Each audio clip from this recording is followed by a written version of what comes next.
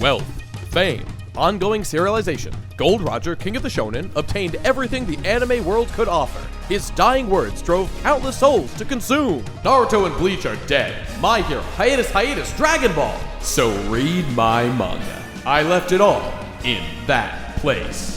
Those words lured billions of Wano refugees to Crunchyroll, bringing awful theories and terrible ideas, searching for the one thing to make their opinions less wrong. Come aboard and leave behind all your thoughts and dreams, and you will find correct opinions that you're looking for. One Piece 102, a Talking Pirates Twig production. So what if the Straw Hats went to the island of Matsu? Then you wave like some... I'm just saying. Can you really quickly explain to me what a Borok is? I don't know. Hello, everyone! It's a pleasure to have you all here. Okay, I've got what we need right here. Everyone, here is the baby oil. Thank you for coming to the Freak Off. I appreciate everybody being here. You're gonna have to share. There's not enough quite for everybody, but you guys have a count. It'll be great. Here you go. Here you go. You're appreciate that. Thank you. Wait a minute. This isn't the Freak Off. That's my thing later on today. Okay, sorry everybody. Thanks for coming out, everyone. Yo. I'll come to the Freak Off. I appreciate that. Diddy didn't buy basic, okay? You cheapskate. I don't have Diddy money. I don't have Diddy money yet. Hello, everyone. Welcome to Kingdom Hearts 102. Yeah. One Piece 102. Oh shit, I'm in the wrong. A lecture. This is Twig.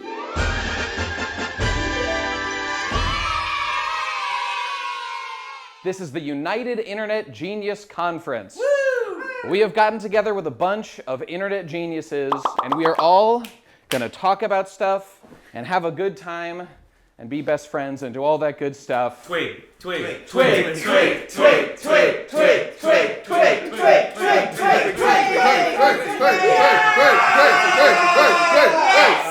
All right, great.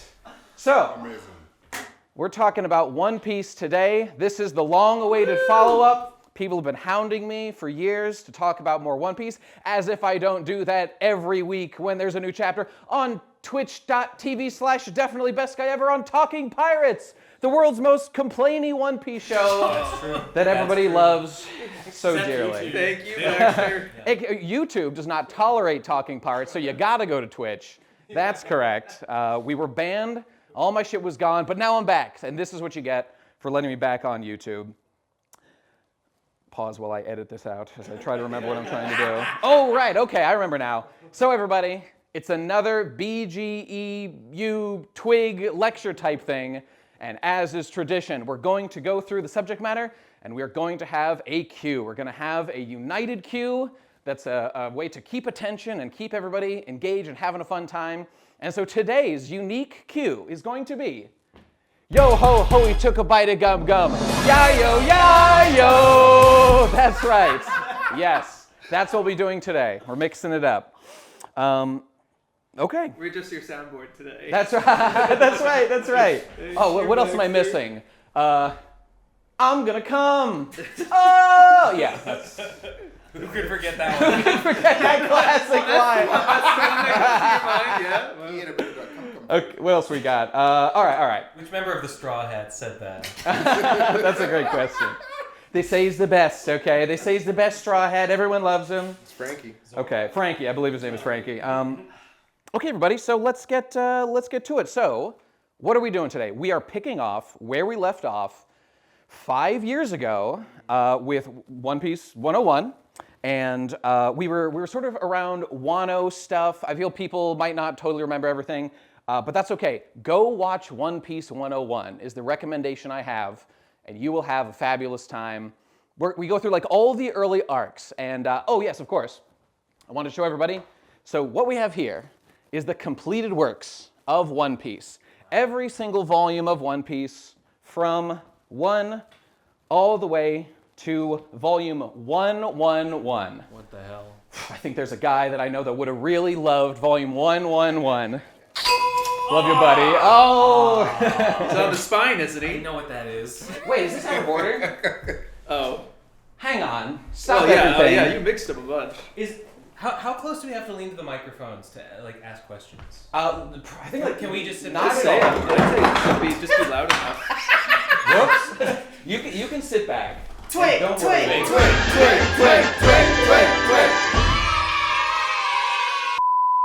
So, this is the complete works, the complete canonicity. They're in the correct order now. Okay, it's all fixed. In Japanese, because the English has errors. Okay. By the way, this is like a manga thing. I'm a manga chud. I am not an anime incel. Well, I am that too, but not the anime kind. So this is what matters. Imagine having sex. I'm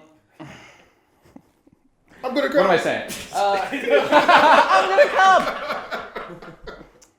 Right, manga. Okay, so there's like anime stuff, and the English translation has flaws. It has. We love Viz. Viz does a pretty good job. Stephen Paul's a good guy, their translator. But there's imperfections, so I would just recommend this is my quick little public service announcement. You should all read it in the original language if you want it to be perfect. And as the obsessed freak that I am, I demand that it be accurate as possible. So One Piece is the literal reason that I have been studying Japanese and have a couple of certificates in Japanese now.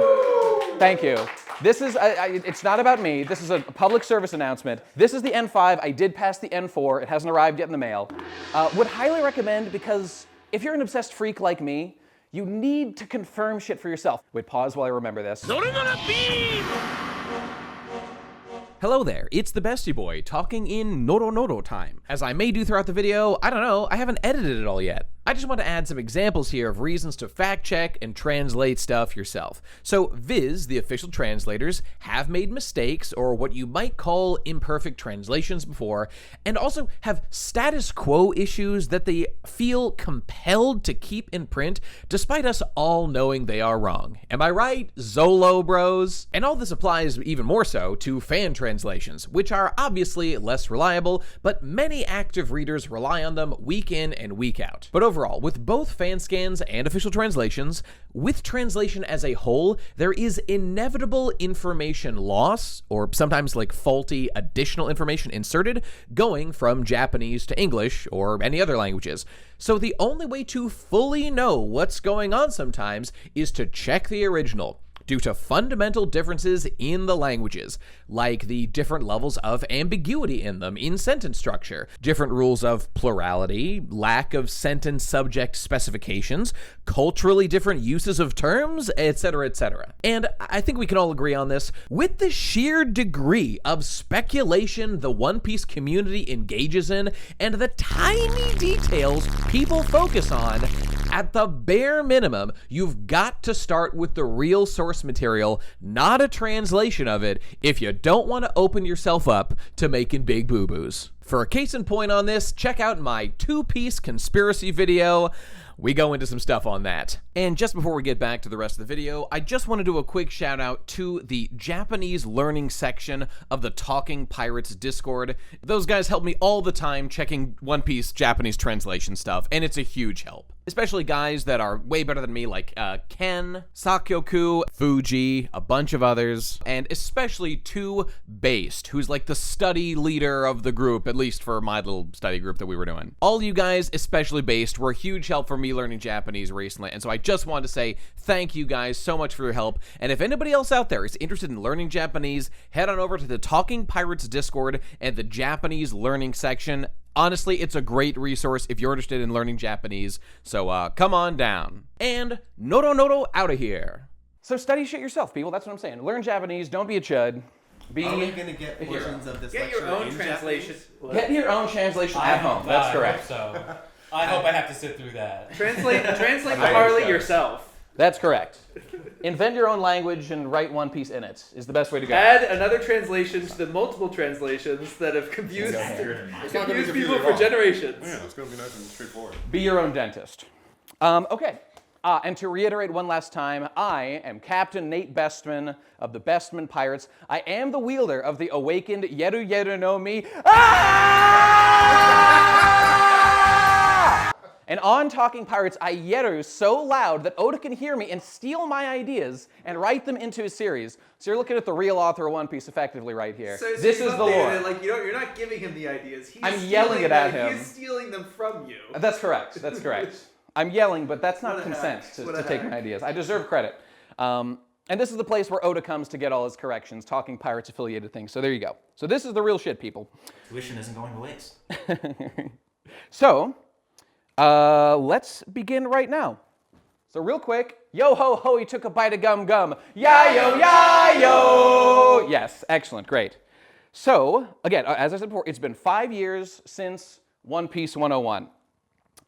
In that time, there has been something like this many volumes, and this is the entire continuity of the story. So obviously, we talked about things pretty sparsely in 101 because we had to cover all of this shit up to about here. But today, I think we can take a little bit more of a relaxed pace as we go through. So we'll talk about things slightly more granularly. We're only talking about what's effectively 3 arcs, and Elbaf isn't even done. Wano and Onigashima are 2 halves of the same arc, basically. So, okay, so that's what we're gonna do. It was said in One Piece 101 that we might wait till the end of One Piece to do 102. I just want to be clear, I have been bullied and hounded into making this. There have been major updates that have happened in the story, so it's legitimately there is a lot to say. Things have changed in some major ways. This is your fault. It's still not updated. You're right. I should have been the viewers. I'm saying it's the viewers' fault. That's right. That's right.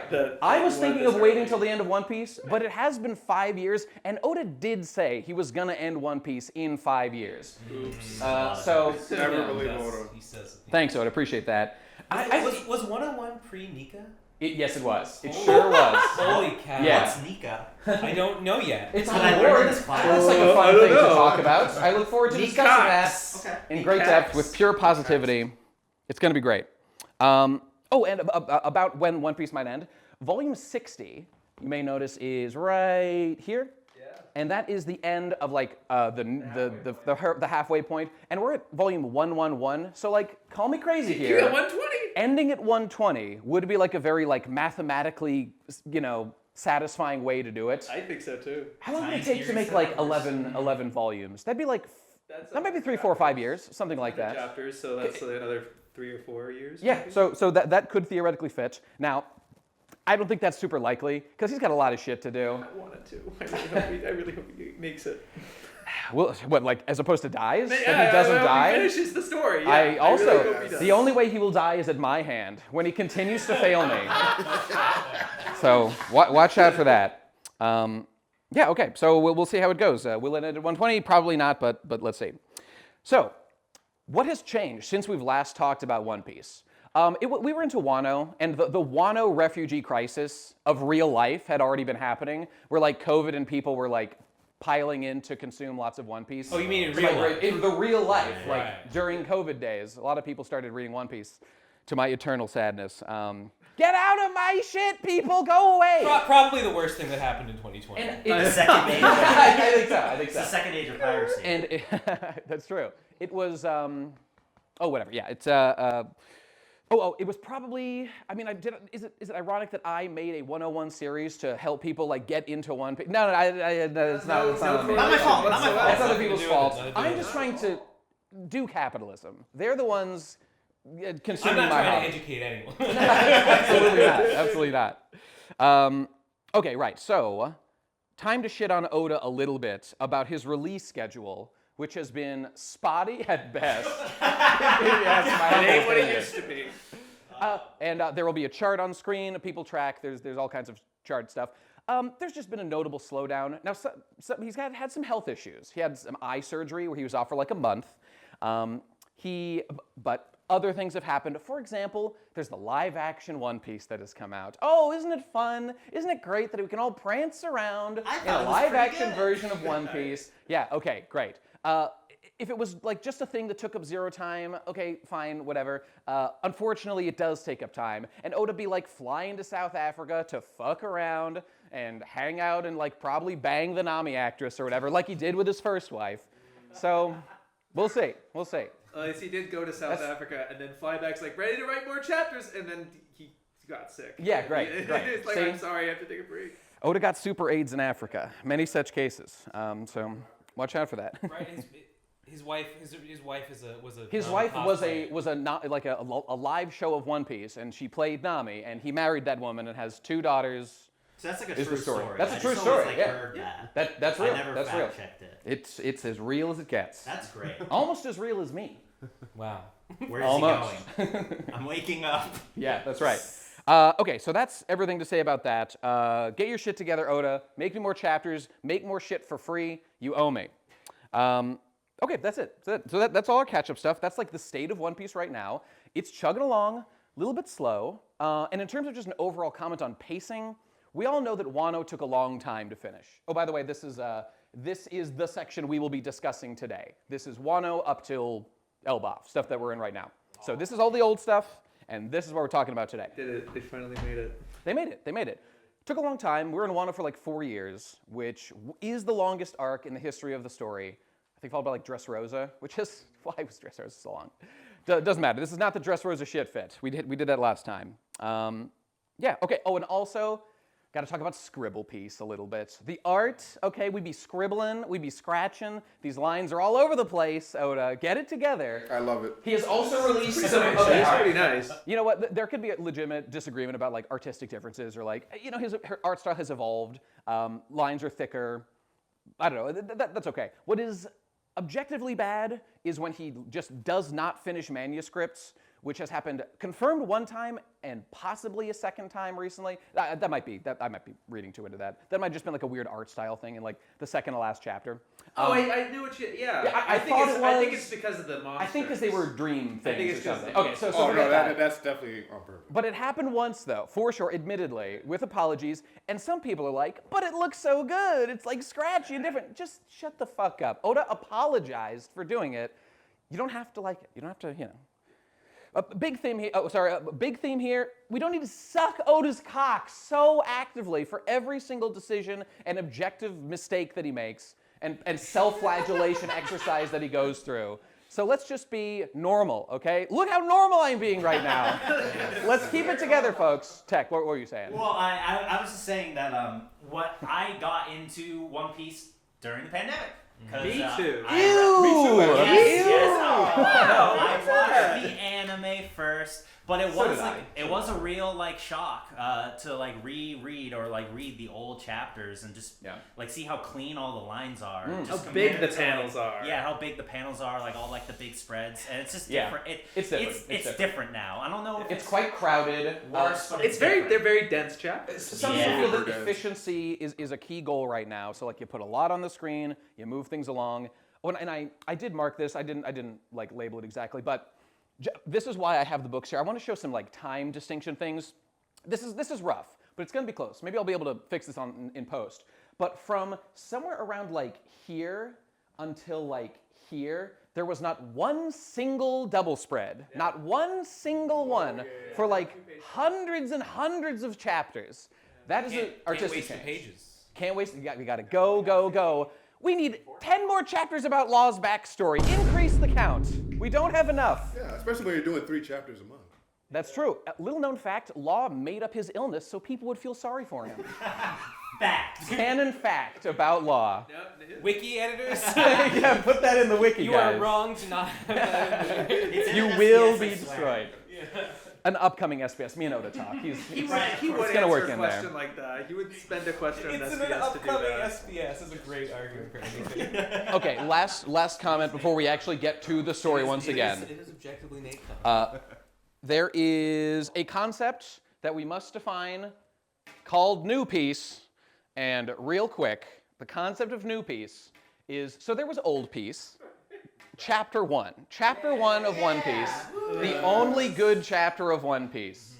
After Chapter 1, it was all downhill from there, and we have to go back. We have to go back. You have to go back. Some say that New Piece began, you know, during like after the time skipped. Some say it began when like Robin joined the crew and like Poneglyphs, or when they got to the Grand Line in general. Some say it began at Chapter 1. Some say it began at Panel 1, and those are the real intellectuals. I might be among that elite class. Channel 1 just had soul. It had I dropped it soul after Wano. that was gone immediately. It was a color page spread, and it's like, why isn't the rest of this in color? And if you want to go full Agartha mode, you could even say, like Chapter 0, the Romance Dawns. Perhaps those were the only good prototype versions of One Piece. You go Wanted. to this other That's right. previous one shot. The dragon, I think. Is there a dragon in that? Oh, that's in Wanted. That's another guy who does canonically become a character in One Piece, Ryuma. That's true, but he wasn't like at the time. So, yes. And anything else to say about that? Just there were layers of new piece. It's a concept that like sort of makes sense, which is just like new layers of story get added as you go on. So there was like the original conceit of One Piece. Yeah, Ben? Well, where do you think New Piece starts? Again, it depends how you want to define New Piece, because to me it's like an onion. There's layers, and when it went woke and went broke. You think it's a ship of theses? That's a great question. Like some people think that One Piece or any series has like changed so much. It's like it's not what they signed up for. There are aspects that I will get to where there's some swaps out for some things that I think used to be a little bit better, and I don't love everything they're doing right now.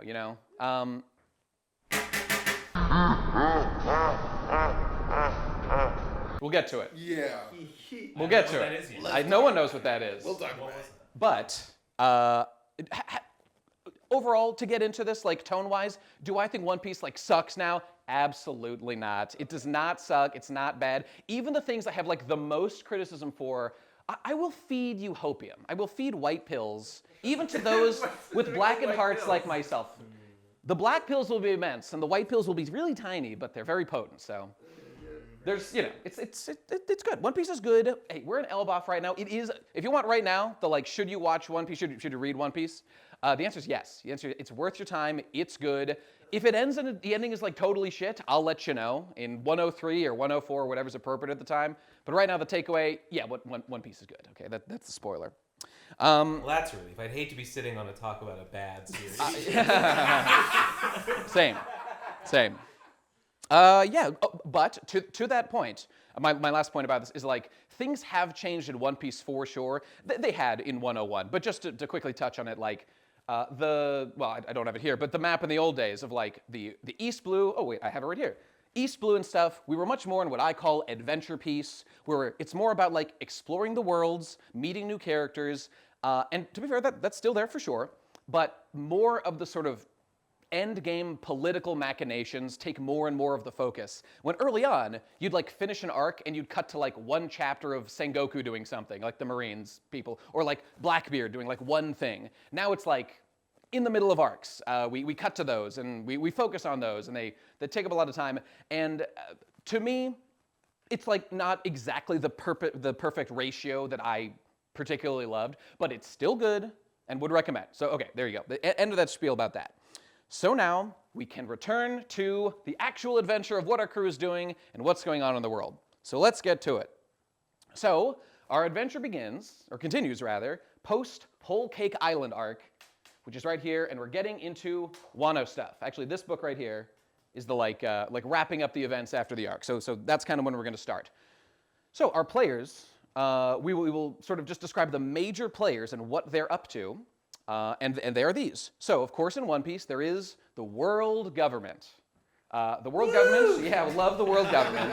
Big fan of those guys. Make the trains run on time. Love them in real life, love them in fiction, and the world government does all kinds of crazy stuff. They're a union of like, I think it was like 150 countries or something around the One Piece world, and they control everything. They control the Marines that are like their enforcement arm. They've got some other ones too, like Cypherpole or whatever. But yeah, so they're important. They do stuff, and they control the whole world. And in opposition to them is pirates. Pirates are the freedom guys that aren't really like active revolutionaries. I could have drawn the Revolutionary Army. The Revolutionary Army are the guys that are actively opposing the world government. And they're doing a little bit more. We're learning now that they have been doing a couple of things throughout history when it seemed like they'd been doing literally nothing the whole time. What do you call looking east nothing? I would never say that. Stared east. Monkey D. Dragon stares east. That's what it is, the head. It's so unfair to Mark here, who doesn't know anything about One Piece. I did this out of respect for you. Yes, During you COVID, did. you didn't want people getting into One Piece. One Piece? I remember 101 like I remember my high school Spanish classes. It's like So there's this guy named Luffy. vaguely I remember the broad strokes of it, but these references you guys are nailing. I'm like, oh yeah, totally. He was looking east. Yeah, I don't know. You know what I'm talking about? I don't know that one either. Well, I think I can learn a thing or two. If you would like to ask any questions, That's gonna be feel free. We can do some quick definitions. I'm sure the audience at home will appreciate I any will definitions. not hold back the audience. I will just power through with them. You can always go watch 101 people. There's tons of time codes in that video, so you can click to like the section you want to hear about. So there you go. I think if you want to ask questions, I think questions from I've never heard of any of this and what is this sort of. That sounds I probably mean, we can't spend too long defining like every straw hat. Yeah. Wait, what's a devil? Yeah. We're gonna skip that, but I think you'll get the gist as we go.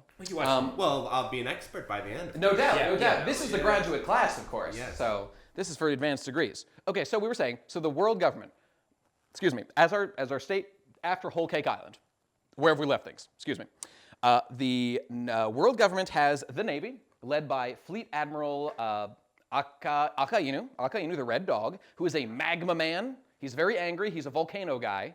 He'll blast you. Watch out for that. They're doing their thing. There's some events that happen soon that have not happened yet, because again, I know people that are up to speed are going to be like, this has already changed. It hasn't changed yet in the narrative, so we're going to get to it. We will talk about all these things.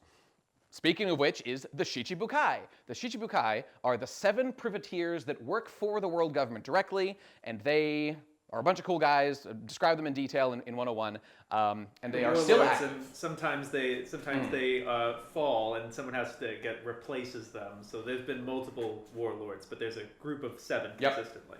That is certainly true, and they generally are supposed to advocate for the world government's interests and obey their orders. They do that to a limited extent. Pirates on the government side. Privateers, indeed. And I'll just name them real quick. So the ones that exist right now are Dracule Mihawk, Sword Guy, Boa Hancock, Pirate Empress, Sexy Lady, Weevil, alleged son of Whitebeard, Buggy, who's currently the head of the Buggy Dispatch Service that sends pirates to go do activities. Future Pirate King. Future Pirate King, indeed. I think those are actually all the active ones. Doflamingo's in jail. Well, Law has already resigned. He's already resigned. So Dofi's in jail. Doflamingo, Don Quixote Doflamingo. Kuma has been slaved already, so he's been out of commission for a while.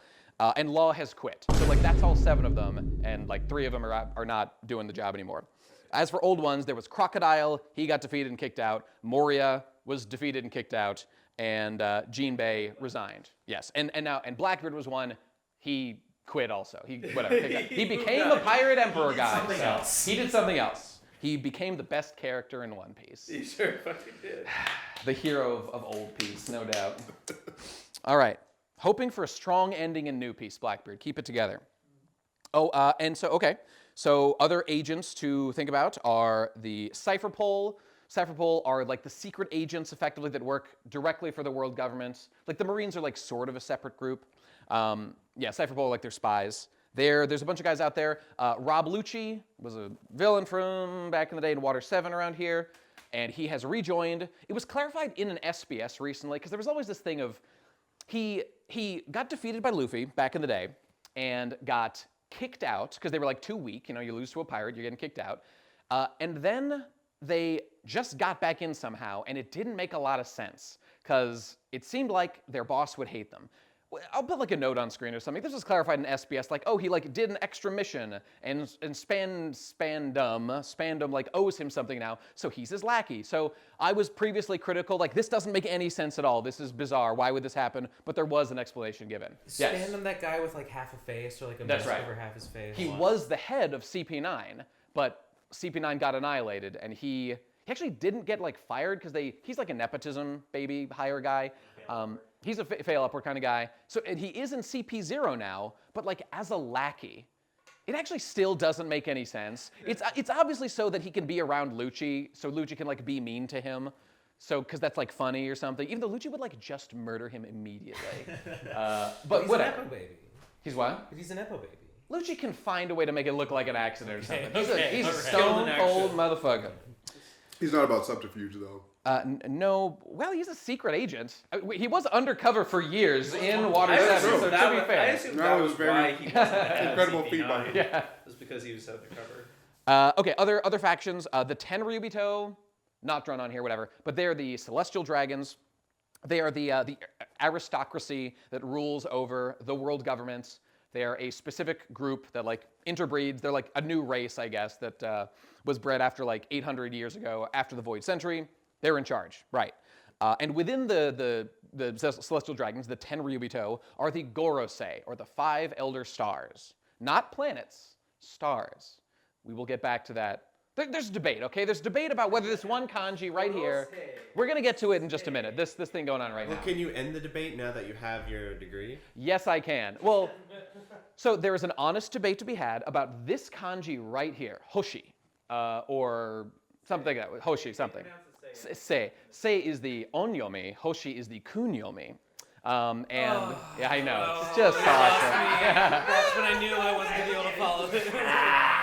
It means like a celestial body. So like a star, right? Well, if you look up on Earth and you look up at the sky and you see Mars, does that look like a planet, like you define like Earth? I mean, it doesn't look that way. So it's just used to refer to any like celestial body. And you'll see in like anime mostly, they'll call like a planet in space like a star. It's a star. It's a generic term for like a celestial thing. So basically you have your choice. You could translate this in like multiple different ways. But the most general, you would not call a star a planet. It's not a planet. But it sort of fits this like semi-loose definition of star. So star is the better option. So Here's my question There to you you. Yeah. What meaningful difference is there? What ramifications for the story would there be for star versus planet? literally nothing. There's no. Okay, yeah. It's just there's a bunch of characters. I'm leaving. The characters that we meet, their names are like Mars and like Venus, and so so they're planet. No, they're stars. It sounds better. So that's the entire argument. It sounds better to call them stars. So It does. that's it really does. That's all there's to say. Get the fuck out of here, Shades. I just call them the Gorosei elders. Well, that's fine. But if it's a specific debate between stars and planets, It makes more Sound sense. that good to me. It makes more sense to call them planets. Because they're literally named after planets. Yes, but it sounds cooler to call But I them wouldn't stars. this is a them planets. reductive I wouldn't argument. call them This is planets. not okay. Well, Maybe in the world of One Piece, they live in a geocentric universe, and like the celestial spheres orbit around them, and like Mars and Saturn and Venus really are the same as stars. They're just wandering is stars in the theoretically sky. possible. We don't know what's out there. What if they're We not don't. even planets? What if they are? we know called that stars? some dudes floated to the moon with balloons. There's apparently atmosphere there as well. So this doesn't make any sense. You know, Eneru. He flew there on he flew to the moon. and also some robots used balloons to float there. So there's atmosphere. Oh my in, God. Yeah. Geocentric universe. It might well be. For It One might well Piece be. confirmed. 4-element theory. Okay, and what else is going Pliny on? the Elder. Everything Pliny the Elder said about the real world is true about the One Piece world. I've been saying it. The Tenryubito are in their place in Marie Joie, their big castle on the Red Line. It's actually on the other side of the planet from here because this is the East Blue. And we'll discuss this real quick before we move to the main events. They're preparing for Reverie, or Levelly. It's written as Levelly. That's stupid. It's Reverie. I don't care what they say. That is where all the world leaders get together that are the constituent king members of the, what's it called? Of the world government, right? If your country's a member of the world government, your king will get sent there. It's actually only like the important ones. It's like 50 out of like the 150 or whatever it is. So whatever, you get sent to a council. You're like the UN, only you have a tyrannical dictator in One Piece. So it's not quite the same, I guess. So there you go. They're preparing for that at this time before Wano has begun. Other people, okay, the Yonko. The Yonko means the 4 emperors. And who are they? They're 4 pirates that are super duper powerful, and they rule the new world, basically, the latter half of the Grand Line.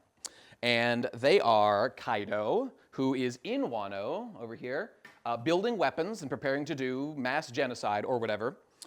Big Mom, who is chasing Luffy out of Whole Cake Island, which he was just at, and they're fleeing from. Blackbeard, who is amassing devil fruits and various powers and building up his crew somewhere beyond where we're at in Hachinosu, down a little bit further in the Grand Line. And Shanks, who's doing mystery shit, and no one knows what Shanks is up to. Being chilling. But probably like being a nice guy to most people. But He seems to be a nice guy. he seems to be a nice guy, except that did he meet with the Gorosei? Excuse me, is Shanks a rat? And then you Is he talk about a informing? certain pirate. Yes, a certain pirate must be discussed. Okay, is Shanks a rat? We will get back to this question as we go through the narrative. You'll find out. You will find out. You will find out. And two more factions. The Revolutionary Army, we touched on briefly before, run by Monkey D. Dragon, Luffy's father, the main character. His dad is the head of the Revolutionary Boys. They have actively been doing some revolutions historically, and they're still going on now. Their goal is to free members or subjugated countries from the world government's tyrannical control. So that's what they're doing. Ben. Do we know? I don't remember. Do we know why Dragon put Luffy on whatever island him and Sabo and At the beginning, Ace- no. I Yeah. don't Do we think know so. why I don't think Luffy so. was Well, an orphan when his dad is around? The very clear implication, and this does come up in the narrative a few times, he is just very scared that if anyone knows that he has a son, that son will be targeted.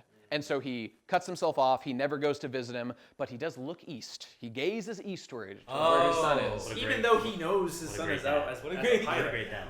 Well, My dad wouldn't that's even true. look east for me. I guess it's a habit. It's a habit. He still gazes east, even though Luffy is certainly not east anymore. That's the implication of why he's staring east, but yeah. Although, just based on wherever he is on the planet, you can't always be looking east to be looking toward the east blue, you Go know? west enough. It's If you east keep side going, going. look I guess west. if you look at any direction on an infinite timeline, unless it's a perfect circle around the Earth, it will eventually loop enough times to hit the spot. Okay, I think if you're anywhere other than the east blue, then you can look east, and you'll more or less be looking in the right direction, right? If you're in the, let's say you're in the north. No, If if you're looking south, going north, you're never if you're on going the east. South Pole in the South Blue Yeah. and you look east, you are never gonna hit the East Blue. You're just looping around the bottom pole forever, right? No matter how many revolutions. Wait. Well. Okay, Unless like if if you're at you're a- sailing, like if you're talking about like sailing along a latitudinal line. This is what the people wanna I hear get about. what you're saying. Yeah. Thank you, Ben. I appreciate the contribution.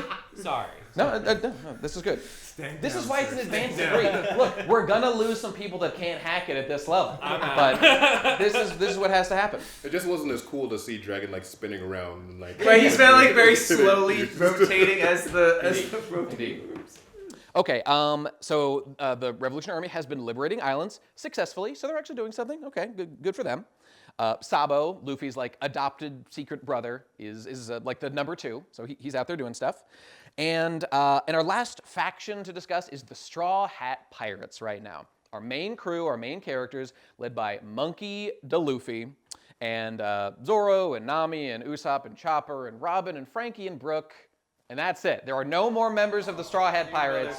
It's literally true at this point in the story. It's not. It's not. It's just not. It is. They have not had the formal joining ceremony. It's only been an invitation.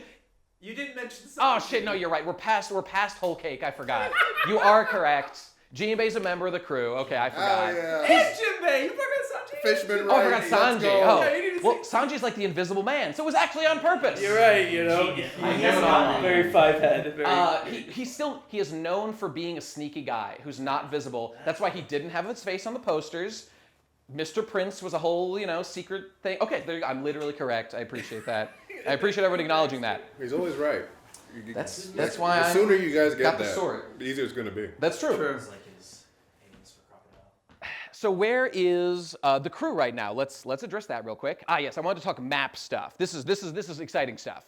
So our crew is leaving Whole Cake Island, which is like back here somewhere. So here's the planet, here's the map redrawn, which we'll get to in a moment, and this is the particular section of the Grand Line, which is this blue strip that goes around the planet. This is the entrance, the first half before you hit the other side of the planet. This is called Paradise, and the second half that goes from back the planet around this side towards where it started again is called the New World, and they are like somewhere halfway through the New World, something like that. And so the islands that we're dealing with, we left Whole Cake Island, aka Totland. It's like a whole archipelago of islands, and we're sailing toward Wano, the Japan-themed island. So we're going to be there for a while, and we'll get to the other islands when we get there. So we are here right now. We'll get later. That's where the crew is actively at the end of the story right now. But Interesting developments in the world of One Piece lately, I think it was the most recent SBS in volume 111, was that the planet that we're on was given a name, or at least somebody asked the name. Now, I had a cockamamie theory that like One Piece is like the planet's name because it's like never been clarified. This is like a theory people have had for a long time.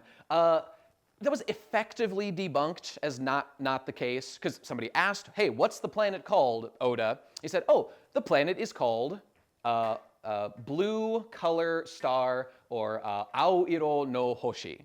So that just means like blue planet, blue star in Japanese.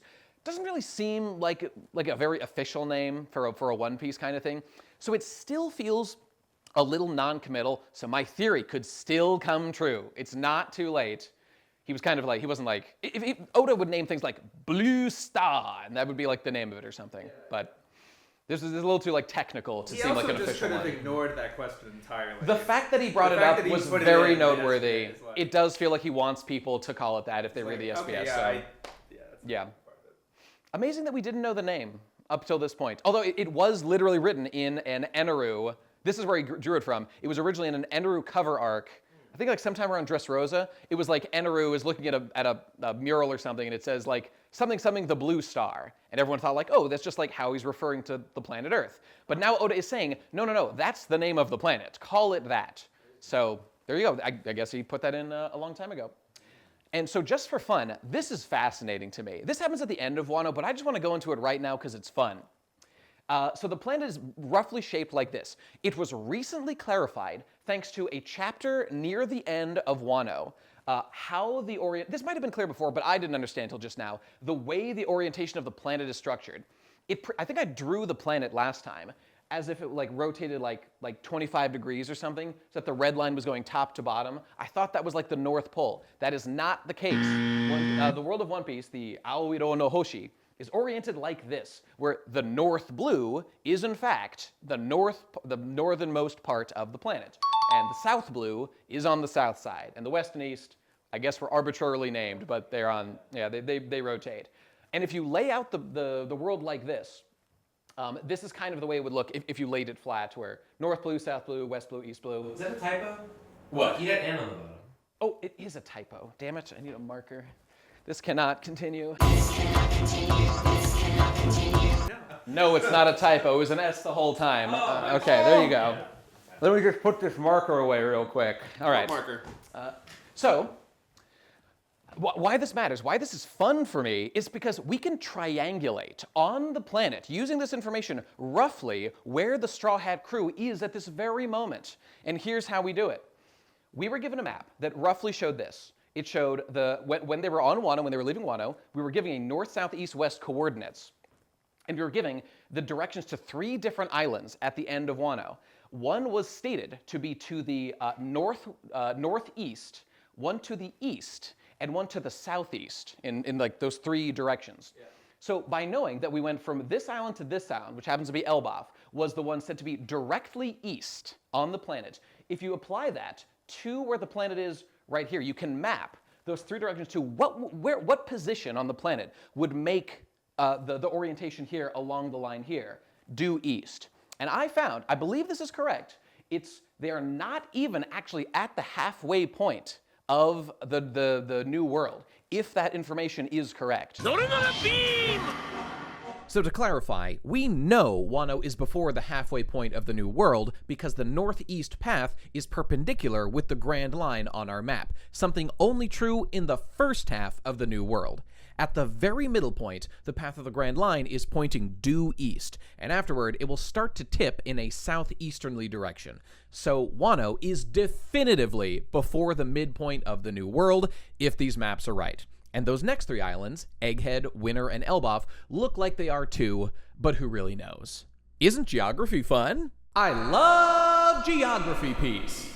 Now, someone could fact check me. Maybe Oda didn't like totally plan. The diagrams we get are probably not to scale, but if they are correct, even kind of, that puts it like right there, a little bit before that crest at like the halfway point of the New World. So that's my understanding. Someone can correct me if I'm wrong. But that's what I think is true. Okay, so that's where the crew is right now. Now moving on, it's time to go to Wano. Okay, so we're off to Japan. God, I wish that was me. Yeah, right. Okay, so Wano. Longest arc, there it is, Wano. Longest arc in the entirety of One Piece, if you include Onigashima, which is effectively the same arc. Real quick to describe Wano. Wano is this island right here. I drew like a little baby map of it right here. Wano is on top of a mountain, basically, and there is a circular ring of water on top and like a waterfall that comes down on one side. And, oh, you can see a little bit better right here. And so up here, there's like all this water to swim around with. It's mountainous on the outside, and in the middle, there's an island, just like Japan in real life. There's a main landmass up there, and there's like a little island called Onigashima, which you may see over here. That's where they're gonna go eventually.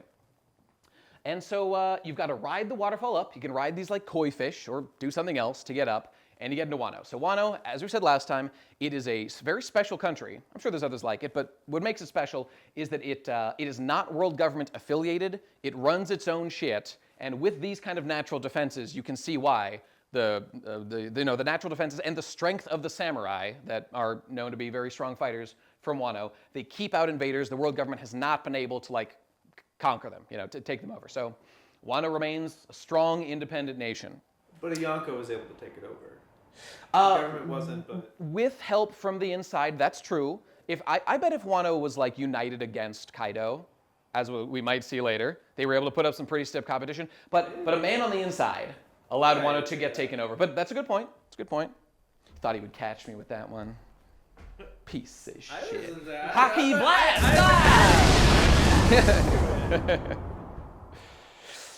Okay, so what do we have to say about that? Oh, fun thing about Wano also. You can see here, it's kind of small, but forgive me, I was low on space. There's the main landmass there has distinct different climates in it. So over on the right is Ringo. It's like a section in the northeast, or probably north or northeast, something like that. That is like very snowy. But the thing about islands in One Piece is that they're like on the Grand Line. Weather's all fucked up, and every island that you go to, like Egghead or Elbaf or something, they have like a weather designation that, for some reason, that doesn't make any sense in real life. The weather system there is like all dorked, and it gives them a permanent weather phenomenon. So like it's like always in a certain season. So it's a winter island, a spring island, a summer island, or a fall island. Correct. And Wano, however, is not like that. It is like variable within Wano itself, which, based on things that we will learn about Wano later, it's entirely possible that this landmass was like assembled from other islands or something. Maybe that's a bit of a stretch, but like there really is no other explanation for what's going on in Wano. Why it's snowy over here and like nowhere else. Why would that be? I guess just theorizing here, maybe it's like the real Japan, where like in the north, in Hokkaido, it's like snowy a lot more because it's way high up north. And in the south, it's warmer because it's farther south, closer to the equator and stuff. And maybe they're like locked in that state all the time. It's just that isn't how we've come to understand islands in One Piece up to this point. An island is one flavor. It's one type of dude. But Wano is different for probably not plot critical reasons. But it's interesting to theorize about nonetheless. Okay. So what's going on in Wano when we arrive? So everything's fucked and everyone's dying. Kaido is the Yonko that has taken over and is ruling with Orochi, who is the wicked shogun of Wano. And he is using Wano as a manufacturing plant to make weapons and these things called smiles that are artificial devil fruits that he seems to want to use to like take over the world and like be the strongest pirate guy, be the pirate king, something like that. And he just loves war. He loves fighting. He wants to die. Kaido is adorable. Suicide is his hobby, and he gets very creative with it because he's like an invincible monster. Jump in the ocean. That wouldn't be cool though. That would be a lame way to die.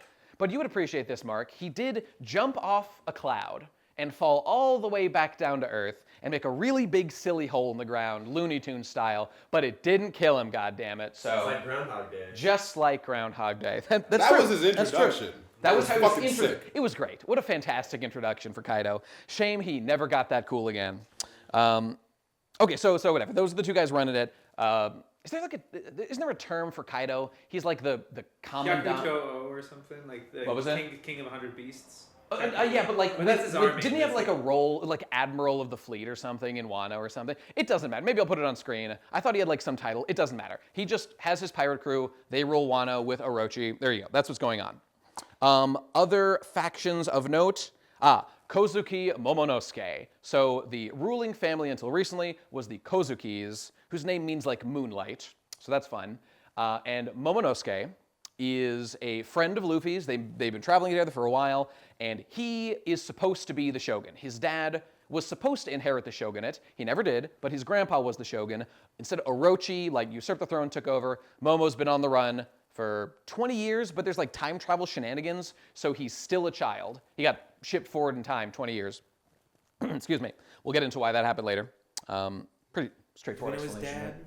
What's that? Do you know his dad's We name? do know that his dad's name is Odin. I think Odin Kozuki. An important guy. He's been hinted at a lot. You get his full reveal of what his deal is in Wano when you get to it. So we will discuss him at great length, as they do in the story. Endless length. Let's talk more about Odin, please. Oh, hell yeah.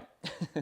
I'm still, you know what? I'll just make my point. Odin was revealed tragically, where's my hat, to not be wearing a tricorn hat, which I thought it looked like he was wearing.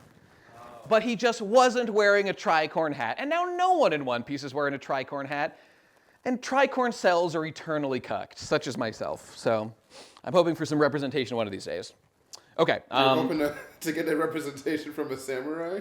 Yeah. Well, I have the will of the samurai within me. Well, that's the thing, you know. Again, this is all headcanon. I'm not like mad at Oda for not doing this, but like there was sort of this idea that Odin was weird when he was first introduced.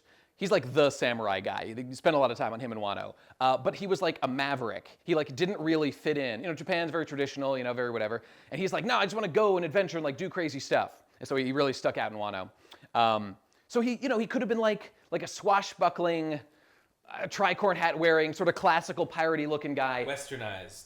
Yeah, I mean, it was like a kind of a funny idea, I thought. Like a Western, that would be cool. Yeah, if he was a Westerbu. But it didn't happen. Oh, like the beef?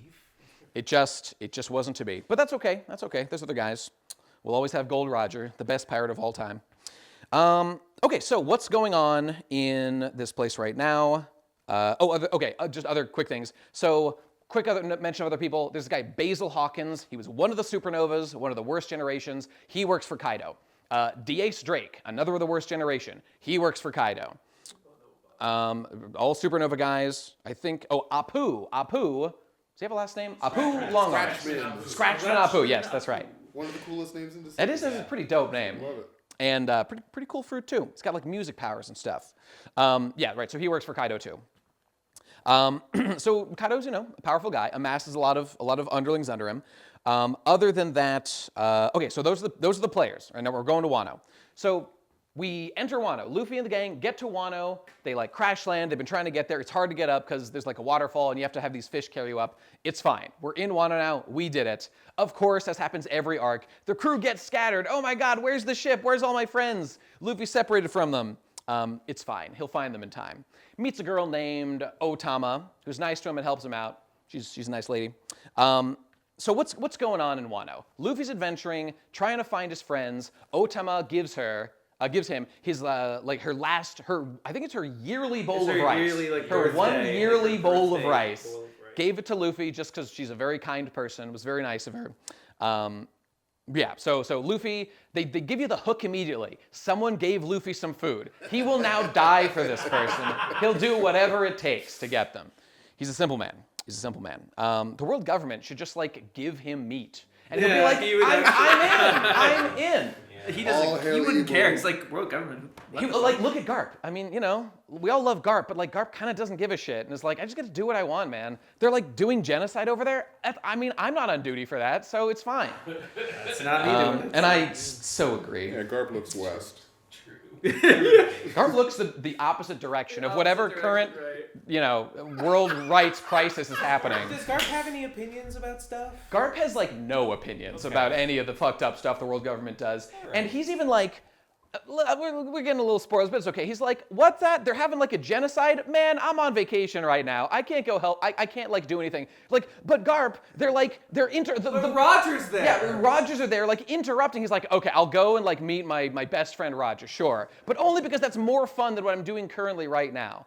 People love to say, "Oh, he didn't take the promotion to become an admiral, so like he didn't want blood on his hands, bro." This is okay. It's kind of a nuanced issue. I think what Oda wants us to get about Garp. Look, we all know that Garp is a good guy. He's coded as a good guy. He's nice. He's like Luffy. He's like not very thoughtful. Okay, he's not like a deep analytical thinker. He goes on his gut.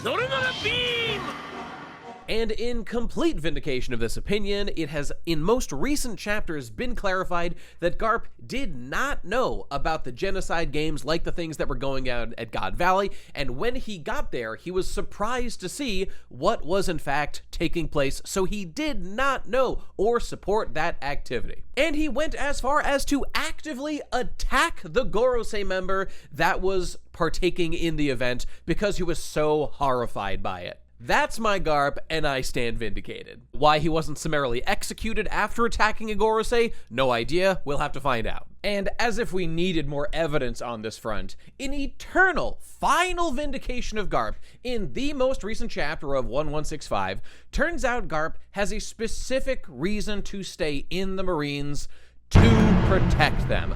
Obviously because Garp believes in the peacekeeping mission of the Marines, knowing most of them are good. Simple as that. Leaving them and joining up with Roger or whatever would leave no one to cultivate the future good boy Marines, like Smoker and Kobe, which is clearly Garp's mission in life. Reforming an institution complicit in some fucked up shit from the inside. And there it is.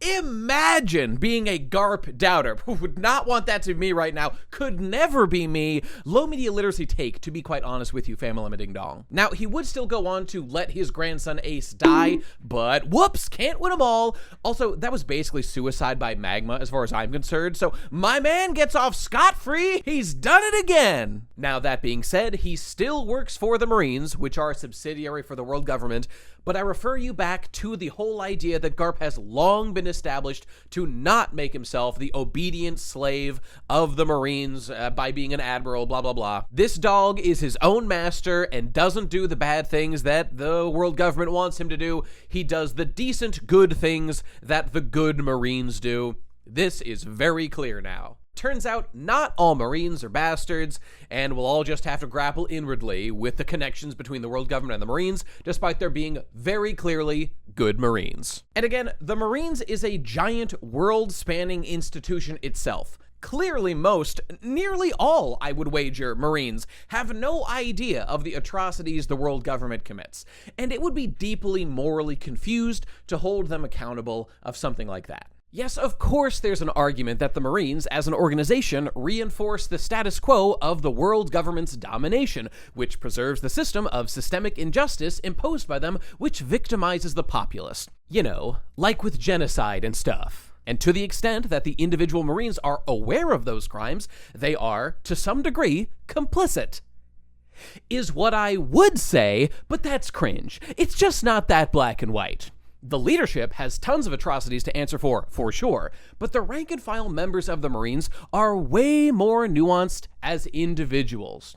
I don't know what to tell you, but to most people, the Marines are the good guys. It's as simple as that. Particularly at the early part of the story before Oda developed the evils of the world government. There's Illuminati shit going on at the top, for sure, while lots of good Marines, like Garp, are just doing their thing, generally protecting innocents from pirates, many of whom are ruthless killers and big baddies, so obviously they aren't the good faction either. Some people say the Revolutionary Army is the only truly good faction, and in intention that seems to be true.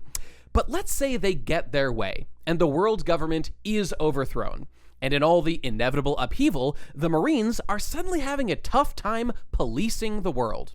All of a sudden, that chaos that's been unleashed as the system blows up leaves lots of islands unprotected, and lots of innocent people victimized by pirates with no one there to stop them. Are those people wrong to resent the Revolutionary Army for this, and think they are the bad guys? No, because it's a matter of perspective, as the wise Daffy once told us. In all of human civilization, there has always been a tension between the freedom of individuals versus the restrictions imposed upon them for the good of the society. And the dichotomy of pirates versus the Marines is one such example. Chaos versus order, with neither side being purely good or evil. And obviously, the behavior of the individuals within those groups determines their particular moral standing. Although, of course, in the world of One Piece, currently order reigns supreme through the tyrannical rule of the world government, and the chaotic forces like the pirates are pushing back against it. As I always say, the grand moral vision of One Piece, what it's really trying to say, is that freedom is generally, but not always, good, and over-the-top tyranny and authoritarianism is generally bad, but authority is still very important. Of course, we're going to support monarchs. We love monarchs. So, in short, it's all just a little more complicated than people sometimes like to think. And the whole thing is, this is like a little kind of complicated subject, but like the Marines. The Marines are going to be good guys by the end of the story. There's no doubt about it. They've been set up in a million ways. There's a whole faction of like good Marines, even though they technically work for the world government. We will talk about like Garp and a bunch of those guys doing that stuff when we get to the next arc. So the Marines, like the police force of the world, they're going to be like removed from the wicked world government and probably made like an independent police agency or something. And although who's going to pay their fucking salary at that point? I don't know. Whatever. They'll figure it out. They'll take donations or something. They'll do a phonathon. They'll open a Patreon. They'll open a Patreon. Want law enforcement? Only $5 a month. Okay, so the Marines. Complicated subject. But I stand my boy Garp. Garp's... I know, he like doesn't care about bad things happening, and he's supposed to be a defender of justice, but he's just like Luffy, you know? He's not, they call him a hero. He shouldn't be. He's not a pirate. Yeah, I know. But it's so similar with Luffy, where like they're just like the same guy. Where like know? Luffy's a pirate, and he's insisting that he's not a hero or a good guy or a bad guy. And the idea is that the reader chooses for himself. Like, I don't really care what side. It's just that Garp is called Garp the Hero. Is his name. That is his title. Who gave him that? Probably just some people. I bet he doesn't even like it. So that's the thing, yeah. And he's done some heroic stuff, but complicated stuff. Okay. I think he doesn't call himself the hero. You know? I mean, I've certainly never heard hero. of that. I don't think He's he's probably like, I'm Garp the dog, man. Put on my dog hat and do dog stuff. I got that dog in me, you know, all that. He really should. All that stuff. He does? Yeah. Remember, he's got the dog mask. Remember? I don't. At his first appearance, he has like a hood. In the first cover arc with Kobe and Helmeppo early on, he's wearing like a dog, and his ship has a dog head on the front of it. I don't remember any of He's this. like a dog-themed guy, but he wears it very rarely because we know like it doesn't look cool to wear the dog mask. No. He just likes dogs a lot, I guess. It's funny stuff. Okay, so other things going on in Wano. It's been 20 years. It's been 20 years of Kaido and Orochi ruling and punishing them and fucking everything up. It's actually been longer than that because that was just when like the time jump happened. It's been like 24, 26 years. It's been 20 years since Odin died. Yes, since we did a time jump and Odin died and all that fun stuff happened. Okay, so just other things happening right now real quick are, so Luffy's here, he gets reunited with Zoro. Hooray! It has been like, in real life, it had been many years since Luffy and Zoro had been in like the same place at the same time.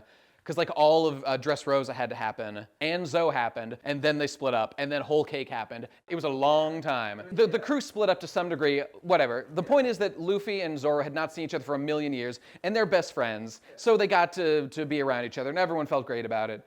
It had been like a million fucking It was chapters. at least Whole Cake, which is a very long arc, so... Okay, right. So everything's fucked up. Everyone's dying. That really sucks. Momonosuke's supposed to be the man in charge. Okay, point is... Oh, and last thing, smiles. The smiles are here. They're everywhere. Smiles are artificial devil fruits that they're like Zoans. They act like a little bit different, and they're kind of fucked up versions of Zoans.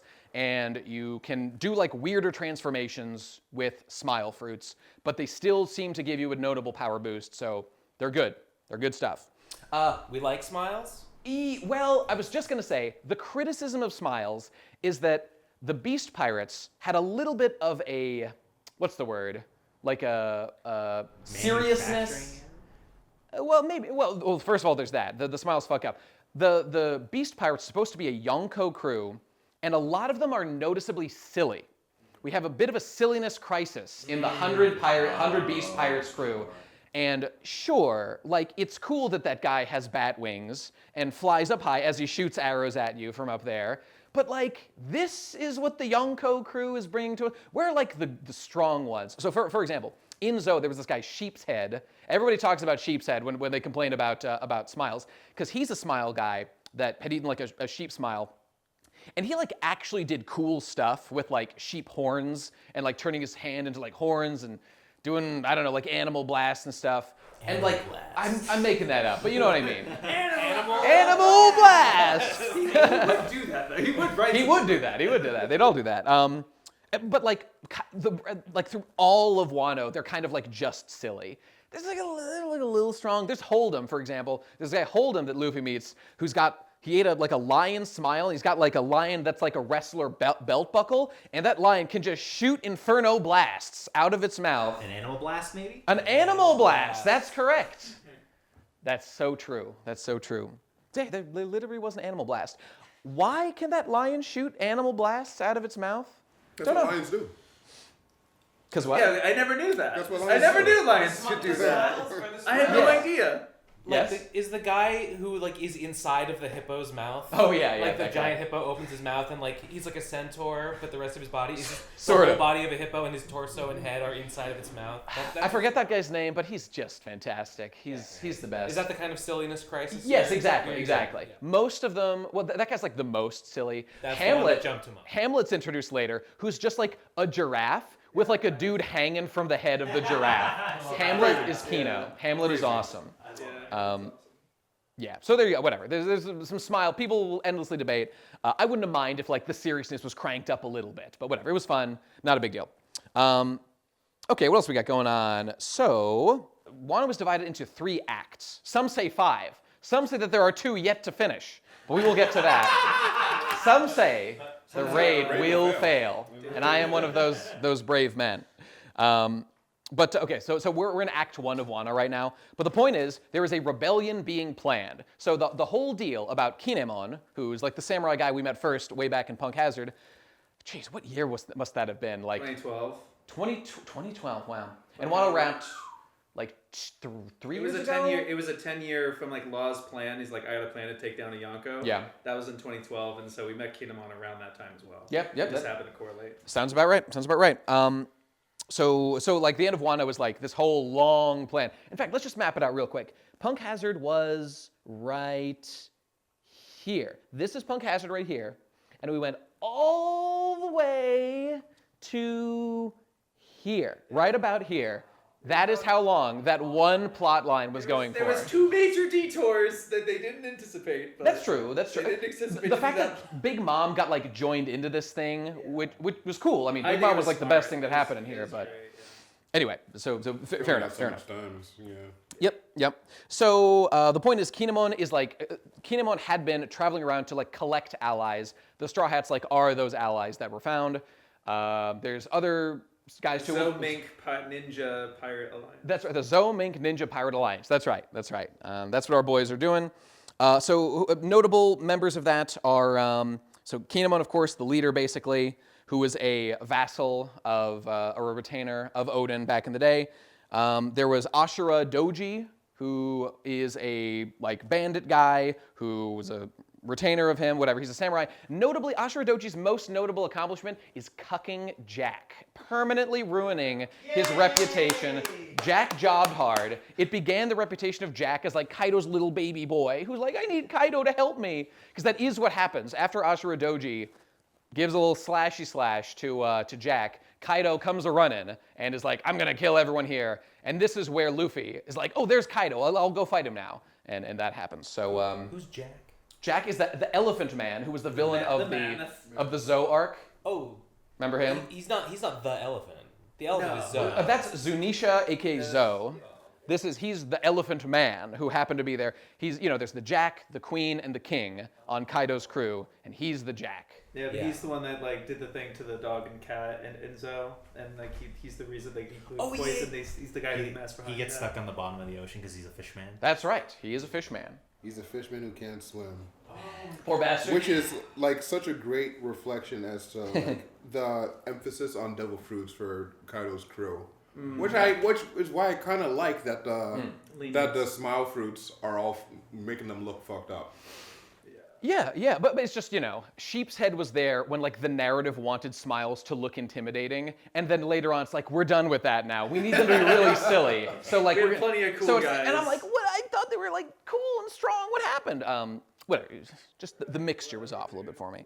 Whatever, it's fine. Oh, I scrolled the wrong way. Hang on, let me find this shit. It's a windy one out there. It's back. It must be my Conqueror's Haki being channeled, dividing the sky in twain.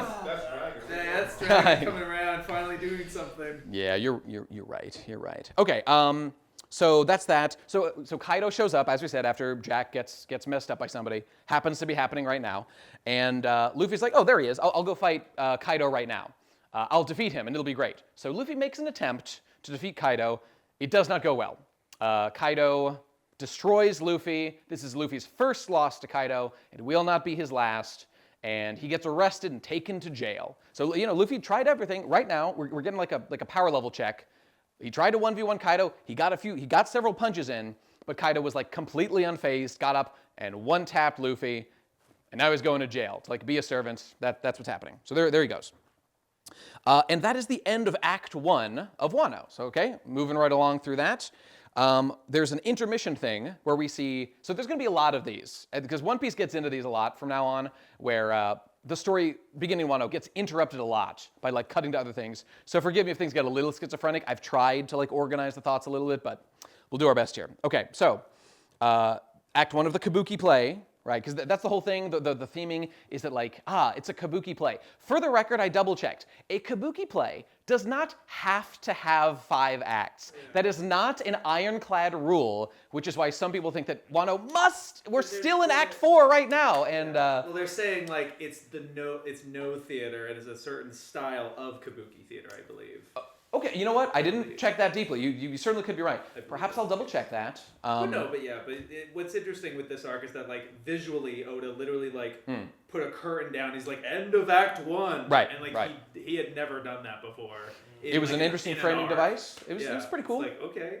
So clearly something was being done with it. So he was thinking that people were thinking, oh, okay, there's going to be 5 of these because it's in the style of a whatever. And when reality deviated from expectation... he kind of forgot. Well, when reality deviated from expectation, it couldn't be that my expectations were wrong. It had to be that Oda made a mistake or something like that. I'm a very critical guy of Oda, but sometimes the problem's up here. It's from within. To fix your own heart. That's true. So I was just saying, in this intermission, we cut to Hachinosu, which is the pirate beehive where Blackbeard's stronghold is, a little further along in the Grand Line. What's that? Cool guy. Yeah, Blackbeard's one of my favorite guys. And Gecko Moria is there, and he's like, hey, I'm looking for my good friend Absalom. Where is he at? He's the invisible guy from Thriller Bark. And because Shiryu is there, Shiryu of the Rain, and he has the invisibility fruit. Did you kill Absalom? What the hell happened? The answer's like probably yes. I don't think it's like literally confirmed, but it's all but confirmed. Because they don't have like the kind of cloning devil fruit technology that other characters will have access to later in the story. And they had to have killed the Absalom in order for this other person to have his devil fruit. That's correct, because you can only have one at a time. Indeed. That's how Blackbeard got the Gura Gura no Mi. Seems to be that what Blackbeard did was have, man, what a brilliant writing piece. It truly was like the pinnacle of this writing style, where at that time we did not know the rules of how you like get a new devil fruit power. And Blackbeard like had access to that. So to us, he looks like a god who like knows the eldritch truths of the world, which now that it's later, we know now when a devil fruit user dies, it reincarnates their fruit into like a nearby fruit, seems to be. So he was right next to Blackbeard when he died. He probably just like had a fruit. Or maybe he sucked him off. Like, he sucked him off and got his powers. I don't know. Like Lafrite just is like, here you go, boss. Hey, for the record, there is a canon instance of someone devouring another person that has a devil fruit, and they got their devil fruit, and that is Big Mom. She did that. That's so right, yeah. he literally could have sucked him off and gotten his devil fruit power. Is that what happens if they die? Like just a nearby fruit becomes the devil fruit? In the one example that we've seen, that is what happened, yes. When the slimy axolotl fruit died Rest in Peace, Smiley, I think is his name. Smiley, Such yeah. a cute name. He was a good boy. I mean, Doc Q does have, he keeps them apples on him. So He does Yeah, keep the that's apples that's on him. certainly This true. one's pretty lucky. Although there still is no in-universe, for anyone wondering, there still is no explanation exactly as to why Blackbeard has 2 devil fruits. It's like, it's all speculation right now. I like the 2 dudes in 1 coat theory personally. I think that's a pretty good one. No, it's, Nice. it's 3 dudes because his weird. flag is the 3 skulls. His flag is the 3 skulls. Now, for the record, Oda is on record saying he just made that up with there being like no significance. He specifically clarified That's what about someone- that. that's But what- that's what that's a what- liar that's would what a say. liar would And say. so I That's think what a that's sneaky devil who's been planning it all from Arc 1 No, would say. no, it's not true, actually. Chapter 1, Chapter 1. baby. When every event of the story was planned, as every true One Piece fan knows. Okay, so that's the end of the intermission. Let's get on to Act 2. Okay, here we go. Act 2 begins with more revolution fomenting. This is what's happening. Luffy is in jail, but he's like working out, and notably at this point in the story, Luffy begins looking actively swole. There has been a change in the art style, and Luffy is looking yoked as fuck. Everyone's necks get really thick. They get very thick, yes. And you know, Neck piece. this neck piece is real. Rolling Logan is the champion of neck piece, no doubt. This led some people to speculate that like Luffy is like getting physically strong. That like doesn't make any sense because Luffy has the strength of like a superhuman. So does muscle mass even literally mean anything in One Piece? I don't know. Unclear. So it was probably just like an art style change. But Luffy is getting stronger, so I don't know. Go figure. It's like, it was an art style change because like when they did the flashback, he was buff. When he went That's to right, the Kuma that's right. flashback, they saw Luffy and he was that swole. I love having you guys here that know the exact things. That's right. I was just looking at that exact panel. I know what you're talking about. And also, I've got a pet peeve.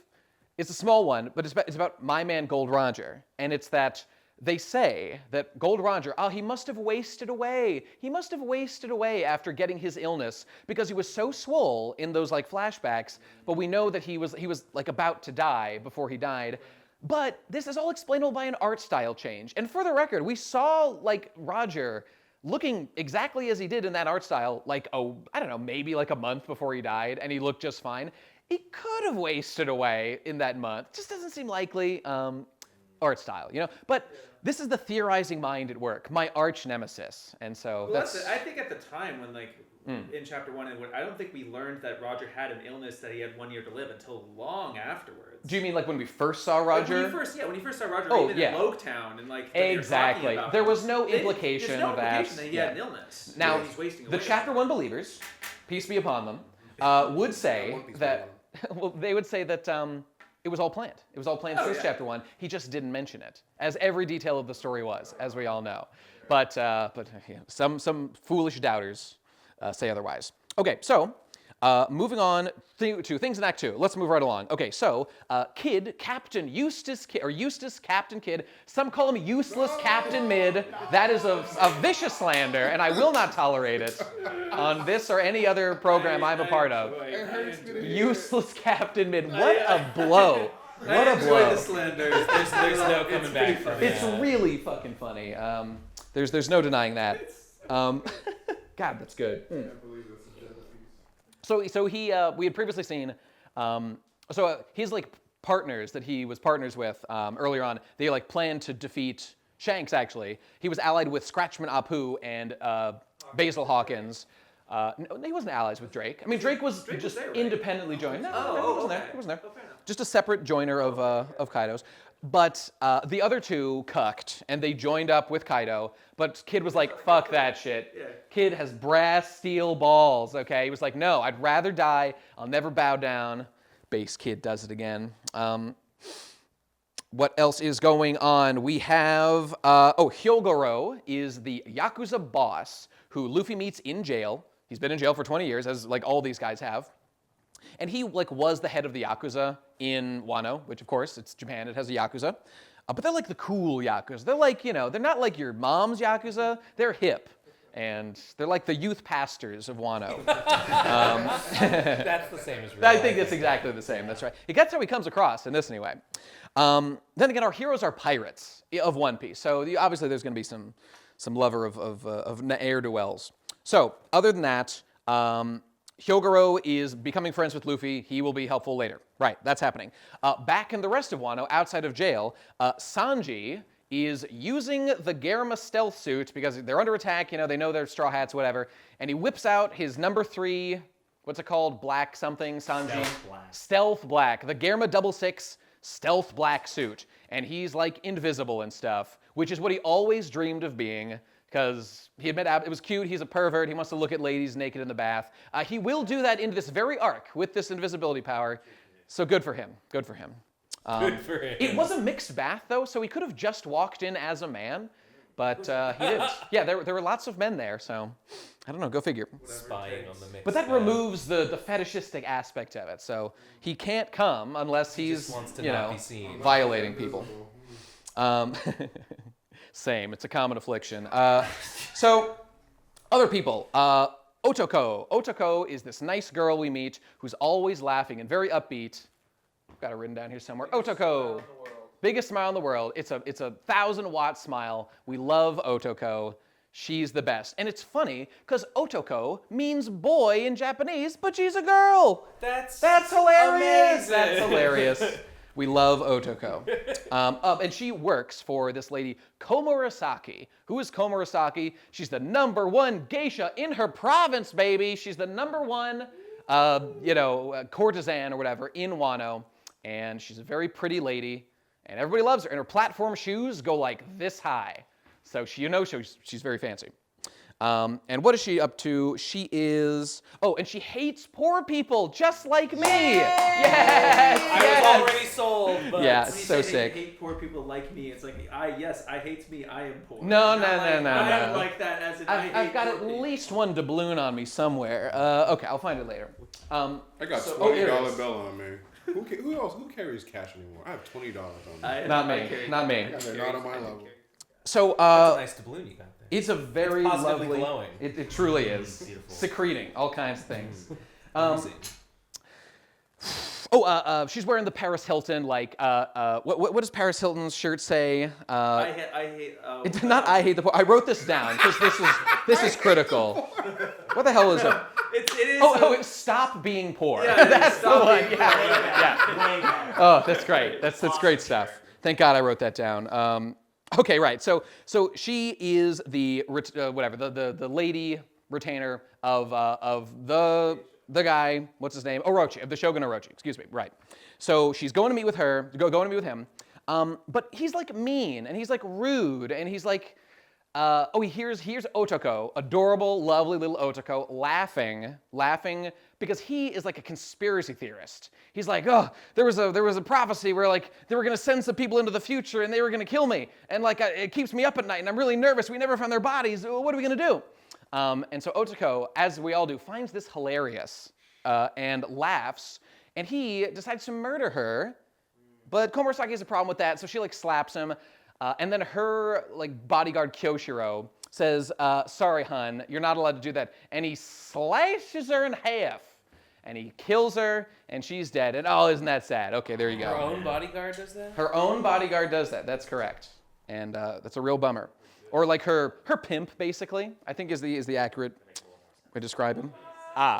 So it's around this time that Big Mom, who's been chasing the Straw Hats, catch up to them in Wano. And they attempt to enter Wano a few times. And I believe the first time they try to do it, they're stopped by our boy King, who is one of the guys who works for Kaido. He's like his top enforcer, basically, who's a pterodactyl. He's a big, black pterodactyl-looking dude. And he just, their boat tries to come up the waterfall here, and he slams them and pushes the whole fucking boat away. Very cool stuff. So the Big Moms are trying to get into Wano. That's what's going on.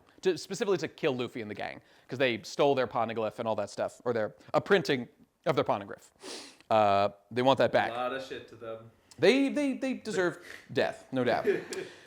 So what else is going on? So in jail, where Luffy is, we meet Queen. Queen is sort of like the number, number 3 guy, the number 2 guy, whatever it is.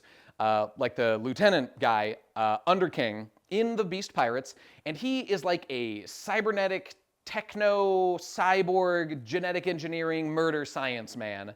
But he's got panache, and he's got style, and he's got flair, and he does cool dances and stuff. Oh, he's so spherical. Very spherical. And if he was less spherical, too many women would love him, so he doesn't do that for your benefit. Yeah. So thank Queen. Thanks, Thank Queen. you. For leaving some pussy for the rest of us. We appreciate that, Queen. He's absorbed so much, he's become a queen in of himself. Wow. Appreciate That's amazing. that is amazing. And so, at the same time, Zoro is having a life update. He is chasing a dude that stole his sword, because he has Ryuma's sword. Ryuma was in Wanted. He's a samurai from Wano. He was in the Wanted story that Oda wrote in like 1996 or whatever. And he became relevant in One Piece when Zoro fought his corpse in Thriller Bark and got his sword, the Shusui. And that's like a holy relic in Wano, so people want it back. So somebody stole it Is it like from a Zoro. flaming sword? Is it like light on fire or something? It was on fire, or like Ryuma was on fire at one point, but the sword itself doesn't do that. But it's a black blade, and it's real strong and cool and stuff. So he is chasing him to find her when there's a silly lady that appears and is like, oh my god, I'm being chased by a murderer. And Zoro, like me, doesn't care and moves on. Nah, just kidding. He's like, oh, I gotta save this girl. I'm such a simp. Imagine saving women at any time in your life. So he gets involved. The slasher's like murdering people, and he stops him from murdering her. Okay, this guy Kamazo, the manslayer. And, well, wouldn't you know it, the lady is Komurasaki. Wow, amazing. It is her, and she had faked her death. She was not killed by her pimp that slashed her, but it was like a fake-out thing. Her and Toko ran away. And turns out she's Hiyori, the princess of Wano. Oh my god, who could have seen this coming? She is the daughter of Odin, and the sister of Momonosuke. So she's like the crown princess or whatever. She's, supposed to be, I guess not in charge, but a princess, something like that. And Zoro gets real cozy with her. She really likes him. He gets like stabbed. He gets hurt pretty bad in the fight, but he's okay. He wins. He does it. He does a cool slashy attack. Nicely done. He uses like the guy's like scythe as his Who was mouth. the guy that was attacking? Just some random serial killer? Yeah, This so will be explained momentarily, but it's this guy Kamazo the Manslayer, who we don't know about, but he's got a very silly laugh. He's like, fa, fa, fa. We'll get back to that in a moment. smile and then carries a big scythe. He sure does. He sure does. Zoro kicked his ass. Okay, so before that, what happens is Luffy is in jail, and we learn about the concept of Ryuo. It's kind of a mouthful. He learns from Hyogoro, which tells him it's like their advanced version of Haki that they have in Wano. It means like flowing cherry blossoms. So I wrote it right there in Japanese. How fun. It's whatever. It's like the concept of flow. It's just that shit that Rayleigh was talking about when he first was like teaching Luffy back in the day, teaching him Haki during the time skip. And it's how Rayleigh like ripped the collar off of Kami when she was in the human slave auction. Well, she's a mermaid, but the mermaid slave auction also. The human-like slave auction. And Luffy's like, I want to learn how to do that too. So that's what he's doing. He's trying to learn Ryuo. What exactly does It's it good. do? So it allows your Haki to extend out of your body and flow into things outside of it and deal sort of like internal damage is the idea. So, why does that like crush stuff exactly? A little unclear. But instead of hitting something hard from the outside, you like crush the thing from inside of itself through an extension of your power. So, sounds like it would hurt, It's like armament is like a coating. The Haki is like armament, so it coats the actual thing, whereas Ryuo is an extension. It's an aura that kind of like extends out of the fist. Or Penetrates. And it's able to. So then, like, when you have two opponents who are using that more better form of Ryuo, you can tell because, like, they're hitting, but they're not, there's no contact. The hype moment is that, like, oh, They're not even touching. They're not even touching each other! Yeah. Me and my bro That's went all I sword got- that's all fighting. I We're care not even for. touching. What the girlfriend wants to. Okay, so he's learning about that stuff. Okay, Big Mom then arrives at the jail because she has been led there. I think I made a note about this because this is like kind of confusing. You said think that, they, like- you had mentioned that King knocked them off the thing, but you Oh, didn't mention about Big Mom. That's true. What So happened to they her. just kept trying to get in, and like it eventually worked. Marco showed up, and he had been gatekeeping and girl bossing to keep the Big Mom crew from entering. This woman is one of the Yonko, by the way. Did I not mention that? Yeah, she's a No, young no, girl. no. Yeah, she mentioned. I'm mentioning it because she looks like a joke right now. Oh, because she keeps failing to get into this Yeah. place. That's true. But you know, when you're traveling on the sea and you're like a devil fruit dude, it's tough going out there. Although, I mean, remember in at the end of Whole Cake when they were riding on those like candy sea slugs that Prospero made. They were pretty masterful at getting around that ocean. So you'd think they could, and Prospero does get in by using candy powers to get in somehow. So yes, Tech. Is it Prospero or is it I think it's Paris. Perospero? I think it's Perospero. Perospero. But you see how that's kind of the same thing though? Oh, Perospero. Prospero. You're right. I'm saying it nerd-like. That's true. Cringe, you might say. As but if you've only read it and haven't heard any of the. as if I've only read it and not. Yeah. That's you're right. So what's the correct way to say it? Perospero. Perospero. Because the whole deal is you're doing like the tongue thing. Yeah. Right. It's a tongue. He is a tongue chad. That's true. That's true. So, arriving at the jail where Luffy is Big Mom herself. She has been, she arrived in Wano, just due to shenanigans of people trying to keep her out. Her ship like capsized, or it just got blocked, but she made it up at least. And she fell into the water and she washed up on shore, and she's got amnesia. My favorite plot device, baby. It happened again. Yeah. I love when we do this. It was funny when It's fine. I can live with it, I guess. And so Tama meets her, just like Tama was there when Luffy washed up. She's also there when Big Mom washes up, probably in like the same beach. And so- Chopper's with him, so he knows Chopper who is Big Mom there. is, but no one else knows who she is. So she's Right. just this big lady, and they're like, "Oh, who are you?" And they just treat her naturally. And Chopper's like, "Holy shit!" So I couldn't remember like why she went to the jail, and I think it's because they're like, let's use her to break out Luffy. It's because like when she Right? washed up and had amnesia, they're like, "Are you alright? Here's some red bean soup." Yeah, and she's yeah. like, "Oh, this is great!" And it's like it's really delicious soup. Yeah, yeah. And she smells it from the jail. Oh, and she smells it. Yeah, Okay. they're like, let's go over to. And so she's like, yeah. And Okay, they ride her to the jail. This isn't in critical detail at all, but I was like, wasn't it that like they told her that there was delicious food there? Probably, yeah. And I think that It the had, goal to do with there. it had to do with the red bean soup, so that when they get It there did, and it then Luffy did. eats all the soup, she gets pissed. Right, but how would they know? They didn't coordinate this at all, though. Although Raizo was sneaking in, so he could have communicated a message. Okay, whatever. It doesn't matter. I think that they like sort of intentionally brought her there She was to fuck the unintentional. place I'm up. pretty sure it just so happened that she went there. That would be quite a convenient plot device, I dare say, if it was just randomly she showed up. Because what happens funny. is very fun indeed. Okay, so what happens when she gets there is that everybody starts freaking the freak out, and they're like, oh my god, Big Mom is here. Yeah. We're all gonna die. What do? But my man Queen keeps his calm, he keeps cool, and he prepares to deal with the problem. Whatever, things are slightly out of order here, but that's okay. The point is, Big Mom is here, and she is fucking the place up because she wants that red bean soup, or whatever. And Queen he gets her like running around, chasing around stuff, and he just does the most legendary move in the history of One Piece. The incredible, immaculate, so he's a Brachiosaurus Zoan. He turns into a big dinosaur. All like the top people are dinosaurs, or ancient, beasts of one kind or another in Kaido's crew.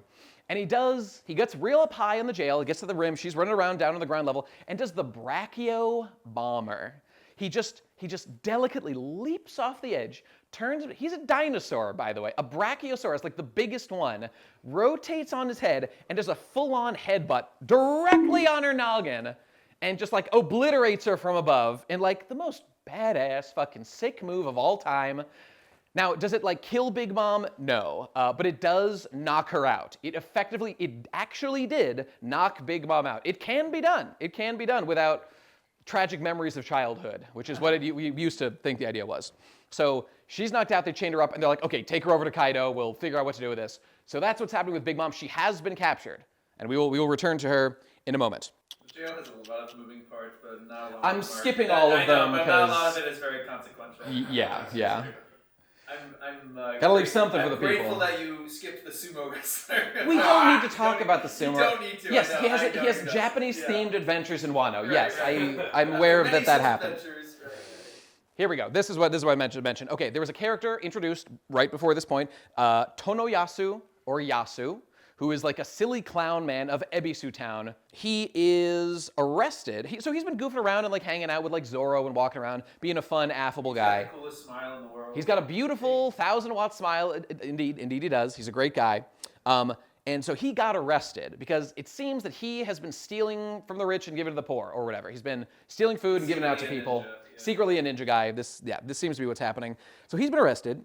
And they say that you, sir, are not Yasu, the silly fool. You are Lord Yasuie, the former daimyo of whichever fucking province it is. Yeah. There's like 6 provinces. Who cares? Or maybe there's 7. So he is a big deal. He was one of the people that used to rule over Wano with like the shogun, was allies with Odin, was like a good guy. And now they've been looking for him for a long time because he's like he's antithetical to their interests. So they want to kill him. So they're going to execute him for doing this shit. So they put him up on a big crucifix and they're gonna kill this man, and that's a bummer. And we're after this we're gonna get to smile stuff. But in this moment, okay, like the hero Gold Roger before him, he does do the best possible thing that he could do in this circumstance. I don't know why they let him do it, but they did. And he gaslights, and he girl bosses, and he annihilates. He spreads disinformation just like me for real. And he sows discord. So like the whole underlying theme of what's going on is that they're planning a revolution in Wano, and they need the people in power to not know that this is happening. And there's like these papers that have been spread out. Kinemon has been spreading them out. It's like a coded message to let people know like when the revolution is happening and where to be to, fuck it up. And they found those, and there's people with moon tattoos, because the moon is the symbol of the Kozuki clan, because they're moonlight people. Their name means moonlight. And so Yasuie uses this opportunity to say, like, it was me. They were my papers. It was a prank. I was just fucking with everybody. I wanted to be a silly guy. I got a little wacky with it. Sorry about that. So you fell for it. Haha. You fell for it. You're stupid. And because they found out about this plan and Yeah. they were rounding out all the people with the symbol on them. So the raid wasn't really going to work because they were like, well, shit, they found us out. But this is where the girl bossing happened. Because the girl bossing is that he's like, guys, not only did I make this up, I did it specifically to mock. Imagine believing in like time-traveling samurai from the past that are going to come back and like overthrow the country. How stupid and embarrassing and cringe do you have to be to believe that? And Orochi's like, Hazkashi, oh no, my feelings, they're hurt so bad. So he whips out a Glock and starts, capping Yasuie. So he dies. Rest in peace, Yasuie. Very sad. But a weird thing happens when Yasuie dies. All his friends, including his daughter, Otoko is his like adopted daughter. Probably forgot to mention that, but that's important. They all begin laughing hysterically. They are laughing at his death. Why are they laughing? And Zoro is like, damn, I'm an asshole, but even I think this is fucked up. And so this is where we get the lore dump. Hiyori tells us that like, so the thing about smiles we haven't known up to this point is that smiles that they give like Kaido's crew the weird devil fruit powers. And, they can become like part beast men, like the weird giraffe guy or the Right. Batman, whatever. So that only happens 1 out of 10 times when you eat a smile. The other 9 times, you get only the downside of eating a devil fruit, meaning you can't swim anymore. The ocean hates you, or whatever it is. But also, you get this fucked up thing where you can only laugh. You can't like express other emotions anymore. You can only laugh and smile, hence the smile. It's like the Joker, when sometimes he kills people and they have like a permanent grin on their face. Yeah, the Joker gas. It's like that, except they're lit. They're still alive.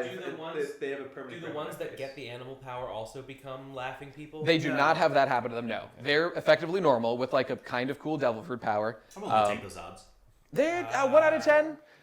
Because, I mean, in the actual sort of lore numerically of One Piece, it's very rare to find a devil fruit. Whereas, like, smiles are being manufactured. So you could probably get your hands on one if you join Kaido. Probably more likely to become a beast man with a smile than with a devil fruit. Statistically, yeah, like but 1 it out of has 10. a 90% failure rate. That being said, though, there's different groups of the pirates in the Beast Pirates, as Shaves was saying, which is there's the gifters, which are the people that have the powers. There's the pleasures, which are the failed people that laugh a lot. And there's the waiters that are waiting for their chance to get to eat one of them. Because Kaido wants like a full beast man crew if he can. So that's why he's manufacturing so many weapons. He's a beast guy. He thinks it would be epic.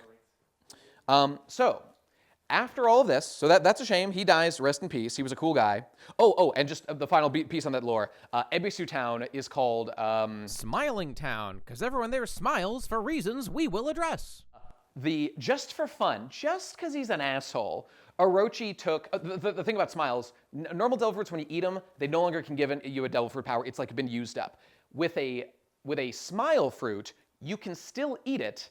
It only has the negative effect. It just doesn't have the positive effect. So just for fun, because Orochi hates the people of Wano so much, he's like, give it to those assholes in Ebisu. Let's have them laughing all fucking day. It'll be really funny to watch them laugh all the time. Because the establishing thing with Wano, it's in such a bad condition because it used to be like this flourishing not tropical, but like a really flourishing place. But when Kaido came in, he is using that to amass his army. So he's making all these factories for the people who wanted to work in, and he's poisoned the well, and he's like made a whole desert. The whole place is desolate at that point. And that's why when Tama had the one meal a year with rice, that's because of how little food there is. There's food in like this little area, but the rest of Wano basically doesn't have any food. Because it's all going to military. Right. Or There's like this cart that's like full of food that they roll past people just to fuck with them, just to make them feel bad. So then Orochi's like, well, these fuckers are starving. Let's give them the fruit. Let's give them the ones and that hurt them really food bad. They had to eat, so they all ate it, and they all. So it's a great scene when you're like, oh, why are they laughing? And it's like, because they fucked them up so bad emotionally, they can only express happiness when they're being like murdered and enslaved and fucked up. When they're mourning, good stuff. The this loss is good of like stuff. their lord. Yeah, their beloved lord. They're technically like Otoko. Yeah. His daughter. His is own like daughter is laughing. laughing. He's like laughing. Ugh. She's like, Oh, my dad. I know. She's like crying. Oh, it's so fucked up, man. It's so fucked up. Well-told, shape, spoken like a truly pissed pirate. Oh yeah, I like Wano Act 2. What can I say? This is good stuff. This is good stuff. And so wrapping up Act 2 is just after the Brachio bomber. So they're trying to cry, but it comes out. They want to cry. They feel sadness, Anything but they they can only want to express express only themselves. comes out as It's not that it's dulled their emotions at all. They're still very sad, but the expression is all fucked up. So it's fucked up stuff. So there is now a jailbreak after Big Mom has been escorted out and Queen has left. Luffy and the gang take over the jail. This is just their chance. Like the defenses are down. There was this whole big incident with Big Mom, so it worked. Getting Big Mom there was helpful to escaping. The prisoners are like all freed, but they pretend that the place is still being run by that like one elephant guy, whatever his name is, one of the smile guys in charge. I believe because Tama used her fruit on him, her devil fruit on him. Oh, was that? Oh, right. That would make sense. So, we didn't mention. We haven't talked about yet. Tama has this pretty amazingly convenient devil fruit. There it is. Once again, where I should have put a "this is convenient" somewhere on the board. One of my signature phrases.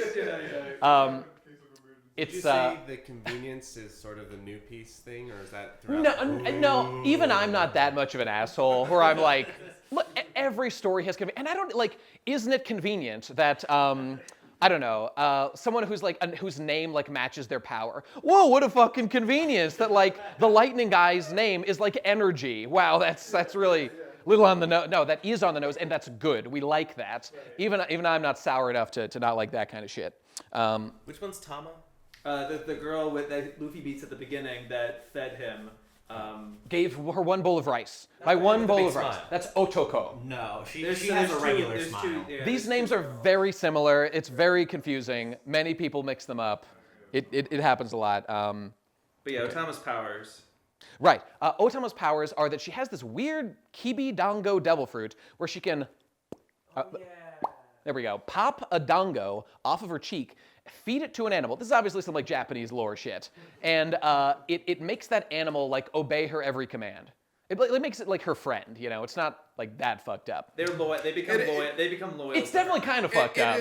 It's a mind control device, for sure. Because she does this to smiles that are like people. They're like not even, but because they have the Zoan gifters, powers, the Kaido's men that are eating these fruits and becoming Batman, whatever, because they're part animal, Otama can feed these dongos to them, and they become loyal to her. An animal control power. And this will be very important later.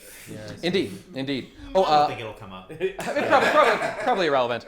So one quick detail is that Kid had escaped in like the previous kerfuffle, and he got recaptured, and the Kid has someone with him, and it is Kamazo the Manslayer, who is now revealed to have been Killer, his like second in command, another one of the supernovas. And he's the guy. He had been wearing a mask his entire previous appearance, and it's off now, which is why he wasn't recognizable. And he's got this fucked up laugh, fa fa fa fa fa, which is like really embarrassing, and a big silly grin. This is like probably why he wore the mask. Maybe his like face looks like, I don't know, unclear. I thought it because he ate a smile because Well, they had. but he only just ate one recently. Did he always wear a mask even back in the? That's why he can't have worn the mask because he only just ate the devil fruit now. So. Why does he wear the mask? I'm not saying Yeah. that's why he wears the mask. I'm pretty sure that's Yeah. why he got the.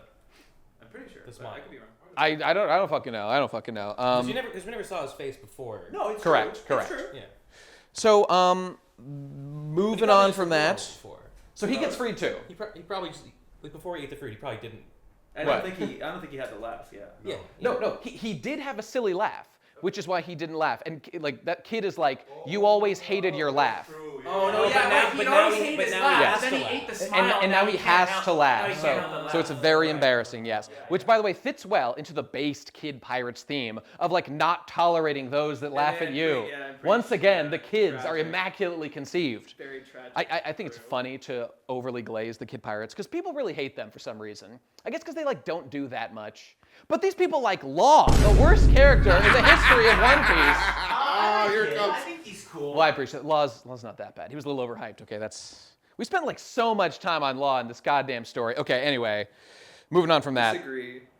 we double it. Octuple the time on Law, please. If I could only get one wish, Oda. There's still time.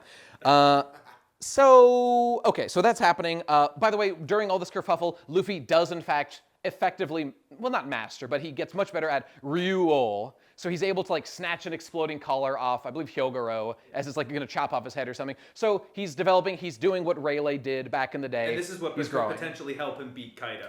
The whole idea is that Kaido has this like impenetrable body. Ryuo will let you bypass defenses and kill people from the inside. So this is why it's like thought to be a good thing to have. So there you go. So he couldn't hurt him before. Maybe now he'll have a tool to hurt Kaido. That's the hope. We'll see how that goes. The jailbreak happens, and what else? So all the prisoners are freed. There's a lot of Yakuza guys, and they're all like, we're in, we're joining up, we're gonna fight Kaido with you. I think they give it like 2 weeks or something until they decide to do the attack, or it might have been conveniently 2 weeks. So that Luffy's staying in jail, just like training the whole time. That's what Luffy's doing. Other people are freed. There's this guy, Kawamatsu, who is a Kappa-looking dude. He is one of the 9 scabbards, one of the loyal retainers of Odin, who was just in jail for 20 years. And they finally let him out, and he's strong, and he's a cool guy. It annoys me that he isn't literally a Kappa. He is, in fact, a fishman, which is, it's like revealed in SBS later on. Kappas are cool, man. Why can't he be a Kappa? Yes, he's my favorite scabbard design. He does look really cool. I mean, That whole big rice hat. he does look great. Oda does this thing, which I don't totally blame him for. It's a natural instinct to like want to explain everything in a story, well, a lot of it, in the terms that he's already established. Yeah. So instead of being like, hey, we're in Japanland, there's like a tribe of Kappa here, isn't that weird? He's like, no, he's a fishman from Fishman Island that was established, 100... Of what kind of fish? I'm sure that's clarified, but I don't know off the top of my head. That is a good question, though. That's a good question. Okay, other things that happen. Kawamatsu's free, great. One of the 9 red scabbards. We'll touch on all them later. Zoro is given a new sword, guys. Whoa, his sword from Ryoma was taken. They're like, that's too important. You can't have that. What you can have is one of Odin's old swords. I don't even remember whatever the name is. I don't care. Yeah. Loses the black blade? He loses the black blade. That's correct. They're like, this is too special. This matters to us. I don't really know why like Oda chose to do that narratively. Like, wouldn't it have been great to use the sword to like free Wano from tyranny and like then return it? No. It's too special to like free us from slavery. To do anything with it. It's way too special. So. Well, no, the white blade Kitetsu he still has. Okay. And then the one that he got from Ryoma at Thriller Bar, which was the third, because he only had 2 swords as of at end of Eni's lobby. He only had 2 swords. Correct. That's One of correct. them got rusted and he off. got Shusui So from then Ryoma. he got I guess whatever the name is, but from Ryoma, What, and Enma? that's the one that he had to get Which back. one's Enma? And That's That's the new one. That's the one he gets from Yes. Odin. Thank you. Someone remember the name. So that's a power up. Blue, right? It like Yeah. it requires. This one black? Is Enma black? Because it has the Haki on it, right? You're probably right. I can't remember. They This painted hockey it. shit, They man. painted it on.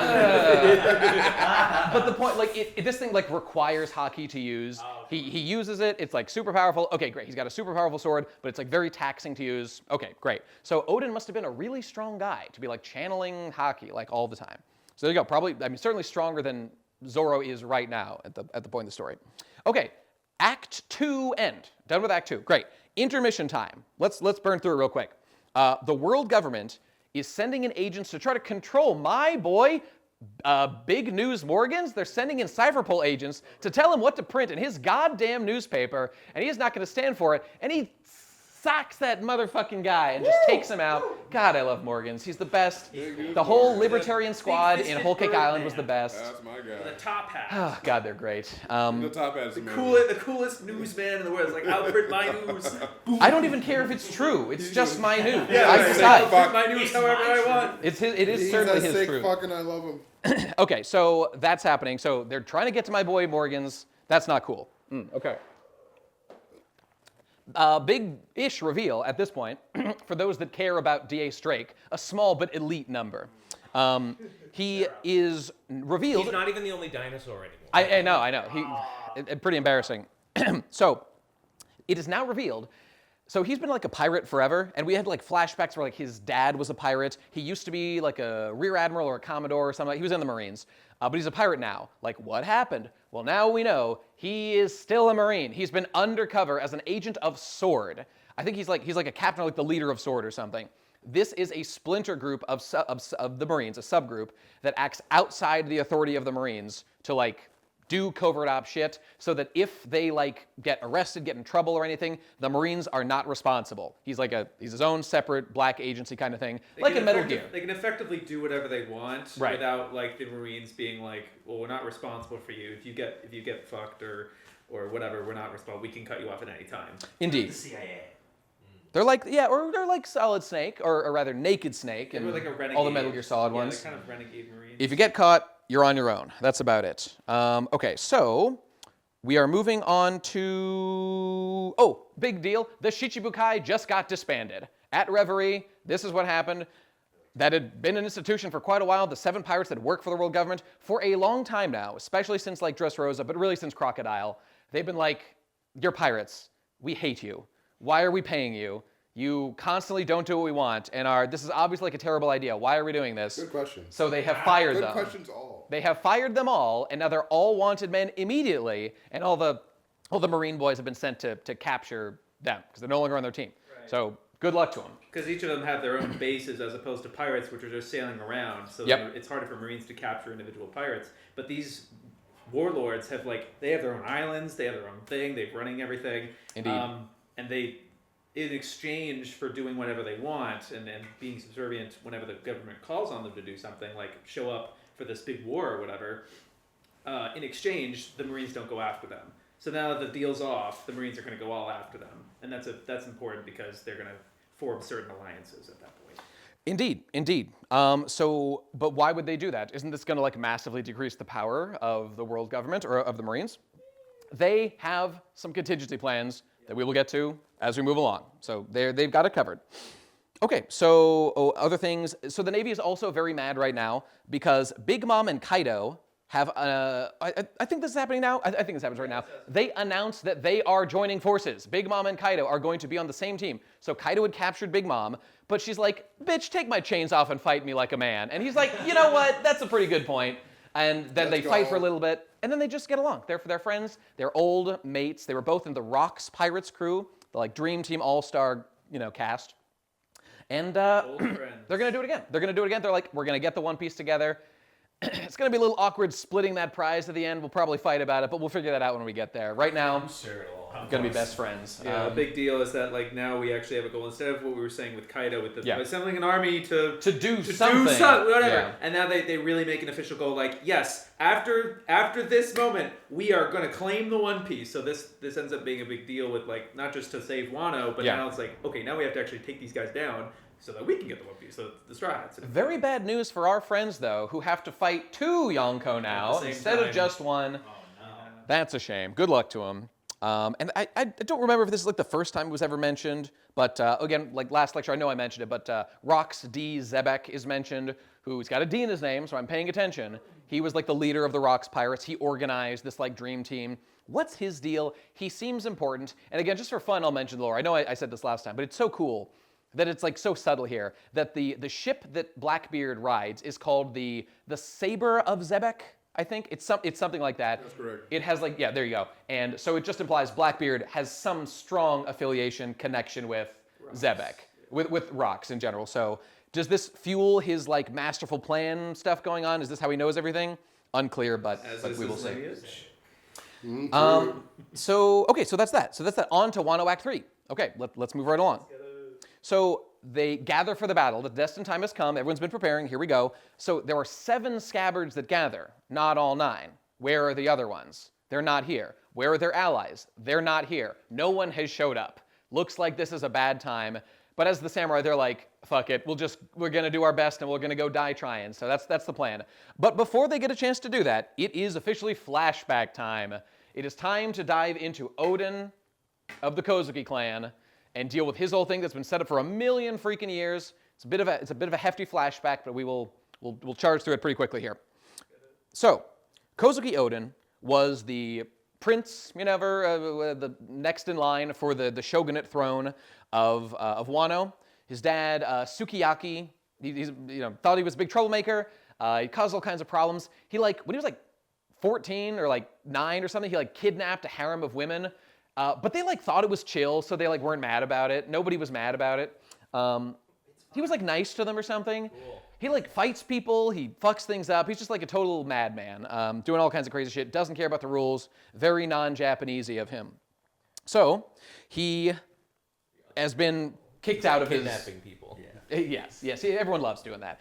So he's been disinherited. They're you're not going to be my inheritor. Get the hell out of here. Go figure your shit out.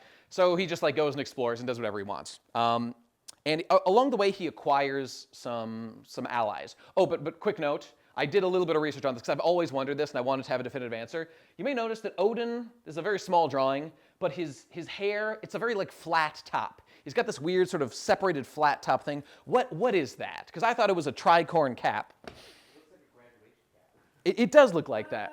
Tricorn guys are forever cucked. But it is, in fact, so his name is Odin. Odin is like a Japanese stew with lots of different ingredients in it. And it is, I looked this up, the ganmodoki, which is a tofu patty. At least that's the best going theory.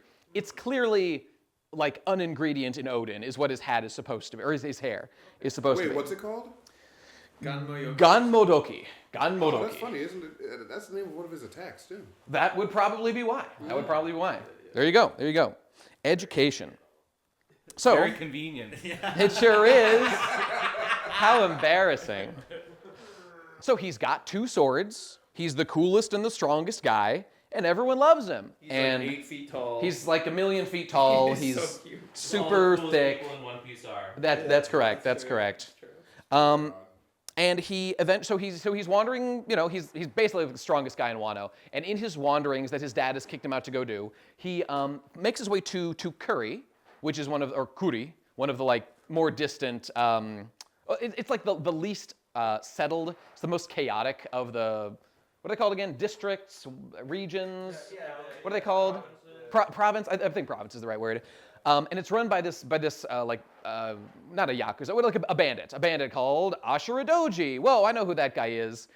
He's a real strong bandit. Odin fights him. He's very strong, but Odin wins, as you do. And so Odin is I'm the new daimyo of this fucking district, bitch. I'm in charge now. So he's in charge. Oh, and along the way, he had met some other nice people. Scabbards. The scabbards are the scabbards are his friends from his youth. The main attendants of Odin that are trying to avenge him mainly. Indeed. So there's Kinemon, who was like a street tough, who just like saw how strong Odin was and was just like with him from day one. I'm gonna follow you. You're a cool guy. I love you. There's this other guy, Denjiro, who was like a younger kid, kind of the same thing. He just like saw how strong and cool Odin was. You know, I want to be in on this. You know the bodyguard pimp attendant that fake killed the princess girl. Yeah. It turned out that's one of the scabbards is Denjiro. He had been undercover in Wano the whole time. We find that out soon. It's like the thing you find out right. You don't. You find out right after the time skip. After you because they flashback assume forward. Denjiro's dead, and then after the flashback. But it's fine. Minor point. Yes, he does pop back up in the narrative. Shocker. That's right. What else have we got? Whatever. He gets a bunch of friends. Okay, there's other ones. This is when Kiku and what's the Izo, two siblings, they join up. He meets Kawamatsu and Nekomamushi and Inuarashi. I always fuck up their names. Kanjuro as well. And Kanjuro too, that's right. Those three, they're being like crucified on the beach because they're different. And we crucify people that are different. Neko and Inu are the dog and cat from Yes. the elephant. Do we know that yet? Do we know what they are yet? Yeah, we do know, yes. Okay, We've met them. Yeah. Tech, yeah? Aren't their names Cat Viper and Duke Dogstorm? That's correct. That's the correct pronunciation. Dogstorm and Cat Viper. That's not real. Is that like official translation? It's like a mistranslation people do. It's not localization. It's not even like wrong. It's technically correct. It just sounds like ass. And like, why would you write it that Does way? it? I don't know. I kind of like it. It sounds like a maverick. Well, It does. they still to this day call Zoro Zolo in the official translation. I just read over that. I mean, at My this eyes point, gloss yeah, over you it. just gloss over it. So whatever, he gets a lot of friends. Great, very happy for you, Odin. Okay, so he's now the daimyo of Kuri. That's cool. And there's this other little rat fucker who's scurrying around who is like a servant for Yasuie, the lord of whichever province he's in charge of, whose name is Orochi. Hey, I know that guy. He's the shogun of Wano. What do you know? So he's a bad guy. He's like a little sniveling shit, and he's always asking to borrow money and never gives it back. And yet Odin keeps giving it to him. Why does he do that? Because he's stupid, that's why. Yeah, I mean, really, you're just encouraging bad behavior at that point. You should be a little more responsible. But you know what? That's the thing about One Piece characters. They like act magnanimous in a way that actually is like not useful, but is like good-hearted. And like, yes, just keep giving them everything. It's really nice of you to do that. Just keep going forever. Yes, you're encouraging their bad habits. Do it anyway. It's fine. I imagine it show that like if Odin didn't do that sort of thing, people might misinterpret it as like, oh, Orochi did it because he didn't give him money or something. You know, that's a fair point. I think it's trying to completely absolve Odin of any of that wrongdoing of like being the reason Orochi. Well, is it the way doesn't it is. absolve him of being born a Kozuki, the greatest Literally, sin right? of all. Exactly. Oh, right. boy. That's Yeah. the only reason, which is stupid. Okay, so, all right, so that's happening. All right, so Orochi's around. He's being a little fucker. It is what it is. Okay, then, all of a sudden, who arrives on Wano? Whitebeard arrives on Wano. They line. Good, He's still alive. He's in his prime. He's in his heyday. Great Golden stuff. glowing mane. He has a beautiful head of hair. He truly does. And so they just like crash land on Wano. Now, how do you crash land on Wano? You have to go way out of your way to get there. I guess they were exploring, right? They were exploring and they went up the waterfall. It's fine. Because they're explorers, you know, they do what they do. So Odin goes and like, oh, there's invaders. I'm gonna go like kill them. I hate foreigners so goddamn much. Oh, I'm gonna kill them all. So based, so true. So Odin is like, whoa, you're strong. That's cool. Take me out to sea. I want to go so bad. I want to be like a seaman. I think you've got some seamen I'd be interested in, Whitebeard. This is the, yeah. Oh, yeah. That's what it is. Is this when the cum fruit comes in? I think so. Come on, me. This is when he says his famous catchphrase, I'm gonna come. Hey, you know, we haven't done this in a while, everybody. How about, yo ho ho, he took a bite of gum gum. Ya yo, ya yo. Great, okay, fabulous. I'm back. I was fading out for a second there. So the point is, Odin just like convinces him to take him with him. Odin's a member of the Whitebeard Pirates now. He's fucking off from his country. He doesn't give a shit. Great. So there he goes. He's always wanted to go see the rest of the world. It like is a crime to do this on Wano, I think. I'm pretty sure it's like illegal, but he gets away with everything else, so why not this too? While at sea, I think like basically immediately, he encounters a lady, a mysterious lady on the water by the name of Toki. And Toki means time in Japanese. She is a time traveler from the past. She's actually from the Void Century, if you can believe it. You'd think that would be plot relevant. It isn't even a little bit. Yes. Unfortunately... Sounds like someone with a lot of really important insights to share. I would think that this... You haven't even mentioned the Void Century once this whole time. All we need is for a character to ask her about the Void Century. Surely She's that'll happen. literally This backstory is apparently pretty from long. the Void Century, the most mysterious period in the entirety of One Piece, and she doesn't say fuck all about it. Man, she has all the answers, but she doesn't say anything. How convenient. Oh, there it is. Ring the convenience bell. Okay, so CinemaSins sting. it's, you know, not everyone, to be fair, not everyone from that time period, like, knows all the secrets. That's true. Yeah, they don't know it's the Void. Like, what? She doesn't know, but, like, she could have been like, just heard the news, the world government took over, and that was crazy. Yeah, I don't know. But, so, she's here because, like, she keeps getting into scraps, and she keeps, like, fleeing from her problems into the future. Women, am I right? I don't know why this is like her solution to all her problems, but this is what she does. I guess if you've got one hammer, time travel, every problem looks like a time-shaped nail. I So wouldn't help. she keeps hitting it. So she's here, and she meets, you know, what's his face?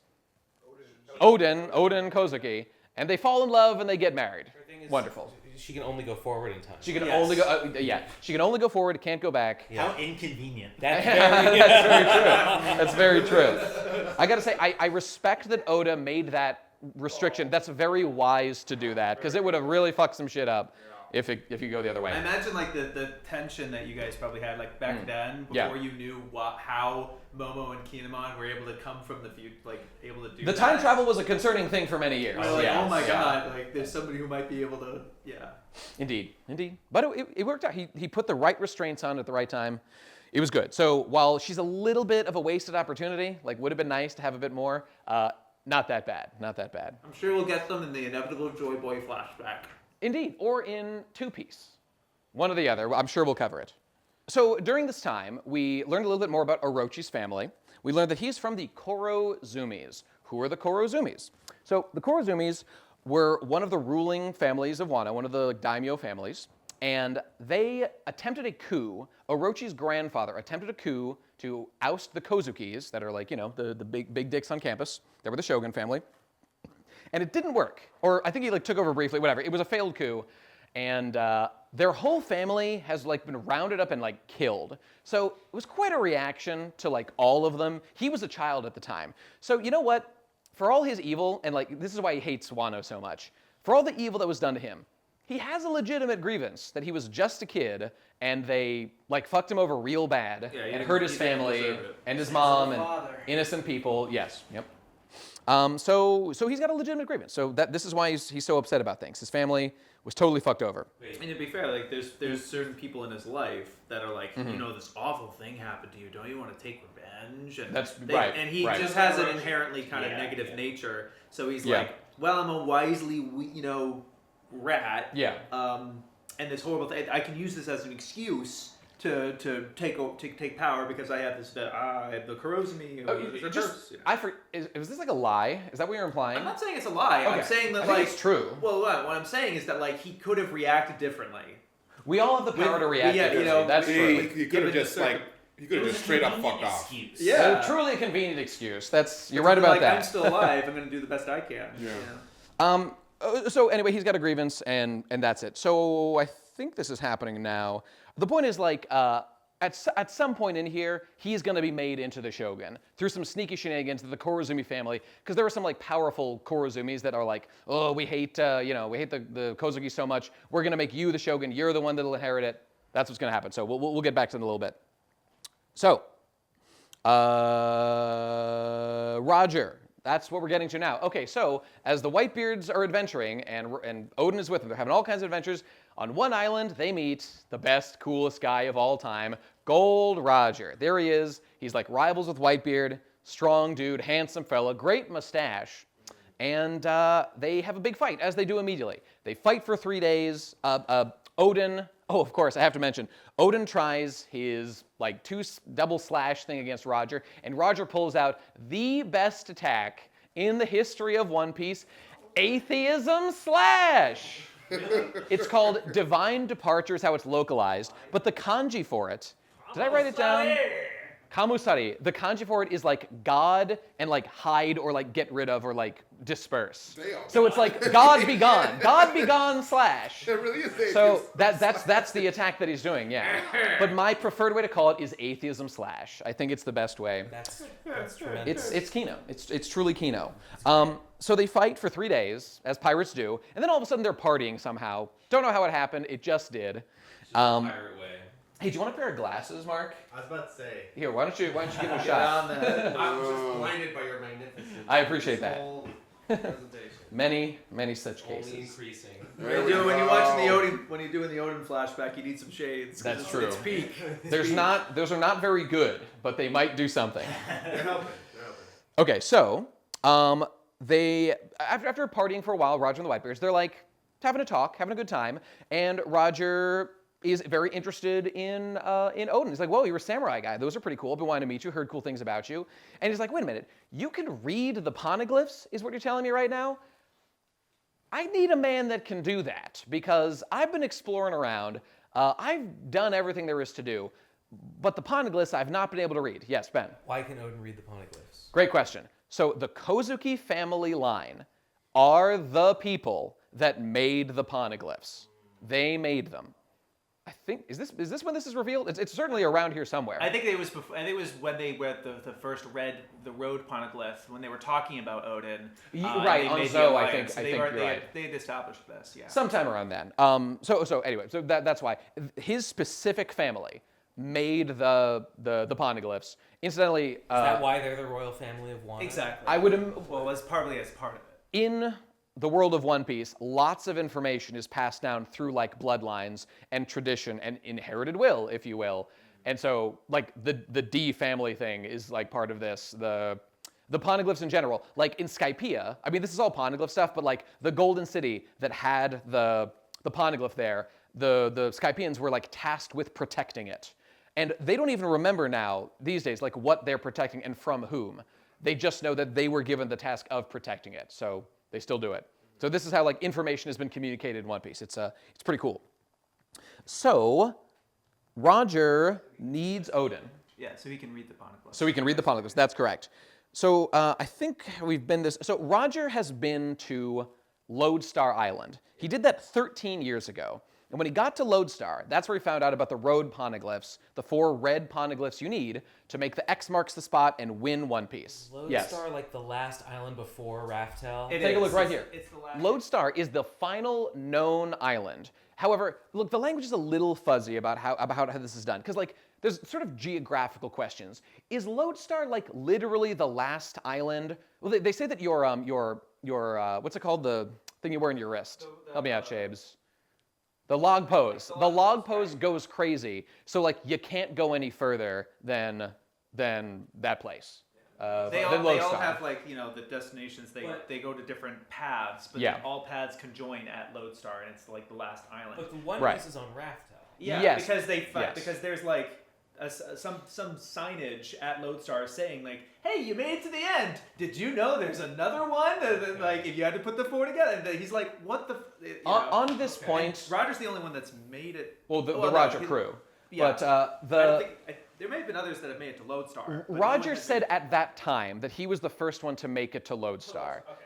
Now, could have made it since. We don't know. But at that, he may have been the only guy. But that's where that information came from. This is why Roger is the true mastermind behind all of One Piece. He's the guy that got it done. We'll touch on that a little bit more later. Okay, so on that point, just geographically, there's some debate, there's some question. Hang on, where's my marker? As to like whether geographically Lodestar is in fact the final island, or if like Roger uses the phrase like there's one more island left, like on the path. Saigo no Shima. So there you go. So it would imply to me, there's some debate about this, like literally it could be anywhere on the whole planet, right? Yeah. I choose to believe, the implication seems to be that it really is like the final island is like somewhere there. Right. You just can't get there without using the road poneglyphs. I have faith that it is the last island that you go to. Because they said only when when Roger did that were they able to finish circumnavigating the planet. So that would imply they didn't go all the way, and they did go all the way afterwards. So it would make sense. So there you go. That's the idea. It also leans into what you were saying earlier with if we're going by the map and by the geological points, where they are in the story, they're actually not as close to circumnavigating the globe as we would assume based on how long the story is. Again, so it would go to say that, like, who knows how accurate those details were in geography? I'm just saying that like it would make sense to them that like distance to make it. Yes, Ben. I'm a little confused with the relationship between Lodestar and Raftel. So is Raftel even still be further than Lodestar? Yes. This is the speculation, yes. It's not literally confirmed, but it seems to be the implication, yes. You go as far as you can to Lodestar. Everyone can do that by following the log pose. Then the log pose goes screwy, and you can't go any further. So you need to do something with the road poneglyphs to get the solution. This seems to be the idea. Old Roger went to Lodestar, but not Raftel, or did he? He went to Lodestar, he circumnavigated the globe, found out that he had to do that, and then he was, wandering for 13 years, met Odin, and he's like, wait, with you, I can do that trip and go all the way around the globe and get to Laugh-Tail. Oh, okay. So with Odin's help, all thanks to Odin, Thank you, Odin, the main character. And by the way, in like the so the point is that Roger, Odin. I think Roger does beg Whitebeard, like, please let me take Odin, please, God. And then Odin's like, actually, yeah, I do want to go. He wants to go. I am interested in this. He's very interested and is not that concerned about what's going on back at home. That boy loves traveling the I'm seas. sure nothing bad is happening back home. Nothing at all. Wait, so Whitebeard, he goes with Whitebeard, and He then leaves with Roger's Whitebeard. like, let me borrow. Correct. He's like on loan for passed 1 around. year. For 1 year. Incidentally, at this time, Roger has like 1 year to live. So he better hurry it up because he's very sick. He's got an illness and he's dying. Yeah, it makes him so base. It's like, all I need is 1 year. That's all I need. I He's do on have a death's new door. question. What's that, Mark? Where's Luffy in this part of the story? Okay. Not born yet. That's a great question. Not born Good yet. question. It's a flashback. This particular So this whole scene. thing's a flashback. This particular scene is as we're talking, yeah. it's over like 24 years in the past, and Luffy is 19 post time skip. Yeah, so like anything with Odin alive, So Luffy's this is not there. kind of like prequel type. Exactly. This is like what This happened is before. the beginning of the story. Since you're not- In fact, this is basically explaining how Roger found the One Piece to begin with. That he then gets executed and starts the whole story, chapter 1. Since you're not super well versed, One Piece is renowned for its flashbacks. It's a flashback vehicle, the likes of which the world has never seen, and it'll like do an arc. It's the best parts of the story. It'll get to a critical point, and then do a big flashback, explain to the context of everything that's happening. Right, I see it. Yeah, so that's you get a lot of that. Oh, and I just skipped one Yeah, sec. so we're in the middle of a big one. This is very, very long, complicated. This is one of the longest in the series, and this is like a joint Odin/Gold Roger flashback, basically. So it gets a little padded. Odin gets a little extra wanking in the narrative. He's just the coolest guy. I love him so much. If only there were more Odins in the narrative. That's really all I want. That would really improve the story significantly. And all that, and I still like Kinemon more. He's one of my. Because Kinemon's Kinemon one earned of my it. favorite characters. Kinemon's around more. Yeah. You spend I more time guess. with Yeah. him. Familiarity breeds not resentment, but love and friendliness. Adoration. Indeed. Kinemon taught Zoro how to cut fire. What did Odin ever do for him? Give him a sword? I guess that was pretty good, but whatever. Shut up, Odin. He didn't give him it to him. He just Yeah, he left died like a bitch. Yeah, he just left it behind. And Wait, he someone else did. dies? Oh shit, he does die. And I pray that I do soon as well.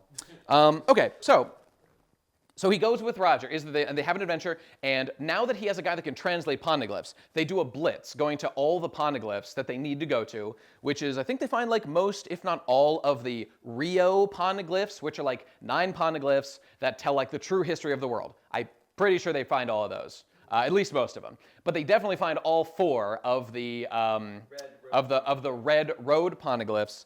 And incidentally, one of those red poneglyphs was in Fishman Island at that time and has since been removed and is now somewhere mysteriously elsewhere. Where is it? We have no idea. We'll touch briefly on that at like the end of Wano when they discuss it. So, but that's where it was for Roger. So if it was still there, we would have had all 4 in the narrative and we could go win One Piece. But we still have 1 more to find in actual One Piece times. Okay, so excuse me. He's having a fun time with Roger, having a great time. Odin loves adventure. So they do it. They find the road poneglyphs, and they go to Raftel. They make it. They put together the pieces. They figure out whatever they need to. Again, they're very ambiguous because Oda doesn't want to spoil anything. Maybe he doesn't even know exactly what the details are going to be yet. I don't know. Either way is fine. And they get there. And of course, when they get there, the only real thing that we learn about what they find there is that Roger gets there and he laughs. Ha ha ha ha ha ha ha. He does a big laugh. His whole crew laughs. They all laugh, and it's epic. And it's pretty cool. It's pretty peak. What does this mean? Again, we don't know what One Piece is. We don't know what they found there. We have speculation. Maybe it's like information or something. Oda does say that they learned the truth of the world. They learned what the 3 weapons are. That could have been from the Ryuo Poneglyphs, though. Well, yeah, he said when we got to Laugh Tale, we found something and check we learned the Japanese text on that. We learned Goddamn the it! truth of the world. Yeah, like that's the context. That's like, that's probably they true. got the 3 weapons. But They it learned doesn't what say the that when they learned what the D. They learned what the D clan is, and they learned what the ancient what the Void Sentry is. Yeah, they learned all he says that on Raftel. Yeah, Look, he says specifically. He makes like a question. He's like, "We learned the truth of the world. What is the Void Sentry? Who is the D clan? Okay. What are the 3 I ancient think weapons?" it's actually a little ambiguous as Sure. to whether all of those things were learned specifically on Laugh Tale, yeah. or if they were throughout learned the course of through the with Poneglyphs Rios or whatever. and- yeah. I'm just saying. For sure. There's some, we'll see. We'll see. That's also not to the imply real that, like, Poneglyph. that's how we'll learn it in the story itself. No, but this is why, like, there's a lot of theories that it's going to be information. Okay, sure, but like the whole point of the Ryuo Poneglyphs is that they contain the true history of the world. We don't need a redundant version of that at Raftel narratively. So like, okay, it could be there. I'm not saying it isn't, and maybe there's just like a copy of the book or whatever it is there, but that certainly could just be in the Poneglyph. So I don't know. We'll see. This is pretty important stuff here, so I did double check the Japanese, and to be clear, the key phrase here is that they do say, on that day, we learned all these secrets. That is the implication going on here. However, maybe some of this does come from like the real Poneglyphs or not, but it does feel like the implication is saying that like secrets were found as we reach this place. I definitely think that's hinted. It's just not confirmed. Could be tricky use of language. These things can be a little sneaky sometimes. Could be real Poneglyph stuff. There you go. Clarification over. Okay. So there's also this other thing going on that Roger is too early. Right. What is he too early for? To like win the day or win One Piece or whatever, for a couple of reasons. One, there's one of the ancient weapons is called Poseidon. What is Poseidon? Poseidon is the ability to control the Sea Kings or the giant sea monsters that, because One Piece is like a whole oceany world. If you control them, you're going to control basically the whole world. Turns out there's a prophecy by this lady, Madame Charlie, whose prophecies are 100% correct all of the time. This is established clearly in the narrative. And she says, the mermaid princess will be Poseidon. It'll be born to you, King Neptune, king of the mermaids. Mermen, I guess. And she is going to be Poseidon. She is going to have the power to control the Neptunes and like destroy the world, which is relevant to Fishman Island lore that you can watch 101 for that stuff. So that's a big deal. And when will she be born? And she says, Junko. Yes. 10 years. 10 years she'll be born, and Roger's going to be dead in like less than 1 year. So he's not going to be around for that to happen. So this certainly could be like the thing. Why didn't Roger like save the world or like do whatever it is that Luffy's going to do? Why wasn't he the guy? Maybe because he didn't have the mermaid princess. He was missing something. Now, there is speculation that there is another aspect of the story, of lore, of myth, that Roger was missing that could, I hope not, but theoretically be like a critical thing that Roger was missing to like win One Piece. I pray that those fears are not true, but they're worth discussing when we get to it later on. Okay, so we'll get to that a little bit later. Okay, so that's it. Odin, they solved the destiny of the world, they found the true history, and Roger disbands the Roger Pirates. He goes to do his thing to knock up some broad, Portgas de Rouge, to have his son, that he wants to be the Destiny Child, or whatever, and the rest of the crew scatters. He also tells Shanks something. Yeah. There's like a moment where he whispers. Yeah, notably, right before they go to Laugh Tale, Buggy gets sick, inexplicably, and so he's unable to make it to Laugh Tale as much as he wants to. And Shanks is about his age. They're both like kids. They're both like apprentices. Right. And Shanks is like, don't worry about. We'll grow up. They're on Roger's crew. We'll make it to Laugh Tale ourselves. very Chad of him, and he stays behind with Buggy to take care of him. So they do not go to Laugh-Tale. They're the only real members of the Roger Pirates that don't go to Laugh-Tale. And then they get back, and Odin sees Roger go up to, Shanks goes up to Roger, and Roger tells him something, and Shanks just starts bawling his eyes out. And Odin's like, I don't know what that's about. He said something to him. And so we don't know what that is. That's a clear mystery. And of course, Shanks has seemed very motivated by something and not to become Pirate King. Because like he had an exchange with Buggy, it might even be later in the story, but Buggy's like, man, why didn't we like team up and go be Pirate King? And Shanks is like, I never wanted to do that. I have like other things I need to do. Seems pretty likely that like this, whatever, maybe like a task he was given by Roger, probably something to do with that. So there you go. And I pray it doesn't have anything to do with the sun god, but we'll get to that later. Jesus Christ, what if it is? On the next generation. That's what he said to Shanks that made him cry. He's like, yeah, I know how you want to be Pirate King. It's not gonna be you, little bro. Yeah. Well, I think it's not gonna be me. It's just like I think it's like he thinks it's gonna be Roger, and he's like, I don't think it's not me. Perhaps. Okay, so anyway, that's the end of Odin's journeys abroad. He comes home finally. Oh, by the way, hilariously, during their quest to get all the Rio Poneglyphs, one of the Poneglyphs, the Rio Poneglyphs, the red ones they need, is on Wano. This means they had to come back to Wano during this period where, like, Wano is currently being totally fucked by Kaido and Orochi, who are, you know, enslaving the people, starving everyone, turning it into a weapons factory, etc. Odin is just not there, not doing anything about it. And it's also kind of narratively confirmed later. If he'd been there early on and they had an organized resistance, it is very likely they could have stopped this from happening. He just wasn't there 4 years and was fucking around really for no reason other than he wanted to. So, man, what a great guy. With due respect, well, I guess I'm going to play devil's advocate here. Sure. Odin was essential for the Pirate King's crew. Yeah. Okay, but the Gold Roger pirates were not approaching this like, we have to save the world. We've got to protect people. It's a small sacrifice. They were not like that even a little bit. They're like, we want adventure. Let's go. I'm not like I'm defending like the results, not the methodology, because like yes, he was fucking around. Well, isn't that convenient of you to defend the results? I mean, I guess it just so happens it was for the big picture, and what a convenience. Ultimately, what he did was a good thing. Okay, I guess it worked we know out that that now. But in the short term, right? But in the short term, it was. Is there no one else who could have read the road poneglyphs? So, well, for example, Odin's dad is also a member of the Kozuki clan. That guy's gotta know how to read the poneglyphs. There's no doubt he can do that, and he was alive. Sukiyaki. Thank you. Okay. Sukiyaki. So, and he's alive, but he like is Shogun of Wano. He probably doesn't want to leave and go do other stuff. So there you go. That's what's going on. So back in town, Wano's fucked, and it's been run into the ground. It's all fucked up. So what do we do? What do we do now? Odin immediately is like, I'm gonna go kill the people in charge here. Gonna go kill Orochi. Okay, It's gonna be great. care of him. Yeah. And he makes an attempt to do so.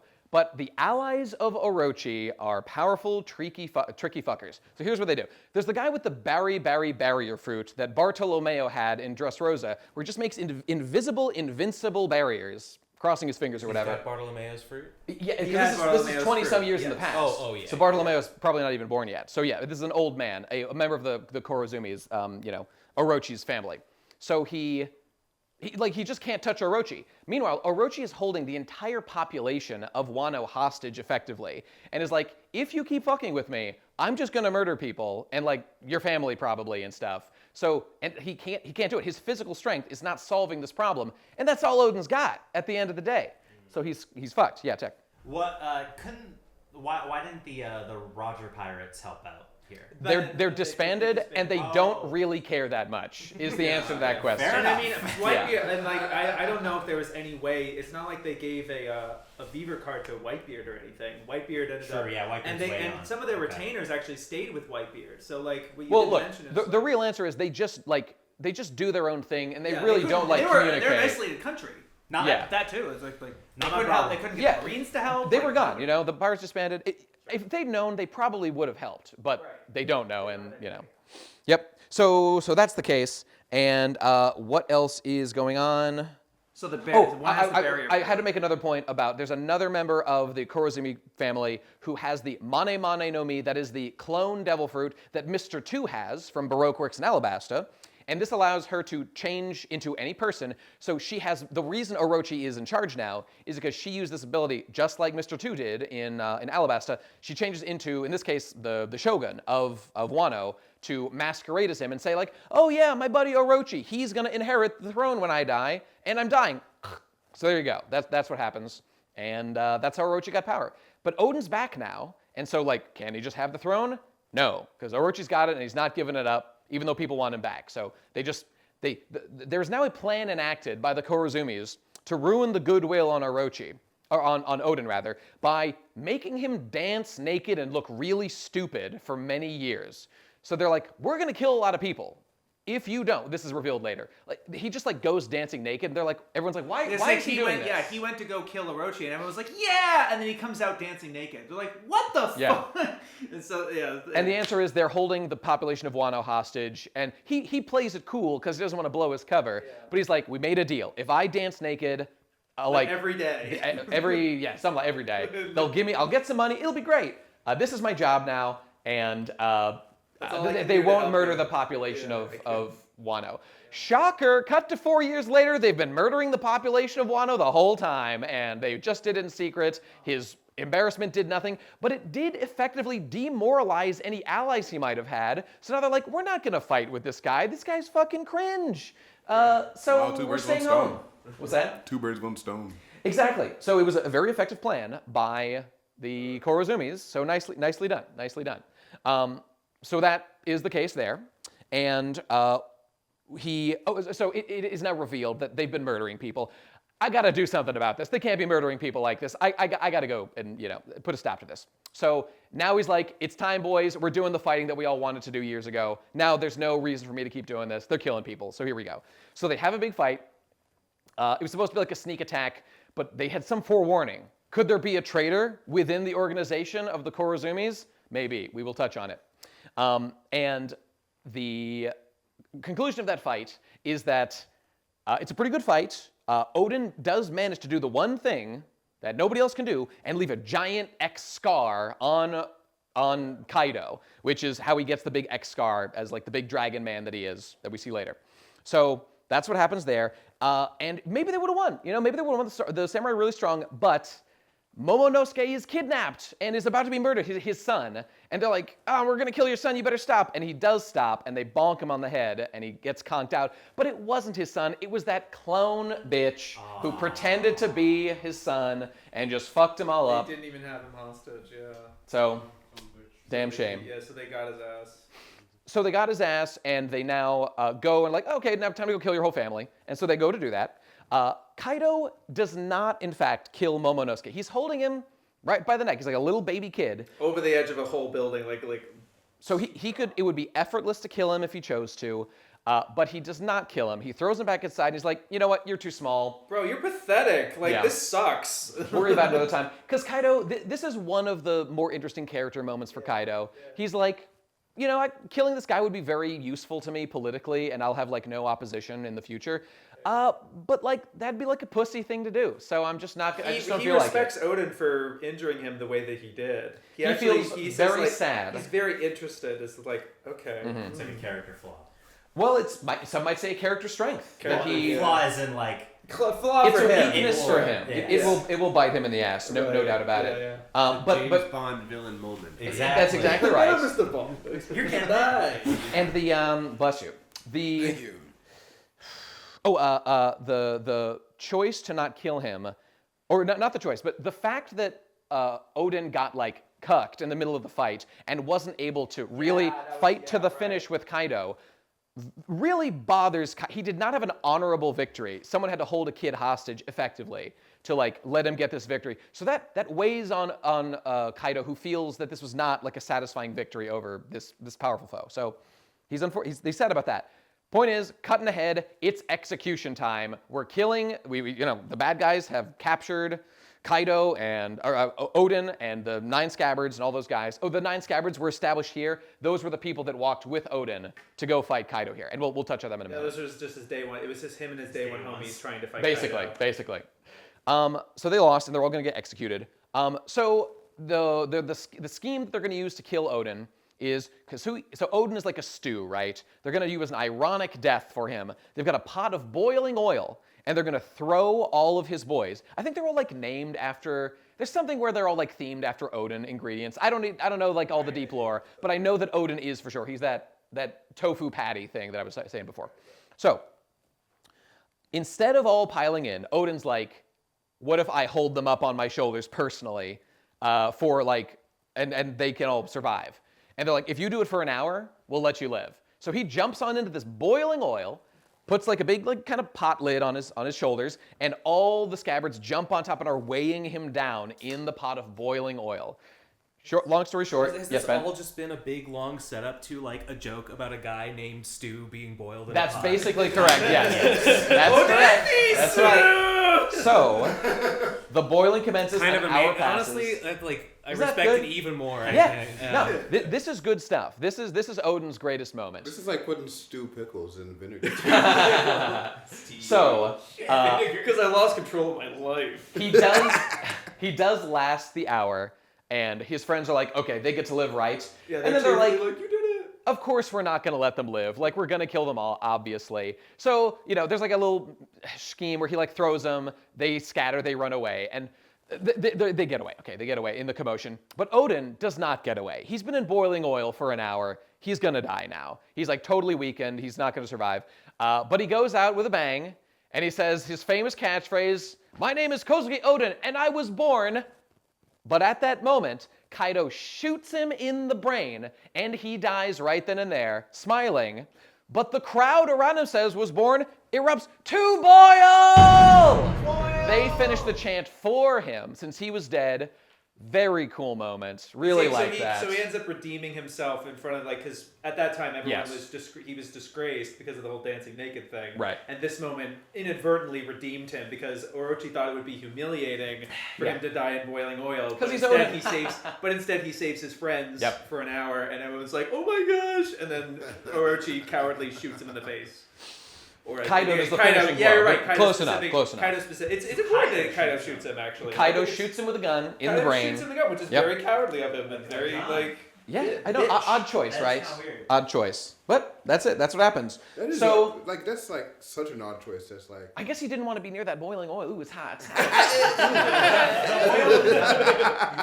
Let's simmer it down a little bit first. I think it's just sort of like fall back because ultimately he's subservient to Orochi because he's technically he's I don't not. think he would say that, He but wouldn't. He wouldn't. But the fact that he's going along with this, and Yeah. then he's like, the fact that he has to capitulate and shoot Odin. he the way doesn't that Orochi want to kill wanted. this guy. He's Exactly. doing it He because didn't want to, but he's like, yeah. oh fuck.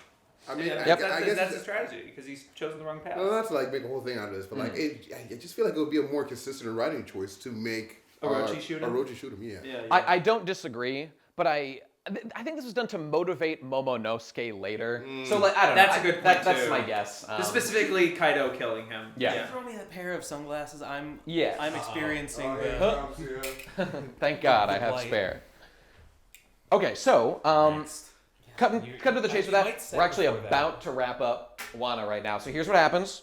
It's barely helping at all. Yeah, they're not the strongest. Yeah, it's It's like almost below the tree line. A beam of laser. All right, let's go in. Okay, so what happens here is that the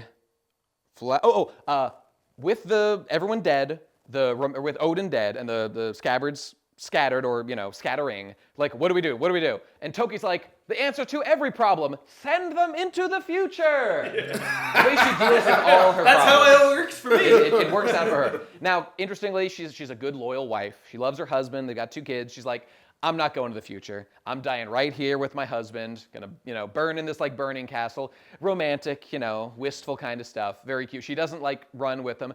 Objectively, not the most efficient use of her I kind of think energies. that maybe but if there's one situation where going into the future would solve a problem, it's like if you're imminently about to burn to death. Fuck them But kids. she- She's probably been She having made a those choice. problems her entire life. It's like she's been constantly on the run or whatever. and she's She's found a not- home in Wano, and she doesn't want to run anymore. I'm just saying. Yeah. The Well- problem of the house I'm in is currently burning down is Yeah, one. Traveling to the She future made a choice. successfully solved. She clearly Okay. wanted to burn It's a to death. character It was choice, I maybe get it's it. like she can only send other people or herself. And then she Just do goes- one at a time. First do them, then do me. Yeah. I don't know. I don't think it's a problem with logistics. I agree with what Shade was saying earlier. I Okay. think she just like did it because she wanted to stay with her hubby. Yeah, I think she's no like, doubt, "Nah, no doubt. I'm done. So, okay, so this is where the whole time travel stuff happens. Toki did it. We've all been wondering, what's with these time traveling samurai? Okay, this is how it happens. The people that get sent into the future are Momonosuke, Kinemon, Raizo the ninja, Kanjuro the drawing guy, and Kiku. And the ones that are not sent into the future are Denjiro, who now, through this experience, through sheer fucking rage, his skull warps into a new fucking face. He's seethed so fucking hard. This is what happens in the story. He gets so mad, his face warps. This is the guy who became the bodyguard that pretended to kill. Correct. Exactly right. And that's the only reason this happened. He just got mad. That's the only reason. That's how they explain it. Wow. Seething the likes of which has not been seen before. So that's Maybe it. some people who read One Piece, maybe they'll get that. Like, And They might give out a Yeru or two. And I That's think true. that gets a convenience bell. Think so? Ding ding. It You know gets what? a convenience bell, but like at the same time, it also gets like, oh, this is straight out of a folk story. Yeah. Like, I love that It's one. a lot. convenient, but it is really, really, really funny. it is. That's what It I mean. is It's funny. so good. We're writing the bell. Oh, thank God. The convenience bell. There it is. Okay, the bell is now on the board. Convenient. And when it's With convenient. a question mark, right? The question mark marks the possible location of the Oh, cram. sure. Cram things in. Perfect. We'll ring the convenience bell. Notification bell. Okay, so moving right along, we have a man warping out of sheer rage, and he's taking care of Hiyori. He becomes like the Yakuza protector Kyoshiro. That's Denjiro. Okay, Hiyori obviously stays in the past. There's been a question, why did she like split up the siblings? Isn't it like safer to like send them both into the future? Legitimate question, maybe just like you split them up, it's more safe to go in two different directions. They weren't like immediately trying to murder her that moment, so I guess it's fine. I don't know, not like a narrative problem or anything, just a curiosity. Kawabatsu stayed to protect Hiyori. He later got jailed. Ashura Doji fucked off, and I guess was thinking of eventually helping Wano be freed. I believe he was witness to a lot of previous, like subsequent attempts. Like people in the 20 years when they leaped, he's been witness to a lot of samurai trying to take down Kaido. It's not like they haven't tried at all for 20 years.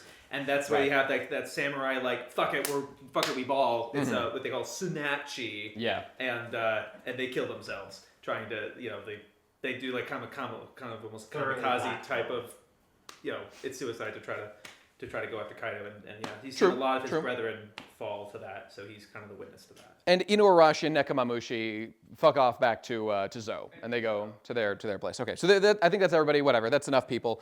Flashback is over now. That's enough scabbards. The flashback's over. We're in the future, and it's revealed that Kanjuro is the traitor. Oh my God! Like the art guy was the traitor all along. One of the 9 scabbards had been working for Orochi the whole time because he is in fact a Kurozumi as well, one of their clan. So he'd been fucked up, and he's got this whole thing going on where he's like the ultimate performance artist. I am a performer. I don't know, this is probably like some like Japanese deep lore stuff about like, he sure looks like a character. It's probably like a type of play that he's from or something. Ben? Kurozumi, that's the moon people? That's Kozuki is the sorry. moon. I know they're very similar. Now I forgot. Kurozumi means like black coal, so it's different. Coal is- Kurozumi. Okay. So that's that, and he's the traitor. He's fucking everybody over. He told everybody the secrets ahead of time. That's a shame. Oh, and he was always a really bad artist, even though he has like a drawing devil fruit. So good. But turns out he actually is a fantastic artist with his other hand. He'd been faking the whole time. So big reveal. And his power's like way stronger now because he's like painting with his actual hand. I'm using my drawing hand. It's Um, so funny. Oh, and now is where we get the thing. The lore, the ultimate lore drop. So Kanjuro, aka Denjiro, reappears and is like, actually, I know no one was here before. It was merely a prank. Right, but Denjiro now, or he was Denjiro. And he's like, actually, I've got all the forces here. We've got like something like 5,400 men total, and the Beast Pirates have 30,000. So these are going to be the troops that fight each other. And we got together, even though like Orochi had this whole plan to like blow up the bridges so nobody could get here and like fuck up the total raid because he knew the inside information all the whole time. Because cleverly, Kinemon had made a modification to that little paper that they were using before to like unite the tribes that what's his name? Fucking Yasuie had like claimed was just a prank, bro, that he had made. And like there's these two lines, and Denjiro goes on this like long-winded yap session about how, oh, the lines symbolize, he's basically being a One Piece theorist right now. They symbolize this, and they point to this place, and that's how we all knew to meet at this place instead. It was brilliant. And Kinemon's like, I didn't do that on purpose at all. It was a total, not intentional thing. It's just like a joke that it like worked out well anyway, even though he didn't do it on purpose.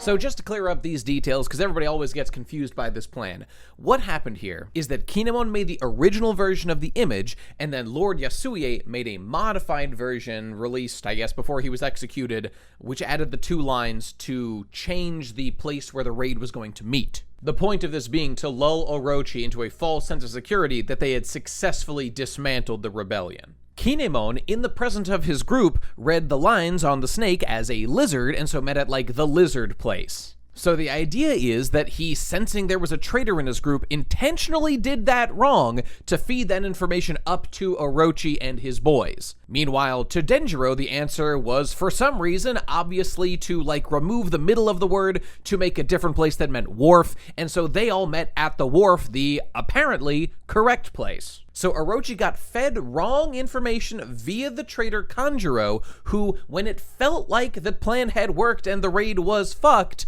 revealed himself to the group. Denjiro thinks that this was done on purpose, but it was actually all an accident that just happened to work out great. Damn, this is a confusing bit, especially if you're not reading this shit in Japanese, but I guess it all basically makes sense. Good work, Oda. Very funny. How convenient. That literally is a convenience, but it's a lampshade hung convenience. Yeah. So I'm quite favorable. It's like, so people use that face of Kinemon being like, I did not plan that. He's just like that. Yes. But it wouldn't be any less convenient if he had done it on purpose and it had all been intentional, would it? Isn't that kind of the definition of not convenient? Because like you're doing it with intention, there's no accident there. Well, it depends the level. If you're saying it's convenient, the character knows how to do that. I mean, sure. I guess it's convenient for him that that he just made a sequence of mistakes that simply added up to. Yeah, that itself is the convenience. Yeah, but that's what I'm saying. I talk myself into it. All right. It's like King from One Punch Man, basically. Right, how everything always works out for King, or Buggy from One Piece.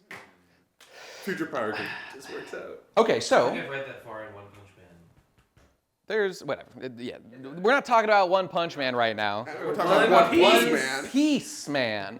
Okay, so they're going to do the battle. Here's the 9 scabbards. It's happening. Oh, we're here.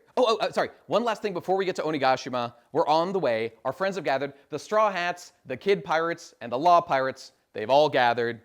They showed up. They're in their pirate gear. They've trained. They're ready. They're ripe. They're tanned. They're rested. It's time for the raid on Onigashima. So we're doing it right now. There's like some beast pirates that are there. They're dispatched with easily. We're going to do it. We're the main characters. It's going to be great. And there's 5,400 total troops. And guess who else arrives to join the attack? It's Jimbei, everybody's favorite steering guy. Hooray. Just Jimbei?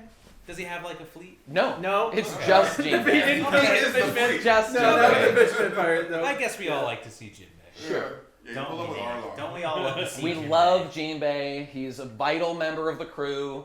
His talent is deeply necessary for the survival. Jimbei, That's correct. Jimbei, I'm so glad you arrived with That is with correct. that fleet of superhuman fishmen pirates that you command. Wait, they're not here. Wait, you're not? Yeah, They're not it's here? almost like he'd be more useful as an ally than as a member of the crew. Huh? No, he's got fisherman's You told them go off somewhere else and you just came here by yourself? Okay. Thanks. We kind of need It numbers. would be really funny if the Straw Hats get to Jimbei and be like, where are the fishermen pirates? It's like, did you want me to bring them? What are we doing? Yeah. It's like, we're raiding the thing.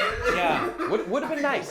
Would have been nice. It's like, I can call them, I guess. We're doing it like right now, though. It's like, We're doing So with that, with Jinbei's glorious arrival, bitchless and friendless, as always, we're done with Wano, and we're on to Wano proper. It's all part of the large. We're on to Onigashima officially now, and this is going to go a lot faster. Okay, this is pretty straightforward. This is the real Act 4, people. Oh, that was the end of. Actually, when did Act 3 end officially? Was it like right then? No, the joke is that like there's end of Act 2, and then I think Act 3 just goes. It's like the end of it, isn't? Yeah, I think you're right. But I think really, you're right. like 3 is the flashback, 4 is Onigashima, and 5 is like really quick. Why didn't he just do that? I don't know. Just do that. That's what I mean. There will be no confusion. I do think he just forgot about the act thing. He planned that since chapter 1, He did, actually. yeah. He's like, this look, exact I'm going narrative to do beat. just 2. You're playing right into his then, hands. He planned forgetting it. He's just that good. He's just that good. Okay, so Onigashima, what's happening? So what's happening now is there is a fire festival going on. So it's the one day of the year. There's a ball pit. Oh yeah. Ja Rule is there. All right. That's actually not true. Ja Rule is canonically on Elbaf right now. Was the ball pit. Fire Festival was Ja Rule. That's right. We'll get that joke in like an hour and a half when I get there. Excuse me. So the the Fire Festival is the one day of the year when like the people of Wano are sort of like legitimately happy because it's like the one day they're like given snacks and treats and they like have a party. They launch these cool lanterns. They launch the cool lanterns. Yep, they're very cool. They get snacks and treats. You're gonna make me cry. I know. Excuse me. All right, so I'm gonna puke just thinking about it. Imagine giving poor people things. Not on your life.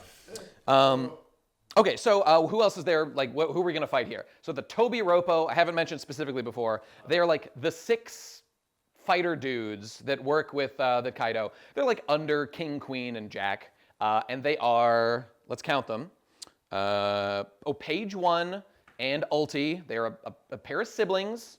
And they are both dino people. We'll talk about them more. Oh, Sanji like fought Page 1 before. It was pretty disappointing. Disappointing is the name of the game for Page 1.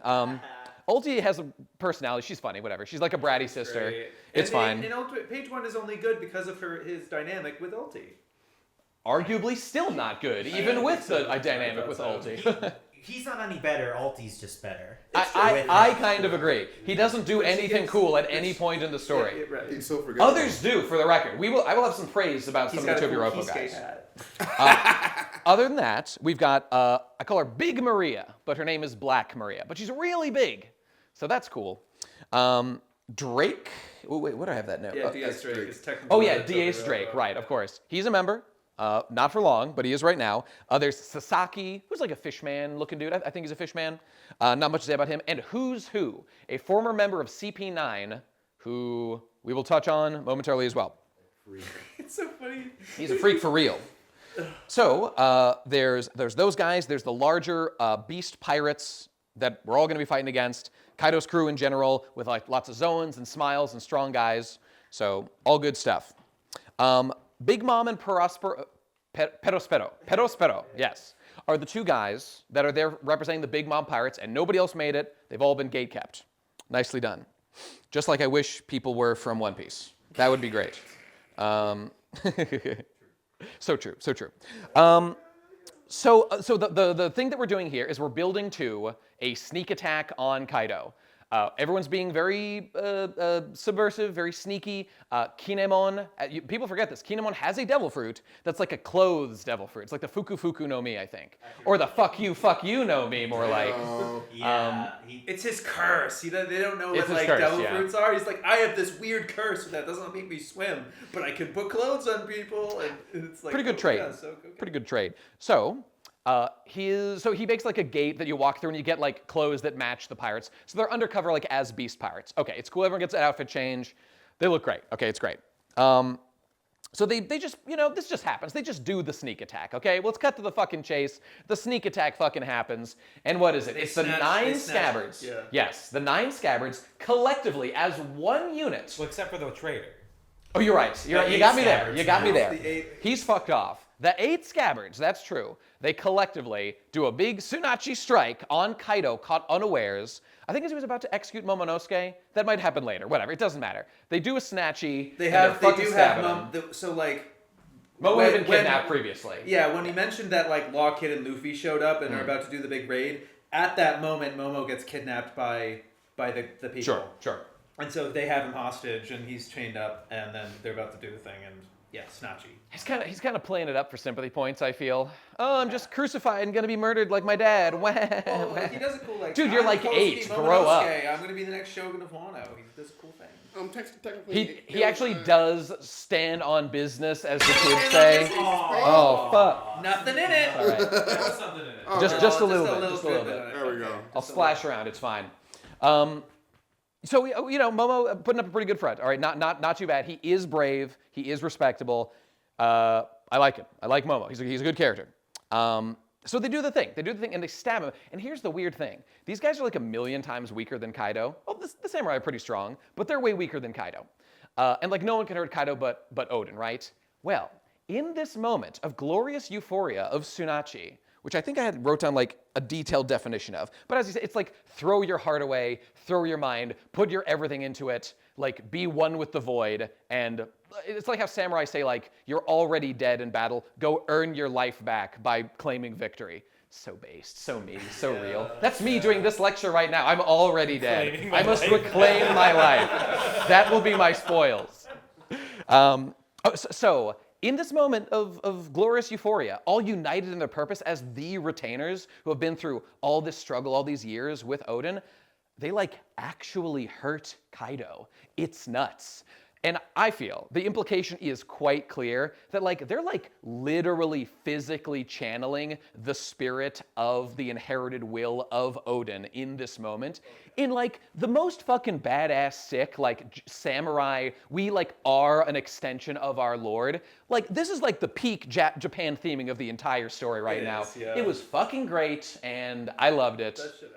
It was the best shit ever. It ruled. So that was great. Did it beat Kaido? Not even a little bit, no. But it did hurt him a little bit. But it made a statement. It made a statement. How That long it is did. 7 health bars? It was yeah.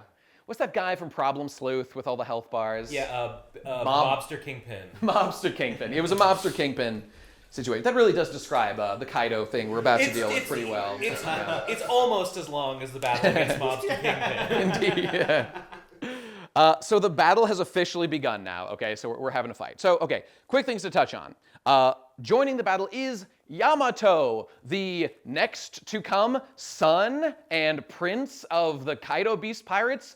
Not exactly. Okay, Yamato is a divisive character for annoying reasons that I don't want to spend a lot of time on. Yeah, Luffy encounters Yamato. Yeah. And he's like, a woman? Because Yamato is well endowed and looks like ostensibly like a woman, and he's like, I'm the son of Kaido. I'm actually Odin. Yeah. But you can explain. But How so, can like, you be the son as of Kaido and appearance- Odin at the same time? So like Luffy's But just they're like, getting aren't married. you? And then he's just like, I'm the son. You're right. So. All right, everyone shut the fuck up and let me get through this shit, okay? Here's the deal with Yamato. I don't want to hear any of these stupid arguments about whether she's a man or a woman, okay? It's a total waste of time. Have whatever opinion you want, but shut the fuck up about it, okay? Here's the deal. Yamato just says she literally is Kozuki Odin. I literally am Kozuki Odin. She is not literally Kozuki Odin. She is a different person, okay? As an extension of this argument, people are like, okay, but at least she's like a man, right? Think whatever you fucking want about this, okay? I don't think this is a very good argument, as I'm going to lay out in a couple points real quick right now, okay?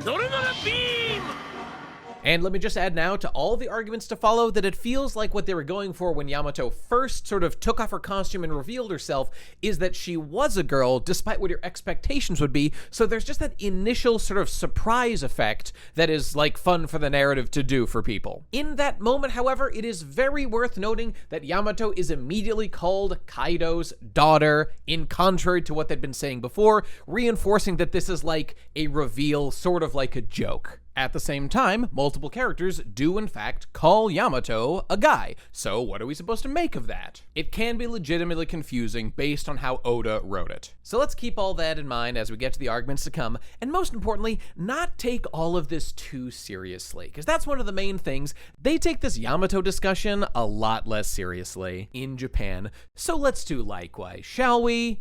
Off we go! So, There is a line. Nobody pays attention to this fucking line. There is a line where Yamato says to Luffy, Luffy, I think you might even be more Odin than me.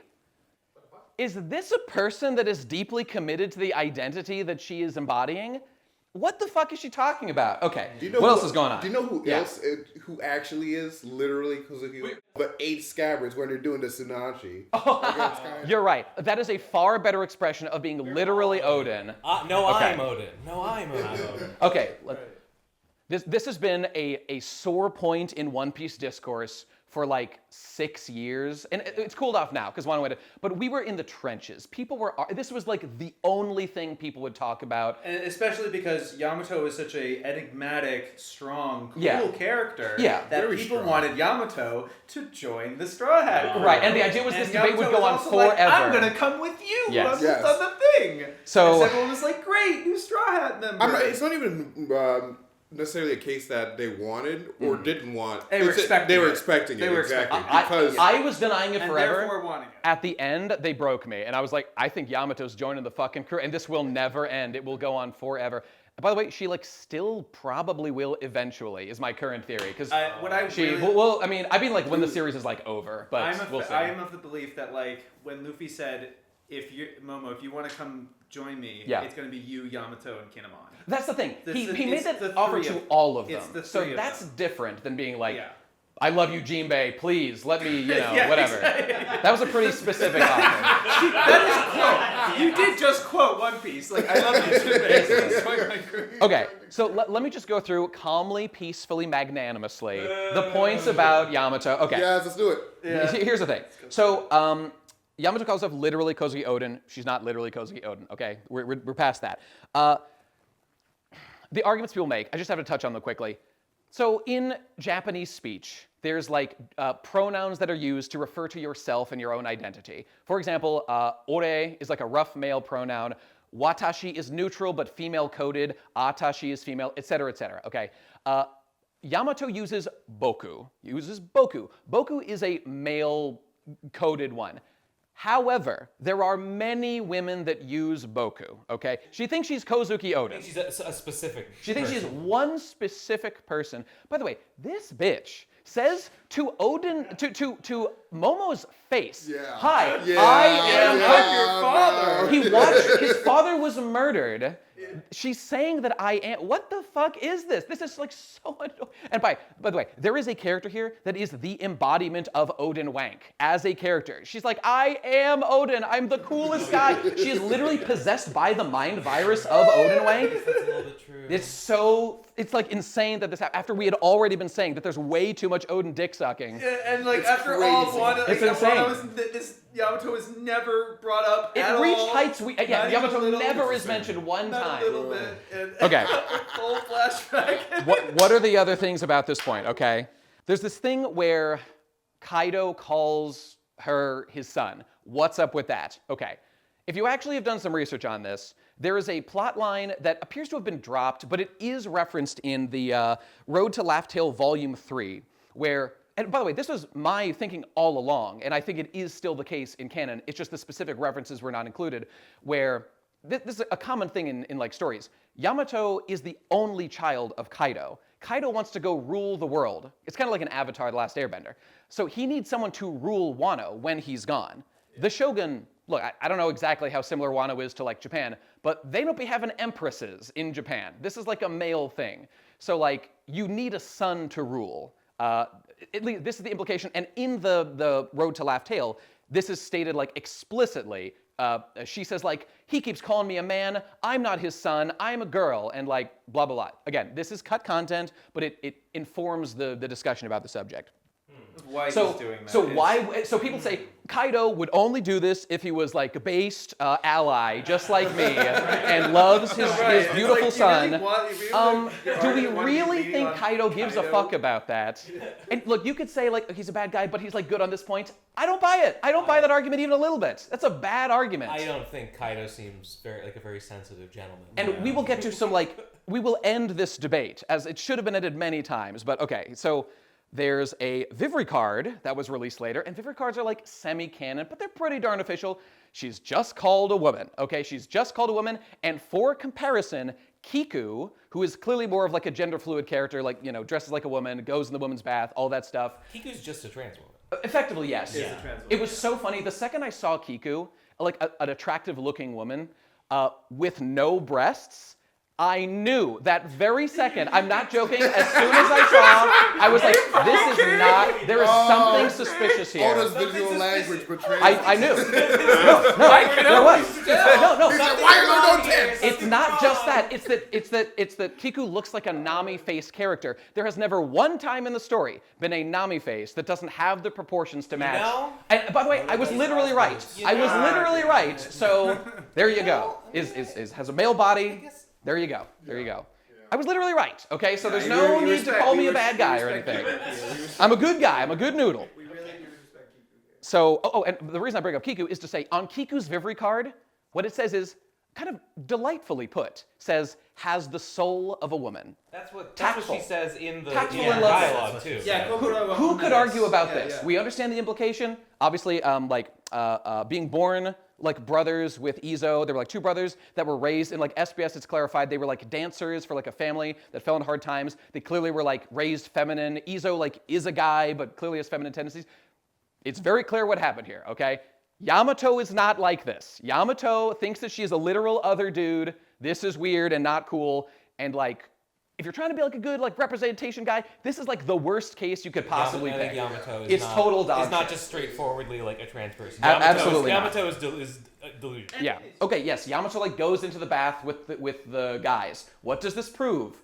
I mean, like nothing that she thinks that she's that she thinks she's Odin. It's consistent. She thinks that she's Odin. I mean, like no one would argue that her body isn't female. So The body's the body. Right, yeah, that's true. You'd be like, well, there was another thing here. Oh, there's a color spread that everyone did that came out recently. It's like all the attractive women of One Piece. Guess who's on the color spread? It's Yamato, front and center. yeah. I know And you Big can. Mom. Look, okay. Yes. Wait, is that true? I think Bob was on. You might be right about that. Big Yeah. Mom was there.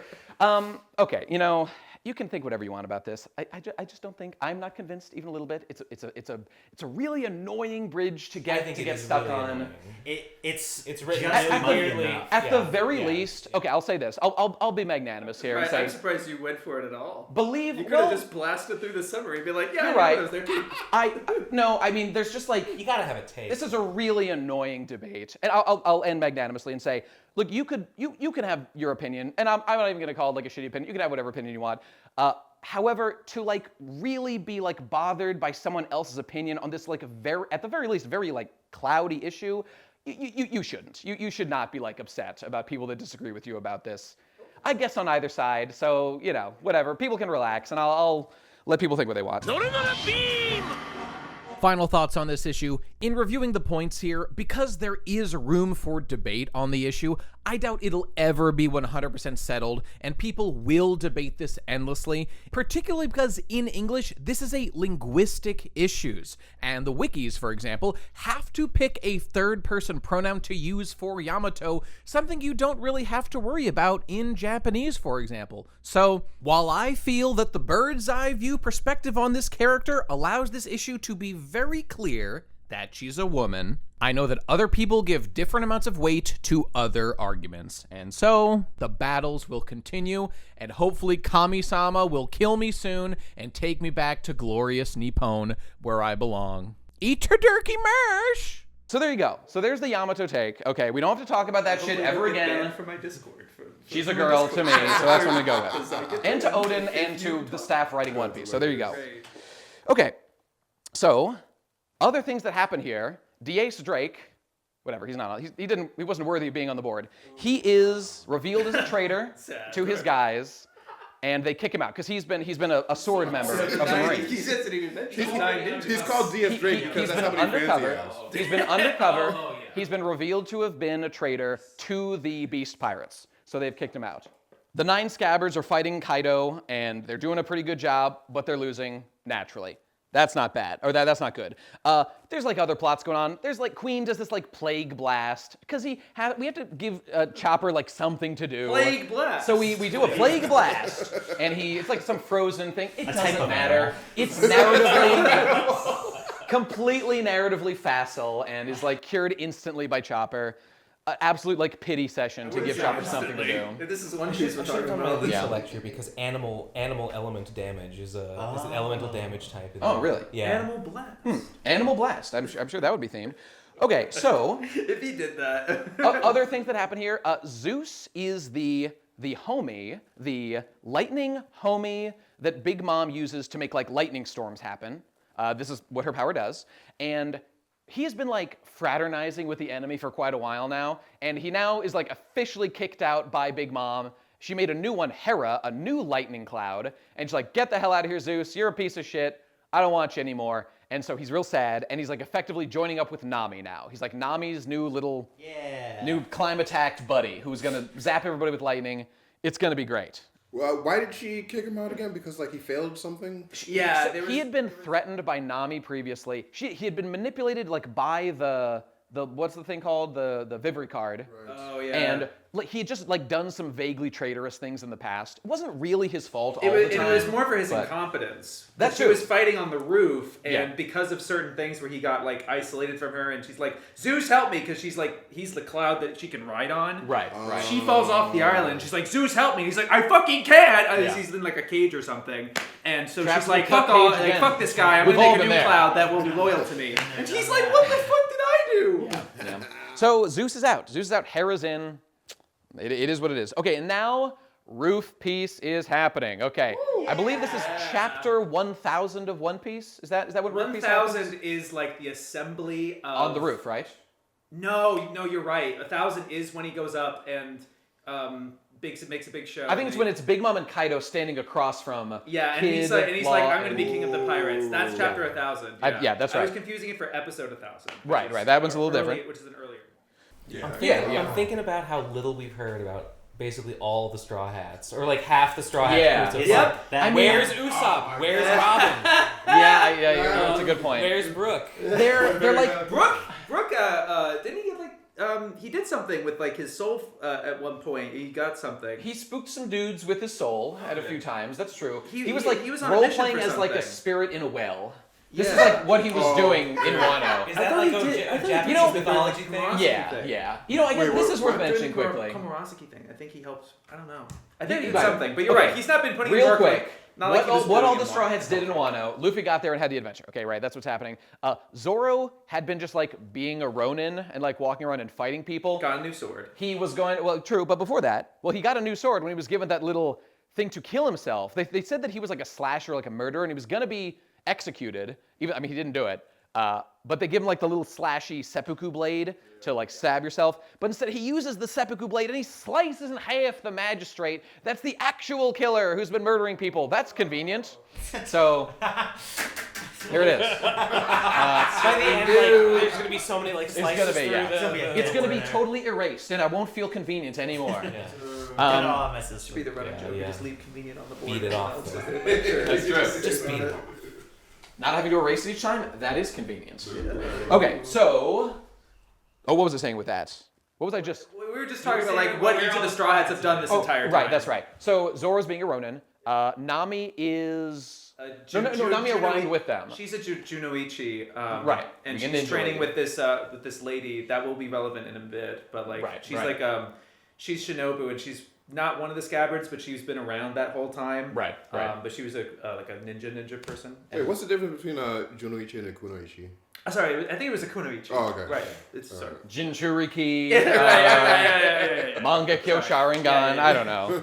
But yeah, that's what she was doing. So Usopp was being like a toad oil salesman. Pretty cool. Why? Well, because like if the free thematically thoughts. fits, They're all right there, the baby oil. They're trying Chapter 1, it was planned to bring the baby oil for that. Yeah. They're trying to. They're trying to be inconspicuous to not be like the Straw Hats are on Wano. So they're all blending in. Yeah, they're all trying to be And different. it's like selling snake oil is like something Usopp would do because he's like a liar and stuff. So Yeah. fits his character. Who else we got? Sanji is running a udon shop. Oh, I remember that. Yeah, that's or Soba. Sorry, Soba. That's why he's Soba masked. Soba, Right. yeah. So he's doing that. Chopper was not there. Chopper was a ninja. Well, obviously he shows up with them. He shows and up then with them, becomes like a ninja.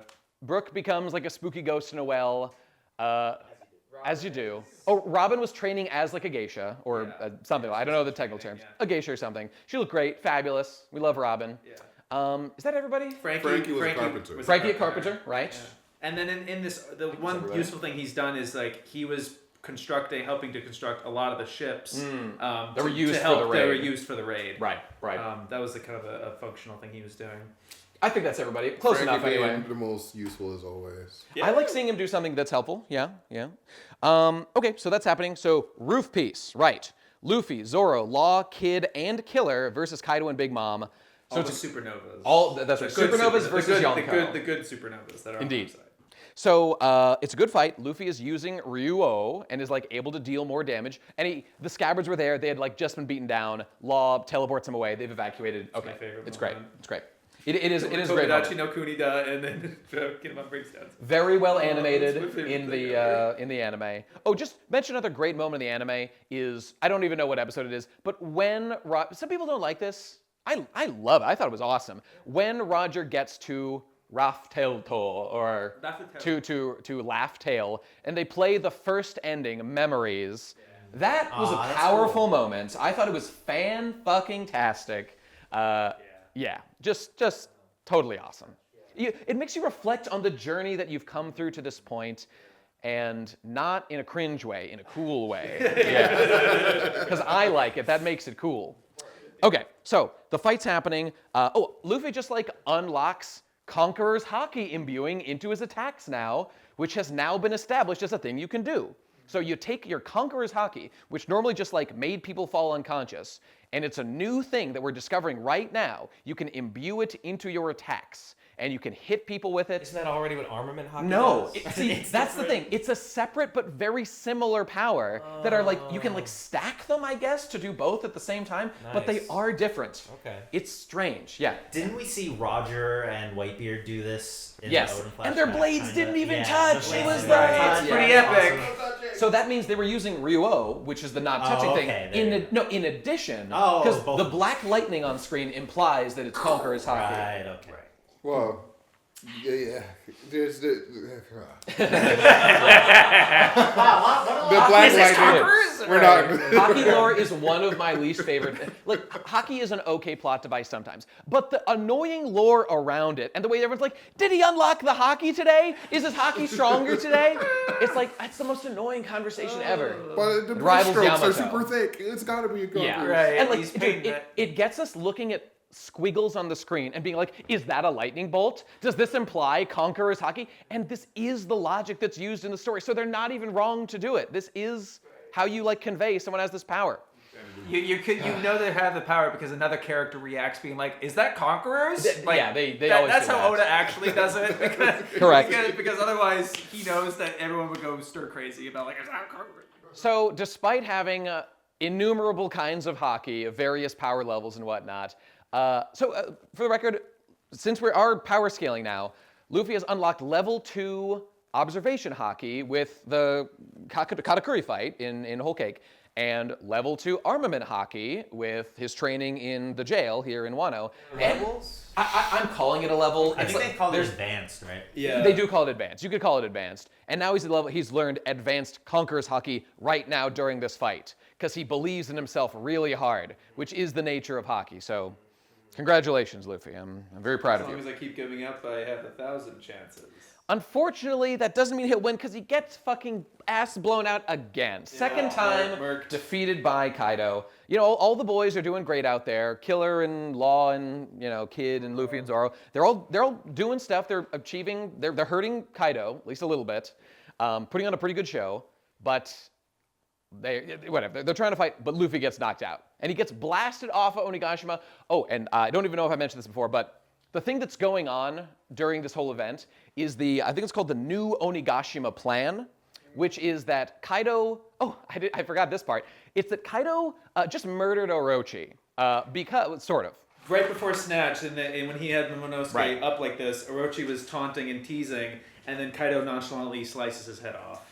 Because what he wants to do, Kaido was like, okay, we're launching a new plan. I'm taking over the world. I got Big Mom on my side now. Fuck this Orochi guy. I'm not putting up with it anymore. He's cringe anyway.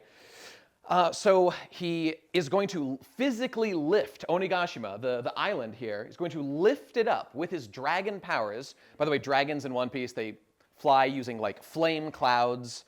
So they kind of walk on the flame clouds that they generate. It's not like exactly flight, but whatever, it's close enough. There's only 5 flying devil fruits, as we've established. Famously. No more.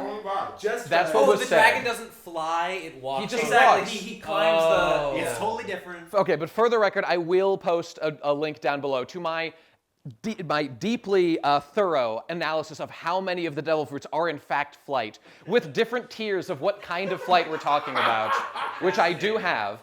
And by the way, there's more than 5 that fly. Even ignoring like some of the goofier ones that are like Doflamingo, he Spider-Man's with strings. Is that flight? Like Luffy flies in Gear 4th. Can he fly? No, because he's like maybe he's using Geppo or something. It's like a secondary effect. His arms are jetpacks. But you know who can fly, and I will not accept substitutes on this? Aramaki, the green bull, who we will see later, who makes a little helicopter out of a plant in his back true, yes. and flies like a helicopter. That is true. flight. I will accept no argument against it. And it, Okay, it looks stupid as hell. But It looks awesome as fuck, is how it looks. Now or awesome as fuck. I counter you with an Two awesome sides of the as same fuck. coin. Yeah. That was Blackbeard and Luffy. It's true. It's true. This plant Oh, that's propeller good looks so stuff. stupid, I could die. It's awesome as fuck. I'm gonna come. All right. Looks so awesome, I could come. This looks so awesome. We could come. This looks so bad. I could come. They're both gonna come. Okay. All right. I'm coming no matter what happens in this situation. Okay. So, Luffy got knocked out. Right. The point was, he's currently, Onigashima is being lifted out of the water, and he's going to drop it onto the flower capital. It's like the Tokyo of Wano here. Right where they're having the festival. He's going to drop it right on everyone and kill everyone. So that's going to be a real bummer for everyone. Real epic. So that's not good. Right. So they're in the sky right now is what's happening, using the flame clouds. So Kaido's like fighting them while also like floating this thing, which, you know, if Doflamingo can make the bird cage while fighting everybody else, then anyone can do anything while they're doing anything else. Well, that's another you go. mechanic, the similar Oda mechanic of like the third act must have a timer. Yeah, So it's like, yeah, be yeah. sure that this arc will end. He's following the writing assignment and adding yeah, a timer, yeah, yes. yeah. It's fine. It's cool. And now they're good. floating. I liked it, And yeah. if they like beat up Kaido, then like they'll fall. What do? We will address what they will do momentarily. Okay. And other things, so Luffy got beat up, and so he was knocked off of Onigashima and fell into the ocean, into like the water around Wano. Oh no, is he gonna die? No, because he is saved conveniently by the law pirates in their yellow submarine. Yay. So the polar tank. So they save him and they patch him up. Right, okay, so that's great. So we leave that there. We will return to Luffy in a moment. And let's cut to the Toby Roppo fights for a second. Are they actually in a yellow submarine? It's a yellow submarine, yep. Now, if in the manga, it's black and white, obviously. Right. But like, so you wouldn't have known if you just see it. Official colorization. Yeah, but a little reference, it's cool, it's cool. So, Toby Roppo fights real quick, running them down. Page 1, and Ulti are tragically defeated by Big Mom in a very unsatisfying way, I feel. Nami got like a little bit of a fight against Ulti. It wasn't very satisfying. Should have been better. That's my take on that. Big Mom just like destroys him. It was kind of lame. Whatever. Moving on from that. It's Nami and Usopp trying to help Tama because Tama's there too, running around, and they run into Big Mom, and Big Mom, despite having her memories back, remembers Tama, and she's like, "Oh, you're that cute girl." Like, they're still friends, and Tama's like, "Oh, Lin-chan," or whatever. Save me from this mean lady. Right, Yeah. so they're being chased by Ulti and Page One. They're That like, is "You kinda dare attack the little girl? Yeah. We TFO!" Even though they're like allies. That's fine, but in my heart of hearts, I yearn for like an Usopp and a Nami fight or something, like Chopper and Usopp had back in Alabasta. What was you the know? last good Usopp fight? Well, dude, that's a long time. Perona No, in no, fucking what? Thriller Bark. Dressrosa. No, I was gonna say that's not a fight exactly. That's 2 fights. Those are narrative events. Like I know it's. Narrative I was gonna say. Dressrosa. The berry girl. Berry? Sugar. Sugar. So she's the one that makes the toys and stuff. I don't remember that at all. Damn, bro. No. She's like, Sorry. So like That's she's scared. literally So the she's whole the thing. whole reason that they're all toys, and so Usopp has to scare her in order to knock Make her her pass unconscious, out, to feed like a thing. That's And so so he bad. scares her and scares her unconscious, and then he does it again and gets advanced observation. real quick. Yeah. Speaking of Chopper, Not do you advanced remember observation, not advanced pre-time observation. skip when Yeah. like he used to switch between points during the fight? I remember that. Remember when they used Yeah. to look cool? Chopper used to look cool. Chopper used to do stuff. Remember Brain Point? Chopper is a victim of the overabundance of characters that like can do stuff. Anytime you have too many like protagonisty characters in like a fight scenario specifically, you have to make cuts. You can't spend all day fighting everybody. I will say Nami had a great moment, regardless of not having a fight. Yeah, she you're had right, a you're right. very good moment. With Ulti. Ulti, she's like, say your captain's not going to be king of the pirates, and she can't say it. She's like, he's going to be king of the pirates. Yep. And it's the most peak shit ever. She refused to back down, Yeah, and it yeah. was commendable. She was brave. And then she was saved. God. Conveniently. Conveniently. All right. So okay. So that's them. The next one is Who's Who versus Jimbei. Okay. Oh, here we go. Here we go. Here we go. We're beginning our descent flight now into the bowels. So this event is, Who's Who. Not the nicest guy in the world. He looks at Jimbei and he's like, so how's slavery treating you lately? He makes some unkind assumptions about Fishman. It must be said. Do we have to cancel every guy that says a mean word here or there? Okay. Wait, who's who? Who's Who is, so He he's is a former... red colored and it's like a puma. He's got like horns. He's racist. Is he a Kaido guy? Yeah, Yeah. he's one of the, He's those one of the six- Toby those six Roppo. Toby Roppo. Okay. But he is far more important for what's about to happen now. He's really nonchalant. He says a word. He says a word that will echo Whoa, throughout history. No. Not that word. He says the N-word, folks. He says the N-word. He truly does. He drops it. He'll never recover from this. Shredded everything. It's true. He says the N-word. It's not a lie. He says says Nika. He does say Nika. He says Nika for the first time in the series. He's like, Jimbei, I know you're big on slavery, so let me tell you, you must love Nika because slaves like you love like praying to Nika and stuff. Like you're all about Nika. Who's Nika? Nika is this lore that's coming up at like chapter 1018 or something. 45 is when he.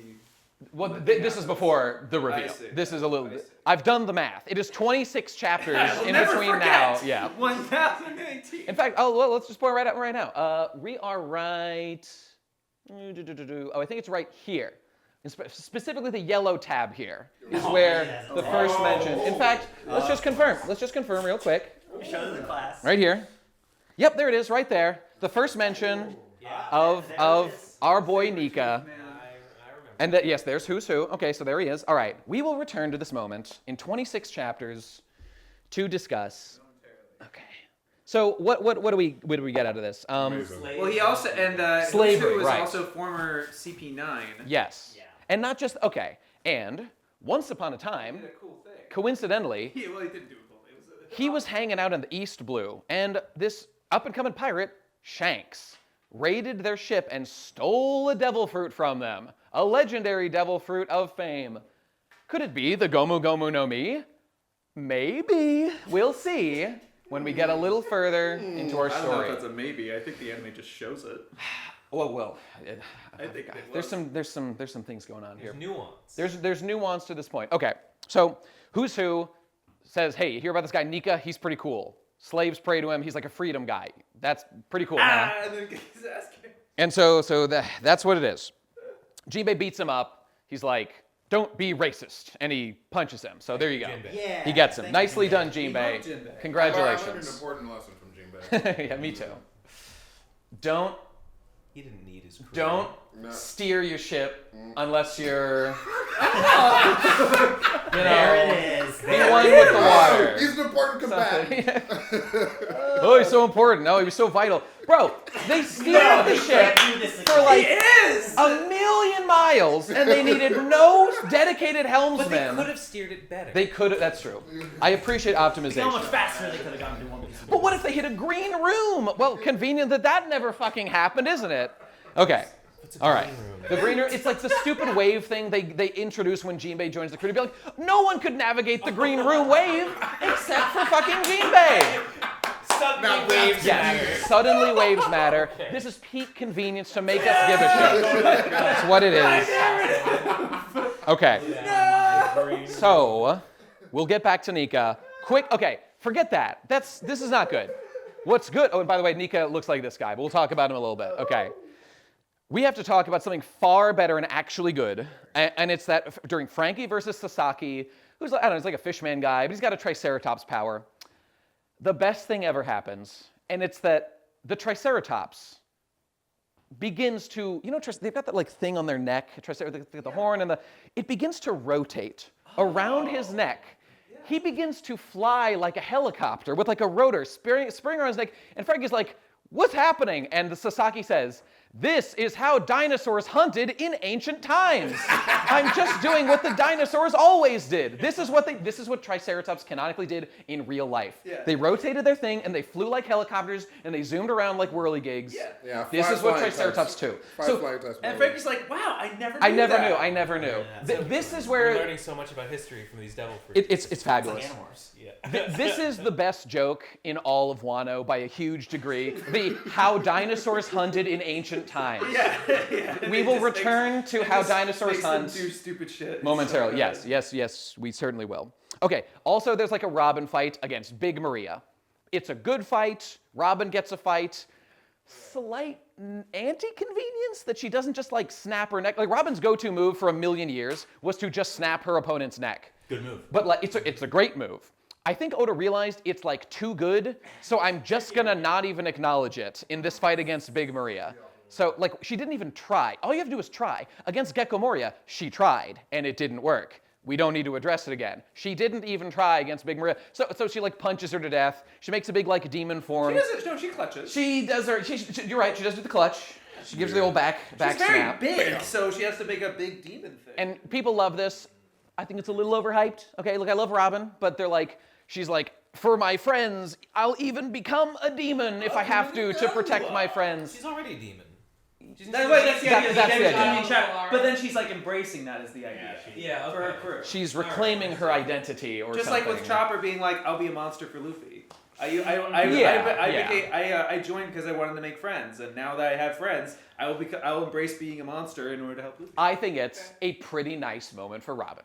It's a great moment for her with Sanji as well, because Sanji gets captured by Big Maria. Right. And He's like, weak to women. He can't hurt women. And she's like, okay, she'll call for her help, be pathetic and everything. Sanji you won't do it. Sanji eventually gets a line, I'll even become a misogynist. That's good. That's good. Sanji can imagine. God. No, but then he's like, help me, Robin, and she immediately saves him, and she's like, thanks for asking me for help. She is grateful to be asked to help people. Thanks for having me help you. It is sweet. Like, my crew asked me for my help. She's not just being protected, you know, like she was for... And Brooke helped.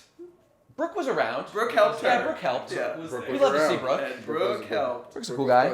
Okay, so we are done with those. So those fights are like over. We won. Okay, we did it. Great. So cut back to Momonosuke hanging out with Luffy down outside of Onigashima. They're like, we got to help Luffy. I got to be able to contribute. What do I do? Now is when Shinobu comes to the fore, who is that ninja lady that was around and was helping everybody. She was an ally of the Kozukis for a million years. And she says, or Momonosuke says to her, use your power on me. What is her power? It's called like the wilt fruit or something, but what it does, it like makes things decay. But what is decaying? It is aging. So in this moment, Momo says, Shinobu, age me up. Make me like a man so that I can fight and help do this battle. So she does it. And they're like very cagey about it, like don't show him for a long time. Like, what does he look like? He looks like Odin, is like the payoff to this eventually. And that happens like at the end of the fight. And it is really cool, but I'm just telling you right now because I'm gonna forget if I don't mention it right now. So he's a big, strong guy, it's great, but more importantly, his dragon form is also Kaido-sized now, instead of the little dragon he was before, because he's a full-grown man. So he's a big dragon, and he can do all kinds of dragon-y things. For example, he could make flame clouds. So like his arc struggle now is to figure out how to make flame clouds to like support Onigashima as it's in the air, so it doesn't like fall and kill everyone on the ground. He has to do that while also the rest of the battle is happening on. Being afraid of fights, he has to figure out how to use these powers like at all. So he's struggling with that, but he's a good boy. He's doing his best. Okay, so after that, yes. To be fair, that you missed. Yeah, what's that? The reason that Luffy's away from the island after he was saved. Momo is with him and Shinobu because Momo and I think Shinobu as well both also got thrown off the island after trying to escape Kaido. Because after Kaido knocks Luffy's ass, he's like, well, I can just stop the rest of this now. So he's going stomping around, and Kinemon stops Kaido from killing Momo. Potentially, seemingly killing Kinemon in this moment. In the moment. And then Yamato is also there. And Yamato is the one that holds up Kaido back on the roof. Yeah, she's actually as quite all this strong. other shit is happening, as the fights happen, and as Luffy is away from the action. Yeah, right. Yamato holds off. So those are important things happening. Indeed. And also, I think it's revealed fairly quickly that, like, guess what? Kinemon isn't dead because he was cut in half by Kaido. So how is he alive? Well, this is the name of the game right here. Holy shit, this is like a total unbelievable ass pull. This is a 10 out of 10. This is a 10 out of 10 ass pull here. Like, Kinemon's sacrifice would have been like meaningful and cool, but like Oda can't help himself. So he was cut in half. He was bisected. So how is he alive? Because he's already been bisected coincidentally before. enough, years back, remember when Law had cut him in half on Punk Hazard into a top and bottom half, and his bottom half was running around and farting and talking and stuff? Yeah, that like didn't totally heal, I guess. So he just it's still happening. It still works. he like happened to cut him right along that line. And by the way, isn't it great that he used a sword right now instead of his like typical weapon, the kanenbo or whatever it's I'm called? almost positive What the that fuck, Kaido dude? like smashed him on the top of it. Like he was blocking, and Kaido smashed him with his club. I think he literally like got like. I remember a bisection with a sword. Maybe I'm Yeah. wrong. Oh, I'll yeah, double maybe check that's it. true. Maybe Whatever. that's true. The point is, a big stupid ass pull from Oda. Yeah, Like he's to cry alive bait us, like, still. oh my god, they killed Kinemon. Yeah, I wish. That would have been like more meaningful than the shit you're doing right now. So don't do that. Okay. So he's alive. Great. And so Kinemon gets to now kill Kanjuro. So there's like a fight, and he kills Kanjuro. They've been like back and forth rivals. He hates this guy. He's a traitor. Well, he was Kinemon's a like the former leader. friend. He was like he was like. They a close grew ally up with together. him. They grew up together. They were like friends for a million freaking years. They traveled through time together to save their lord. This guy betrayed him. He's got to die. It is what it is. Okay, so there you go. So he kills him, but Kanjuro is like his last act. He's like bleeding out or whatever. He makes like a fire demon out of his like art stuff, because that's like his power, to make art things come to life. And like this art demon just starts this, the fire demon starts a thing of like, I just want to like burn this whole place down. So Onigashima is now on fire, and it's like a weapons depot. So it's got like a million bombs and stuff. So we're not going to touch much on this, but like there is this other ticking clock that like there's a fire spreading and it's going to kill everybody. Yeah. They do a bunch of shit with And it. after like Ammunition. It'll blow up and we'll all yeah, die. and after like Luffy and Momo come back to kind of tag team with Yamato. That's what they have Yamato do as they okay, now what do you do, Yamato? Stop these bombs from exploding. And Indeed. so and she he does have magic mythical zone ice magic dog powers. So pretty cool. pretty convenient to the situation. Pretty cool. Dare I say? Dare I say. Okay, let's talk about the fight of Sanji versus Queen. Okay, here's an interesting thing. So first of all, I think this counts. I don't know. He's a Brachiosaurus queen. He'd be fighting like the dinosaurs do in ancient times. Yeah. By like, so he's a Brachiosaurus. He's like got a snake body with like 4 legs. He like blasts the center, like the center of the snake. It leaves He has like a the very legs. long neck, and he constricts his neck into his body. Queen is like a and then Cyberman. shoots- Is this like a cyber robot thing? I actually think this is a cyber robot thing, but it would be really funny if I'm it pretty was sure, yeah. an ancient dinosaur thing. He like So his body leaves the legs and turns into a snake, but the body Like, it is still leaves, like, there the and big, blasting lasers and stuff at like everybody. the big fat round body of the Brontosaurus. Yes. Or Yeah, the, yeah. with like the 4 legs and just the tail and the head form like a worm. big and snake just slides thing, yeah. out. And Yeah, it's and then, like, around. shoots out. It's Right. truly odious, but Yeah. it's hilarious and Odious. awesome. So it's great. I stood up in my seat and I clapped.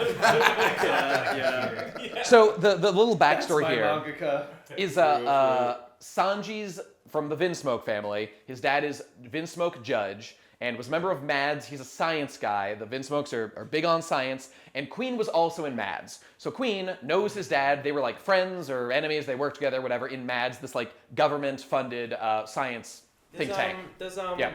the smoke guy also work for Mads? Vinsmoke, he used to, No, yes. not Vince No, it's Smoke. not going to Caesar, Caesar. yes. It was Caesar Caesar. Clown. It was Yes. Caesar, Judge, and Stussy? Queen. Or whatever. It was Stussy was there. Yeah, Stussy was there. Stussy's like Vegapunk was person. Right. Well, yeah, Vegapunk. Oh, and Vegapunk Yeah, too, they're right, all of under course. Vegapunk. They're all like stewards or Okay. Yeah, apprentices. Wait, were they? I thought they were. No, I don't know they're about all apprentices. working Sorry, together. Like whatever. co-workers. Did Sorry, Mads, but like invent Yeah. Smiles?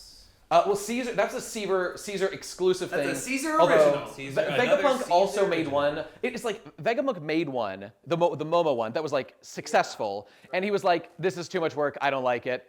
Well, he says it's a failure because it's a they failure turned the dragon pink because instead the of swirl blue. patterns are wrong on the thing, and he's like, "It's imperfect. I'll never make another one of these again. It just doesn't look perfectly swirly. Therefore, it's a failure." I thought it was a failure because it turned the dragon pink instead I of blue. think that's the remember reason he why. freaks Yeah. out. Oh, was that it? Yeah, he's Yeah. like, it was a failure because it turned to pink. It's like, it's still a Okay, dragon. yeah. He said he's pink. He's like, it's not blue like it's supposed to be. It's a failure. Well, we'll talk more about Vegapunk in a little bit, but that is a good anecdote. So, what were we just talking? Oh, the Queen fight, right? The Queen fight. So, Queen was in MADS with Sanji's dad, so they have history, and Queen like stole all the Garma technology basically. So all the thing that Sanji's brothers can do, Queen can do it all too. So he's got like the laser light blast of his brother Ichiji. He's got the like winch of Yonji. He's got the electric sparking thing of Niji. So he's got them all. I don't know if he has the poison one. I don't know. Maybe he didn't get that one from Reiju. Who cares? Point is, Sanji's got like a choice. This guy like represents the like powers of his family. And Sanji's like, I've got the raid suit, man. It gives me powers. Should I use it and like embrace my Vinsmoke identity? But if I do that, I feel myself. Be the Vinsmoke. Or yeah. does it? I feel myself being like more and more emotion dead-y. Or actually, I don't even think that was happening. Like Queen had like hurt a woman and made it look like it was Sanji through invisibility. And I think Sanji was like doubting. He's like, did I actually did I hurt do this that? woman? Yeah. Have Did I I become do cold that? like my brothers who have no emotions? Now that's gaslighting. It was It was a certainly big deal gaslighting. because he never hits a woman, like very intentionally. right. He's like, oh my god, did I injure this person Now, because of my thing with. The thing is, Vinsmoke? he didn't though, Yeah, and like right. he probably should have known that, but you know, he's emotions are high. But that's because in this fight, like in all the kerfuffle, at one point his leg gets like really seriously injured, and it's like not broken, but like it's like crinkly and everything. Yeah. And then he just like straightens it, and they're like, "What the fuck was that?" So let's talk about that real quick, because this is the thing. So Sanji, during this, I believe it's during this fight, he throws away the raid suit as a rejection of like his family line. He's like, my family's fucked up. They're bad. I have like my own found family in the Straw Hats. These are my people. I will not throw away my soul to be like a useful tool to Luffy. I will be strong and find a way to be helpful with my own power in my own way, while not losing who I am. Okay, great. So on the one hand, we have a rejection of the powers of the Vinsmoke in order to retain who he is, but he has to lose something to do that.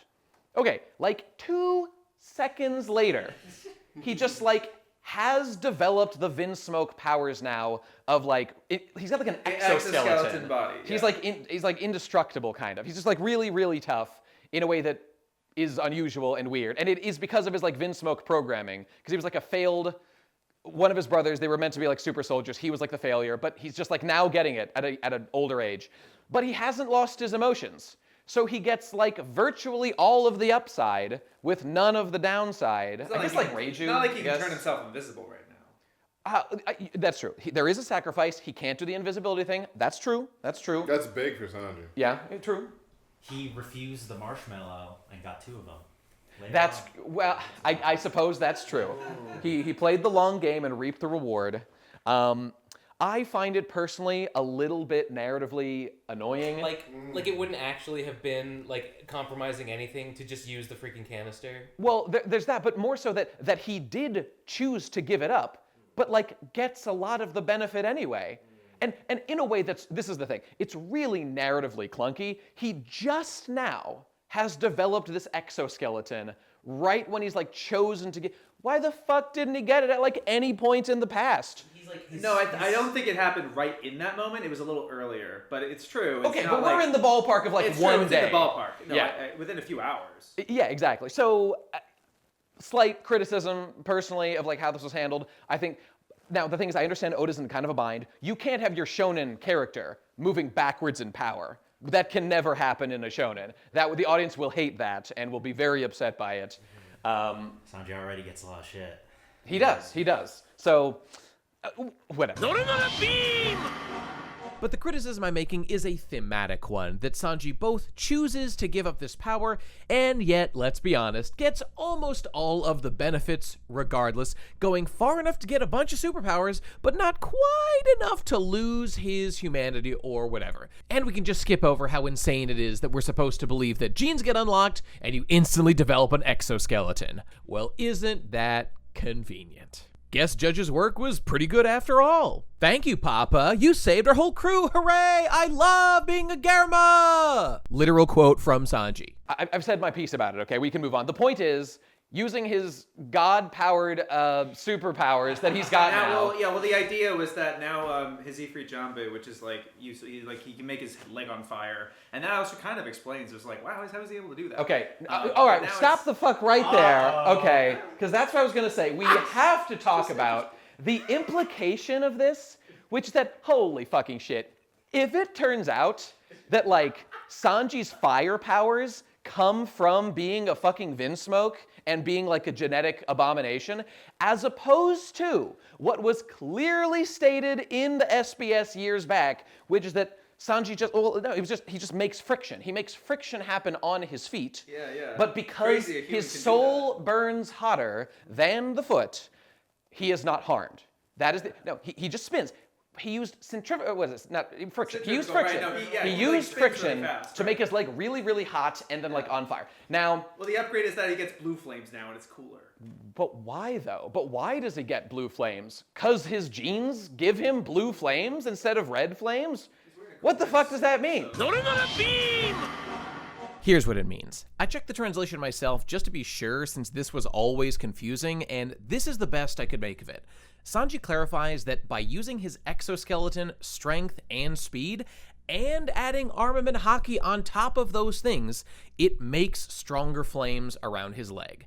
Still very unclear how he actually generates that heat, since we never see him spin on the ground anymore like he used to. So is it magic or something, like his soul makes the fire, or what? The fear, of course, here being that eventually it's revealed that the way that Sanji's able to generate that heat is because of his Germa epic genetics. Oh my god, yes, which would immediately make me end self. This has been consistently inconsistent since the time skip, but clearly Haki and his exoskeleton allows it to get hotter. And also unclear is how his body withstands those yet hotter flames. Is it the same logic as before? His heart is still hotter, so it's fine, despite the increased heat of the flames? Or do his exoskeleton and Haki contribute to a higher resistance? Don't know. Looking back at the SBS where he originally said the whole soul burns hotter thing, it does read in a joking kind of way. But it is still the only explanation we've ever gotten. In a more recent SBS, though, Oda deliberately pointed to this as being mysterious, though. Like, why is Sanji like this? Don't know. Keep an eye on him. And that doesn't bode well, non-convenience piece bros. Maybe there's a reveal coming about this from his magic biology or something? Or maybe he's just referencing in a cryptic way his previous soul-based answer from the old SBS, and it isn't that serious. That is also very possible. We will keep watching and see if anything comes of that as Sanji Gate soldiers on. Matane! maybe his soul burns even hotter now, meaning he can make his foot even hotter Okay, without exceeding see, the soul limit. That's cool. If he got like a power up based on his resolve, that would be great. He did not get a power up based on his resolve. His fucking gene programming turned him into a cyborg right when it was narratively convenient to do so. Now it's about being a genetic super soul. Yeah, all of a sudden, that's what we're doing. Okay, great. Wow, wonderful. So he wins. Shocker. He beats Queen. Awesome. Yeah, He like awesome. Really he great overcomes fight. his dad's legacy by using his dad's technology. He makes the choice not to embrace his backstory as a genetic super soldier, only to then utilize the powers of genetic super soldiery. That's correct. For victory. Yeah, I understand. Okay, so now we've got to talk about King versus Zoro. Okay, actually, real quick, I need a magnet. The time has come when I need a magnet. Anybody? There were some sitting around here. Where did they get to? There's some the little silver ones are in the tray. In the tray here? The basket, the little silvery. Oh, I see. Okay, these should be fine. Okay, that's fine. So now we're going to discuss King versus Zoro. Okay, that's the other big fight that happens here. Everyone's having a great time. Zoro's having a big fight. There's a lot of big fights. This is the third from the last big fight happening here. So okay, we're getting them. So, King is a mystery man. He's like a pterodactyl dino guy. They're having fun. They're fighting. He's got flames on his back. He's got big black angel wings. He's very mysterious and unusual. Okay, there's something weird going on with this guy, but I think we'll just cut to this now because it's worth mentioning. As a pterodactyl, he fights the way that the dinosaurs did in ancient times. Yeah, so he grabs like the back of his fucking head and like pulls and like lets it like shoot forward, and it like zaps like a million fucking miles away. It shoots like a precise hole in something like directly in front. It's like a projectile weapon using his own face. This is how pterodactyls hunted in ancient times. It's like a slingshot. It's like, bro, I never knew like they a did slingshot. that. That's right. So this is one of the many techniques that he uses. He's also got a sword. He's a strong guy. He's having a great time. Okay. Sword user. He is a sword user. So hooray! It's like a sword fight with Zoro. We all wanted Zoro so bad to have like a real sword fight. This was acceptable, I guess, as a sword fight. Bro, he barely uses the sword. He doesn't. It's still a cool It's fight. it's mostly about him being like a fire guy and a bird face guy. It's still a cool not fight. really It's not much of a sword fight. Oh, But that's- I that's really my wanted criticism. to go clang clang like. Yeah. That's exactly what I want. Honestly. Yeah. Okay, all right. I love that. Whatever. It's not a big deal. It was a good fight for Zoro, so that's fine. So It's a good fight. I agree. Zoro eventually gets, we'll finish the fight in a moment, but we have to take a quick aside about a subject matter happening here. So he cuts the mask off of King, revealing what's going on beneath. And beneath it is a white-haired, dark-skinned, like black dude or something, and he is a Lunarian. This is specifically commented on the lore. Like, they are like black or like dark-skinned or something, and they have white hair, and they have the black wings, and they have fire. They're like a special race of people. Haven't we seen someone with black wings before this? At this point, This is the first time we're seeing it. is it? Yeah. I'm virtually certain, because it's like so relevant to the narrative that he's like a special guy.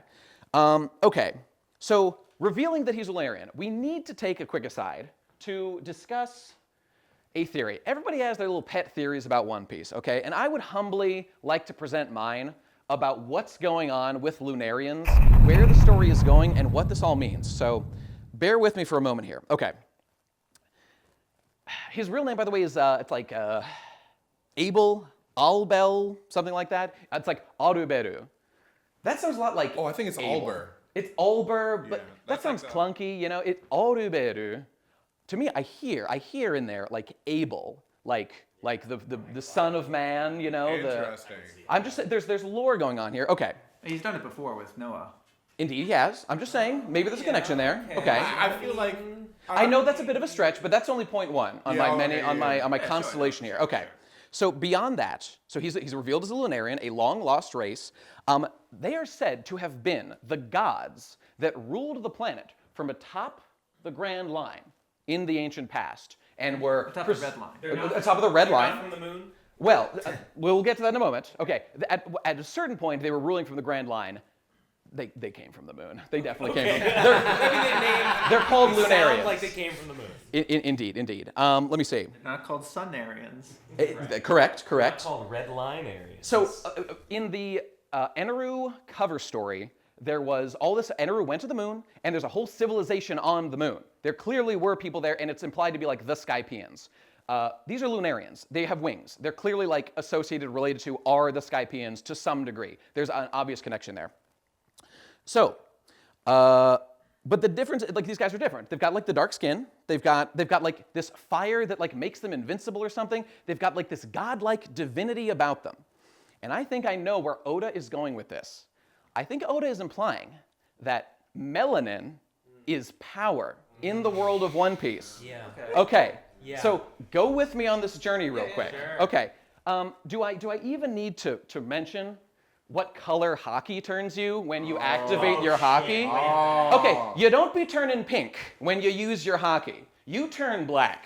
You get melanated. You turn like black, like shiny, like a gloss. Yeah. Okay. The most powerful kind. Yeah. As strong as it gets. Obviously true. Okay. I'd like to reference a famous line that is from Long Ring Longland around here. Usopp famously said, what did he mean by this? When he said to Luffy, Luffy, did you know the ancient lore? The blacks are champs. Remember this line? That's right. This is a line that Usopp said when he was when he wore the afro. When he wore the afro, Usopp said, the blacks are champs. That's hilarious. We'll get back to it. We'll circle back. Can you repeat what he says in Japanese? Maybe the original give text. Give it a minute. Okay. We'll come back. Okay. Look, the Lunarians, obviously, like black is power. Obviously, with Lunarians, they're black. They've got magic fire powers. Okay, this is great. Some theorize that they will even have the ability to fully explain the beef between Kendrick and Drake. I suspect that this will be a new development sometime soon. Okay, so we'll see where this goes. Okay, so here's my question. I thought Zoro wanted power. I know, right? See, obviously, the minority hunter Zoro is up against a more powerful foe than he could have possibly imagined. Maybe this will work to his advantage. We'll see. Okay. Brothers, I have to go back on a journey real quick. We're going to talk about a lore thing that I believe is in the world of One Piece now. So, inshallah, join me on this journey as we proceed down the history of the Nation of Islam, or the Black Hebrew Israelites, which I believe is where Oda is going with this story, okay? Here's what's going on. So, as we all know in real life... We could be talking about the hard... As we all know in real life, black people came from the moon, and they were the first people. We all know that this is accurate history, okay? To like the blue star planet, right? Yeah, whatever. No, okay. I'm talking about real lore. No, you see, we all know that Oda draws from mythology and true facts about real life and puts them into a story. Black people are from the moon, okay? This is established. Nation of Islam tells us that this is the case, okay? I guess so. Until, of course, a god scientist blew it up, forcing all of them to flee to Earth, okay? Sound familiar? Yes, that's right. Is that a Yakub thing? They from the moon? Yes. Black Hebrew Israelites, this is the belief system. I know the moon thing. And of course, we have abandoned civilizations on the moon. We've got all the kind of stuff. The facts are lining up. Okay. However, as we all know, yes, okay, a devious traitor invented the worst thing that could have possibly been invented: white people. Okay? A biological weapon that would dethrone from their proper place of rulership the Lunarians. Okay? The true melanated inheritors of the planet. Using the power of tricknology. Yes. Okay, because as we all know, tricknology enables white people that don't have souls to lie and cheat and steal. Because people that do have souls, the melanated peoples, they can't use tricknology because it would corrupt their souls. White people, however, can do it with abundance because they don't have souls. Yes. Okay. All right. The devil fruits are kind of replacement souls for people to eat people. Okay. Stay with me. So who could we be talking about? Could there be a person from history who represents a certain character that destroyed their brothers out of sheer spite? Is it possible Is it possible No. that my man, that all along it has been Yakub that has been Eam behind all of this activity in the series? Well, I'll be damned. Yeah. I think, look at the head shape, okay? The similarity, the silhouette going on here. I think we might just have our first real candidate for the identity of Eam. And let me go through, okay? Okay. You reeled me back in. Yeah, right. Okay, of course. So You were so far out. I knew I'd get you back. I knew I would get you back. Okay. Hold back. 1-to-1 lore with One Piece. It's 1-to-1, dude. Black people from the moon. This is straight up shit from Yakub. Yakub is this shit. Okay, so I'm learning a lot. yeah. In One Piece, there is someone who rules unjustly. Okay, it's Eam-sama and the world government.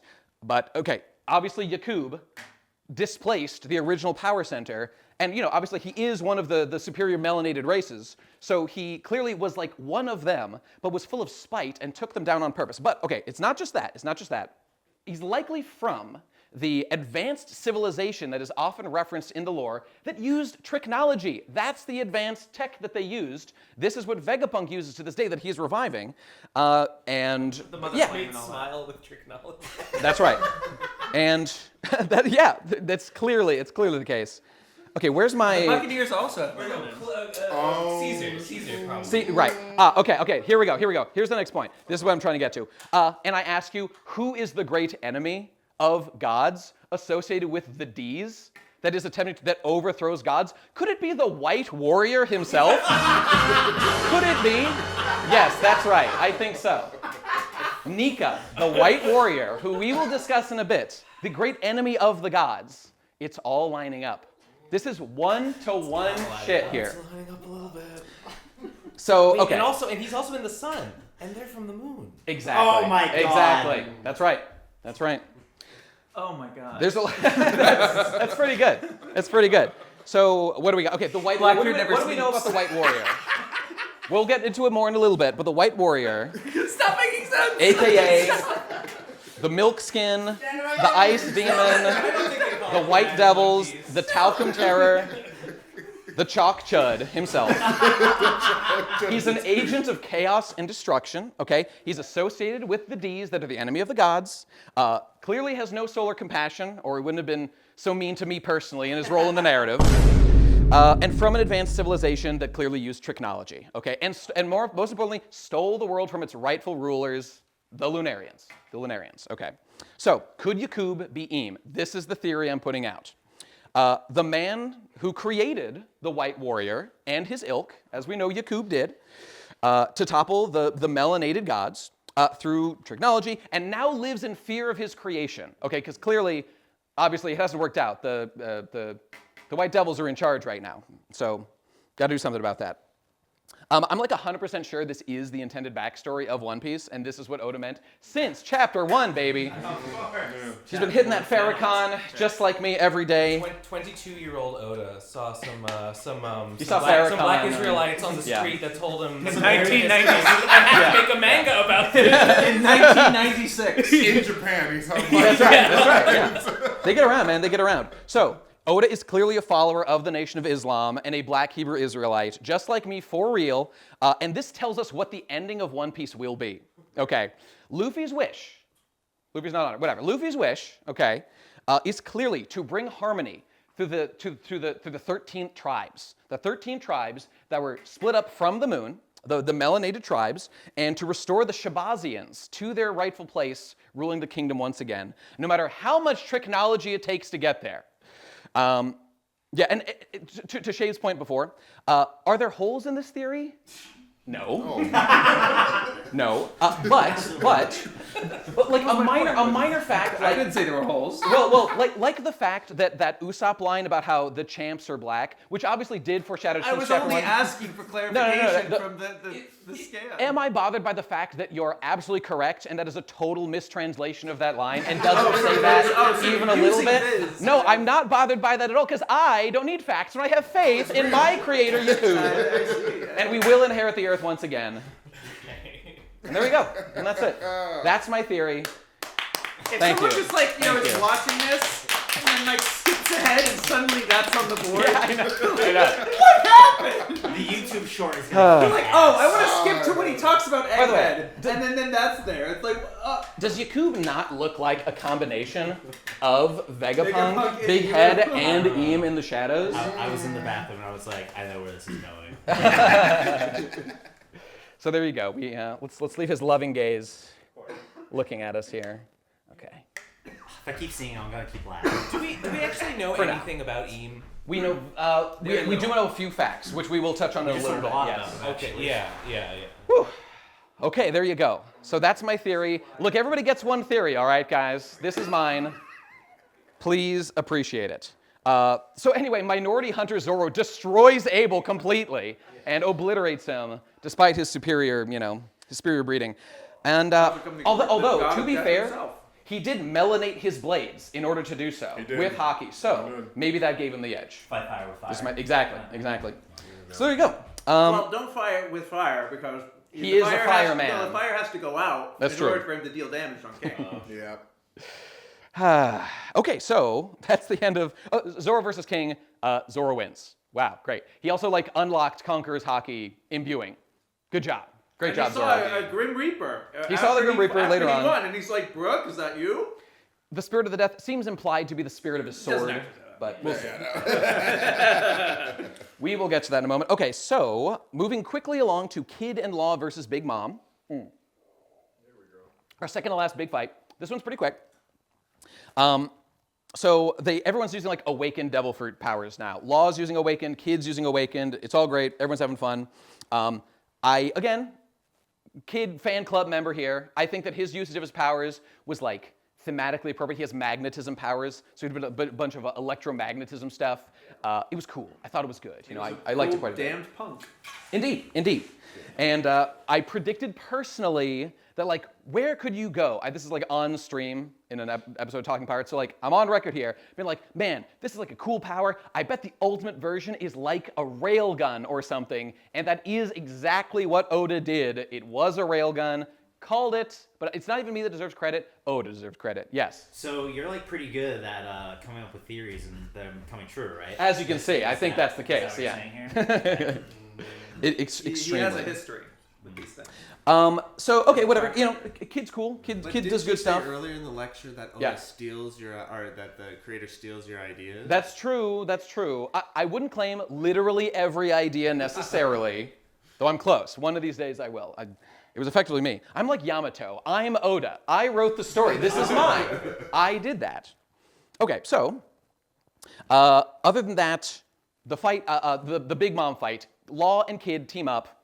They do a good job. They beat Big Mom. It's pretty much as straightforward as that. They get the advantage on her. They use their powers with great effect, and they beat her. There's a cute thing where Law uses the power of silence that his mentor Rocinante used to have, so that Big Mom can't call out to her homies, which are her little power cells. He used that that are out power to there. save Law's life. Yeah. That's right, to save Law's life, and now Law is using it, in remembrance of his mentor. In an offensive manner, because it's Yep. that seems like such a useless power besides this one instance. And he's like, no, here's the way you can use it effectively. It was very well written. It was very well Yeah, written. because Big Mom would have been able to get out of that hole if she was able to call on Hera or the cloud that she had made. So Right. she can ride on it, but she couldn't communicate to any of her homies, so she just falls by herself. I will Although- say, slightly narratively convenient that so wait, Big Mom, these are literally her soul out of her body. She has to verbally say, hey, homie, please come help me. Don't get me wrong, that's not the most insane, that could have been He the lore. established that, or especially with Zeus earlier, because she's just like, Zeus, help me, and then there was no communication. If you say so, okay, that's fine. It just seems to me a little bit that's your soul over there. Can't it vibe with you? But they're pretty distinct entities. They become so a distinct entity. Yeah. that's fine. That's okay. And again, it was clever. And I will just say, in this finale, as Big Mom falls, as she's being defeated, here we get the thing of there was what I would call a mistranslation that a lot of people thought that Big Mom was implying that One Piece was in 2 or more pieces. Some of So it she's is like, in here. yeah, she's isn't like, it? some of it's in Wano. And people are like, holy shit, part of One Piece is in Wano? This was a stupid theory, and I want to remind everybody, I have $1,000 still down on the line. If I am wrong, I will like waste it or something, but I'm obviously right, and no one has the moral courage to challenge me. Also, nobody cares anymore about this narrative, but that's kind of my whole point. These people make their dog shit theories and move on. They don't think about their theories and work on them and come up with meaningful stuff. There are no holes in this. No In this? holes. No holes. No Oh, holes. for sure. But yeah. No holes in this theory. I think it's rock solid. So whatever. Stop being cowards, people. Only have good theories, or shut the fuck up. That's my point. Can we get a cube? A cube? A cube. Oh, absolutely. Everybody. Yo ho ho, he took a bite of gum gum. Yayo, yayo. No holes. Man, I've been forgetting. No holes. That's right. That's right. That's just me running. We'll be doing some queuing. No Okay. holes. So that's done. They beat Big Mom. Great. It's finally time for Luffy versus Kaido. Okay, the big enchilada final battle. So they're fighting. Luffy's doing a good job, and just cutting to the chase. Luffy maybe could have won. You know, I don't know. He's doing pretty good. Not looking that great, but a member of CP0 who's been fighting appears behind Luffy and kind of like locks him in place as he's like going to kind of 1v1 Kaido in a big like final punchy moment. Grabs him. He grabs him, he holds him in place so that he can't defend himself, and just like that time with Odin, way back when Kaido got cucked in his fight with Odin, it robs him of victory. Mid-swing. It robs him of his victory, and mid-swing, the swing comes down, and it defeats Luffy. Luffy's like dead. He seems to be like dead. So ouch. But Kaido is very upset by this because he didn't get the meaningful win that he wanted. It was taken from him again with a worthy opponent that he recognized as like up there with Odin. So he smushes that CP0 agent, and that guy, man, it was a great moment. He gives a nice little fedora tip as he goes at Milady. Yeah, he's just And, I know. He knows exactly what he did by getting in there, getting involved in this fight, but he's been ordered by the Gorosei to interfere in this fight and make sure Luffy dies. Why did he do that? We will circle back momentarily. Okay. Anything else to say about that? No, Luffy's like dead. Or is he? Because all of a sudden, some doki doki heartbeats start happening, and Luffy begins to change and to wake up. And now we have dawned. The dawn of Nika is finally here. We are at Nika land. It's time to talk about Nika.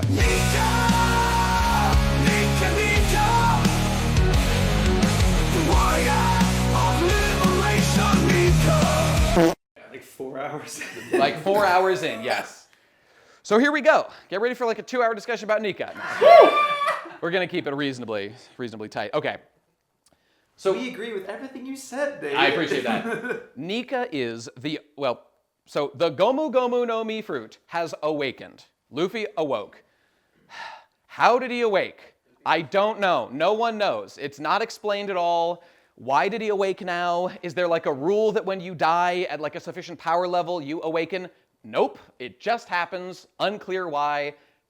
It's been like many years since then. You'd think he'd have time to get around that and clarify. He has not. So kind of annoying immediately. Just why did that happen? Again, I always bring this up, but like in Yu Yu Hakusho, How like did that happen? the worst moment that happens, great question.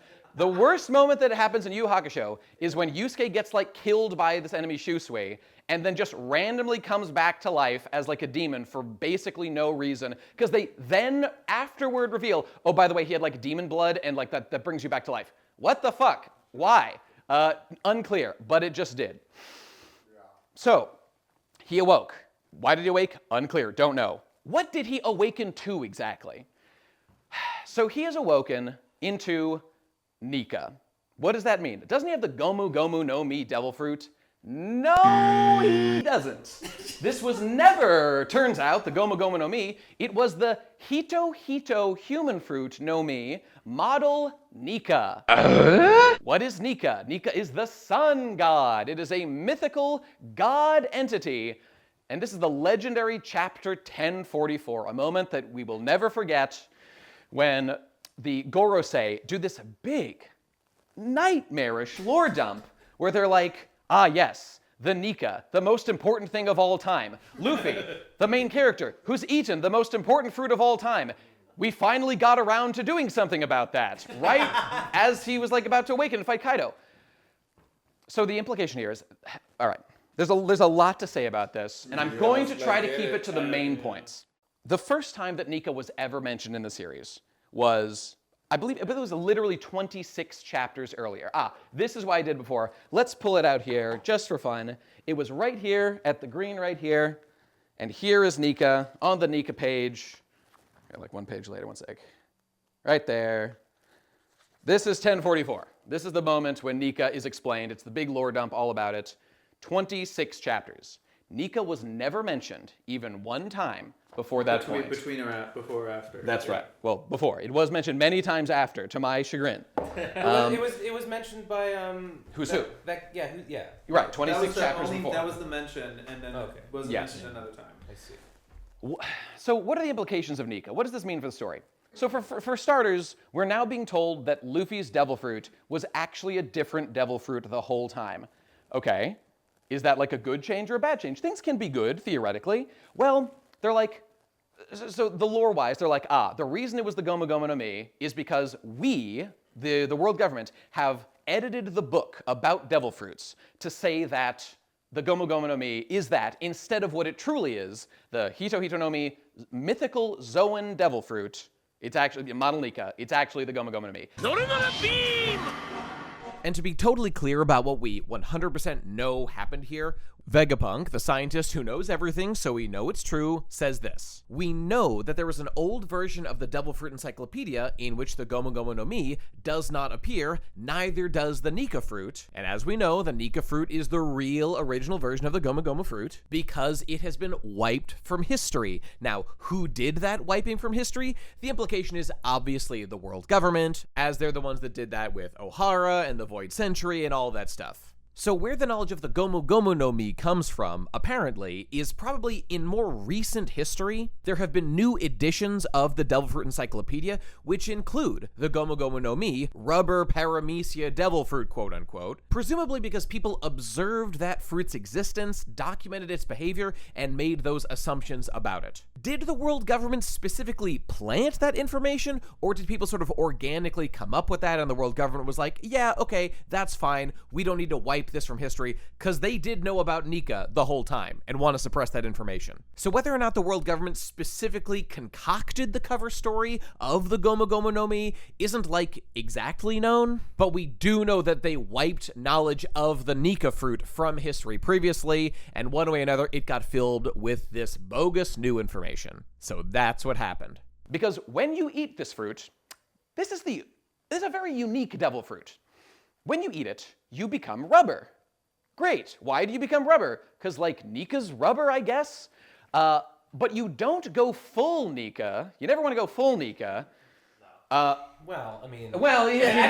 Actually, you do want to go full Nika, actually. But it seems like it's kind of hard. That's kind of hard. You only turn into the entity anyone will recognize as Nika when you awaken your devil fruit. No other devil fruit works that way. Not a single one does that. Why is this so special? Because this is the biggest retcon in the history of shonen manga. It's been, this has been like 24 years he was writing it this time, something like that. We are fundamentally changing the nature of the fruit that Luffy ate in a way that massively impacts his character, thematically, and has implications on like how the story will end. Okay, so I mean again, I've got to refer to my notes because there's so much shit to say about this. So let me go through a couple of my arguments here. We can talk about more stuff as we go. So I first want to just clarify why this, like, nothing's objective. Okay, you never know. But like this is a retcon. This is a retcon, and I don't want to hear any bullshit otherwise, frankly. Okay, here's why. Unless you just want to say that like Oda lied to confuse us, but like it's not an in-universe. Okay, in SBS, for example, Oda has referred to the Gomu Gomu no Mi as a paramecia. Was he lying? Was he like tricking us? You could say this is part of like a ruse, but like it's an SBS. This isn't like Well, whatever. You haven't mentioned that the retcon in this instance is that in this chapter he says that it's both a paramecia and a zone, and we've never heard of a devil fruit that is both two different types. A bunch of bullshit, frankly. That doesn't make any goddamn sense. No, I'm saying that that's what they said. I'm not saying that makes sense. I'm saying that that's what they said. They're saying that it has the qualities of both a paramecia and a zoan. Yeah, like other mythical zoans do, like Marco's fruit, for example, or presumably Sengoku's, but we don't see it do anything. But Marco's for sure. Marco is the one that you look at to be like, Now, to be fair to my boy Shabes here, this is a totally viable interpretation of the lore we've gotten, but there definitely is room for debate, so it's a little unclear. So let's go over the facts. In chapter 1045, Kaido clearly is used by Oda to show that Luffy's awakening exhibits two separate categories of Devil Fruit awakening. One, it modifies the user's surroundings the way that Paramecia Fruit awakenings do. And two, it also gives a transformation effect the way that Zoan awakenings do.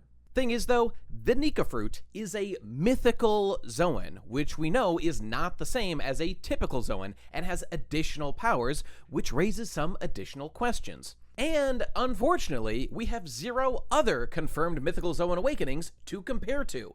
Yes, there are some that seem like they might be awakened based on Scarf Piece, this idea that proper Zoan awakenings come with the cloud scarf thing, the same as Nika has. But the logic there is inconsistent, so we have to ignore it for now. Baby Yamato had one of those, and I assume she wasn't awakened as a little kid, or maybe she was, or maybe she still isn't. Awakening has never been properly explained, and it's a bunch of bullshit, but let's focus here. So we don't know for sure what other mythical Zoan awakenings look like or do. Fine. But we can examine one interesting example of a super special mythical Zoan, namely Marco the Phoenix. His Phoenix mythical Zoan gives him Zoan transformation powers, but his blue Phoenix fire kind of works like a Paramecia also, with its special healing properties he can use while not transformed. And it even kind of acts like a Logia also, the way he lets attacks pass right through him. But admittedly, that's more of a stretch. Point is, does this imply something like Marco's awakening would have extra effects beyond just the typical Zoan transformation? I have no idea, but considering we have so little goddamn information to work with, we can only speculate. It just seems like a much simpler explanation that mythical Zoans, which we already know have extra crazy powers, might have additional effects when they awaken, as opposed to this one special fruit our main character just happened to consume has unique double fruit qualities. That would be just a bit too convenient. Now, in Road to Laugh Tale Volume 3, that came out during one of the chapter hiatuses, this fruit is listed as both Paramecia, as the Gomu Gomu no Mi, and also Zoan as the Nika fruit. Even this isn't even really clear, because there are multiple ways to interpret this. Like, is it being listed with its original interpretation as a Paramecia, and then it was later clarified as a mythical Zoan, or are we saying that it is in fact both? There's no way to know, we can only speculate it, but I wouldn't take this as gospel evidence. So is Kaido kind of making a holistic point like, wow, you have a very special mythical Zoan fruit, and therefore it has these extra effects beyond what a pure Zoan would do? Or are we saying that this unique fruit is the one and only one in the series that is both a Zoan and a Paramecia at the same time? Occam's razor would say that this one fruit is likely not two different types of fruit powers and just a feature of a mythical Zoan fruit that has all kinds of crazy powers.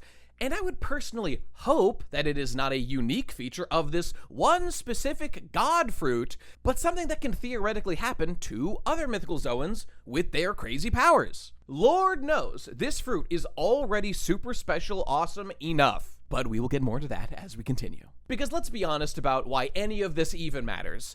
Is Oda trying to weasel out of calling this fruit a Paramecia previously because technically it's both kinds of fruit, lamau? Like, come on, man, just take the retcon L and move on with your life. It's not the end of the world. Scholars will continue to debate this as we get more evidence in the future. And on we go. But for the record, there is a mythical Zoan Hito Hito no Mi. There's actually several of them now.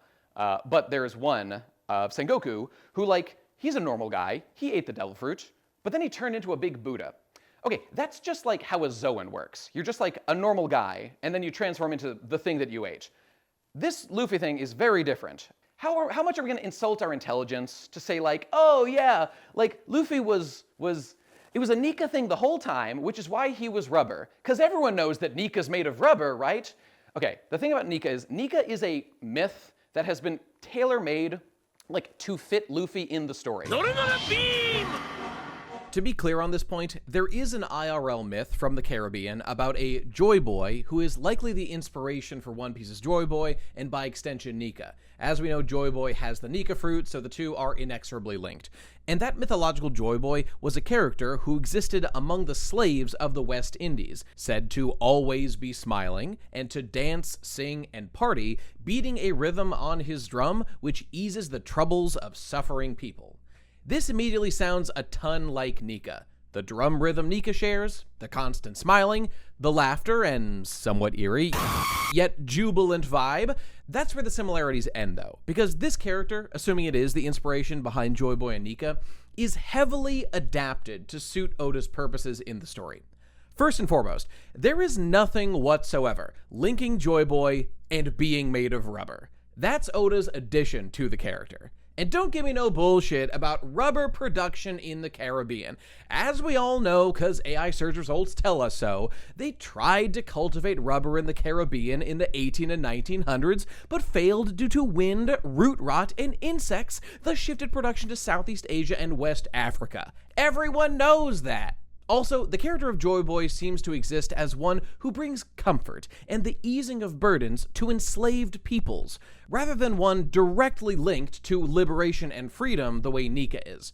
Feel free to fact check me on this if you know more about the character and there's more of a connection than it seems. I'm by no means an expert, but that's just what this one passage from the book everybody quotes about this says, so I'm going with that. And Oda might be mixing in other characters or mythologies in here. We all know Nika's got a little Jesus in him. Same TBH, praise up boys. So overall, it feels like more of an original concept. So while I do think Nika is heavily inspired by the mythological Joy Boy in real life, it's been heavily adapted and crammed down into that silly old fruit Luffy ate all those years ago, being tailored to fit Luffy's power set and character and the plans for the series as best Oda was able to.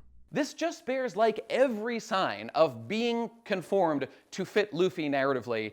You can like that if you want, but like let's just, let's not piddle about if it's a retcon or not. That is what I like about it, yeah. Sure, okay.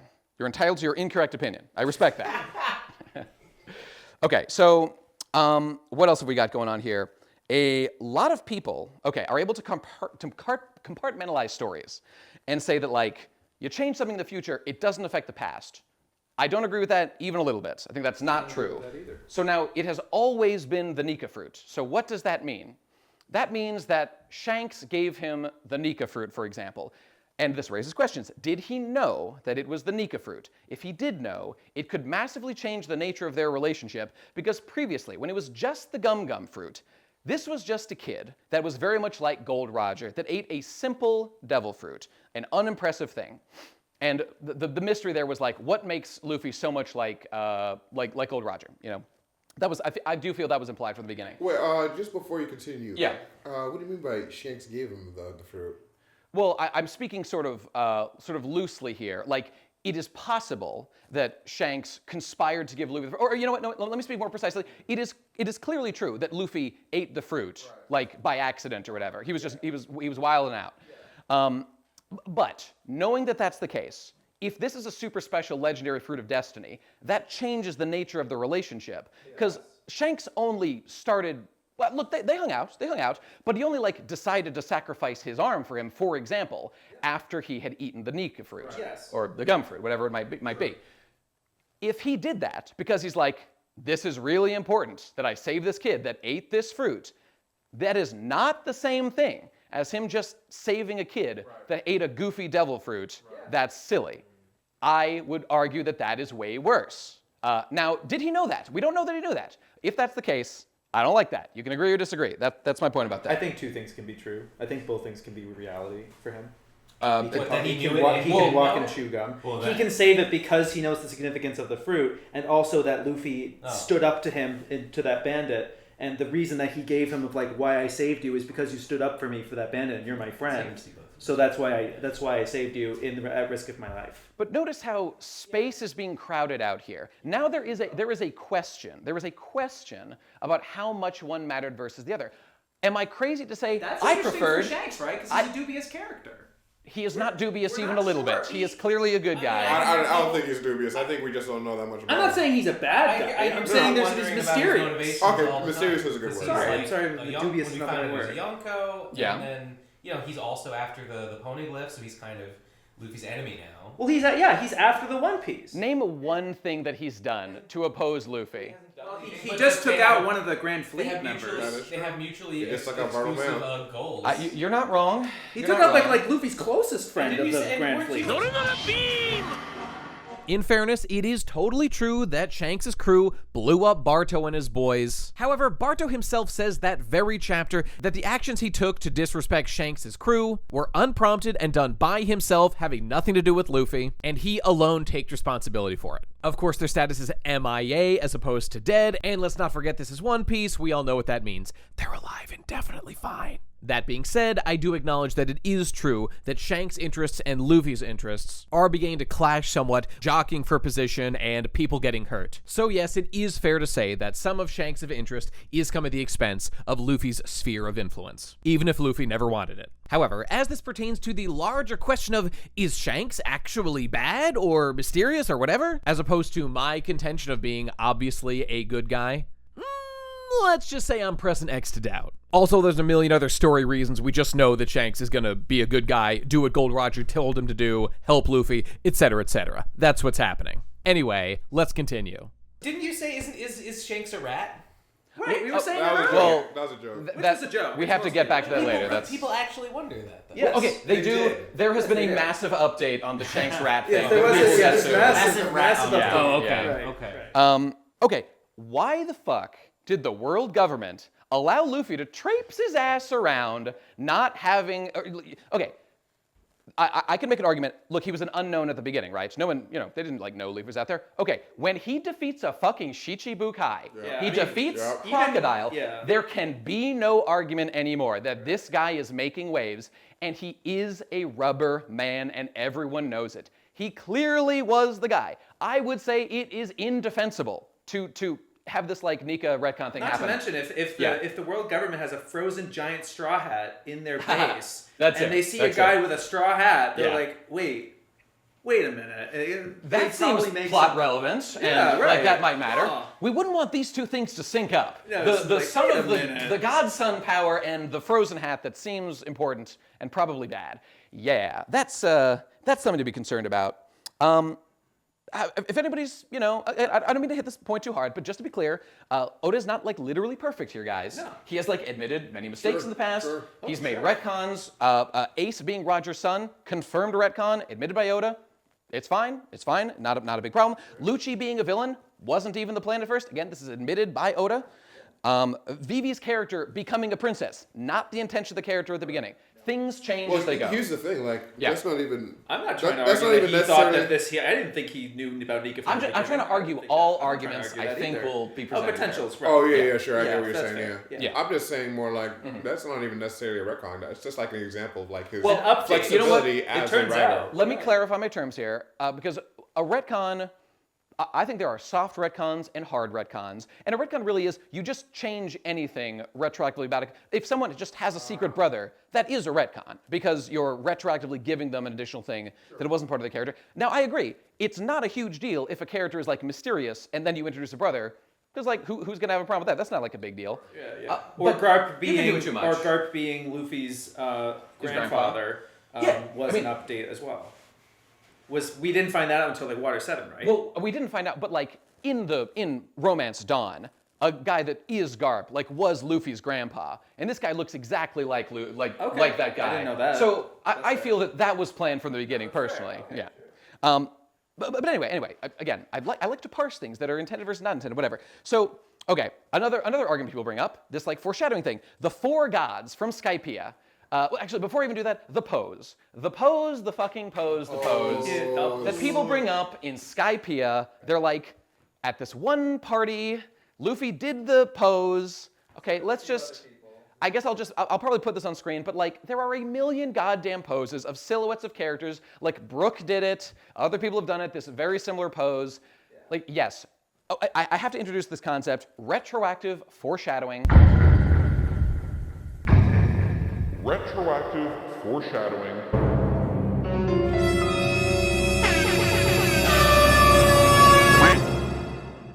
This is a critical concept to understand. Yes. It's For where, sure. in Yes. retrospect, It is very obnoxious. It is. It can be okay. Let's just talk about how overblown of a concept foreshadowing. People blaze the fuck out of the They idea do. of author foreshadowing. And it makes them look for it where it doesn't exist sometimes. And like I said earlier, the much more impressive skill is like having the flexibility to like make the supernova at Saobati before like a few weeks before you introduce them. Yeah, he just came up with all the supernovas like right away. That's a way more impressive skill.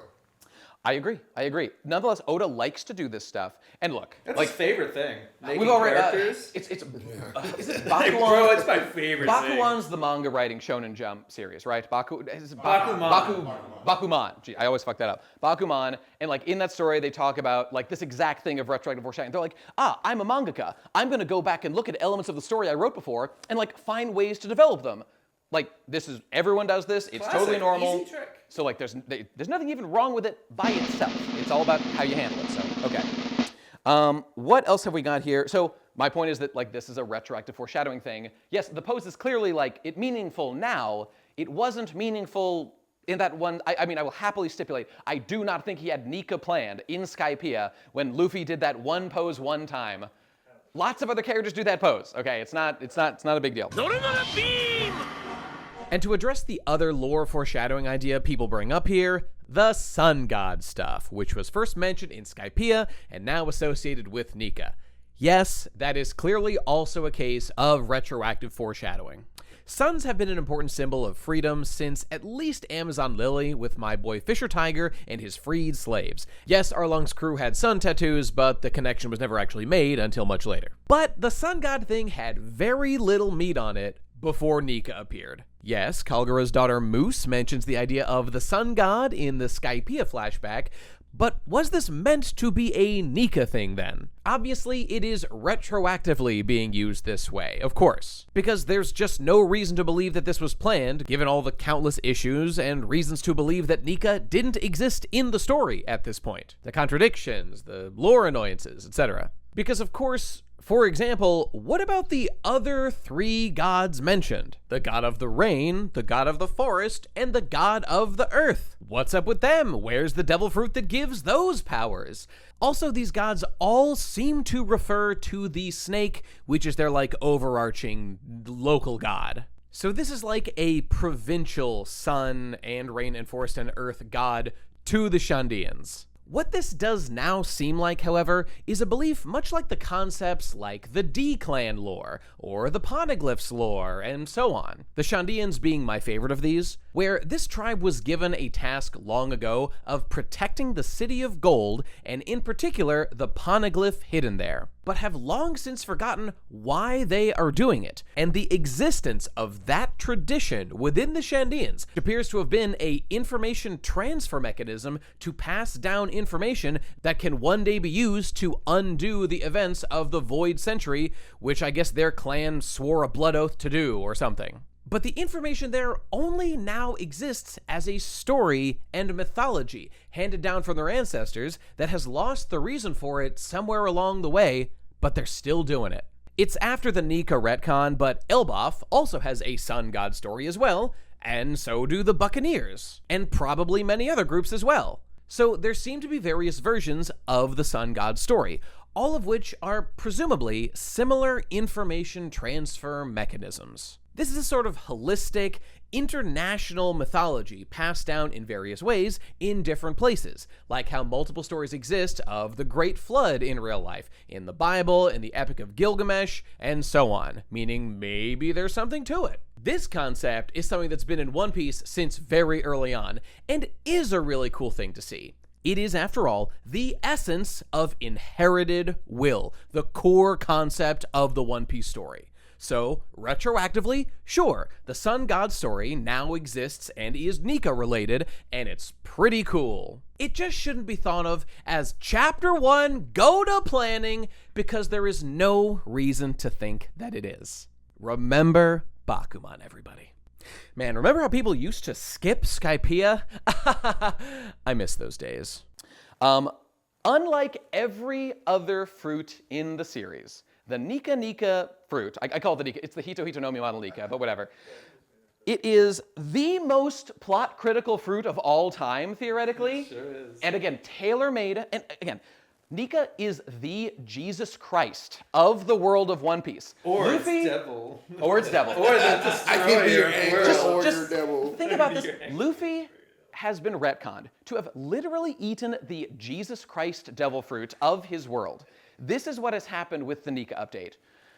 That's a lot. That's a lot to swallow. When the thing is, what I like about Luffy is that he was, look, we all know Luffy was like a strong guy at the beginning, okay? Yeah. But I would strongly argue Unusually strong. he was an his punch was as strong as a pistol. it sure was. He was an underdog by Alabasta, for sure. The fact that he beat Crocodile doesn't even make sense. But he did it He was somehow. like clever, but he wasn't like Yeah. you didn't outmaneuver him. Or anything. Once he's fighting Shichibukai, these are power levels that rival his, for sure. He was out of his depth by Eni's lobby. Like he probably shouldn't have been traipsing in there. He got lucky at Thriller Bark, and then he Correct. got stopped. In Well, yeah, and like Exactly. he's also trading his life during these battles. It's true. Like Yeah, doping. that's true. And especially Marineford, because he literally like gave half of his life just to survive the whatever. Yeah. And he still got knocked around like a rag doll. Yeah. So all this is to say that, like, some people object when I'm like, the word underdog isn't like exactly appropriate for Luffy, but it is sort of applicable thematically to Luffy. The theming of Luffy was for a long time like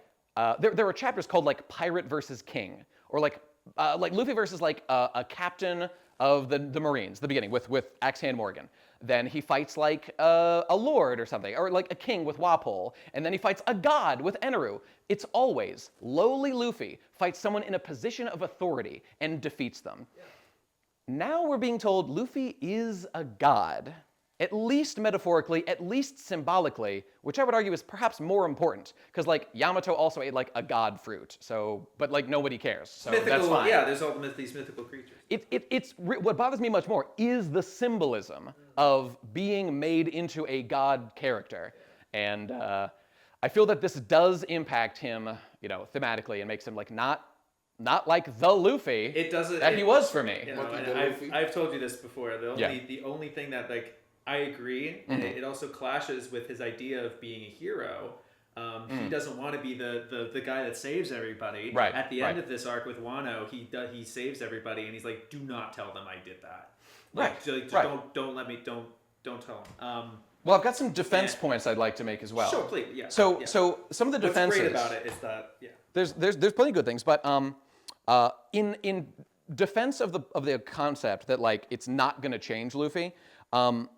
Sorry. It does, yeah. I'm just making my points. There's this is one more like anti-point telling here. him about it. He's like, nothing to do with me. The whole Jesus Christ theming thing, there's just like a cross that has the sun in it, and the guy's like worshiping Nika. It's just like he just is the Jesus Christ of the world. Simple as that. But the good thing is, Luffy as a character does downplay the significance of him being Nika, aka Joy Boy. It's like he awakens and whatever, he's the Joy Boy. Joy Boy clearly had like the Nika fruit also in the past, who like did the revolution. Yeah. So Luffy downplays as a character. That's great, right? That doesn't fix everything for me, the fact that Luffy downplays me, because in fights like Luffy versus Katakuri, like one arc ago in Whole Cake Island, what I liked about that was that Luffy is the underdog in that fight. One arc later, that devil fruit that is supposed to be inferior to Katakuri's and work that way thematically is actually the strongest devil fruit of all time and lets you bend reality and do all this kind of stuff. And worst of all, it makes people theorize about some shit like the Nika AoE. You hear about the Nika AoE? What the fuck is that? It's the theory that every goofy thing that ever happened in One Piece is because of the aura of Nika that Luffy possesses. So like this is immediately shattering. That's like terminal retroactive foreshadowing. Yeah, yes it is. It sure is. It sure is. It's like, But it's out there, man. Now, I feel now a little bit of time has passed and people are kind of cooling off on that one, thank God. But, you know, Like someone should do, imagine like a remake of One Piece that's like One Piece, but there's no Nika, and like everything's just normal. Like nothing weird ever happens. Yeah, I mean, that would vindicate it. Yeah. But like, there's countless examples of like goofy, weird things happen when like Luffy's not there. So like, how does that work? It's the lingering AOE effect. If you're ever near Luffy, that's Right, that's so funny. People have theorized that the people of Long Land, they were affected by like some sort of awakening. Of some like lengthening or a something like that. I can actually subscribe to that. Well, if there's like a length no me devil fruit, that's actually not an insane idea. Yeah, like Paramecia, for example, that gets straight to all the strings. Punk Hazard was permanently modified by Aokiji and Akainu. Dressrosa fighting wasn't permanently changed by Dofus No, string. but there's some debate that maybe it's because they were Logia fruit users, and like that affects the environment in a more. I mean, I don't know. It's unclear. It's unclear. There's room to think about this. Okay, so I've made like most of my points here, but let me see if I have anything else to say. But like from now on, Nika is such a central thing for It is Egghead, so vital. And it is central to Elbaf, and it seems to be central to the end of the story. Indeed, and like that's the reason why Roger was too early is because he wasn't the guy. See, this is the fear that Nika will somehow be. The fact that Luffy has this devil fruit, not any other factor about him, is what this is why the real hero of the story is Gold Roger. Gold Roger did all this shit without the Nika AoE buoying him along, okay? He did it. He didn't have a devil fruit. It's confirmed during the fight. He was just a guy with an iron will and an iron cock, fucking his way to victory. But you Level see, 3 Nate, Conqueror's Haki. But Nate, that's why they laugh. They're like, you need a fucking stupid ass devil fruit to get in. Yeah. Hey, different things can happen at once. At the one hand, I could totally appreciate Roger finding something like that funny, possibly. At the same time, we don't even know his like opinion on devil fruits. At all. No, we like, don't. We don't know. None of his crew had one, But except Buggy, who got Who sick got it by right accident, before they got to. That's weird. But my point being that like there are thematic issues with Luffy as a character with this change. That's my point. And we certainly cannot fail to mention the massive lore blast to our brains that among every other contrivance revealed about Nika and the retcon fruit and all that jazz, there is also the lore dropped here that Zoan fruits have a will of their own, and that it may well be the case that the the Nika fruit willed itself to avoid capture by the world government, which obviously implies it may have willed itself to Luffy.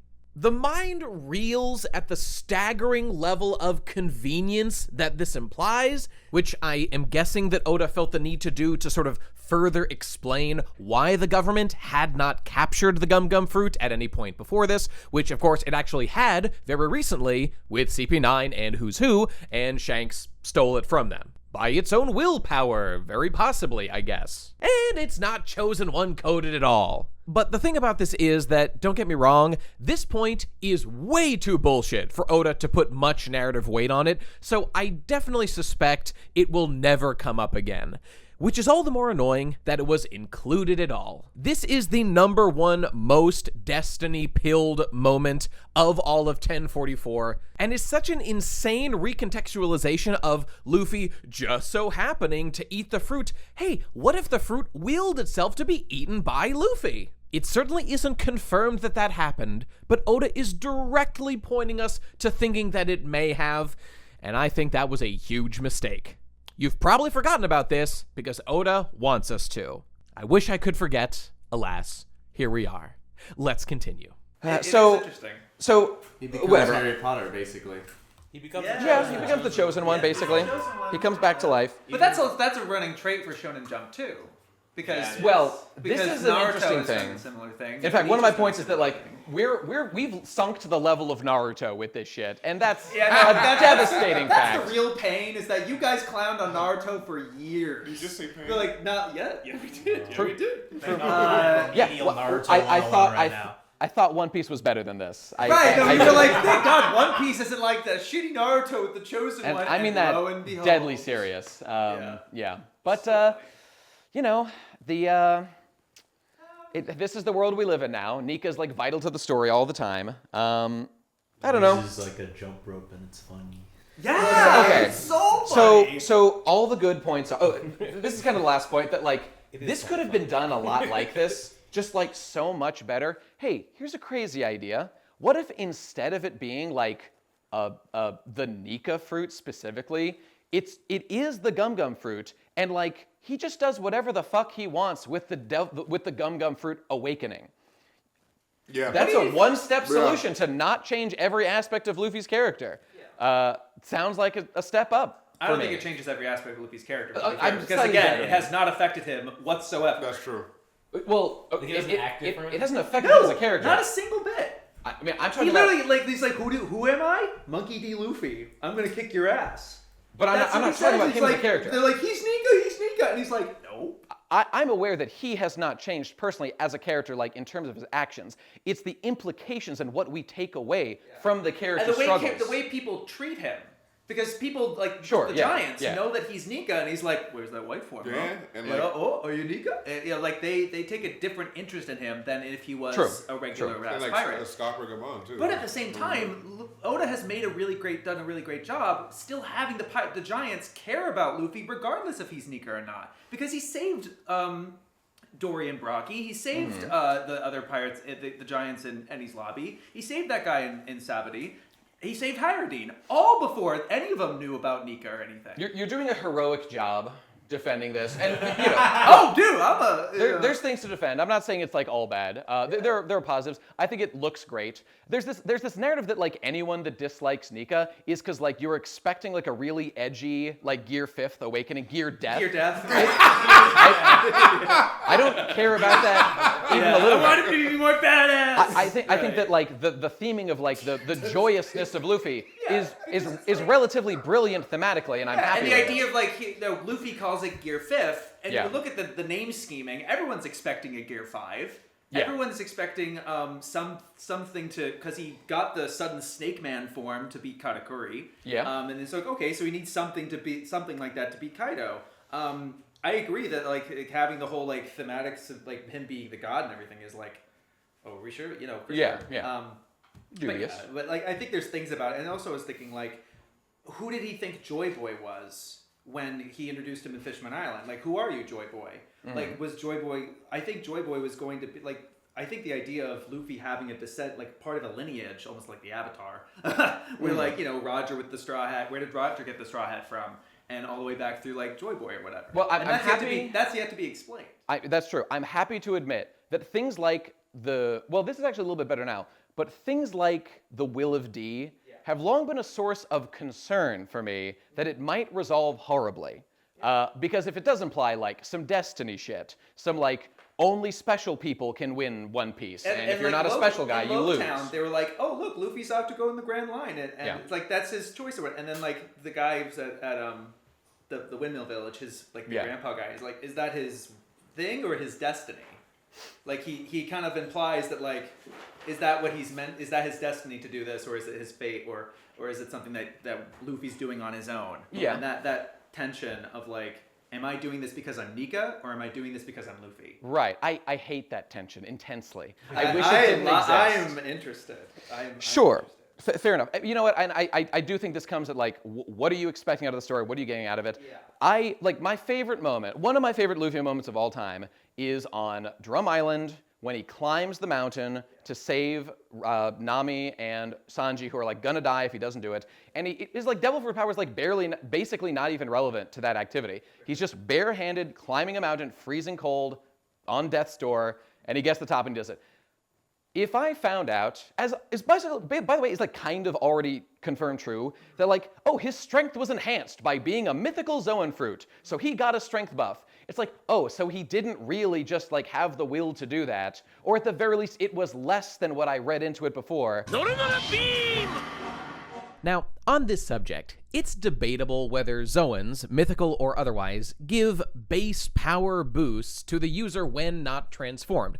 Like, do their base stats increase across the board or something? Of course, those benefits come in their transformed or hybrid state, just possibly not the base, still human, or reindeer, or whatever else state. And people have argued about that for literal decades. Honest minds can disagree on this point. It is not debatable, however, that Luffy, now retconned to be a mythical Zoan user, is getting benefits from his Devil Fruit while being in an untransformed state, namely being made of rubber. It's also probably worth mentioning that Luffy is now retconned to have eaten a human fruit of all things, of the model Nika, and Oda had commented in an old SBS that a human eating a human fruit would become more human-y, which I always thought was really interesting. And yes, at the time, only Chopper's plain old regular Hito human fruit existed, so that's obviously what he was referring to. But still.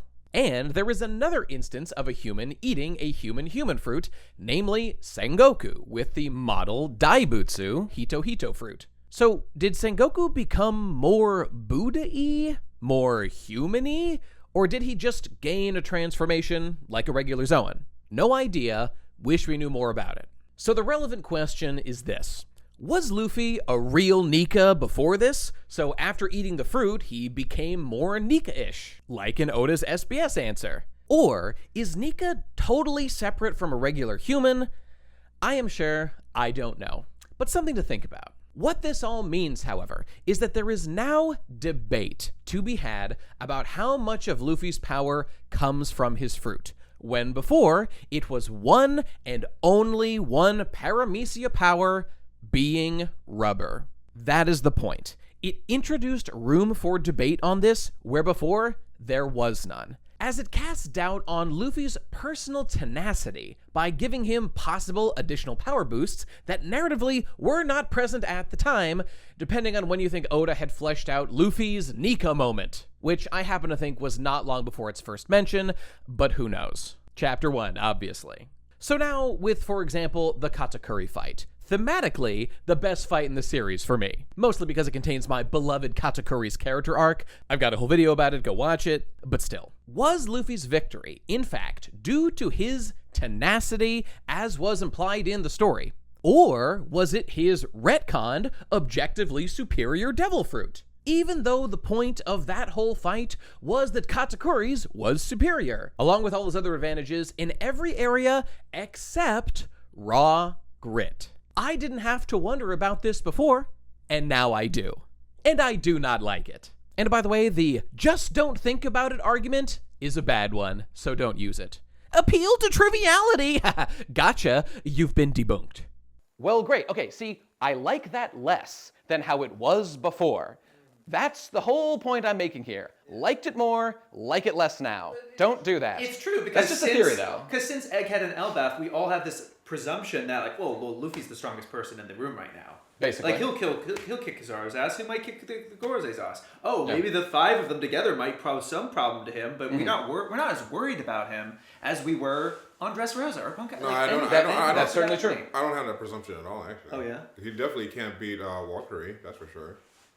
I mean, he didn't defeat them like 1v1, although he did pretty good. He knocked him back, he hurt people. He literally couldn't hurt Walkery at all. All right, but let's move along. We've spent enough time on Nika. Okay, this is a dense subject. It will continue to be debated for ages. Until the story's done. Until the story's done. That's true, because maybe the hope is Oda will continue to not change Luffy as a character, keep him grounded. I do think this is his intention. It's just he's doing a great job. Oda personally said, I know there's gonna be people that don't like what I'm doing here. He said it. Sure. And he was correct. There are some people that didn't love it. I give that man a lot of shit, but he is right. He is right on that. He was right about that. No doubt. And so, to wrap up this long Nika discussion, it boils down to two overarching issues. 1. Technically, the Nika fruit is the biggest bullshit plot contrivance in the history of shonen manga, and it breaks a lot of lore. 2. Thematically, it hurts Luffy and the series as a whole. Wow, both thematic and technical issues. What do you know? The counterpoint is that it's fun, and it suits Luffy and the series' theme of freedom, and I don't disagree. Gear 5th and cartoon powers are a lot of fun, but that doesn't mean we just ignore all the issues that come with the specific execution, like a bunch of lobotomites. So let's just summarize those technical issues here. The reveal of Luffy's fruit, that it has a true hidden name and power that just happened to manifest when he needed it most, is an extreme plot contrivance. Oda has repeatedly called the Gomu Gomu no Mi a Paramecio, but it's actually a mythical Zoan. Was this a long, calculated deception? I suspect not. The mind-numbing lore introduced right now that devil fruits can have a will of their own and influence who does or doesn't possess them. Nika being mentioned for the first time a few chapters before it appeared and subsequently changing the series forever. The world government not being on Luffy's ass the second they knew what he was.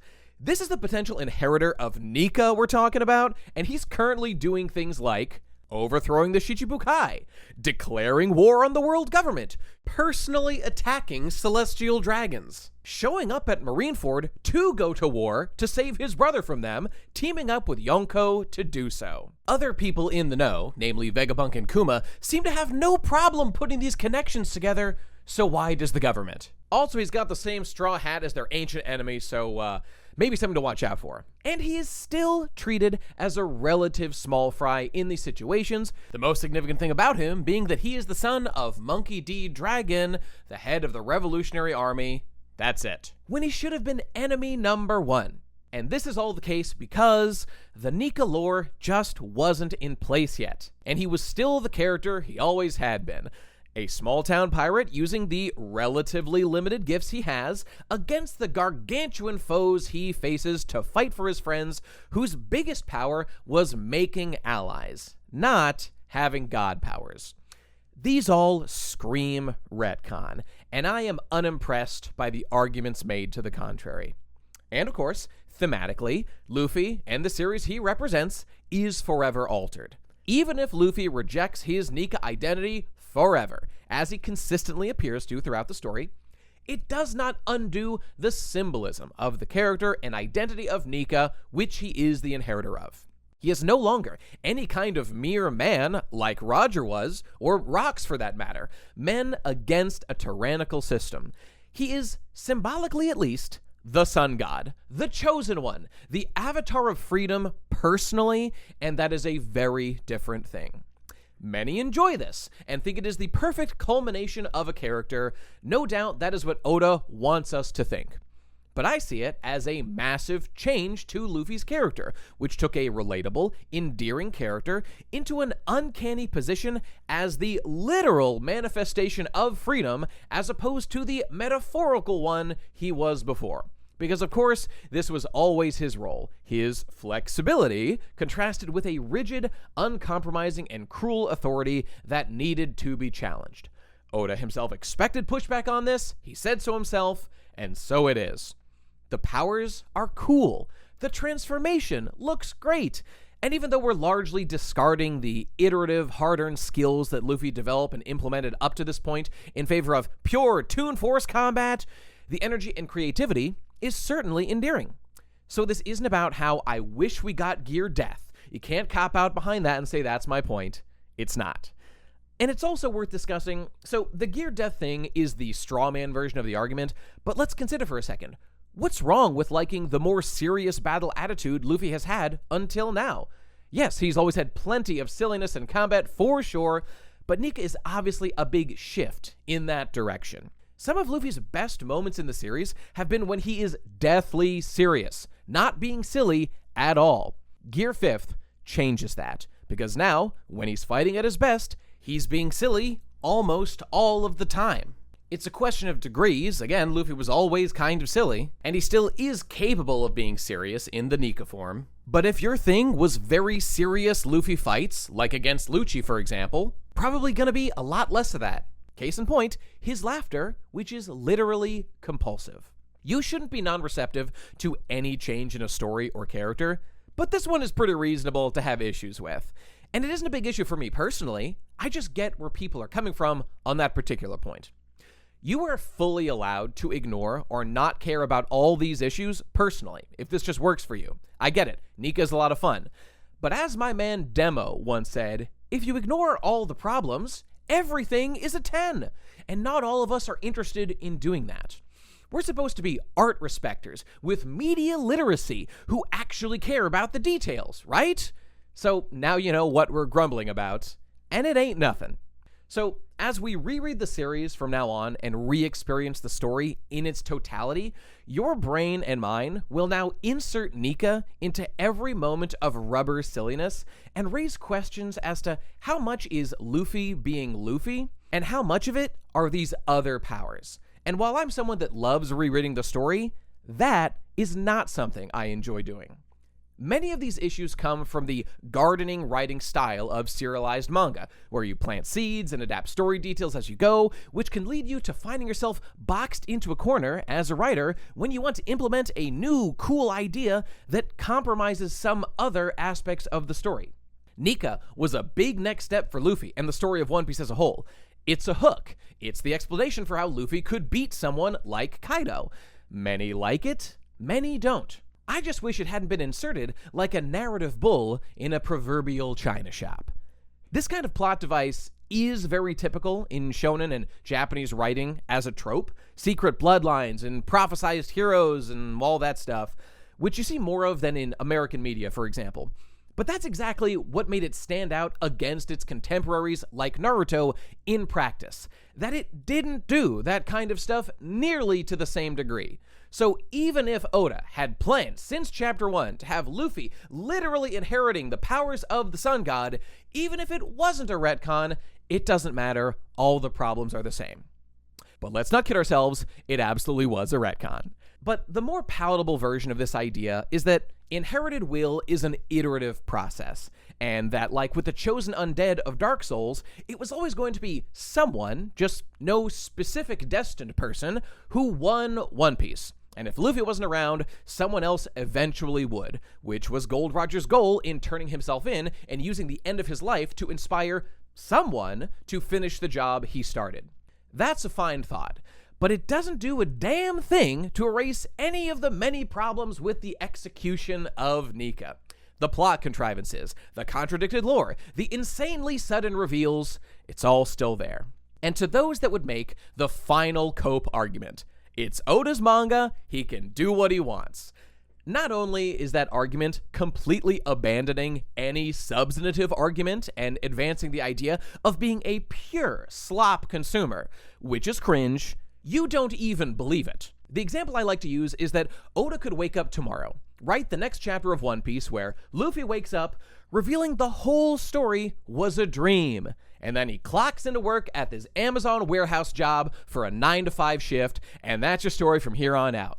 There is no rule saying Oda can't do that. It's fiction. Anything goes.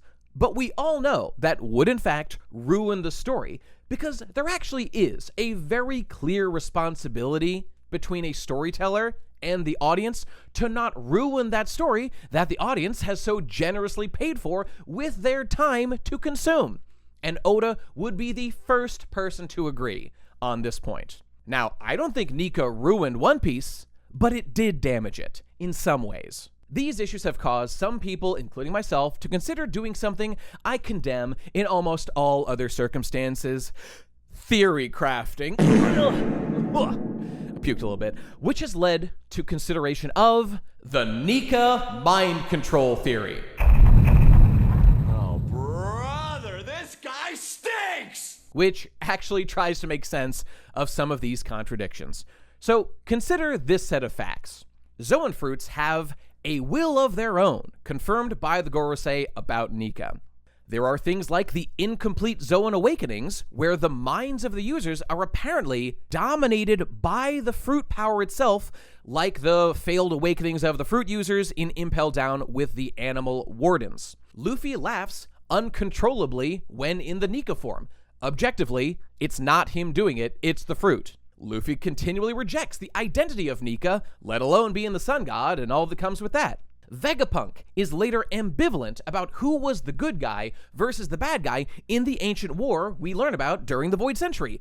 Nika could be the bad guy, perhaps. And this all could be setting up a conflict where Luffy will go to war with the spirit and will of Nika inside his head, and those will clash. And perhaps he will even lose all his powers outright and will be left with the humble Monkey D. Luffy man at the end. Maybe Blackbeard will suck the power out of him with his Yami Yami no Mi. Who knows? Sounds like an interesting theory. It's almost definitely not going to happen. It would be extremely naive to believe in this theory too strongly. It's like how people think that Shanks might turn out to be evil, but we just know that it won't be so because of the kind of story this is and all the good-coded things that Shanks has done and Oda's personal relationship with him as a character and as a plot device in the story. Nika is so thoroughly good-coded and so integrated into the good aspects of the story that there is virtually no chance of this at all. Think about all that would undo thematically with Kuma and the Buccaneers and Bonnie and the Giants and Luffy himself being a good character. Nika needs to be good-coded so all that stuff doesn't get fucked up. I've gone down the road with flawed theories before, overthinking things, assuming things that are not likely to be the case given the genre and the writing style here, and this is another one of those. But the theory comes from people like me who see contradictions and problems with Luffy getting this Nika retcon. But it's like how people saw numerous plot issues with the Wano raid, and of course figured, well, there has to be an explanation for this, rather than just sloppy writing. I'm thinking the raid will fail and Awakening lore will happen in round 2. Just wait, guys! Yeah, that didn't happen, and this won't either. We're unlikely to get a Simpsons meme with Lisa discovering that Jebediah Springfield was actually bad, a reveal within a reveal. At worst, Nika and Joyboy and all those guys will be like Luffy, a self-described non-hero who many people still look up to. This is what Vega was talking about, probably about there not being a good guy or bad guy or whatever, because Oda doesn't really like to have his heroes engage in moral onanism. He prefers to let others come to those conclusions on their behalf. The reality is, there's likely not going to be some genius twist here that was all part of the Chapter 1 plan. Nika was just some sloppy writing, implementing some interesting but imperfect ideas. And it could have been done better. And since it's such a critical plot element ever since, and retroactively, it did damage the internal consistency of One Piece for me. And I don't think I'm alone. Let me know if you agree. Please, I'm begging you, they're gonna eat me alive for this one, the shonen tards, with endless bad faith arguments and straw manning, and of course, calling me an overly critical incel. Well, on that note, I'd like to say a few words for your information. I am a sociable person who in no way has problems understanding manga. I do not hate 3D PD mangaka and only like 2D characters who lack the agency to question my media literacy and hurt my fifis. I have read multiple manga in my life, including recently, and I have aspirations to do so again. You get the idea. Point is, I simply think it would be nice to be able to voice my opinion without being insulted for it. Is that too much to ask? Yes! Fuck you! We love Nika! Worst guy! So, we'll continue to see how it goes. So, let's do a quick thing. Yo ho ho, you took a bite of Nika! What the fuck, dude? Yeah, yo, there it is. All right.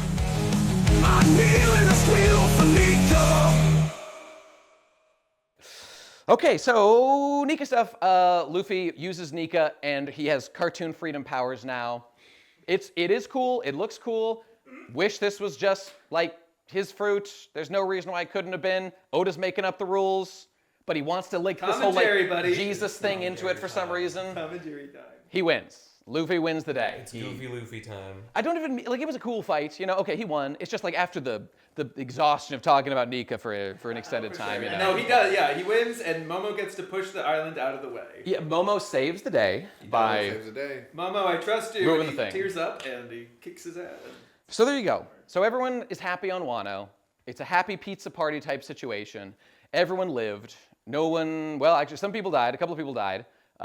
Izo died and Ashura Doji died. Rest in peace. Izo was the little brother of Kiku? Izu was the gun-toting brother of Older Kiku. brother. Yes. Yeah. He's an older He brother. was. We knew him about him a long time. I think he was the first Blackbeard we knew it technically because he was in. He was at Marineford. Oh, he was at Marineford. Yeah. Right. And for the record, Luffy defeats Kaido with a really big punch. Exactly what we knew he would never do. Would have said, it can't just be a big he punch. heard about that that criticism, and he's like, "Oh yeah." Yeah, Like, I'll make the biggest punch of all time. A cartoonishly big punch. And by the way, so funny, he's like unlocked Nika stuff, and he unlocked like Conquerors, imbuing like level 2 Conquerors, and he has Ryuo as well. So like 3 extra powers all at once, big Nika punch down on Kaido, seems to get the job done. Congratulations. And he knocked him into the same volcano, like the deep hole that Law made to drop Big Mom in. So Kaido fell in the same hole. Indeed. Now they're both encased in magma, presumably dead, but maybe not. Unclear. Yeah. Unclear The fact that some of the homies are still alive that are made of Big Mom's soul maybe implies that she's. But that's unclear at best. You know, who knows? So. That's about that. And what else? Hey, Zunisha arrives during all this. The elephant, who's walking around, is like, "Whoa, I sense Joyboy's here." And they're like, "Hey, Momonosuke, should I like open the walls and like let the world into Wano?" And Momo's like, "Nope, build that wall, baby. Don't let anybody in. I hate immigrants." Direct quote from Momonosuke. That's what he did. Momo. He did it. He gets his reveal as the human, and he's a cool 28-year-old man that kind of looks like Odin, and it's cool. Indeed. He's a 28-year-old man. I'm not supposed to say he's cool. He That's still has the mind of a child. That's for sure. He is still mentally an 8-year-old. Yeah. Okay, so what else we got? So Yamato's not joining the crew, thank God. Okay, so that's confirmed now as we're wrapping things up at the end. For extended details on this, go listen to my song Yamago, where we regale the world with the tale of Yamato not joining the crew. She has no role, she has no grace. This larper has a Nami face. When it comes to arcs, let's not be mean, but she did not change from her intro scene. She can quote Oden when she needs to, but she has no purpose on the Straw Hat crew.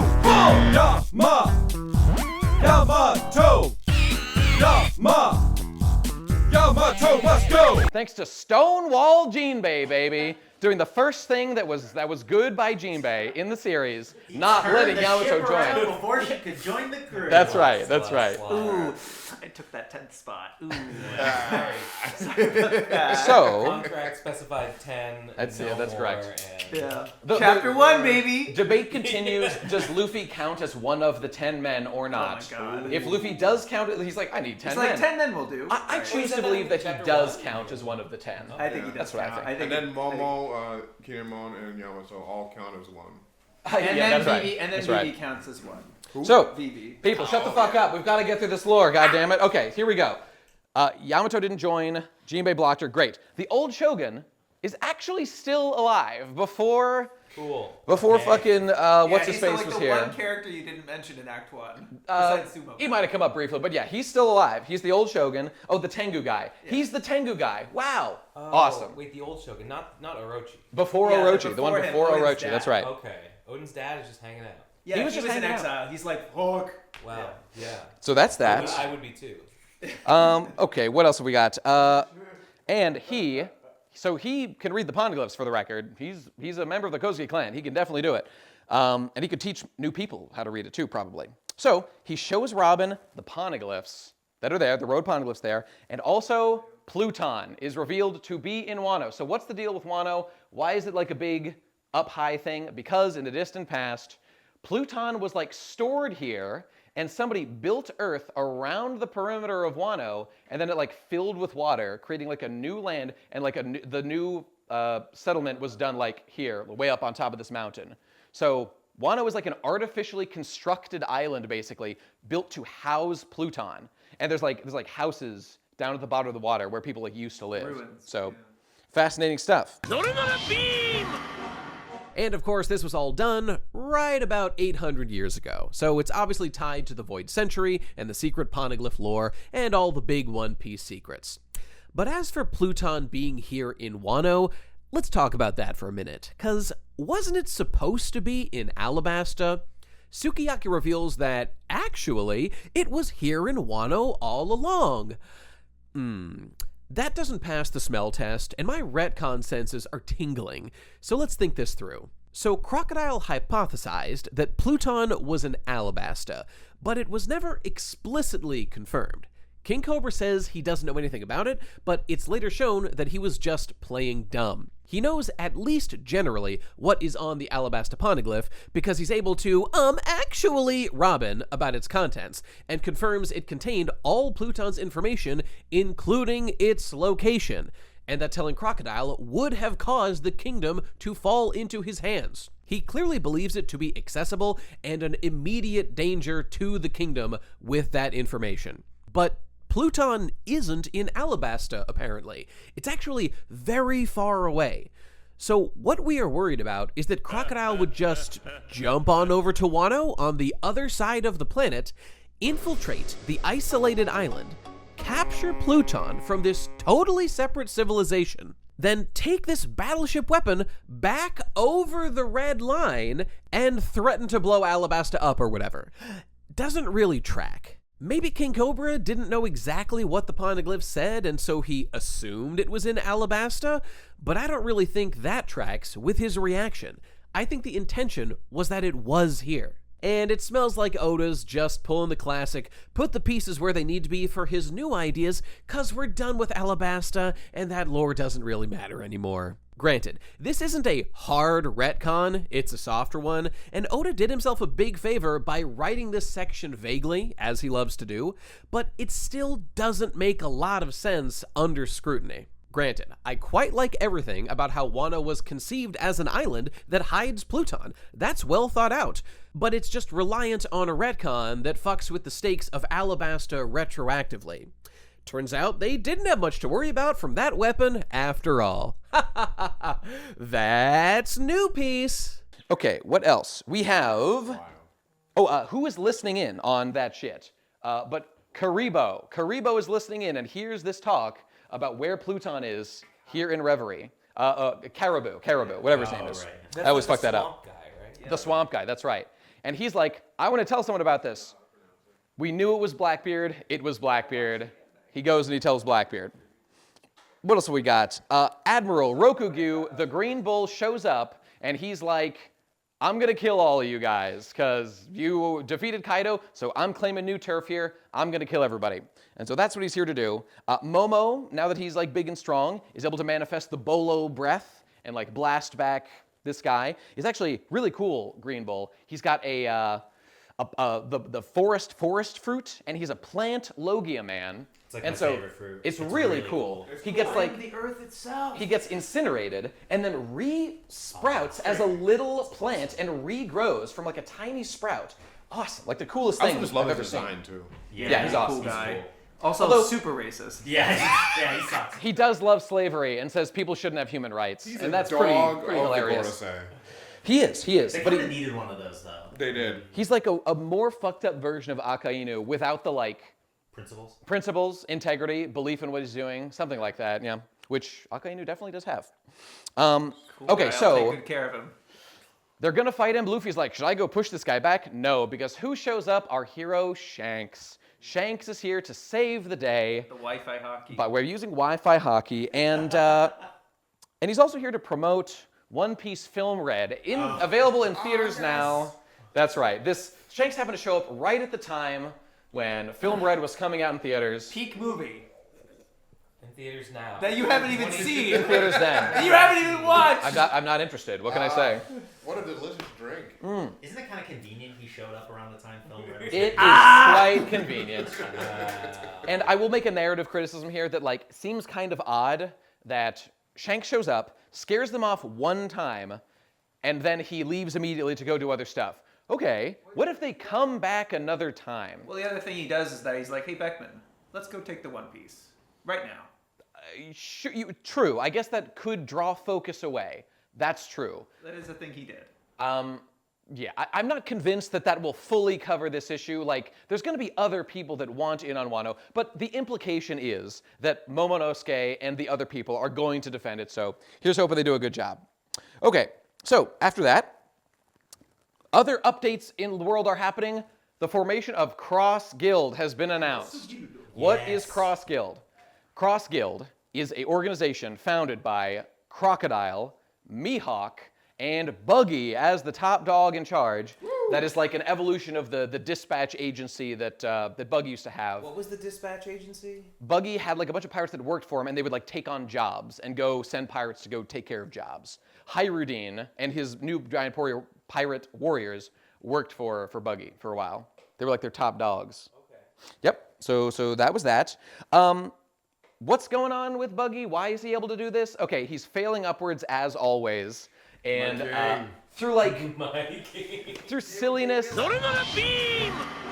Yes, indeed. Through silliness, we find out that apparently Buggy had borrowed a lot of money from Crocodile previously. So Crocodile, who was already trying to team up with Mihawk, came to collect. Buggy was already broke, though. His business was going bust for some reason. So Buggy offered up the entirety of the Buggy Delivery Company to the pair as collateral, where he would be their slave. And sort of accidentally, his devoted fans who love him so deeply just said, well, he must be in charge, made posters of him being the leader of the organization, and so it was deemed to be true. Crocodile and Mihawk tolerate this because they are actually happy to have him be the figurehead of their organization and draw the fire away from these two, who kind of prefer being more chill, low-key, behind-the-scenes guys anyway. So there you go.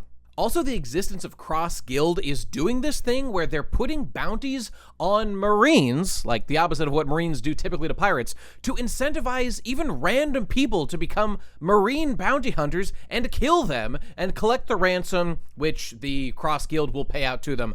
Seemingly from the vast resources that I'm assuming Crocodile has as the big money spender pimp that he is based. But it actually disrupts the sort of ecosystem where now the Marines are looking over their shoulder at like random citizens, and forget pirates, they might just decide to kill them one day, and they do sometimes, like our boy Vice Admiral T-Bone. Rest in peace, our straight edge hero. They realized that, like, because Crocodile and Mihawk fled to him, he must be super strong and power and like influential. So he's the next Yonko. Correct. And the next thing that happens is we do indeed announce new Yonko. New Yonko is happening. So Luffy, as the White Warrior, because he's a white boy, Nika's white. Great. He is a Yonko. His bounty goes up to like 3 billion, I think. Great. Buggy, as head of Cross Guild, is obviously he's not strong, but they think that he's strong, so he's a Yonko too, and Blackbeard and Shanks are still Yonko. That hasn't changed. But Big Mom and Kaido are out, possibly dead. They're out of here. That's our final four, baby. Yes, Ben? This is the thing that I felt like I was so smart when I noticed that the 4 Yonko have the 4 colors of the 4 like Chinese zodiac animals or something. There's yes. Like the blue dragon, the red hawk, the white turtle, and the white tiger and the black turtle. That's right. I think you did point that out, and that was pretty cool. Yeah, I learned that from learning some stuff about Xenogears? Xenoblade Chronicles. Oh. And there's also has that this stuff was the plan. There's a fun thing about this also. 24. Where is that volume? 24. Yeah, right. Right here. With the same spine, I it's think. 25 actually. Oh, my bad. Check it out. I think this is like one of those, not retroactive foreshadowing, just like it's a cool thing that happened. Yeah. So the cover of volume 25, the older one here, has the current 4 Yonko back in those days, and in volume 105, it is the same guys in the same pose, and now these are the Yonko. None of them were back then, well, except Shanks. Now all 4 of them are. And the mysterious Pretty thing, fun. The mysterious thing is that volume, that first volume, is like in the middle of Jaya, and Shanks and Buggy don't really show up at all in that volume. So True. then everyone was like, why are Buggy and Shanks on the volume of all things? And now we know why. This is theory crafting that I do not abide. I think this is. I feel like he said it. He said in the very beginning, he's like, I wanted a story about the 4 Yonko fighting each other. But those 4 animals are associated with the 4 cardinal directions: north, south, east, and west. Just like One the Piece. seas. Oh my god. Indeed. Okay. Do you think that means that he was planning for these 4 to become Yonko? I'm pretty sure, as yeah. far back as I'm pretty sure that, to feature them all in a spread. I think it was these 4, yeah. Because with how long he was setting up Buggy, it's the biggest surprise is Buggy. Well, out of the 4 of them, the biggest surprise is Buggy, and Buggy's the first major villain he fights, and you see him fail all the way upwards. Yeah. Well, like Shanks, Luffy, and Blackbeard it all makes sense that they're Yonko. Yeah, That's effortless. And Buggy, that's the Who only else one would that's you get? debatable. I wish it was Crocodile. Like, no, it has to be Buggy. Yeah, no, Buggy's been around since day one. Yeah, I think Oda probably intended. I think that was like, and big it's thing- really big funny. things were And happening it's for really this- for funny this the guy. clown man made it all the way to I'm the prepared end. to entertain that. I'm prepared. Okay, so another lore drop. So we need the fourth and final road poneglyph that disappeared from Fishman Island. Where's it at? Kid, of all people, says that it's somewhere with the man marked by flames. What does that mean? Or he might know some information. Who is that? We have no idea. We don't know what that is. Law also seems to maybe know what that's about, but we don't, and we still don't. So that continues to be like the only lead about that. We'll come back to that Well, Blackbeard another also time. mentions that the Burn Scar Man has a ship that produces whirlpools. Oh yeah, that's right. That's right. Yeah, okay. Yep, good point. And now we're leaving Wano at last. Okay, and this is where the choice of which way to go on the islands comes up. Either you go, what is it? It was like southeast, east, or northeast to the three options. There's somewhere around there. Yeah. And so they basically draw lots or whatever. I think they both want to go like east or whatever. And Luffy loses. The point is that Luffy gets Egghead, Kid gets Elbaf, and Law gets Winter Island. This is what it turns out to be. Vital lore update also coming in. Carrot will be the new Duke of Zou, of the Kingdom on Zou, on top of Zunisha. It's so funny. Fabulous. She's not joining the crew. No. That's the point. But it's so funny, like the amount of fights you skipped too. Like you didn't. There's so many. Carrot you did didn't stuff, mention, whatever. Which is fine. Who gives a shit, man? Those No. are boring fights. Nah, they're I fine. like- There's plenty of fights. We can't talk about everything No, I know, here. I know. I was just like, it's incredible that we're going in such detail and we still have to gloss That's over true. things. It is And I'm not worth mad about mentioning glossing things. It's Raizo important that we versus do that. Fukurokugyu. Yeah. The ninja standoff. They've just The best fight they've ever. paralyzed each other, and no one can do anything, and they just stand there doing absolutely nothing for like And hours. I think people confirmed it's the longest fight in the Wano arc. That's awesome. It's so funny. That is a pretty good joke, honestly. Yeah. But we have arrived in Egghead. It's time for the Egghead stuff. Okay, so let's speed through this stuff. That was a lot of shit in Wano, okay, but we're through it now. Yeah, it gets easy. So here we go. So we have the new Yonko, as we said before. There's 4, including Luffy. The news says that Sabo killed King Cobra of Alabasta. That's a shame. But like, he's gone missing. nobody believes this at all. Everyone thinks that this is obviously a lie because they love the king. And so Dragon, of all people, I mean, this happens a little bit later, but it's all part of the same narrative. Dragon's like, oh my god, I love monarchy so much. I know that I'm a revolutionary, but like, holy shit, kings are like, I love this guy. We need to put him in power, keep his bloodline in power. This is the best thing. This is what revolutionaries in One Piece do. Okay, so anarchy bros, I've got bad news for you. The revolutionaries are not going all the way. They're status quo-ticians, you know. They just want to hit the status quo and keep it going forever. So this is the ideology of looking east. pretty much. This is all my. This is like I'm looking east towards Cobra, towards the monarchy. okay. So what else is going on? The new pacifistas have been rolled out called the Seraphim. What are the Seraphim? The Seraphim are clones of the Shichibukai that have Lunarian powers, that have lots of melanin, no doubt. So they're dark. And they also have devil fruits. But they have the invincibility factor of Lunarians, and the fire, and they're strong, and they're cool, and they're controlled by the world government. Yes, they can shoot lasers too. That's right. Indeed. And no doubt they have the blessing of Shabazz upon them. All right, so a Seraphim of both Hancock and Mihawk show up, and they are going to fight various people. Okay, so this happens at this happens in Kuja Island. Kuja Island, yes, this is between arcs, but in Kuja Island, the Marines are waiting. Kobe is there because Bo Hancock is no longer a Shichibukai. He's here to like kill her and stuff, capture her, whatever. And they have the Seraphim that they're fighting with. But Blackbeard shows up, interrupts this, choke slams Hancock, is totally demolished her. And is going to kill her until Rayleigh shows up and interrupts and is like, no one can do anything. So, nothing ever happens. Undo. Shit, very few people can outface me. Undo the stonification of that crew, and Blackbeard let her live and leave, and okay, so nothing happens. And it's Blackbeard great. takes Kobe. Because correct. Kobe's like, no, you can Yes. take me instead. Blackbeard kidnaps Kobe. That's correct. And also, turns out that like Rayleigh, like his lady Shaki, used to be like an empress of She was the former princess. of Kuja. So pretty cool. There's a connection there. He's in tight with the Amazons. That's why they're friends with him. Makes sense. Okay, so moving on. Sabo calls the Revolutionary Army that he's distant from and tells them that something crazy has happened in Marie Joie. What is that? But before he can tell them, so he's been tracked by the world government. They're listening to the phone call. They know that he's outside of this place called Lulusia Kingdom. It's a random kingdom where the Revolutionary Army had come and like done a revolution previously. So they like guys like Sabo there. And a giant death laser nuke is launched and destroys that island, leaving a giant gaping hole in the ocean where it once was, obliterating it completely off the map. Darn. Lulusia Kingdom is destroyed. This is a big deal. What is this? We'll circle back a little bit, but spoilers, it's called Mother Flame, and it's a big deal. Luffy says a cool thing. So what does Luffy say? What's a cool thing? His dream to his crew. Oh, yeah, the dream lore. What is Luffy's dream? It's implied to be the same as Roger's dream.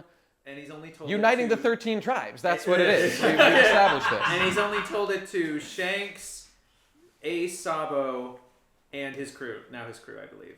So they cut away. The idea is that they've heard it, but we don't know what it is So yet. I used to think that what this was kind of like a silly way of him just like offhandedly or slyly being like, the Pirate King. We don't even need to say it. That's his dream.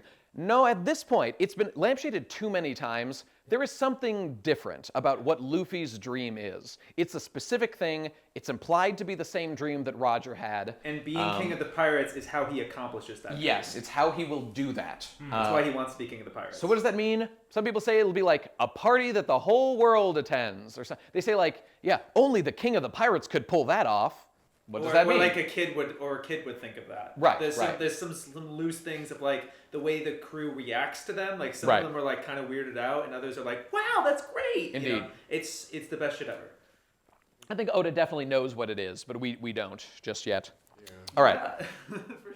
So next thing that happens is as they're sailing along toward Egghead, they encounter a bubble in the ocean. There's somebody trapped in it. They cut her out of it, and what is it? It's Jewelry Bonnie. Jewelry Bonnie, one of the supernovas. She's around Egghead. She's on a mission to go kill Vegapunk or beat him up or give him a stern talking to for reasons we'll get into in a little bit. And they save Bonnie from there. Now, oddly enough, Bonnie appears in the shape of like a young girl. Huh. That's interesting. I hope that doesn't cause any problems for me and the ungodly things I've done to my Bonnie figures. The hot gluing, the insertion, just nightmarish stuff to these. Really hope I don't regret all of those actions in the future. Context is that the figures is of her as like a 20. As her character, a sexy adult woman of consenting age and legal maturity. Right. Yes. Maybe even Great. a little older. Maybe even too old. even. Maybe even. Okay, so we have arrived at Egghead. It's happened, but there's a commotion, as always happens when we get to an island, so the crew gets split up. Shocker. It happens again. Yes. But we've arrived at Egghead. We're here. It's an eggy, silly island. It's got clouds. It's got like a big cracked egg on top. At the bottom, there's like a forest with like a very modern-looking city. It's the island of the future. It's very cool. It's very cool. So, what happens there? We are cutting around still to random places. So especially in Egghead, there's a lot of cutting to different stuff around the world. So forgive me if we like interrupt stuff happening at Egghead. This is how the story's done.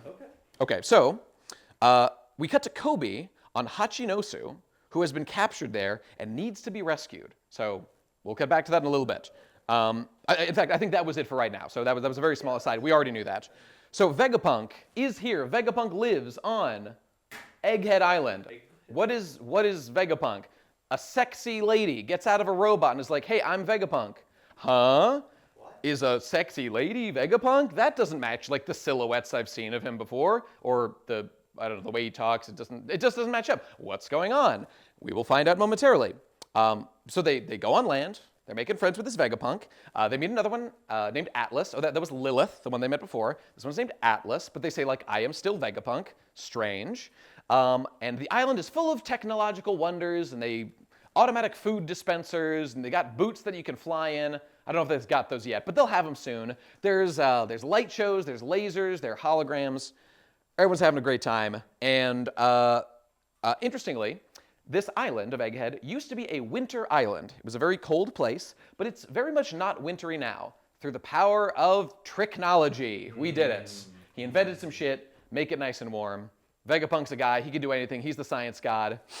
That's what he does. Okay, so turns out Vegapunk is a man made of multiple men. He is a original body that has split into 6 other versions of himself, or has made 6 other clones of himself that represent like aspects of his personality. So, for example, there is Shaka, who is justice. There is Lilith, who is evil. Edison, who, why would you make an evil one? I don't know, he just did. Well, it's because Shaka's good and then Lilith is evil, because each of them are kind of like his own person. You don't have to make an evil clone of yourself. You could just not do that. Yeah, you're right. You got to do it. You got to do it. There's Edison, that's like thinking. Pythagoras, which is wisdom. Atlas, that is wrath. And York, which is greed.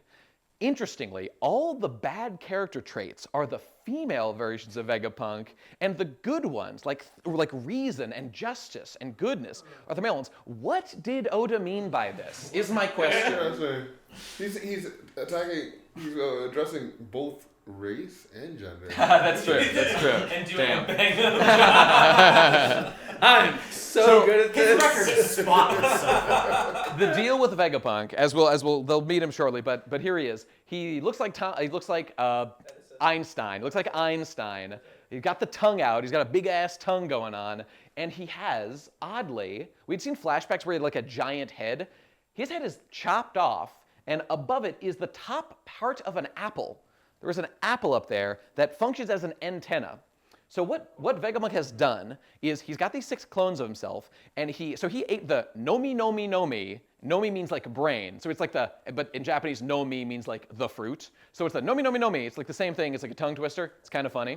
But it's the brain fruit. What this did was, he was already a super genius, but this allowed him to continually add knowledge forever and like not forget anything. So he's like the superest genius of all time, and it made his brain absolutely gigantic and huge. So he's got a giant brain on top of his head. He's like Tim Rogers. Exactly like Tim Rogers. Precisely. So, so he cut off his brain at a certain point. He cut it off, and he put it in way up here at the top of the egg in a place called Punk Records. He's just like Yakub, actually. That's right, he is like Yakub. See, I've been saying it. Yeah. I've been saying it. Yeah. Smarter than everyone. Are there 2 Super Yakubs, genius. perhaps? The 2 Yakub Like a theory. clone, maybe? Like a clone. The multiple Yakub We're in theory. full clone piece now, for sure. The Seraphims are clones. We've had clones of Kuba for 1 million years. This guy's got, whatever, lots of clones around. The Seraphim. Okay, so his brain has been cut off of his head and stored in the egg in Punk Records, which him and his satellites, he's the Stella, that's the main body, and then the 6 satellites are those other bodies with those aspects. They can all access the egg like it's the internet, basically. They've got Wi-Fi. I think it only works on Egghead for now, but it could probably work elsewhere too. So we'll get back to that. And he wants it to be like the real world internet, where the whole world can access his brain and like learn stuff and get information. So sounds pretty cool. I like the internet. Okay, so we are learning that there's pacifista here that look like Kuma, of course, and they're gonna fight Luffy because he's not supposed to be there. When Bonnie's like, stop, that's my daddy. Huh? Yes, turns out Bonnie is the adopted child, we would find out, of Bartholomew Kuma.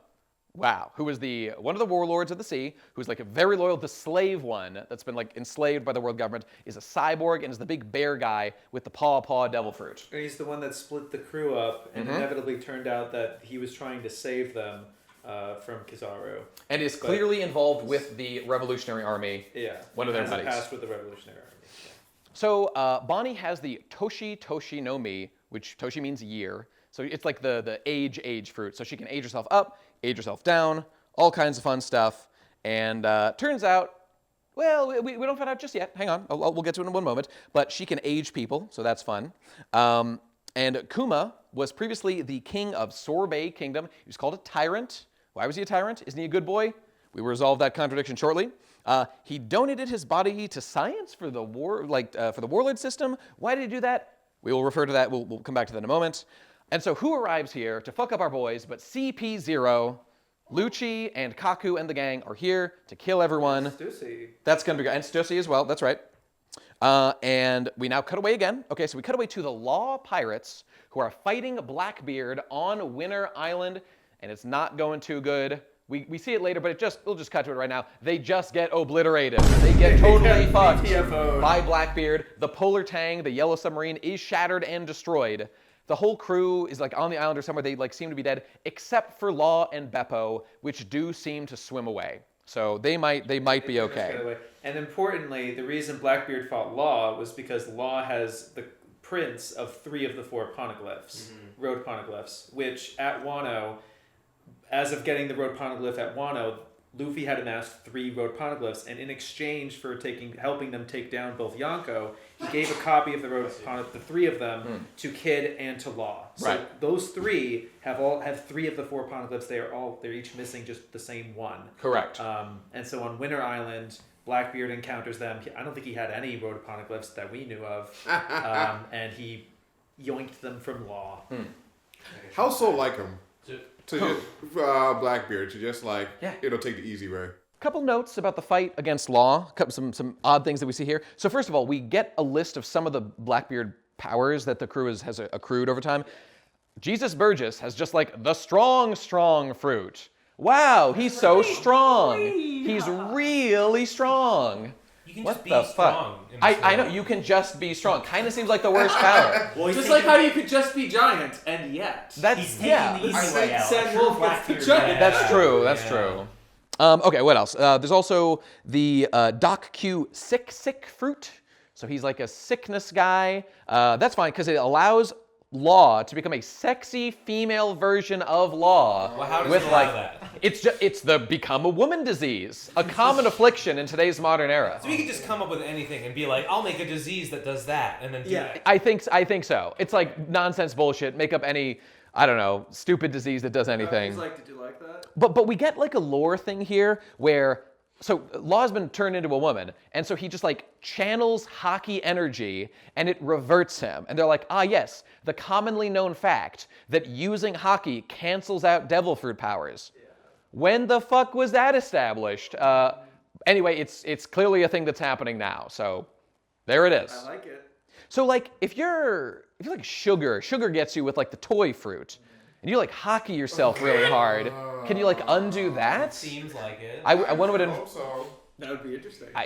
They just weren't hockeying hard enough. They weren't. They just There's some guys that were hockeying pretty hard out there. Kairos. I mean, I don't know how much hockey Kairos has, but I guess not, right? it was strong as shit. Does he have hockey? He just wasn't strong enough. Sorry. Okay. I guess not. But look at the way we have to look at the world now. This guy can be strong as fuck, and we're like, does he have hockey? I mean, I haven't seen the Black Lightning around him, so. So true.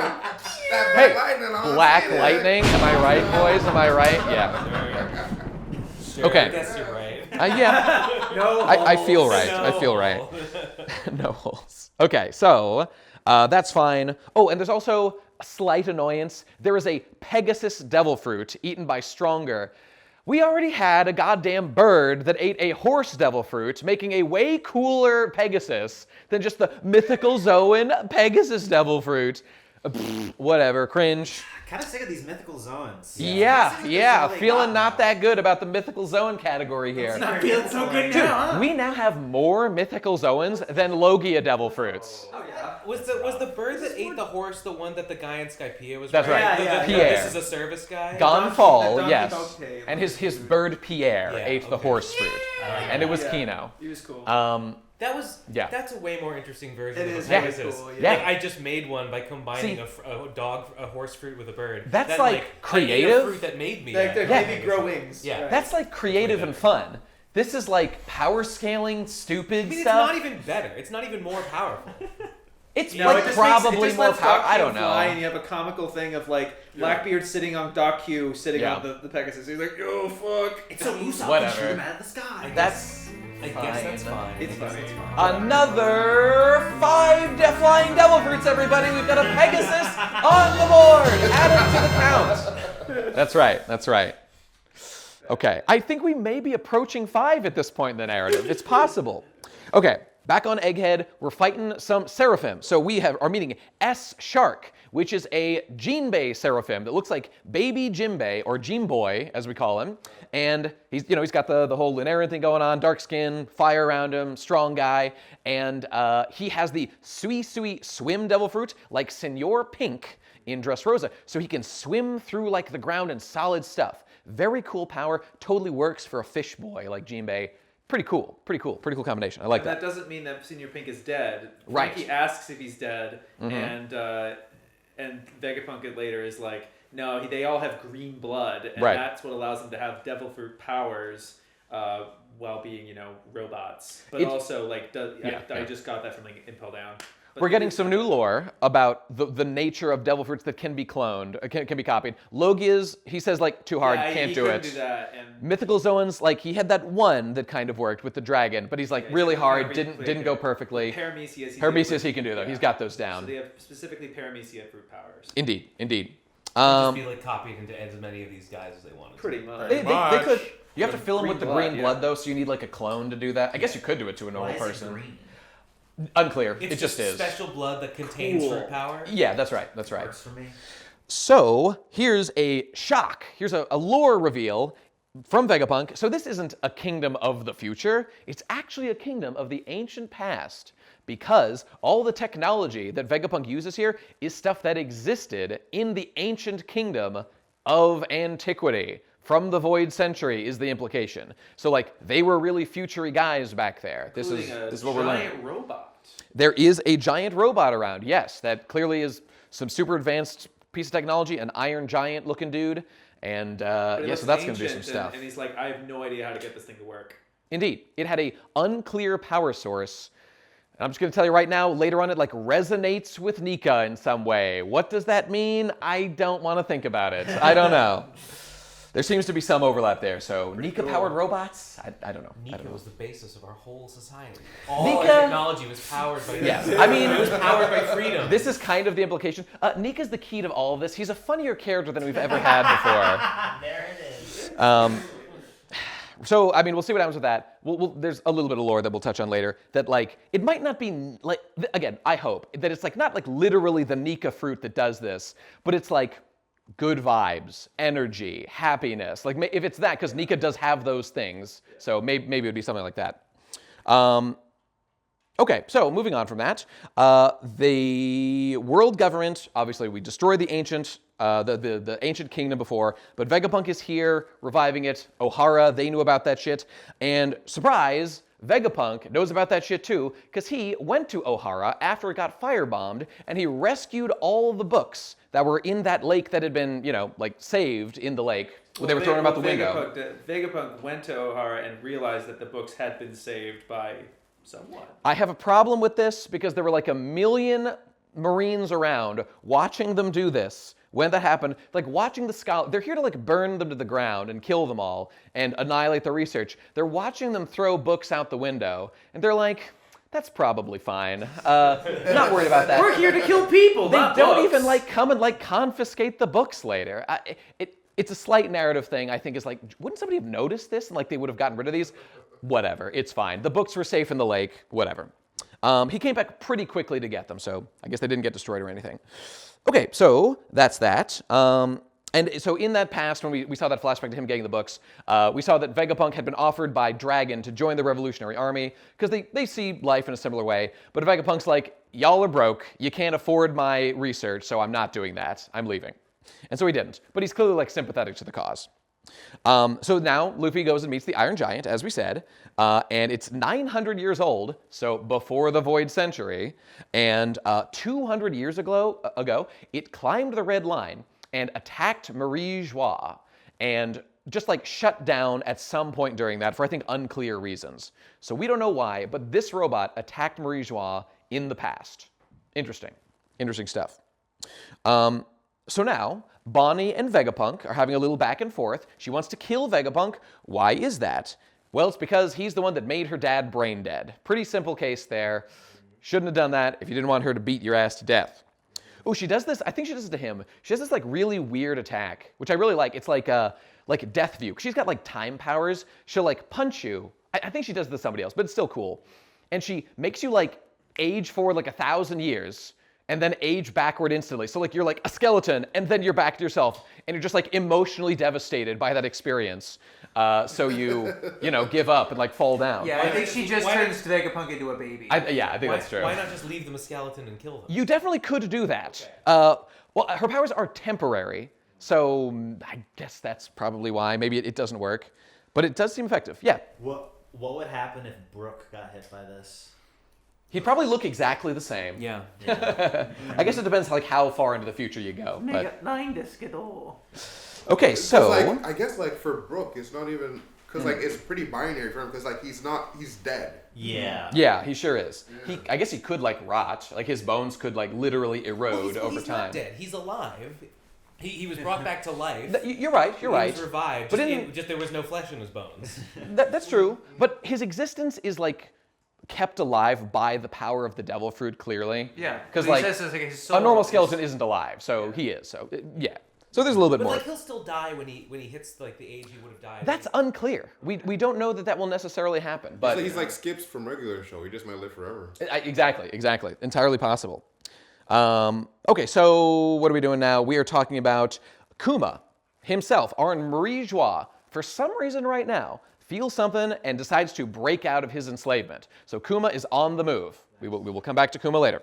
The revolutionaries saved him from Marijoy when they invaded. They were able to bring Kuma you're back right. to their revolutionary base, and then he's just sitting there and suddenly gets up and teleports away. They're like, "What the fuck?" And he just left. And then he goes on the red line and he's climbing back up to Mary Jo. It's like, what is he trying to go back there for? Right, we will see, but he's on the move right now. Kizaru is at this point dispatched to Elbaf, or to Egghead, because they know that Luffy's there and they know that there's some big problems going down. And so CP0 is here, CP0 has arrived, and Vegapunk asks the Straw Hats, hey guys, they're here to kill me, please save me, take me with you. And Luffy says, you know what, you've got a funny head, so okay. Yeah, he does say that. Classic Luffy reasoning, okay. And at the same time, Bonnie is doing this thing where there is a stored vault with Kuma's memories. It's in the paw-shaped bubble that Kuma does stuff with. He's got the paw fruit, it's all weird stuff. But this one stores memories. Conveniently, his power can do that also. Very lucky for us. Pretty cool. So Bonnie is gonna like learn the history from there. That's how she's gonna learn his backstory. And us too. And us too, conveniently for us. So, Luffy versus Lucci breaks out. There is a fight going on now. Lucci is now an awakened Zoan Devil Fruit, as they're here to kill Vegapunk. The Strats are trying to defend him. He's an awakened Zoan. Is he a cheetah or is he he's a leopard. He's a leopard. I think he's a leopard, yeah. So, he's stronger, but Luffy's still stronger. So, it's not looking good. Luffy is very strong right now as the Nika man. And plus, he's defeated Lucci before, so light work. Zoro also fights Kaku, who is also an awakened giraffe devil fruit. We still don't know how you awaken a devil fruit precisely. There's just like a vague idea that like you master it or something. Yeah. But like Luffy nothing seemed to change in mastery between when Luffy, got killed by Kaido and woke up. I don't know. It's just unclear. I would love some clarification on this. I don't know if we'll ever get it. We do, however, get some clarification on a separate issue. When seeing Luffy go full Nika, Vegapunk does a little clarification on the nature of devil fruits, at least his theory about them, which, as the smartest man in verse, is probably onto something. Vegapunk believes that devil fruits embody particular wishes for evolution, and the powers they give are an actualization of those desires or imagination. Like, what if you were a fucking jacket? Yes! Jockey Bros in control, best fruit strikes again. Anyway, they're an unnatural power, so it makes nature, aka the sea, hate you, so you can't swim, blah blah blah, a bunch of cope reasoning. However, none of this really explains where they come from, if they have anything to do with devils, but it's all we've got so far. Best guess at the moment is that they emerged from the crazy, witchy technology of the old world somehow, but who really knows? And that's all we know for now.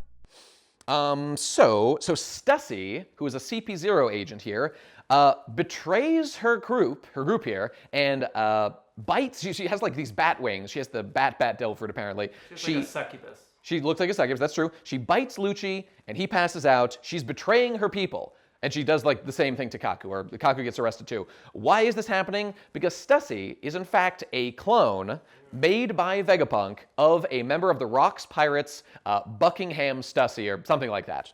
Did I write that down? Yeah, that's right. Yeah, that's right. She went by like a different name before, and she That's her brother. As she's known. and she she is very clearly implied to be Weevil's mom, who is that Shichibukai that claims to be the son of Whitebeard. That's what she claims. She claims, and by the way, this goes into my theory that I very strongly believe that Weevil is a failed clone of Whitebeard. This is my theory. He's got like scars. He's obviously kind of fucked up. She's like a mom who does cloning, so there's a lot going on here to back it up, I think. And we're in Clone Piece, so. And they did a cutaway that showed that Weevil was taken away by the Navy as part of the Seven Warlord gathering. Like now that they got dissolved, they were able to capture him, and he's being brought to assumably Impel Down. Indeed. So, what else is going on? Kizaru and J. Garcia Saturn, one of the Gorosei, is revealed to be accompanying Kizaru en route to Egghead, because this is a big deal. There's a Yonko, Vegapunk is a huge deal, who matters. We got to do something about this guy. Okay, so that's what we're going to do. So a lot of things are happening now. Shaka, the like good or like justice Vegapunk satellite, is shot in the head and killed. He's the Daft Punk one. Right? Correct, he's the Daft Punk looking guy. And this, we've revealed there's like a traitor among Vegapunk's crew somewhere. Who is it? We find out basically immediately, I think. It's York. It is York who is the traitor, who is the greed Vegapunk. And I, personally, really like this development. She says that her motivation here is that she wants to be a celestial dragon. The privileged, world government ruling people that get everything they want, make anyone your slave, kill anyone you want, get all the money and treasure in the world. That sounds right up the angle of a greed-based entity. So she's like, I will work for them, they'll make me a Tenryubito. Yeah, to be clear, her only job in the facility is to eat, poop, and sleep. You're right, we have to clarify that. So her whole thing is just like total like, I don't want to do shit, I want to be like a celestial dragon. She is still a Vegapunk, so but she is a good still science has all lady. the knowledge and everything. Right. But it's true. Not only does she just eat, sleep, to be clear, while like other satellite Vegapunks are like working, they're like, oh my god, I'm getting so hungry. York can eat, and they get the benefits of that. They're like, oh my god, I gotta shit. York can shit for you.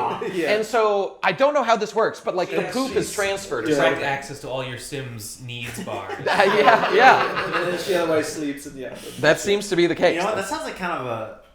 this sounds like that kind of sucks. Maybe I understand why she might have betrayed them. She loves it though. She loves it. She be vibing. It's her favorite thing. Quick check in, everybody. Yo ho ho, he took a bite of gum gum. Yeah yo. Great. Okay. Refreshing. It is. It truly is. So York killed Shaka. Wants to be a celestial dragon. That's what's going on. And she is implied, like she's gonna be like the main villain of this arc. Oh my god, York's like, she's as smart as a Vegapunk, but she's bad. What are we gonna do? We'll cut back to that in a moment. Okay, cutaway to... Very long cutaway. This is a long one. Shanks killing useless Captain Mid, destroying him for all time off the shores of Elbaf as Kid was about to like, blast Shanks and his like crew and his allies out of Elbaf. So he kind of deserved it. I've got a problem with this. I've got a bone to pick with this because in one move, oh, Shanks thinks he's Gold Roger. He's like, atheism slash. Yeah, okay. In one move, he defeats, he takes out Kid. I could live with that. He's very strong. But in merely the shockwave blast in the vicinity of what he's doing, he also takes out Killer, who he didn't even hit directly, who was fighting Kaido like 5 minutes ago. And he's just like eviscerated by the sheer wind and the presence of Shanks's, blow. Little much. I think it's a little bit much, but whatever. The point is he destroys the crew, and they're all like, please, sir, take these road poneglyphs, just let us leave. And he's like, no. And so... yes to the road poneglyphs, yeah, no to I'll letting take you the live. poneglyphs. Okay. But No to letting you live. Dory and Broggy, his giant buddies from Wano, they just do a big double giant slash, and they just obliterate it's called like the Victoria Punk, I believe is the name of their ship, but it's destroyed, and it's totally fucked, so... It's over them. So rest in peace, the Kid Pirates. Again, it says like they were obliterated. I have a sneaking suspicion Kid is not actually dead. That would be like a little too evil for like a Shanks kind of thing to do. Even though, I mean, technically it's the law of the pirates. They could have died, but we'll see. He's strapped up. You know, he fucked around and found out. It's true. If he's dead, I would actually be impressed by Shanks. I hope that he actually really did hope- murder them I all, kinda but hope so, yeah. we'll see. We'll see. Because that's both Kid and Bartolomeo now that True. Shanks has been taking out, and Luffy's like, what? Did that Bartolomeo? Oh, On like a he did. like a Yeah. cover He story took- or something. On a cover page, Why yeah. did he do that to Luffy's biggest fan? Because he Because was it- fucking well, on Shanks' yeah, turf. He had yeah. literally he He attacked did a really a stupid place. thing, Shanks' and, turf. He attacked Shanks' turf. yeah. So he was begging for it. Okay, other things are happening. This is the Kobe rescue operation on Hachinosu is underway. He's been captured by Blackbeard. They're here to save him. He's like trying to make an escape attempt. But as things are here, the Sword agents appear. I think Kobe is in Sword at this point officially. Kobe's a member. That's So right. He was communicating with DS Drake, and that's how we know that DS is a member. So. Right. So a bunch of other ones appear. There's like Prince Cruz and some girls. I honestly don't care. They're fine. Hibari. They're all cool. But more importantly, Garp is here. And Garp is here to, like, for the first time in the series, really have, like, sort of a real fight and, like, show off his power. And he is just unbelievable. He does this, he leaps out of the water with his whole ship and jumps up and does a big galaxy impact blast downward and, like, obliterates the center of town. Crazy. It's just awesome. He's just the coolest guy. Best. We love Garp. Okay, Garp is great. Wi-Fi hockey or Galaxy Impact a better hockey feat? I'm definitely more into Galaxy Impact myself. I like to think that he doesn't even use hockey to do it. It's just sheer force of, not even will, because like hockey's there. It's just, I don't know, wind impact, whatever. It's like in Naruto, that guy, the Tenjutsu, you know, Rock Lee's teacher, who just blasts winds at you. Might guy, yeah. Some shit like that. I know, right? So who's here to do something about this, to stop, you know, Garp wrecking the Blackbeard's like HQ?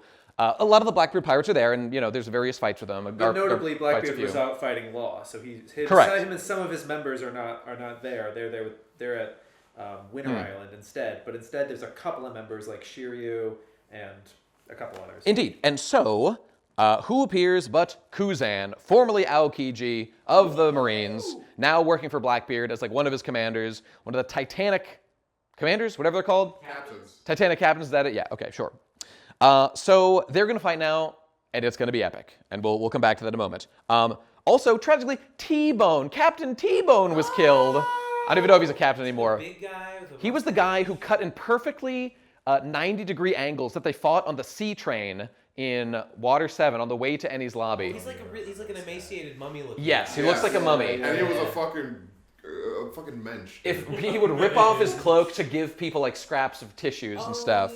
He's a very nice guy, but he's dead. He was killed by Cross Guild. They murdered his ass because Cross Guild puts bounties on Marines now in like a reversion of what they do in the other way. So interesting stuff. Okay, so back to Sabo's true tales. Sabo is now telling the tales. He's made it to Kamabaka Kingdom to Dragon and Ivankov and all those Turns out guys. he's alive. He is alive. We thought he might have died from the Lelouchia. Correct. nuke. But so what happened? What did he find out? Okay. That's so the Mother Flame, the Lelouch. Yeah. correct. Mother Flame did that, as I think they're going to say it soon. But so in Reverie, when he was there, we're flashing back to that period, he learned some secrets. The Revolutionary Army was like trying to free a bunch of slaves, and the heroic admirals like Fujitora were like, no, stop freeing our slaves, please, we gotta defend slavery. I love slavery so much. I hate that you And so- specified Fujitora. Yeah, Fuck you, man. I did. That's literally what he did, but okay, that's what he was doing. We all know that Rokugyu, the Green Bull, like, yeah, he like enthusiastically loves slavery. Like, we gotta protect the slaves. And Fujitora's like, I guess That's what you get, Fujitora. I'll just never like a guy that joins a team. He's on there for 5 minutes and immediately falls to his knees. On behalf of the whole team here, everybody, I've got to apologize for our long history of fucking it up. It's like, bro, you've been here like 5 minutes. You do not have the authority to do this. Okay, so what did Sabo hear? He heard Cobra of the Neferti family. I think I pronounced that right. And the Alabasta King. the king of Alabasta, that's right, Is it Vivi's Neferti? dad. Like close. Nefeltari or something? Nefertari, that's it. Nefeltari? That's it. Okay, there you go. So Cobra is talking to the Gorosei, I believe, at this point, and they talk about his ancestor Nefeltari Lily, who mysteriously was in the record as like being one of the kings that founded the world government, or queens or whatever, but she never made it back to Alabasta, and I think like her brother took over or something. So what's up with that? He's curious. He's asking some questions here, and it's at this point that it's revealed that the Nefeltari family has the D in its name. So Cobra is a D, and Vivi, Nefeltari Vivi, is Nefeltari D Vivi. She also has the D in her name. This changes everything. It changes. Well, we're learning a little bit more about what the D's do. The passive aggressive. Wow, this changes everything. Yeah. I mean, okay, I'm sorry, but like, what?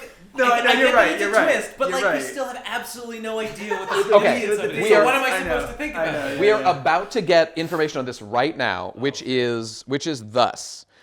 So the D's, as we already know, are like a group or something that oppose the world government. They're like opposed to the gods or whatever. They represent like the rebellion or something.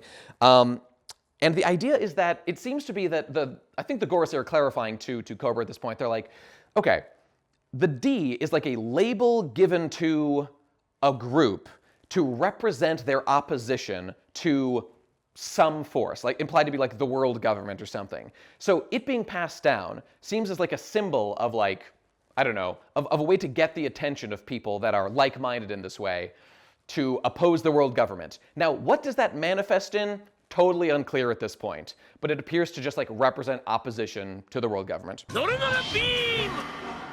To be clear, a bunch of this is inference from what we know, so let me just clarify with a few additional details here.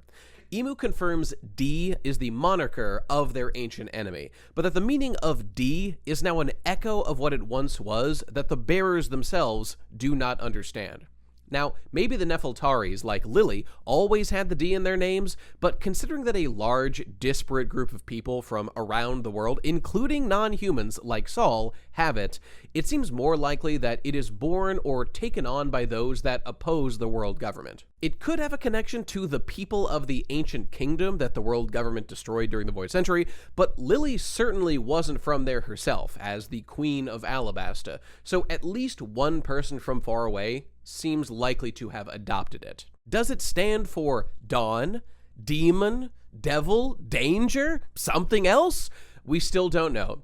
But my money's on dawn, to be quite honest with you, fam. Imu also says that one fateful day, Lily did something that allowed or caused the poneglyphs to be scattered, which led to the threads of opposition against the world government that still exist today. This is very much an inherited will type deal here. Clearly, the poneglyphs were filled with information and protected by generations of guardians who swore their people to that duty, the descendants of which have long forgotten why they have these traditions, but were intended to eventually be used to, presumably, defeat Imu, overthrow the world government, restore the world's true history and freedom, etc., etc. Lily never got back to Alabasta, but she did send a letter to the Nefeltari family which had some juicy info saying, "You must protect the poneglyphs," with something visually cut off in a clever manga way, haha, then raise the flag of dawn for the world. So all of this is very clearly part of an oppositional move against the world government. As to the identity of Imu, there was a theory that Lily is Imu, but that just seems wrong. For one, everything Lily did seems in opposition to Imu and the world government, but also Cobra implies he recognizes the name Imu from one of the 20 world government founders. We also saw Imu looking at that picture of Vivi, looking kind of obsessed, so I would say the smart money is on Imu having an obsession with the descendant of Lily that looks like her, that kind of thing. Therefore, Imu probably is an immortal who's lived since the Void Century, which we know is possible, for example, through the Ope Ope no Mi's secret immortality surgery ability, or maybe some other dark, spooky magic stuff. And that's all we know for now. Okay, thanks, bye. Okay, so that's that. So the Gorosei at this point attack Cobra. And I'm sorry, these questions were being asked to Imu. He had been gone to see Imu to ask at least some of these questions. They're like, we're taking you in to see Imu. You can ask questions. We're going to kill you afterward, though. So I think he was like, I'm here to see the Gorosei. And then he goes into a throne room, this big throne at the top of a big thing is supposed to be empty, and the 20 founders made this like promise that we're gonna be a team, guys. There's not gonna be one ruler overall. And then he's just chilling there talking with the Gorosei about this shit. And then the moment he brings up the D thing in the Void Sentry, this shadowy figure, he's like, who the fuck? Comes out and sits on the throne, and it's like, and then Emu starts talking. He's like, those stupid Lily and Cheever. Hate them so much. If it wasn't for those meddling kids, and it's like, what? And we get a little more lore, I think, as we get a little bit further. But okay, but for now, so this is like terrible, and they're gonna like kill Cobra and Sabo. It's like, I'm not leaving this room alive.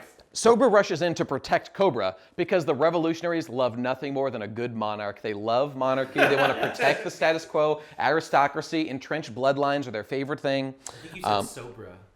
Sobra. Cobra. I think you said Cobra. Cobra. Oh yeah. Sorry. Sabo rushes in to save Cobra. That's my OTP. Yeah. Indeed.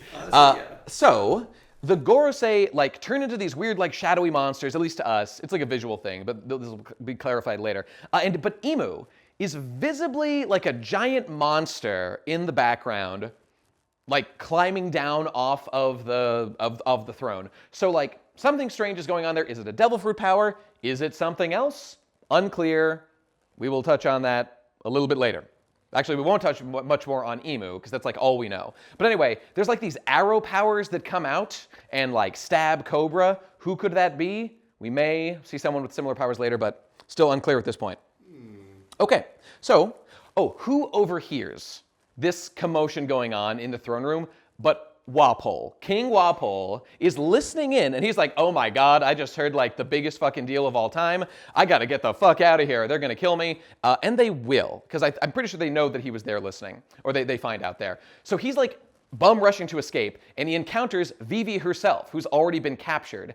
And she kind of like, through sheer convenience, he's escaping, and she's just like, take me with you. And he's like, okay, fine, whatever, I don't have time to talk about this. So they escape together, and they eventually end up on Big News Morgan's, I don't know, ship somehow. They got smuggled out, and they're okay. So happy for them, and they're gonna do stuff later on, no doubt. Very cool. I love that Walpole is getting some shine. Insane. Yeah, Walpole it's is so great. good. Walpole's great.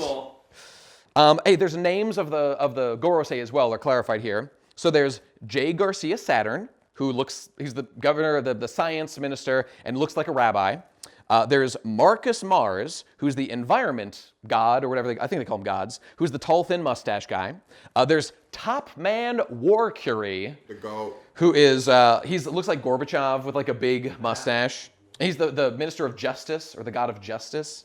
These names are very hard to pronounce. I have not memorized these even a little bit. Okay, Ethan Baron V. Nusjuro. Ethan Baron V. Nusjuro. Okay, because it's Venus is in there. It's like you may notice there's like a planet theme going on here. So that's the finance minister, and that is Sanji's dad. Well, that's the old meme that the guy looked like. Vinastro is the sword guy. I believe that is Shepherd Jew Peter. You're talking about Sanji's dad. Oh, did I mix him up? Sanji's dad, yeah. Okay, I trust you guys. Okay, I must have fucked him up. Look, that's an old meme that people used to think that guy. Yeah. So whoever that other guy is, the Gandhi-looking guy, I'll fix his name here. Is that Ethan Baron? Ethan's the bald guy with the looks at the Gandhi-looking guy. Yeah, Gandhi-looking guy. Okay. Ethan. And his name's Ethan. I fucking love it. It's Ethan Baron. Ethan. I have some doubts about this translation, but whatever. Who cares what their titles are? They're doing a bunch of shit. It's still the Gorosei. But more importantly, forget those guys. Okay, we're gonna have to talk about a real champion is about to enter the scene. Okay, because there's an execution of a celestial dragon going on right now of a guy, one of the Don Quixote guy, Mosgard Don Quixote, who's like a reformed good boy Tenryubito who wants to be nice to everybody, and he was the one that was made good by meeting Otohime in Fishman Island when she like saved him, protected him.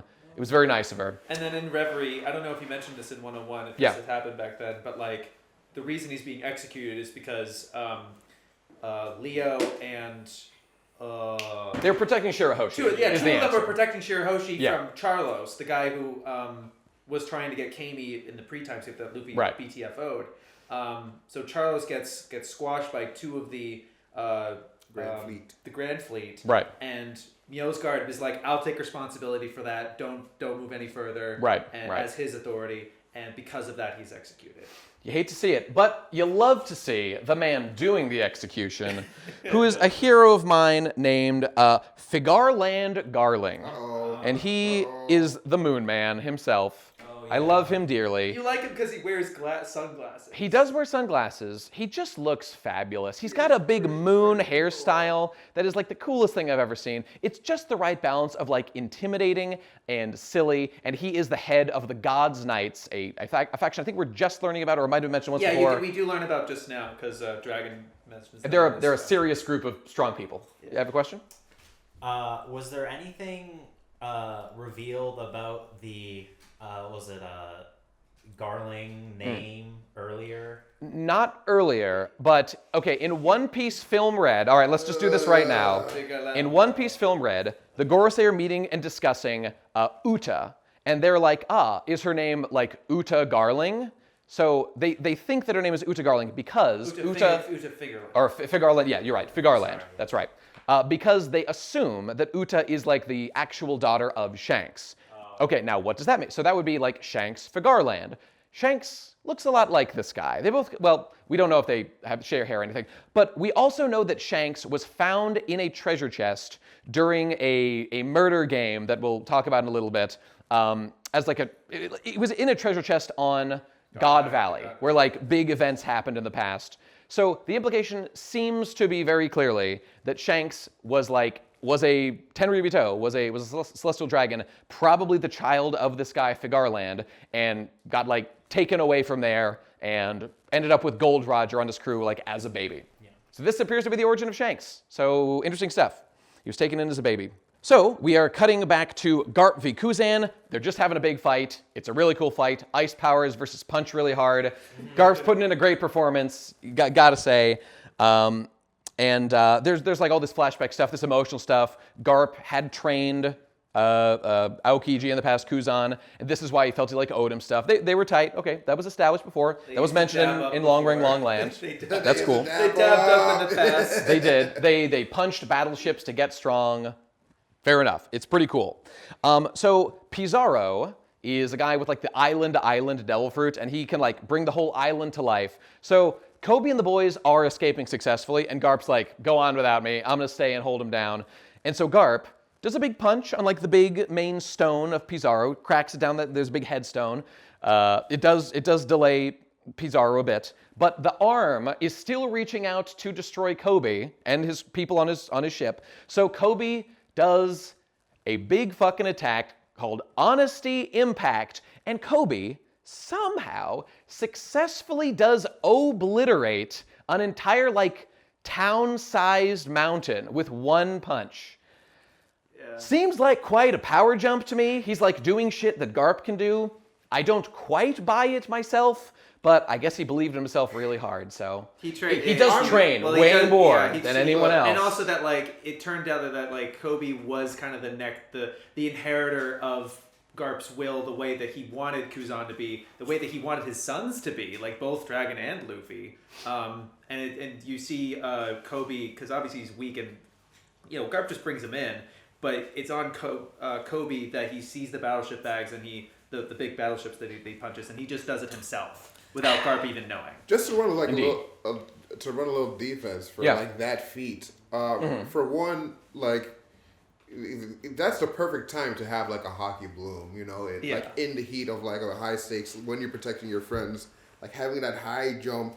When the alternative is everyone that you love dying. And if you were someone that's a fan of Haki, a concept that is inherently convenient when it needs to be, then you're right. I would love that for sure. And like also the second thing that I'd say is that being able to destroy like large land masses really isn't that impressive in the large scheme of things. Like being able to like hit Kaido is like what's impressive. Like being able to destroy like individual, like Pizarro, Pizarro is just I think this is like the anime or one of the movies we saw like Kobe hit something really big, but fuck the movies. It was impressive when like Zoro got that new Haki blade and like cut the top off the cliff.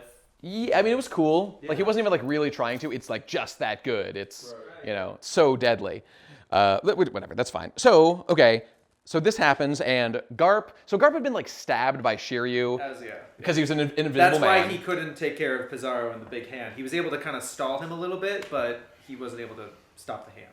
So he just gets frozen by Kuzan, and oh my God, is he dead? No, he's not fucking dead. I didn't for 1 second believe that he was dead, but he is captured by the Blackbeards, so that's bad. He's captured, not good. They could have just killed him for sure, but they chose to capture him. Yeah, but everyone runs off. Everyone else escapes. The rest of Sword escapes.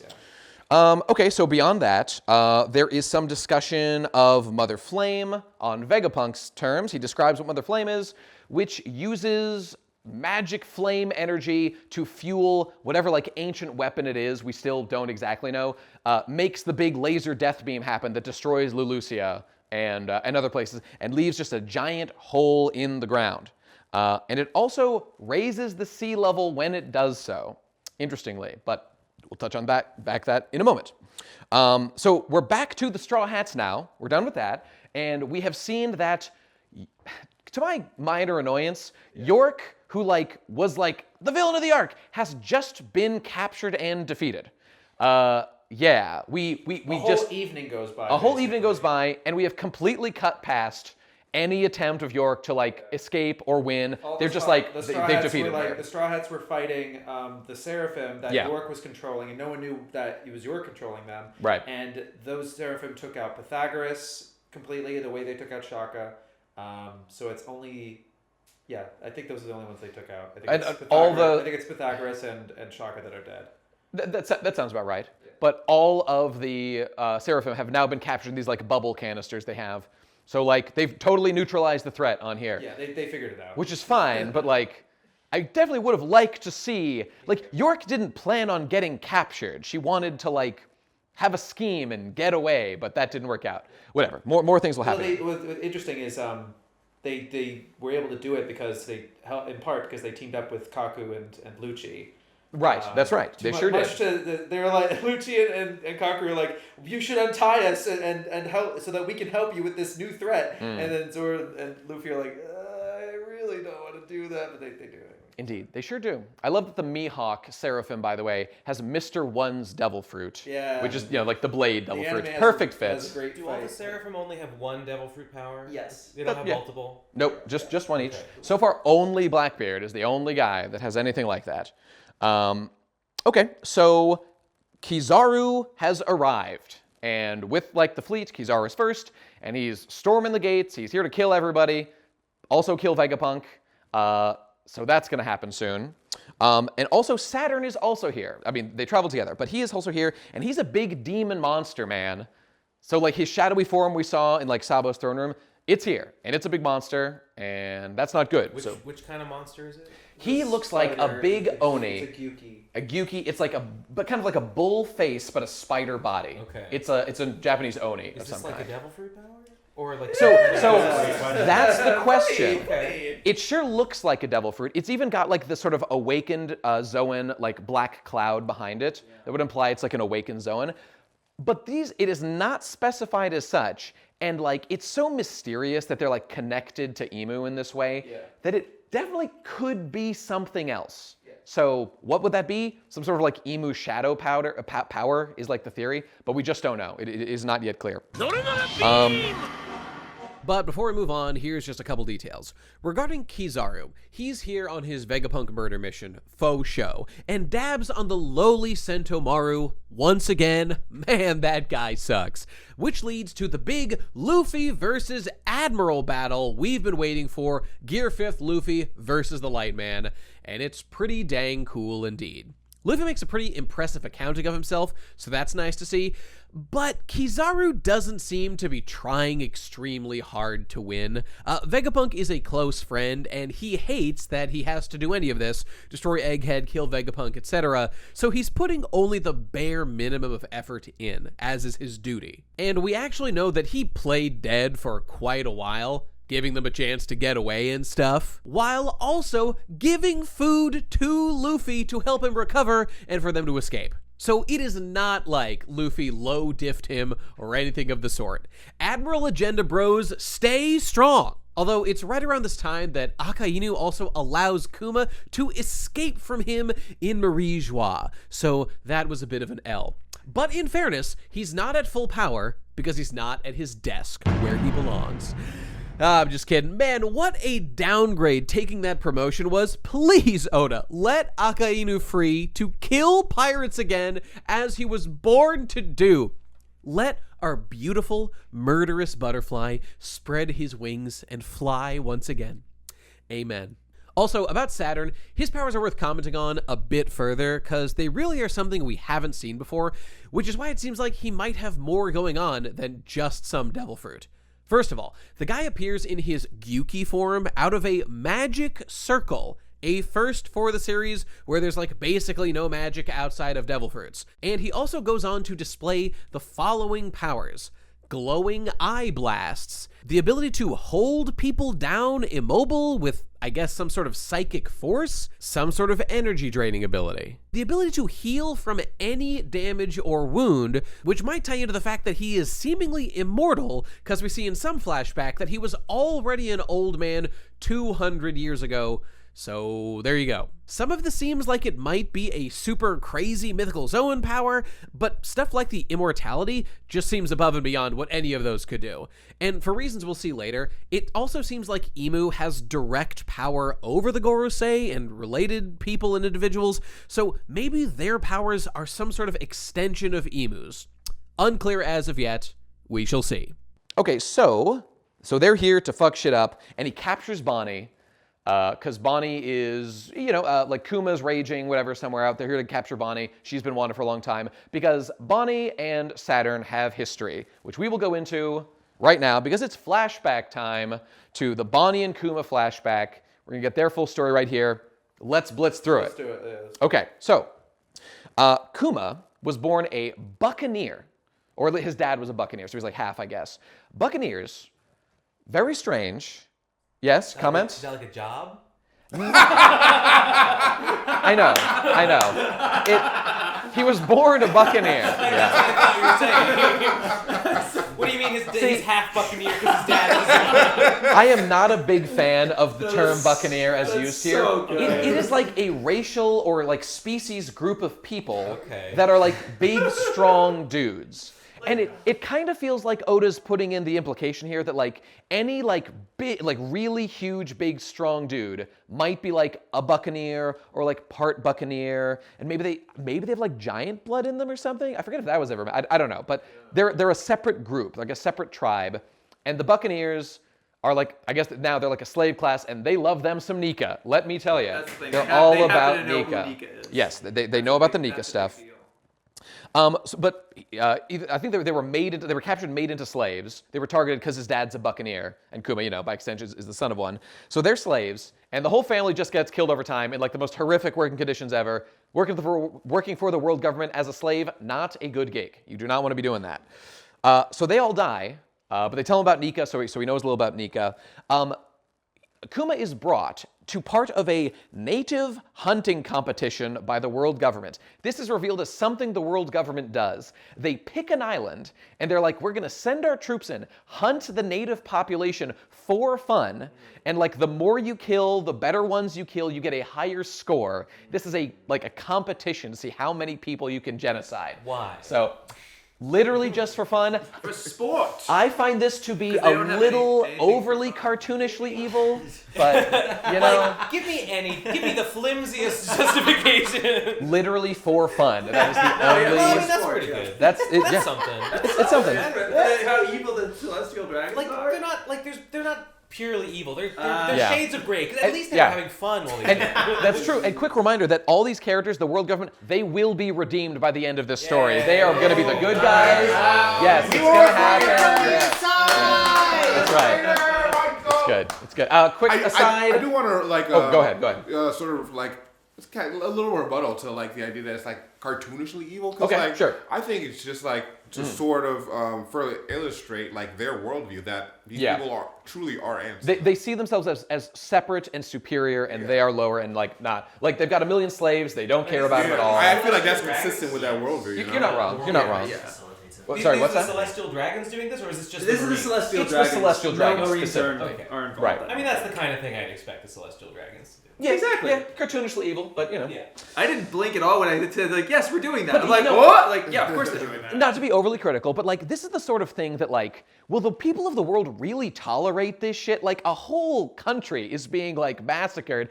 How many countries are there until you've hit like critical mass where they're like, well, fuck, we're gonna rebel at this point. I mean, how much longer can we tolerate? And by the way, that is happening right now with the Revolutionary Army. So, you know, case in point, maybe you should cool off a little bit. I don't know. Dragons are bad, and Well, the thing is, we knew about the people are God waking Valley up. incident, People but are we didn't waking even up know to that the was the truth. context. That's And just, right, That that's just right. shows like the amount, the way communication is such a core theme of One Piece, and it's like everybody's an island, so of course people in Dressrosa have no idea what's happening in Alabasta, and That's definitely true. And the all world these government other keeps they're it that all way. isolated. So of course this could happen to any country. This has probably happened to many countries, and nobody had any idea. That's true, but again, like I during know this you run incident, it comically, you run out of them. Like, well, there's that. Well, I was just gonna say like Garp knows, and Garp is like, what are you gonna do? It's a living. Okay, all right, fair enough. Okay, so Kuma is also here. They also bring like slaves to kill too if they just feel like they need extra bodies to murder as part of the what is called the native hunting competition. If they're not having enough fun. They need more fun, and Kuma looks like a really fun guy to kill. Injection. So our based boy, Figarland Garling is here to participate. He will get the high score and kill the most innocent children. He looks exactly like Shanks, Awesome. but with the dumb hair. He looks exactly like Shanks, but with like this 'Cause this ridiculous happens, like, in moon the hair past, thing. So he's like a young version. He's awesome. He's the best character. You gotta love somebody that takes pride in their work, and he is one such man. Okay, so in this competition, there's a prize. There's like 2 devil fruits that are here that you can win or find, and they are Kaido's, what would become Kaido's Azure Dragon Mythical Zoan devil Is fruit. this the past? Is the flashback? This is the past, this is yes. God Valley. This is the flashback to Bonnie and Kuma's youth. This is Kuma's youth right now. Bonnie's not born yet. Right, and the other one is the Nikyu no Mi, the paw devil fruit that we know Kuma will get. So they fight. They're trying to stay alive. Kuma's a strong guy. He has a super strong body because I guess he's a buccaneer or whatever. Yeah. And long story short, he does confront Jay Garcia, who is here, the science guy. He's like running the operation. He's involved. I guess he's killing people for fun here. But we don't really see in detail. But he gets past him and he gets the devil fruit.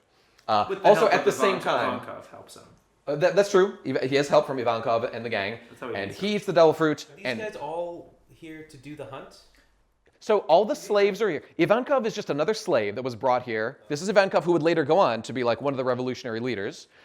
Kuma's here as a slave. And he meets Ginny. A friend, Ginny, who's like a smart young girl who's like around his age or something. She's there too. So it's not like a competition amongst the slaves to win the fruits. These slaves just manage to Celestial steal Dragons are hunting the slaves, and the winner, whoever gets the most kills, could get these devil fruits. Okay. Correct. If you just get to where they are and you like snatch it, I think you get the devil fruits, but whatever. So they steal it and they use it. So Kuma gets it. That's how he gets the devil fruit, and they use this power and escape, and they're okay. At least and they're he saves a the lot of people. He's a good man. Yeah. He's a good man, Kuma. And he's sad that he couldn't save more. Yeah. Understandably so. Yep. He's got a good heart. He's like, we'll talk about it very soon. One of the most like tragic characters in the story. So okay, here we go. And you've mentioned God Valley incident before, that like this was the the place where like Garp became a hero because Garp is on this island, the Roger Pirates are on this island, the Rocks Pirates are on this island, and it's presumed that like the Rocks Pirates, this is where they dissolve. Like they lose to Roger's Pirates. It's been stated, yes, they lost this fight, and I believe they dissolved due to this incident. I'm pretty sure. But then Kaido got his fruit from this island. Right. Kaido, yeah, that's right. That was the other one up for grabs, and Kaido got it. So, Ginny and Kuma, his friend Ginny goes with Kuma, and they live on Sorbet Kingdom, a place we've heard mentioned before that Kuma will become the king of somehow. Let's find out how. So, he lives as a pastor. They lived there for years. They grew up there. He is a pastor praising Nika on the daily. So that's what he did. He's got a big cross with a sun in the middle. He loves Nika. Kuma did? That's right. In his church, he's a pastor, and there's a big sun with a cross around it. So Nika is the Jesus Christ of One Piece, without any question. So eventually, like some light tyranny arrives on Sorbet Kingdom, and like Kuma deals with that shit. He goes and beats him up. He's got Delver powers. He's super strong, and they're so happy about this they like make him king. But he's like, I'm not a good king. So I think he's like the front man or something. He's like effectively king, but some other guys really ruling it like a good king. But he was like technically the king for a little bit. So check mark, he did that. So that's how he becomes like known as the king later. So Ginny, his friend, eventually, because of all this tyranny, they hate people. Oh, the Revolutionary Army came and helped them, I think, liberate, at least at one point, during one of the various tyrannies on this island. And they became friends with them. So Dragon showed up and you know, his people. Ivankov obviously joins them. He had already done that, I believe. But Ginny goes and joins them as well and becomes like a commander of like the East Blue, whatever. I think she's like the top dog in East Blue. So she's officially joined the Revolutionary Army, but she loves Kuma. Kuma as well, yeah. She cares for him a lot. They grew up together. She wants to marry him, basically. She wants to be together. But Kuma continuously shuts her down romantically because he kind of hates his own bloodline because it like is why he was persecuted as a kid. He wouldn't want to like have any kids. He's like, Jenny, find somebody else. You know, I'm not the one. He's a good boy. He doesn't want to get other people hurt or be responsible for that. So, unfortunately, Ginny at this point is captured by the world government as a revolutionary and turned into like a sex slave and is literally used as a scientific experiment and also like sex creature and has like a baby with one of the celestial dragons. Yes, she is forcefully raped and impregnated and yeah, like has a child with like her captors. I'm truly surprised that like Oda like went that far. This is the darkest thing that has ever happened in One Piece and how it ends. So Kuma's like, oh my god, I gotta do something about this. This is not good. But Dragon's like, hey man, you gotta let some things happen sometimes. We just don't have the resources to do anything about this right now. But I point you in this direction. Yeah, to the east perhaps, you might enjoy looking. So they just like don't do anything. I can't even remember why Kuma didn't. Well, she just got captured. Yeah. And it's like, well, maybe he like doesn't know where she is or anything. Yeah, and they're doing the revolution. It's like, maybe that'd be great, but like she might be dead. Right. For all we know. You're right. They just don't know. And like a couple years go by. Right. And then she shows up. She manages to escape. Well, let me just reframe it slightly. She is dumped like yesterday's trash by the world government when they gave her like Jay Garcia, the science guy, gave her this like fucked up disease, the blue scale disease or something like that, blue sapphire, whatever it is. Sapphire scale, that's right. And they're like, we're done with you now. Get out. And they just kick her. They don't even give her a bullet between the eyes to put her out of her misery. They're just like, leave. And so she does. And so she like calls Kuma and is like, you know, help. I have like a baby and I'm dying and please help me. Hey, I'm leaving my kid at the church. Yeah. I'm not going to be able to see you because I don't want you to see me like this because I am fucked up. I have a disease where if I get exposed to direct sunlight, my skin turns to stone. But she dies anyway. She dies very soon regardless. Goodbye. So that's it. She dies on her own. But Kuma, of course, raises the rape baby of Ginny, and you know, great guy that just treats it like the best kid he could. And that's Bonnie. That's Bonnie. Bonnie is the child of a Tenryubito and Ginny, who did not want to be involved in that situation. So pretty fucked up origin. That being said, though, obviously fucked up. Couldn't blame anybody for having like complicated feelings about Bonnie's existence. The cutest father-daughter relationship of all time. He's a great dad. He's obviously loving and caring and a wonderful guy. And he's like, hey, this baby doesn't even have my cursed blood. Awesome. I can actually love it. That's great. When I'm in a racism competition and my opponent is Kuma on Buccaneers. That's going to be a tough one. And unfortunately, she has even more cursed blood. She does have some fucked up stuff going on. That's true. Oh, but here's the thing. The sapphire scale thing, it gives her like some blue gunk on her face, some like crystals or whatever. She has the disease, so she can't leave the church. She has the disease and can't leave. If she goes outside, it'll spread and it'll kill her. But because they're trying to frame it in a nice way, Kuma's like, oh, those aren't like a disease. They're your jewels. Your name is Jewelry. Because you're a cute girl, reframing something that is negative as a positive to give her self-esteem and stuff. Wait, Jewelry has the disease? Jewelry Bonnie has the same disease as her mother. Now, in modern day, Well, you can see it. she dies if she gets exposed to direct sunlight, so they keep her in the church. What's your question, Ben? Oh, that was as a baby. She had it from her mom. Day, she goes outside and is in sunlight. We'll talk about it. She sure does. It gets dealt with. That's right. All right. Okay, so this is happening now. And he gets the news that like she'll die on her like 10th birthday. You're right. Because of and this is when it is officially confirmed, if you do a little bit of math, that Bonnie in the modern day, if you line up the towns, she is in fact a 12-year-old girl. Oh my God! What have I done? She has been using her devil fruit power to age herself up. So, boys, delete those materials off your computers right away before anyone comes to... Look, I want to give a mass amnesty to anyone that has sinned in the past with this character. It wasn't your fault. Oda did not give you the appropriate information to do this. I absolve you of your sins. But now you know, so make your choices accordingly. Now you know. Okay. So, hashtag never goon. If you never gooned, this wouldn't be a problem in the first place, boys, so... There you go. Opened yourself up. Indeed. To attack. Easy mistake to make. Okay, so Kuma joins the Revolutionary Army. He's like, yeah, I think I like what they're doing. We should stop these guys. They be producing a lot of rape babies. That's not good. And so, this is where, it's at this point in the story, where they do a little bit of tyranny on Sorbet Kingdom, and this is where Kuma single-handedly defeats the evil tyrant that's, they're trying to tax and kill innocent people on the bad part of Sorbet Kingdom. And so he overthrows them, becomes king for a day or whatever, and then lets other people take charge. So he, boom, checkmark, that's where he was the king. So Kuma needs to cure Bonnie or she's gonna die at age 10 because she's got, this really terrible disease. Yeah, the disease will slowly kill her regardless. So what's he gonna do? He's gonna talk to Vegapunk and get him to make a cure for him. So he works out a deal with Vegapunk and the world government. He becomes a Shichibukai to work for them. And what do they get as a result of that? He is willing to be turned into a human cyborg experiment, Pacifista. Puppet. That's right. To make him into a pacifista, to be the ultimate unkillable weapon. And they're also gonna clone him. And they're gonna remove his consciousness eventually. They use his Buccaneer blood as a way to, this Vegapunk sees him as a Buccaneer. And it's you're potentially as a way that I can make these super soldiers. I want you to be the prototype for it. And then Saturn's like, fuck you. We're not letting you do this operation unless you never see her again.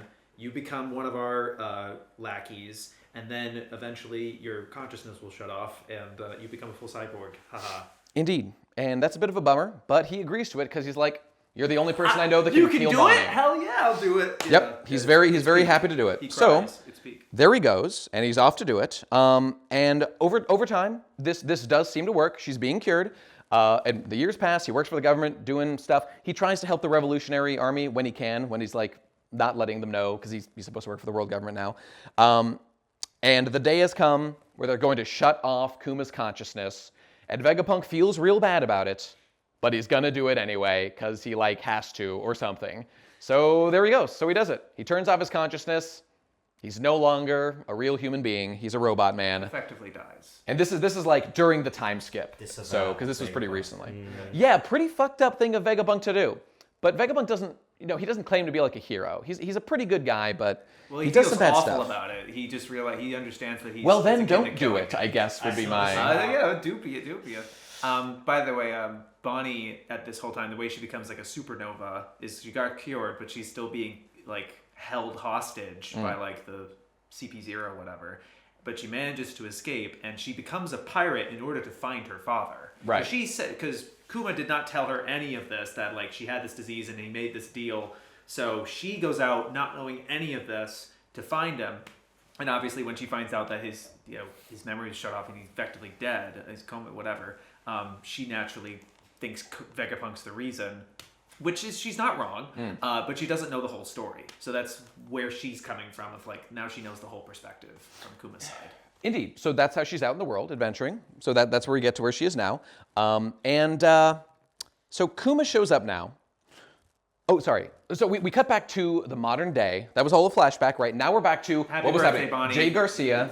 Jay Garcia, right? Jay Garcia was fucking has Bonnie at his mercy. He was going to kill Bonnie because she's like a fucked up monster baby, whatever. He like made her with his science experiments personally. So that's fucked up. Through Ginny, his mom, her mom. But who shows up right now when Bonnie needs him the most?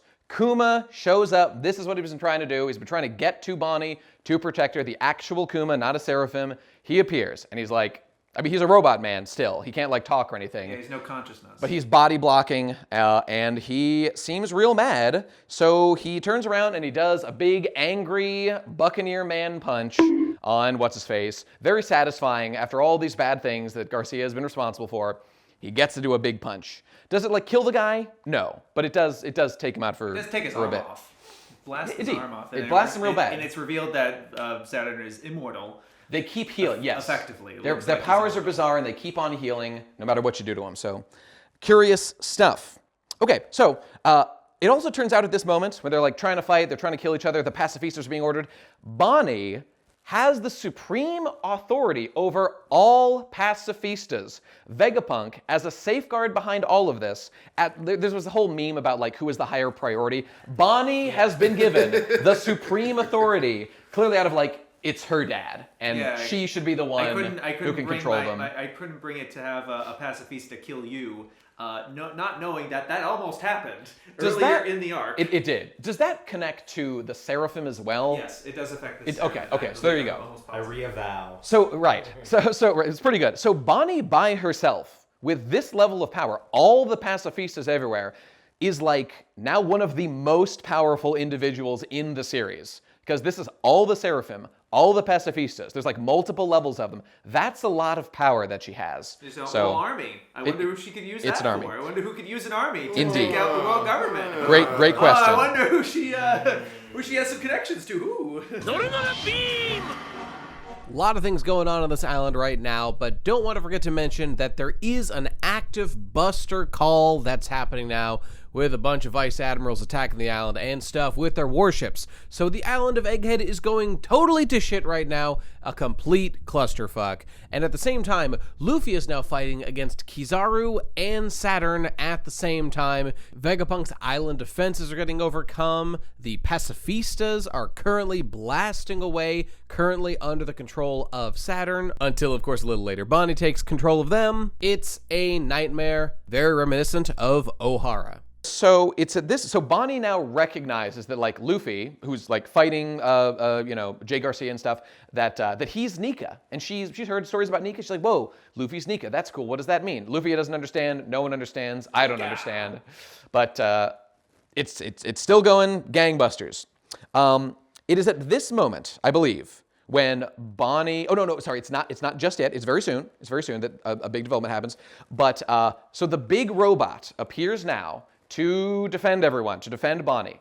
He resonates with the Joy Boy essence of Luffy for some reason. He seems to recognize him, and so he rises and he's going to help defend from that 900-year-old robot, clearly from the ancient kingdom before the Void Century. And the guy even seems to know Joy Boy. So what does that mean? Again, we'll get into it in a moment. So Vegapunk is going to do a broadcast. Vegapunk's like, I'm going to die. Things are looking bad here. I need to do a broadcast of this critical information that I have. So this is what's going to happen now. And is it at this moment when the Jay Garcia is like, oh shit, that's bad. We have to stop this immediately. This is getting out of control. He does a weird like demon summoning circle thing and summons the 4 other members of the Gorosei. An actual summoning like a demon would do.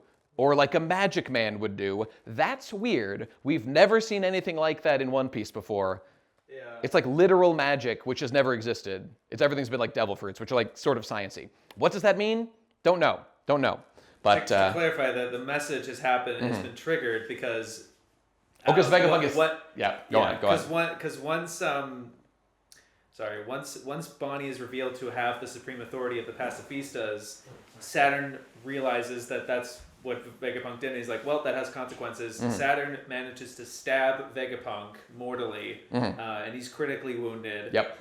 And Luffy and the others are down there with Sanji and everyone trying to get him out, but they're too slow, and Kizaru manages to blast a hole through Vegapunk's chest and kills him. Indeed, Kizaru does it. He kills his own friend. By the way, Kizaru and him were buddies back in the day. In the flashback, it turns out, they were buddies. Sentomara was his friend too. Kizaru was their friend. So Kizaru's been ordered to like kill his own friend. So it's a bummer.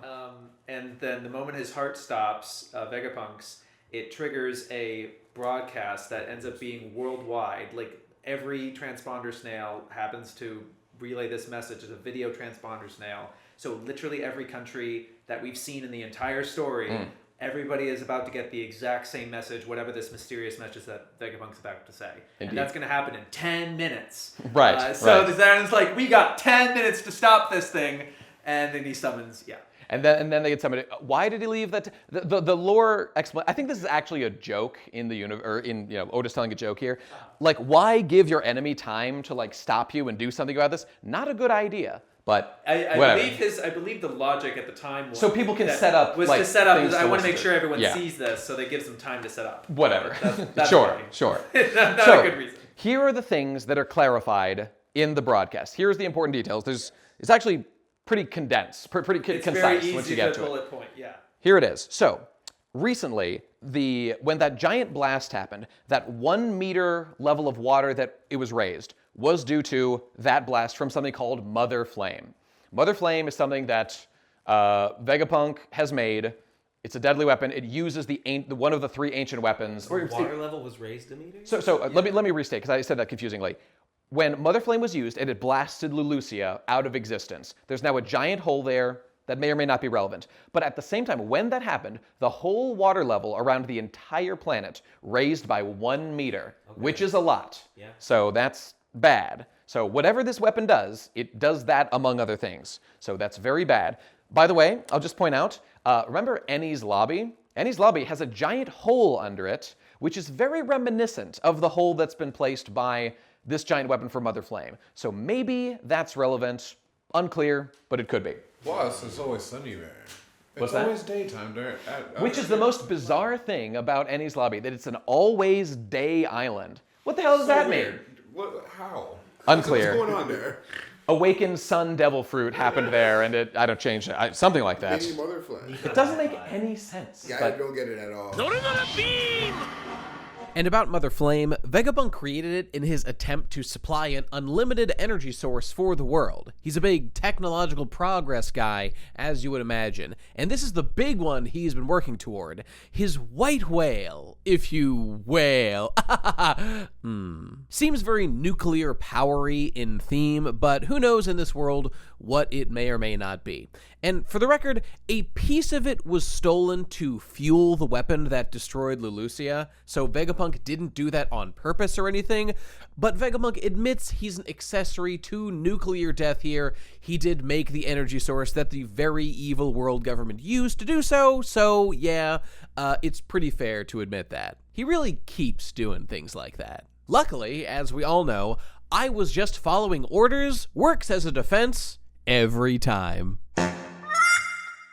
Okay, other things that happen. Vegapunk just says, I have deciphered the poneglyphs. I learned how to do it, and I figured it out. So, you had all the information, which I don't think you even brought up. I was going to say that maybe saying it later, that I was saying with like, Vegapunk didn't save Punk Records, didn't save the Elbaf, Ohara. God. I think I said that he saved them from the water, right? He didn't save them. Saul saved them. Saul's alive. That's true. Saul is alive. You didn't mention Saul's alive. Well, I mean, the sort of reveal comes later, but whatever, it doesn't matter. I guess. Saul's alive. Yeah, Robin's benefactor from the Eni's Lobby flashback is alive. But then, so he went to Elbaf and studied all the poneglyphs, and that's the information he has. Correct. So that's all there. Okay, other important details. So there was a Joyboy versus the 20 countries of the world that made up the world government war back during the Void Century. That seems to be what happened. However, he's very hesitant to assign blame or say who's the good guy and who's the bad guy in that situation. He's like, I just know the facts. There was a war. The world government came out on top. Not a big fan of them now, but who knows what the justifications were back then. Are we setting up evil Nika? Could it be possible? I don't know. Evil is real? Gear death is going to happen. Maybe. Who knows? Okay, what else? There is, on the planet Earth, or the planet Ao no Hoshi, yes. Callback. The fucking water level used to be way lower than it. We just said, like, Mother Flame raised the water level 1 meter. Used to be a lot lower than that. We're talking 200 meters lower worldwide. That's a big difference. Entire islands and civilizations went underwater due to this. Why did this happen? Unclear. But we see, like, civilizations that are underwater. And we just learned of a weapon that raises the sea level worldwide. Not a stretch to think. Could certainly be involved in what happened here. Something about the 3 ancient weapons, and the Roger pirates know about them and everything else, but they told no one. They took it to their graves. Not all of them are dead, but okay. They found out about this from whatever was on Laugh Tale, whatever the right. Piece is. From all their research and everything, and going to Raftel or Laugh Tale, yes, they know the secrets. Indeed. Okay, so that's actually pretty much it. That's pretty much the events of what he says of importance in the speech.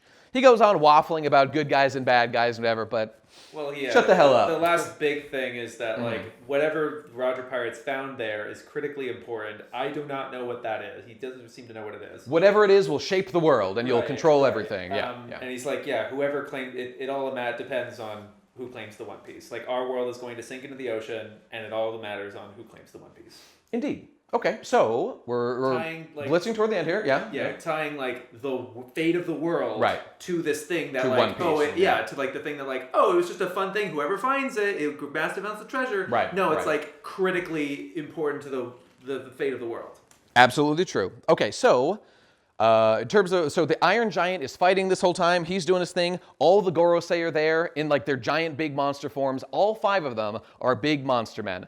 Put like an image up or something, because I'm not going to like describe in detail the like various demonic shapes. There's like a giant sandworm from Dune. There's a dude that looks like a dead horse, and he's like a centaur. It looks like the end of the world. It looks like the end of the world is happening, and this is the first double spread. We said it before, in like a million years, way over somewhere The reveal. He toward the saved end. that one. He's like, next one's gonna be that. It was pretty good. It was pretty good.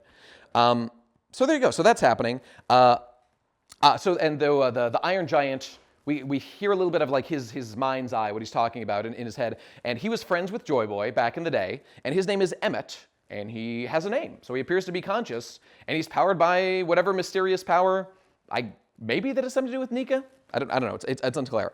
But seeing all this, Bonnie herself, using her devil fruit power that we've seen her, she hasn't just gotten older and younger. She has also done like weird things. So she does a distorted future thing, which she's done previously to like warp her body in weird ways. Now she does a distorted future to morph herself into a future where she is Nika. And she turns into a Nika girl and can like fly and stuff. So this clearly like is actually kind of the powers of Nika. So, that's a very versatile power that she's got there.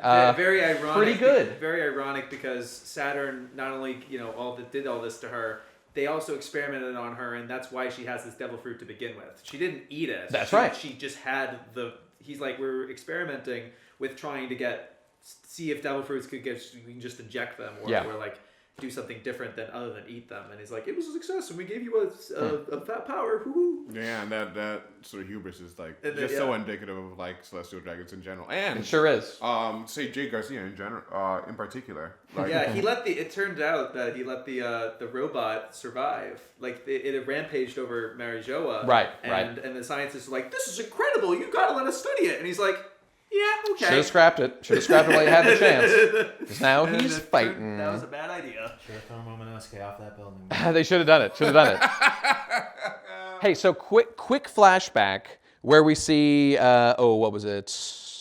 We see Clover, Professor Clover, talking to Vegapunk, saying that he is a D also. Professor Clover is also a D, and his brother that was like murdered by the world government was also a D who was like doing research, and so clearly this like inspired Clover to work on Ohara, be a scholar, learn the secrets of the world. Okay, so the D thing is deep in there. Excuse me. Okay, so it's at this point, things are getting crazy. The Gorosei are running wild, tearing apart the island, trying to stop the broadcast, when our boy Emmet, the Iron Giant, emits a Haki blast from a memory of a Joyboy. He has got a rope tied inside his body. We know you can imbue Haki into things. The black blades, such as this one, can be imbued with Haki, so it can stay in things. So this isn't totally out of nowhere. But he like undoes a knot inside of him somehow that clearly Joyboy himself, 800 years ago or whatever, put Haki into, and it unleashes a Haki blast everywhere. And it conquers Haki specifically, very true. And it disables everybody, and crucially, it banishes the 4 summoned members of the Gorosei. They had been summoned by what looked like magic, and now they're gone. And all that's remaining is Jay Garcia, who had not been summoned, but who had come here physically. He is still here. Okay, so with that, that's pretty much the end of things. Oh, and I almost forgot to mention, but this is just kind of happening in the parallel. Dory and Broggy and the giant warrior pirates had also arrived to rescue our friends, get Vegapunk, get the Straw Hats, and escort them out to Elbaf or wherever they want to go to have a great time. So they're there. They're helping the Straw Hats get away. It's epic. Now, the thing about Dory and Broggy being here on Egghead and back on Elbaf helping Shanks out is that it might just be the worst thing that's ever happened. Potentially. Okay, let me explain. So, as we all know, Dory and Broggy were engaged in a sacred duel to the death for honor and nothing else on Little Garden. Giants live about 3 times as long as humans, but they had been dueling there, unable to leave, due to the conditions of the duel, for over 100 years. A big chunk of their lives, so they aren't looking for excuses to get out of it. It could not be clearer that they have fully committed their lives to this and will either kill their best friend or die by his hand because of their sacred honor. That is the tragedy. Their personal friendship, not to mention every other wish or desire of theirs, is made subordinate to that honor. It's very much the man's romance that the girls just don't get. And that's the point. It's not logical. It simply is who they are and what they must do. And they make no excuses or pleas for mercy, because to do otherwise would be to suffer shame far worse than death, to lose their very being. And the level of sacrifice they will make for this courageous way of life, that is what inspired Usopp so much. So, if something were to happen to one or both of them that ruins that contest of honor, well, that would not be good. But getting to the point, Dory and Broggy are here now because Oimo and Kashi went to see them, which is actually pretty weird because they specifically said they weren't going to do that after Eni's lobby and were actually going to head straight for Elbaf. Yeah, whatever, I guess they changed their minds. Of course, they wanted to see their old masters. And the reasoning for why they were willing to suspend their duel is actually pretty damn good. Which is, since their weapons broke at the end of the Little Garden arc, their duel to the death has been non-lethal ever since. All they can do is punch each other, and they're too tough to die from that. Pausing the duel to go get new lethal weapons specifically for the purpose of being able to continue the duel to the death properly is actually just about the only acceptable excuse imaginable, so kudos to Oda for that. Now, they do seem to be getting distracted with some side missions on both Elbaf and Egghead. I mean, they have new weapons, so why haven't they headed back to Little Garden already? I know they love their friends and family and want to visit Elbaf and stuff and have a good time and catch up on everything, but isn't there supposed to be something that's more important than all of that? And now we start to see how it feels a bit like excuses are being made to delay the duel. The thing their entire being is supposed to be dedicated to heroically, but instead is getting pushed down the priority list, and it rubs a bit wrong. I get that Oda is enjoying having them around again in Elbaf to party with the Straw Hats, makes sense, but the whole deal was that the duel matters more than every single other thing in their lives. And if I'm supposed to take their commitment to it seriously, they really need to be getting back to it like yesterday. And God forbid something happens to either of them that makes them unable to finish their duel because they were fucking around. Let's just say their honor is at stake in a way that could be very cheapening to their stories back in Little Garden, and you really gotta be careful with that. That's essentially the evil thing the villains of the Little Garden arc, Mr. 3 and whatnot, did to them. Mess up their sacred duel. So don't turn yourself into that villain, Hakta. Get them back to the island alive ASAP, for that is where their souls truly dwell. Personally, I think One Piece should end with a pan around the world to all the islands and characters we know, and among them we see Dory and Bragi, still locked in their deadly duel on Little Garden. Because those characters, above all else, are a symbol of the commitment to honor some of us can only gaze upon, slack-jawed with awe, as Usopp did. That is their role in the story. Anything else would not do them justice. To me, that's so much better than giving us an arbitrary winner or ruining the competition somehow. Nika forbid. I'll be watching, Hakta. You get those boys home safe. Yeah, and the only surviving Vegapunks afterwards, Vegapunk is killed, and all but York and Lilith survive. Pythagoras. But Edison manages to configure it to let the Straw Hats escape off the island with Sunny, and Atlas stalls one of the Gorosei from attacking the Sunny as it's escaping. But don't get too weepy, because we are going to see these characters very soon. Very soon. Right. Okay. But here we go. So before I do that, so yes, they're escaping. Okay, Lilith is going with the guys. The evil Vegapunk is the one they got. Okay, great. So among other things that are happening here, the top section of the egg here, on top of this thing, breaks off cleanly and floats away on Cloud Island substance, making this whole thing plot relevant, which I think is awesome. And so this top part, which is the part with Punk Records, floats away into the sky. And what is going on that section? On that section is all Vegapunk's brain. Vegapunk's brain, Punk Records, that's right. Well, Vegapunk's dead, right? So Vegapunk's Stella body, that's a great point. Let's clarify. His body, the Stella, did die.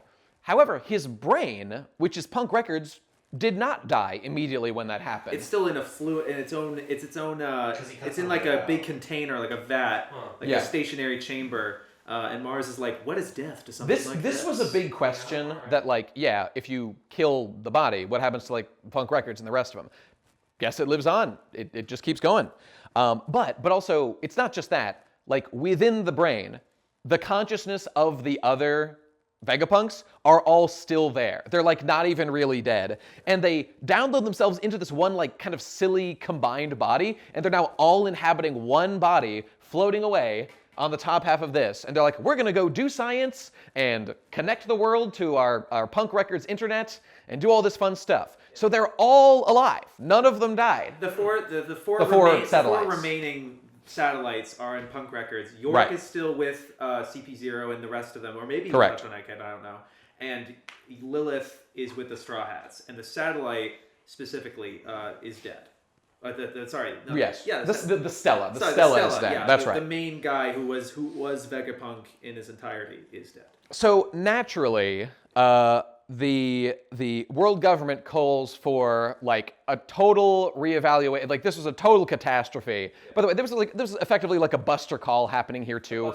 There were a million vice admirals here, including the based Red King. My personal character insertion into the narrative. He is bald with a million chins is the joke.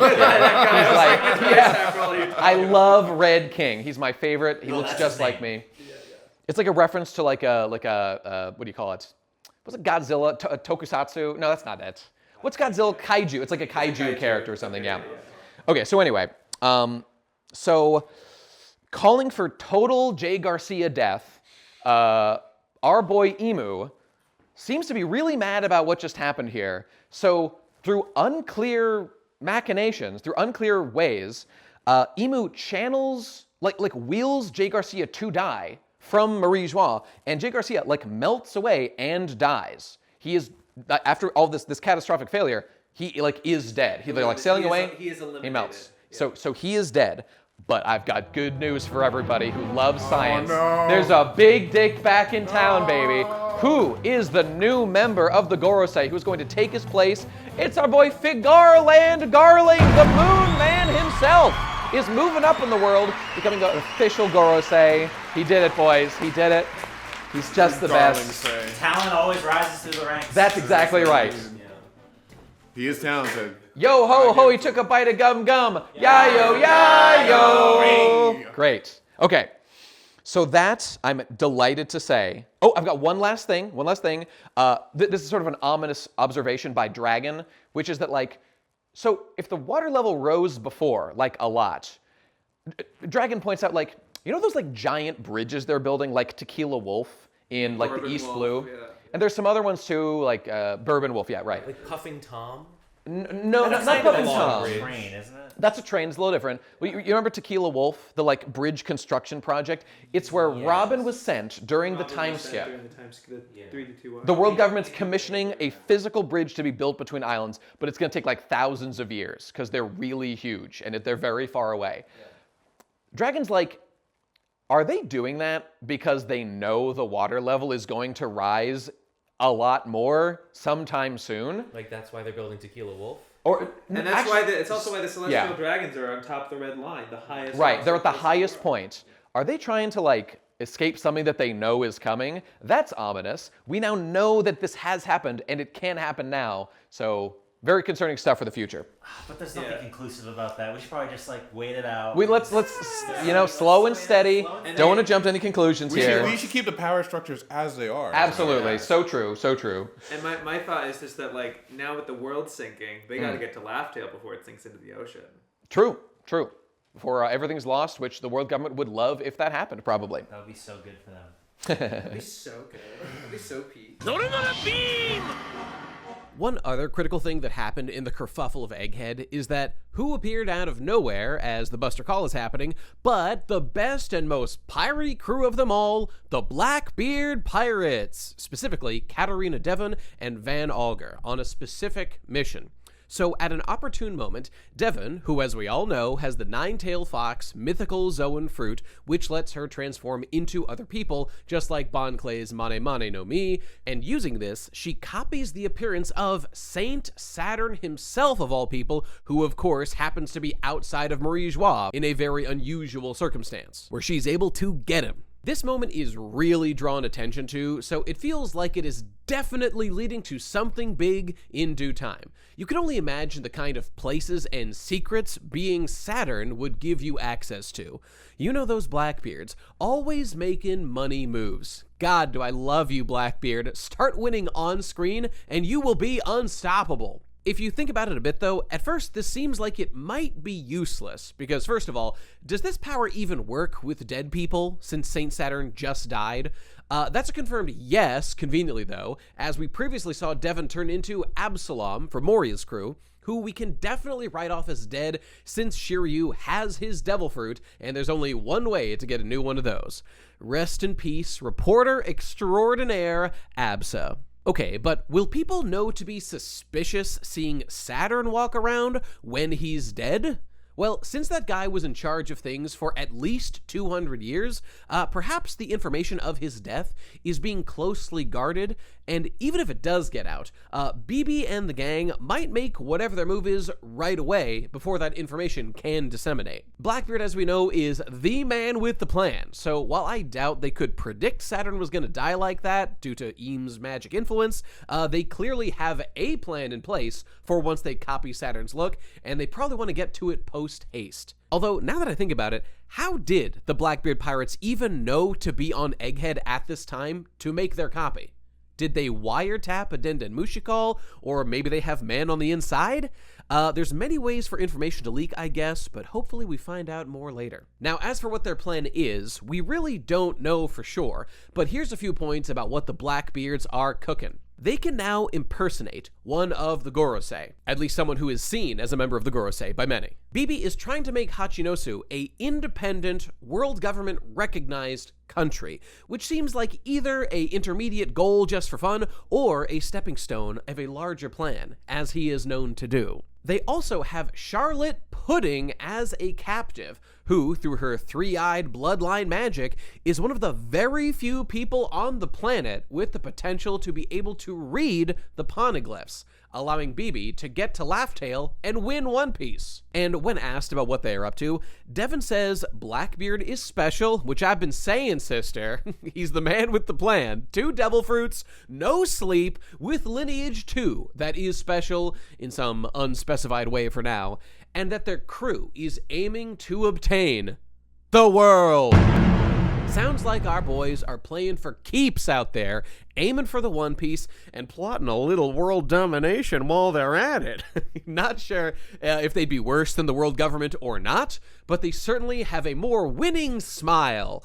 Go and live your dreams, Blackbeard forever! And of course, it's during this opportunity that Caribou makes his obeisance to the Blackbeard pirates, being a big baby boy fan of Blackbeard almost as much as me. Swears allegiance to them, wants to be all their best friends, and eventually goes off and tells Blackbeard all about Poseidon, Pluton, etc., etc. Great stuff, buddy. Keep up the good work. Gentlemen, I'm happy to say we are done with Egghead. Oh, yeah. And there is, yes, and there is very little Elbaf to get through. So we can mercifully rest and die very soon. Let's. So We're gonna make it. We're gonna make it. we're gonna make it. We're on our way to Elbaf, the land of the giants. Now, it is canonically spelled with a PH. It was like shown in like a big color spread, and we'll get to what Elbaf is in a moment. But I much prefer the F, because it's fable backwards with an F. So like, I choose to believe that it has an F, and it's like a typo or something, but canonically it's been shown with a PH, so don't bite my damn head off. Okay, so we're on our way. We're with the giant pirates, having a great time. Just, real quick, we get there, and there's giants everywhere. It's really cool. So sort of the first thing that happens when they arrive in Elbaf is that they were like drinking, and things were getting kind of crazy, and so in a drunken stupor, they got captured by like a giant bird and brought back, part of the crew. Half a portion of the crew. And they're on the They sunny. got separated again. They're on the sunny. They Yes. get drunk. They fall asleep, and they wake up in a Lego castle. Correct. They're in Legoland.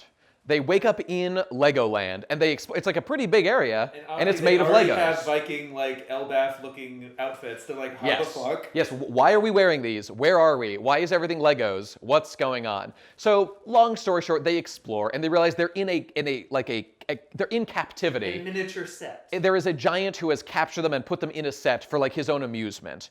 And so the sun god he's called to. Interesting. Where have I heard about that before? The giant is called the sun god? Yeah, That's right. He's captured some of these people that are like a little bigger than the Straw Hats or whatever, and they're like kind of pretending to be citizens because they don't want to anger this guy is like cosplaying as like this weird, like he's got like a skull head on, but he's like, I'm the sun god, and yeah. Okay. So we have a little Legoland adventure where they're exploring and figuring out what to do and trying to escape. And eventually they meet the sun god, who is this guy. They beat him up eventually, and he's a guy named Rode, who is a member of the new giant warrior pirates, which is Hyrudine's pirate crew, which is a member of like Luffy's Grand Fleet. So we kind of know this guy, although I don't think he'd ever met Luffy before, but now we know him. So he's like a pervert and like a weirdo, and he likes like watching people. So he's like a fucked up, He's an otaku. incel otaku guy. So they got to beat him up a little bit. Just like I know, sounds relatable. Sounds relatable. He's interesting. He's a funny guy. And he put them in like clothes because he just like likes to dress up his dolls, and Well, he got the clothes from somewhere, but yeah. True. Okay, so real quick before we move on, as a meta comment, I do want to point out how there was at least one chapter in this section where yes. So he knows exactly what I'm going to say. He fixed it. For example, there has been like Luffy's outfit had like an axe on his back in his Viking outfit. In several shots in one chapter, at least one, he just clearly has a sword instead. This led people to think is this like a dream? Is there a fever dream happening here? Like, did the spirits they consumed on the boat send them to some sort of dreamland or whatever? No, the volume is out now, and they were just mistakes. They were not, and there was like a lot of them too. It was like an unprecedented level of mistakes. That's right. It was legitimate to theorize about what the hell is going on here. The first official chapter of this Legoland area. Yeah. When we first saw everybody in their outfits and stuff. So that's too bad. Oda is not infallible. Is the funny. point? Yeah. Very funny. So that's that. Okay. So what else is going on? So they eventually escape, and I'm delighted to report to everyone that Adventure Piece is so back right now, and it's happening. That's right. That's right. New Piece is dead. New Piece is dead. Adventure Piece reigns. So they break out of Legoland and they find the real Elbaf. We're really here. Some of us doubted we would ever make it to Wano, to Elbaf, but we really did. Oda did not disappoint us, and so far it's pretty freaking cool, I've got to say. So what's happening on Elbaf? Okay, so it's a giant island. On the bottom level is this place called the Underworld. It's very icy. On the middle level is, I believe it's called the Sun World. I think it's or the Sun Realm. That seems right. Yeah. I believe it's the Sun Realm, and it's the branches of the tree. It's all on one giant tree, like Yggdrasil, the ancient tree myth of Norse stuff. Also, it is the treasure tree Atom. This is the tree where the super duper wood comes from that the Sunny was built from. There are apparently other Atom trees also, so it could have been harvested, but we know that this is one at least. Right. So. And you can see, you are here. We have finally made it. We've caught up to everything. Elbaf. Wano, Egghead, Elbaf. Is the world super strong? I think it self-heals and is super strong. But I know that, it's definitely super strong. Maybe, I might be making that up. I don't know if it self-heals because of the branches. I might be retarded. I don't know. I might just be. So the Sun Realm are the branches of the trees where most of the giants live up in the branches. And then there's a top part we have not yet been to that's like the Heaven Realm or the Celestial Realm. And we have no idea what's going on there, but it was clearly implied to matter, and I'm excited to go. And it showed that, but nobody in the story has mentioned it it's up in the Celestial Realm. I have no information. Indeed. There's also a giant sword that's sticking into Elbaf that's way bigger than any giant ever, and I would love for something to happen with that, plot relevant. It's so absurdly large that it might just be window dressing.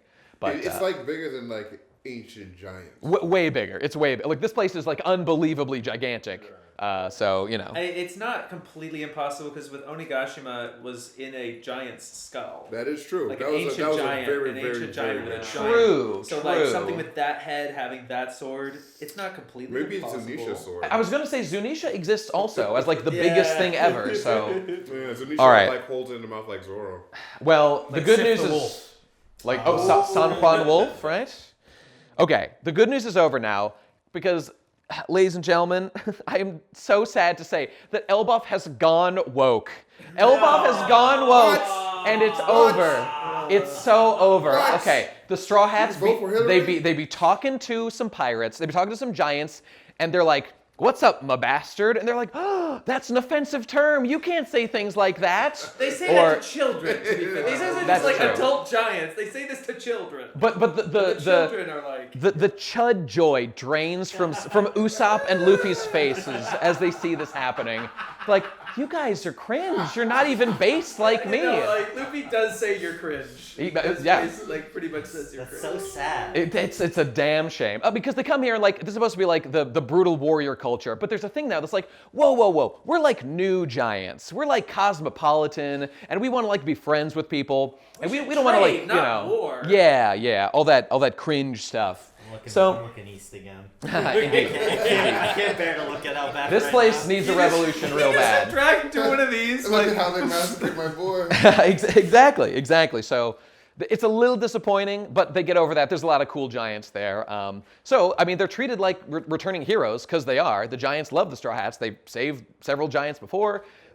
Dory and Broggy are big fans of theirs, and there's a big party, and everyone's happy to see them, and that's all great. And Usopp is delighted. He hasn't really done anything plot relevant yet, but he's very happy to be here. He's currently partying, and he's been doing that for several chapters. So I'm very happy for Usopp. He deserves it. He earns it. He deserves it. He made it, man. So in terms of actual plot that's happening now.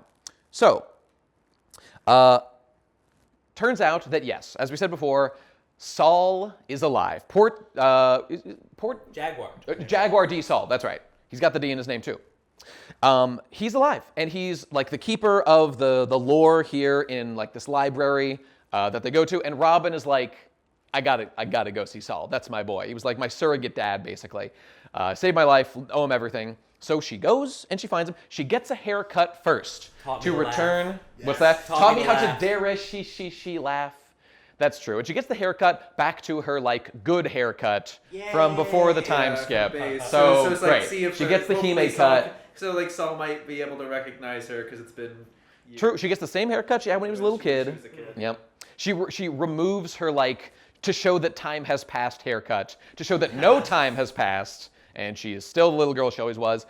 Very cute scene, which is kind of like a shot-for-shot recreation of like Robin stumbling upon Saul on that beach when he washed up way back in O'Hara all those years ago. They like recreate it completely. Art's a little worse. Just gonna throw that out there. I don't think it was worse. I do think it's better now, actually. Better now. Yes, I do think it's better now. Look, it's a question of taste. It's competently drawn. Whatever. It's fine. It was touching and sweet. Robin was very emotional, very very happy. Crying but happy. So.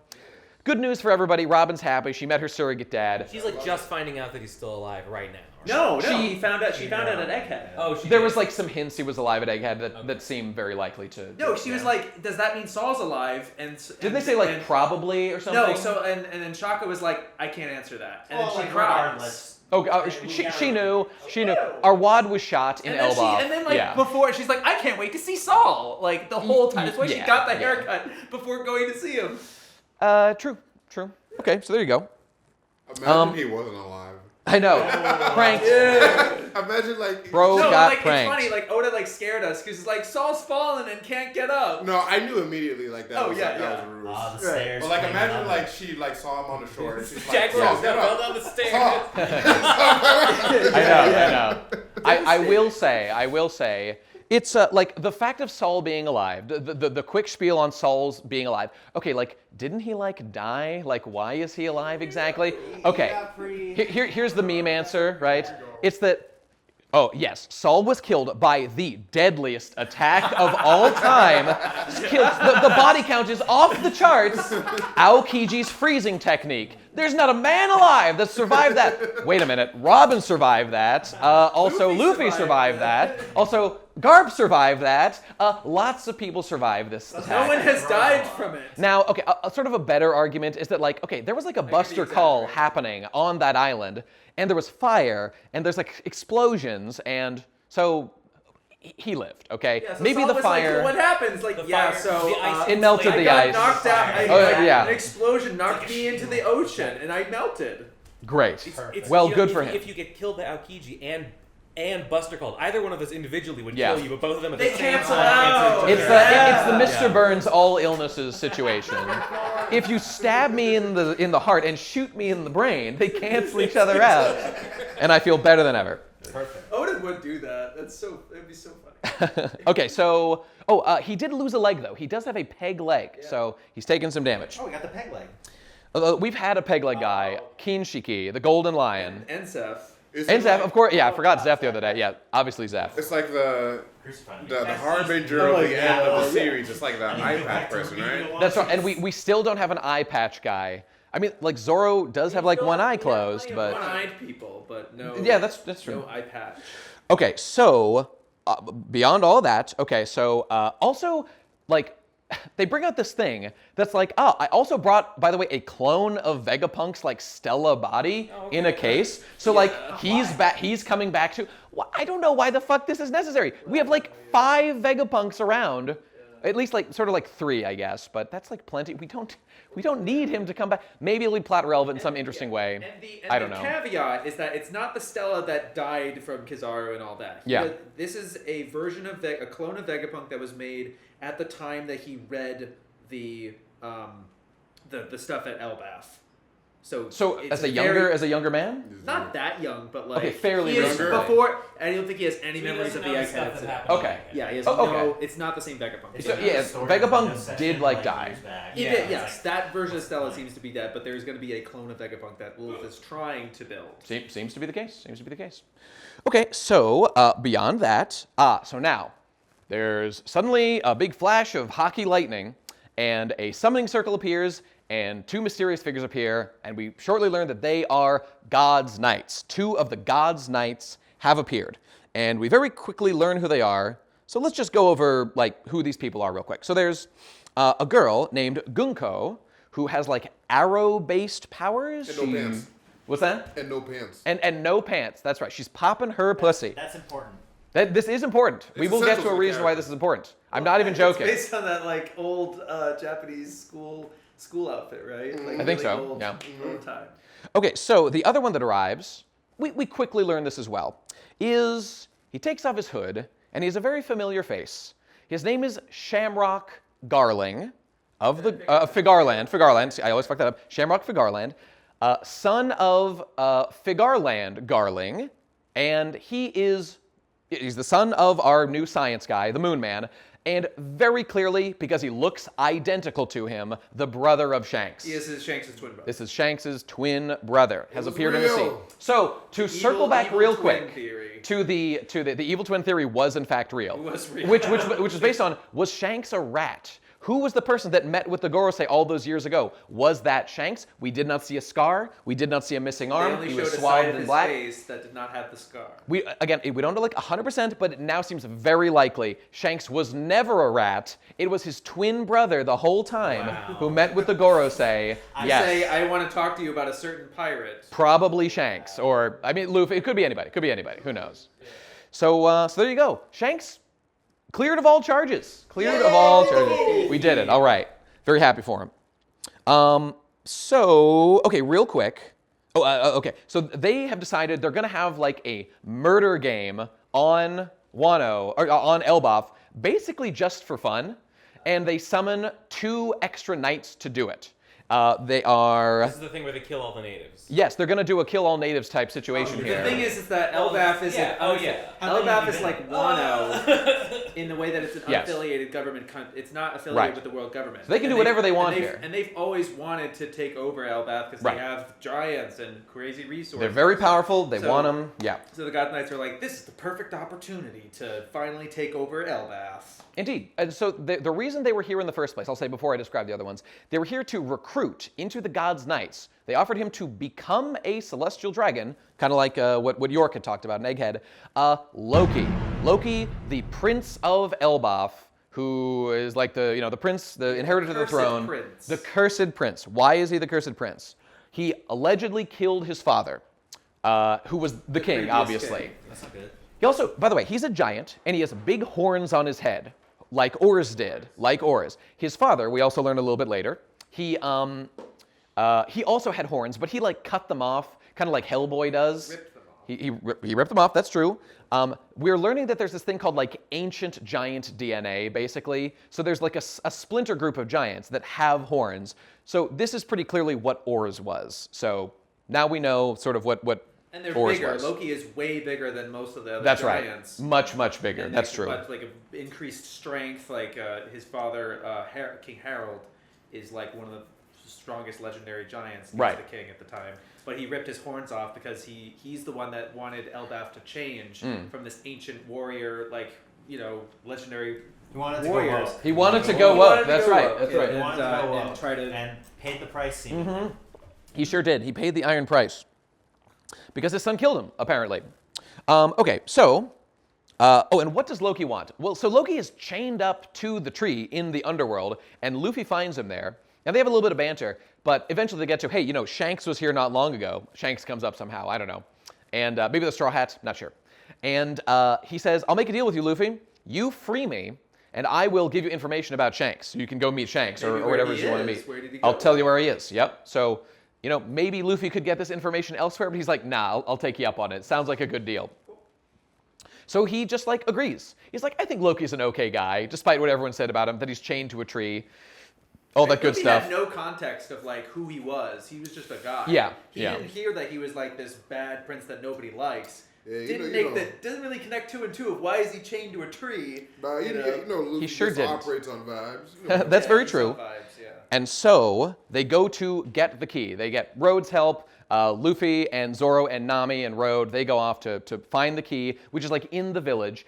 They don't want him freed. They all hate Loki. Loki causes trouble and problems and difficulties. He's an arsonist and always been a trouble and like killed the king, who they really liked.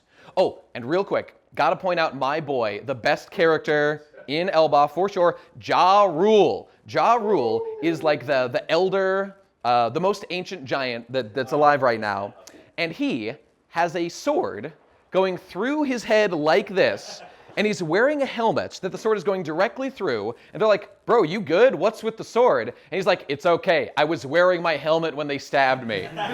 It is going through. Thank God I was wearing my helmet. It saved me. It is through his head right now. So. What is Oda trying to say about helmet safety? That's a great question. What do you mean by this? Just every time Ja Rule is on screen and they like reference the sword, I just it's pronounced Ja Rule. Jarl. Yeah, yeah. Oh, okay. I didn't even know how. But it's with a J, so Just keep calling him Ja Rule. Fire Festival, yeah. So he's great. Love him. The Giants are very nice. So we also meet this guy. Well, so as they are going to get the key, so they know where it's in this old castle, and they go into like the place where it's stored. They find a secret passageway, and who do they meet when they are doing this? But a person, a friend of the old ages, who comes out and says, "Hey, it's me. My name is." They call him Yasan. Close, Yasan, aka Scopper Gyaban. It's actually got to wind it. Scopper Gyaban is a member of the Gold Roger Pirates, much like Rayleigh. And you may notice Silver's Rayleigh, Gold Roger, Scopper Gyaban. There's a theme here. They're like, he was one of the major fighters on the Gold Roger crew. He was the left hand where Rayleigh is the right hand. He's the Sanji of the Gold Roger Pirates, and he fights with 2 axes, and he's a cool guy. And so what's he doing here? Mountain Eater. He's a what? He's a mountain The eater. Mountain Eater, that's right. One time he was like defending Luffy, or defending Gold Roger, and like chopped down an entire mountain as he was fighting the entire group of enemies that were sent to kill Roger or something. So he's the Mountain Eater. But he's a different kind of Mountain Eater also, because he is effectively married to a giant woman and has a child with her, meaning he has been spelunking, no doubt about it. He has been in there, he's been around there. He's explored the field, no doubt. Is there that people posted that clip of Luffy going inside Kaido and being like, dude, yeah, that's exactly what it's like. He's got the axes. Oh, jeez. It's like Goldie Roger executed Silver's Rayleigh. I gotta do this thing. Meanwhile, Gabon. It's like, and he really is like the Sanji because he's the big lover guy and he's a sweet guy. Yeah, but he's anyway, the ambassador of love. He sure is. So he's a cool guy. His commissary. They're not like technically married because like he's kind of an old man. Giants live a really long time, so like they never got married. So his wife's like young looking. Is this babe named Ripley? She's a cool giant lady, and she's one of the ones who's like, guys, we gotta be woke, okay? You fucking assholes. Oh, did I say that? Sorry about that. She's like trying, but like not that good at being like PC and Wano, I guess, or whatever. A new giant. Yeah, right. She's trying to be a new giant in New Piece. That's true. And failing because she's clearly like a warrior at heart or something. So whatever. She's cool. She's cool. So Scopper here is like, so you guys are trying to get the key to free Loki? I live here on Elbaf. I think that'll be frowned upon, but tell you what, fight me for it. And so he fights Luffy for a little bit. Luffy, I think, does go gear 5th, and so he's fighting Scopper at like full power. And Scopper kind of kicks his ass like quite easily. Well, he kicks his ass, and then Luffy goes gear 5. Oh, and okay, right then. And once Scopper sees that he's gear 5 and he has the white form, he's like, I give up. Oh, okay, right. That's what I was forgetting, right. Doesn't even try to scrap with it. He's got 2 axes, he does all these crazy slashes, he's obviously really, really strong and cool. Lots to like about this guy. We've been waiting to see this guy for a million freaking years. People weren't sure he was going to be a character. Yeah, like he was seemed pretty minor. And he was around. His name had been in like SBS or like side pages for like the Road to Raftel or something like that. Was he named in the Odin flashback? Yes. I think he was named in the Odin flashback. Yeah, okay. So That's where you actually should. Especially in the anime, anime actually gave him a lot of extra content. Oh, I have a thing about this. The anime, I feel, made a mistake. I talked about this on my stream the other day, but it's they showed in the anime they show Scopper with his like eye. You can see his eyes in one shot in the anime, but he is a sunglasses guy who always wears sunglasses. And I pulled up the panel. Well, the manga shows him his eyes. Okay. The immediate problem in my theory. Like, the immediate problem in my theory is, despite having been a sunglasses guy up to this point, his like departure from here is like he does the like pull down reveal eye thing. Yeah. I still stand by. I think he was wearing sunglasses in that scene. It was just kind of sketchily drawn. He is wearing sunglasses. He just put them down. No. I mean, in the Odin flashback, in the anime, they draw him with visible eyes at one point. I feel that was an animation mistake. This is my grand criticism of. I can understand that for sure. Small thing. They're very fine lines. Yes. Wasn't there like an old like cover story where like you just saw this like random guy? Yes. Okay. Crocus, right? There was from the Decks of the World when we saw Crocus like a little bit after like the halfway point of One Piece or something. During Fishman, there you go. We saw what turned out to be Scopper meeting with Crocus, another member of the Gold Roger Pirates, his old friend. But his back was turned with a rice hat. We didn't know who he was. And his hair was like colored yellow in the colored manga, official colorization, which I don't think is accurate. No. So well, they missed. And the yellow color of that hair made me think that it was Yorkie from the Brook Rumba Pirates, who would have like survived and like been an old man now. Wow. But that was my theory for a long time. I thought that would have been great. It was Shiki. It could have been Shiki too. That's also possible. When in doubt, it's Shiki. But it wasn't any of these people. Some people did think it was going to be Scopper because his hair did kind of look like it. So the colors, obviously, I mean, you can't put too much stock in the colors. So he's here. He fights Luffy, and he's like, okay, you guys are strong enough. You've proved yourself. Take the key. Go free Loki. God bless. Do what you got to do. He loves chaos. But he says, hey, like, when Elbaf is saved, come find me. Right. He says, come find me. But they're kind of peeved, so they might not do that. He's like, fuck that. Fuck you, man. We'll see what happens with that. But so that's it. So basically, immediately, they go and they do, in fact, unlock Loki. This has already happened in the story. This just happened 2 chapters ago. They've unlocked all the shackles but one on his foot. And he's standing in. So what he does is, now that he's starting to get free. Oh, by the way, he was wounded horribly by Shamrock. After rejecting their offer. Right, he rejected their offer to join the Tenryuju. He's like, I'm a free guy. I'm not going to do this. You hurt my animal friends. Fuck you. Shamrock has a cool sword that is Cerberus. It's like a sword that's eaten the Cerberus devil fruit, it seems like. Is it another mythical zone? I mean, hasn't been clarified, but seems to be, probably, yes. Gotta be, right? What else would it be? That's all that's left. So he uses this cool ass sword. Yeah, basically. Uses what cool is he sword. Do, like a giraffe fruit? We've done a lot of this. After all these mythical zones, here's a fish. There already is a giraffe. There is a fish. I just mean basically. Oh, yeah. So the point is that he really hurts Loki a lot. Now that he does fucking mythical. That's right. Loki got hurt. Okay, he hurt really bad, but he's not dead. So he's freed and he's been unshackled except for one on his foot. So he stands up after 6 years. I think he's been chained up. Yeah, you haven't mentioned that. He got chained up after Shanks. Good point. It was Shanks that trapped him. Managed to put him down, and that's presumed as the reason that Shanks became a Yonko in the time between when he first met when he was with Luffy to 10 years later. Oh, is that true? Because he wasn't a Yonko when he was with Luffy, right? Wait, because he chained up Loki? That's why he's a Yonko? That's what's presumed. I guess that's what's presumed. Because why would the world government? Oh, well, I guess that's a that's a big feat. As far as I know, it's not. It's possible. I don't know. That's the only feat that we know of. He probably did a million things we don't know about. Yeah, I don't know. So what we know about him is that at the time that he was with Luffy, at the first chapter, I think his bounty was around $1 billion. Oh yeah, something like that. Yeah, right. And he was also because he was already stealing stuff from CP9 and everything. Yeah, exactly, and he was also dueling with Mihawk. Yeah, for sure. So yes. Would make me want to make a guy Yonko if he stole one of the greatest devil fruits in the entire universe. That would so be a true. Big feat. So true. My hero.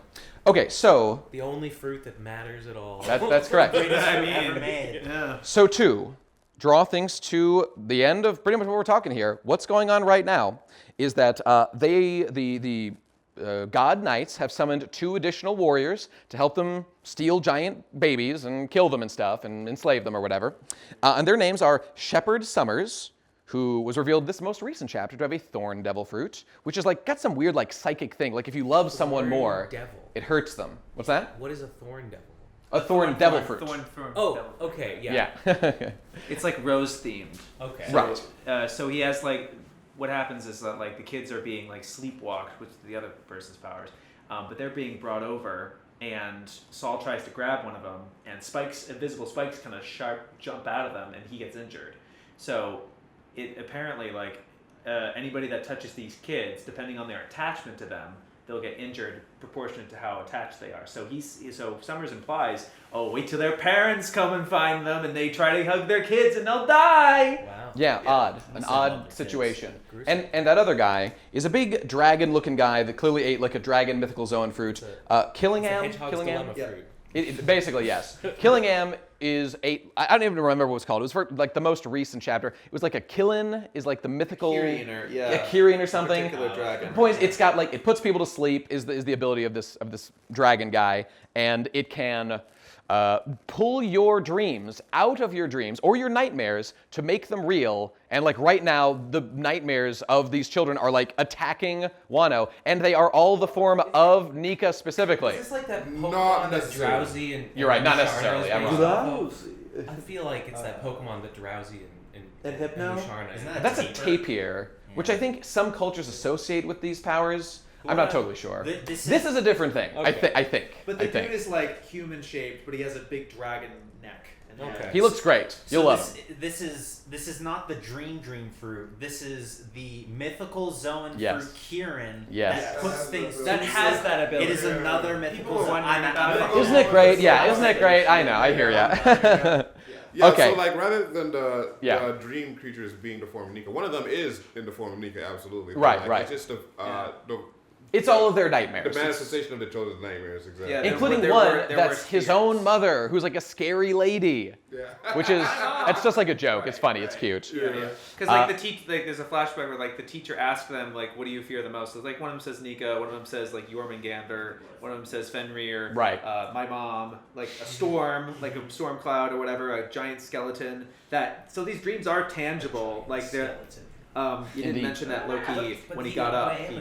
Well, I was just about to mention that as well. Yeah. So like the last thing that happened basically, more or less, is that when Loki rose, he grabbed his sword, or his giant warhammer, Ragnir, I believe is what it's called, and he swung it and he hit Yggdrasil, he hit the giant tree. I can't remember why he did that exactly. I think just to fuck with everybody. No, he hasn't really clarified because he's like, if you want to save Elbath, you'll take this last chain off. Right. So he's like, free me or I'll ruin everyone's life, basically. But also, interestingly, when he did that, getting a lot of Thor vibes here, because Norse world, his name's Loki, but when he swung his hammer, it very clearly summoned lightning, like from the sky. And the weakness of the tree is lightning and fire. So it's a very big threat to the place if his abilities specifically are let unchecked. Could this be a devil fruit ability that he's using? Is it the hammer that has the ability to, whether devil fruit or otherwise? Unclear, but that is what we're going to find out later in Elbaf. Just happened, yeah. And the reason it's unclear is because Loki does this whole lightning blast while still having a sea stone shackle on his leg. We know he is a fruit user, and obviously we already know there's a lightning Logia man out there. So what is the nature of his power? And is he able to use it by being mostly freed? What's going on there? The common understanding of devil fruits has been that when in contact with any amount of sea stone, which has the same effect as being submerged in water, fruit users with activated ability type powers, like Logias or Mr. 3, are unable to use them. But the sort of constantly active power types, like Paramecia users such as Luffy.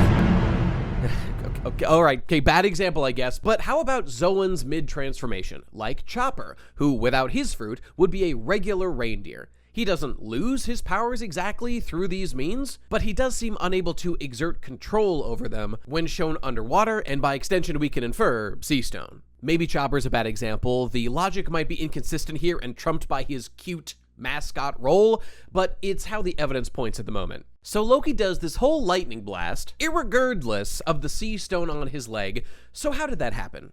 Don't know.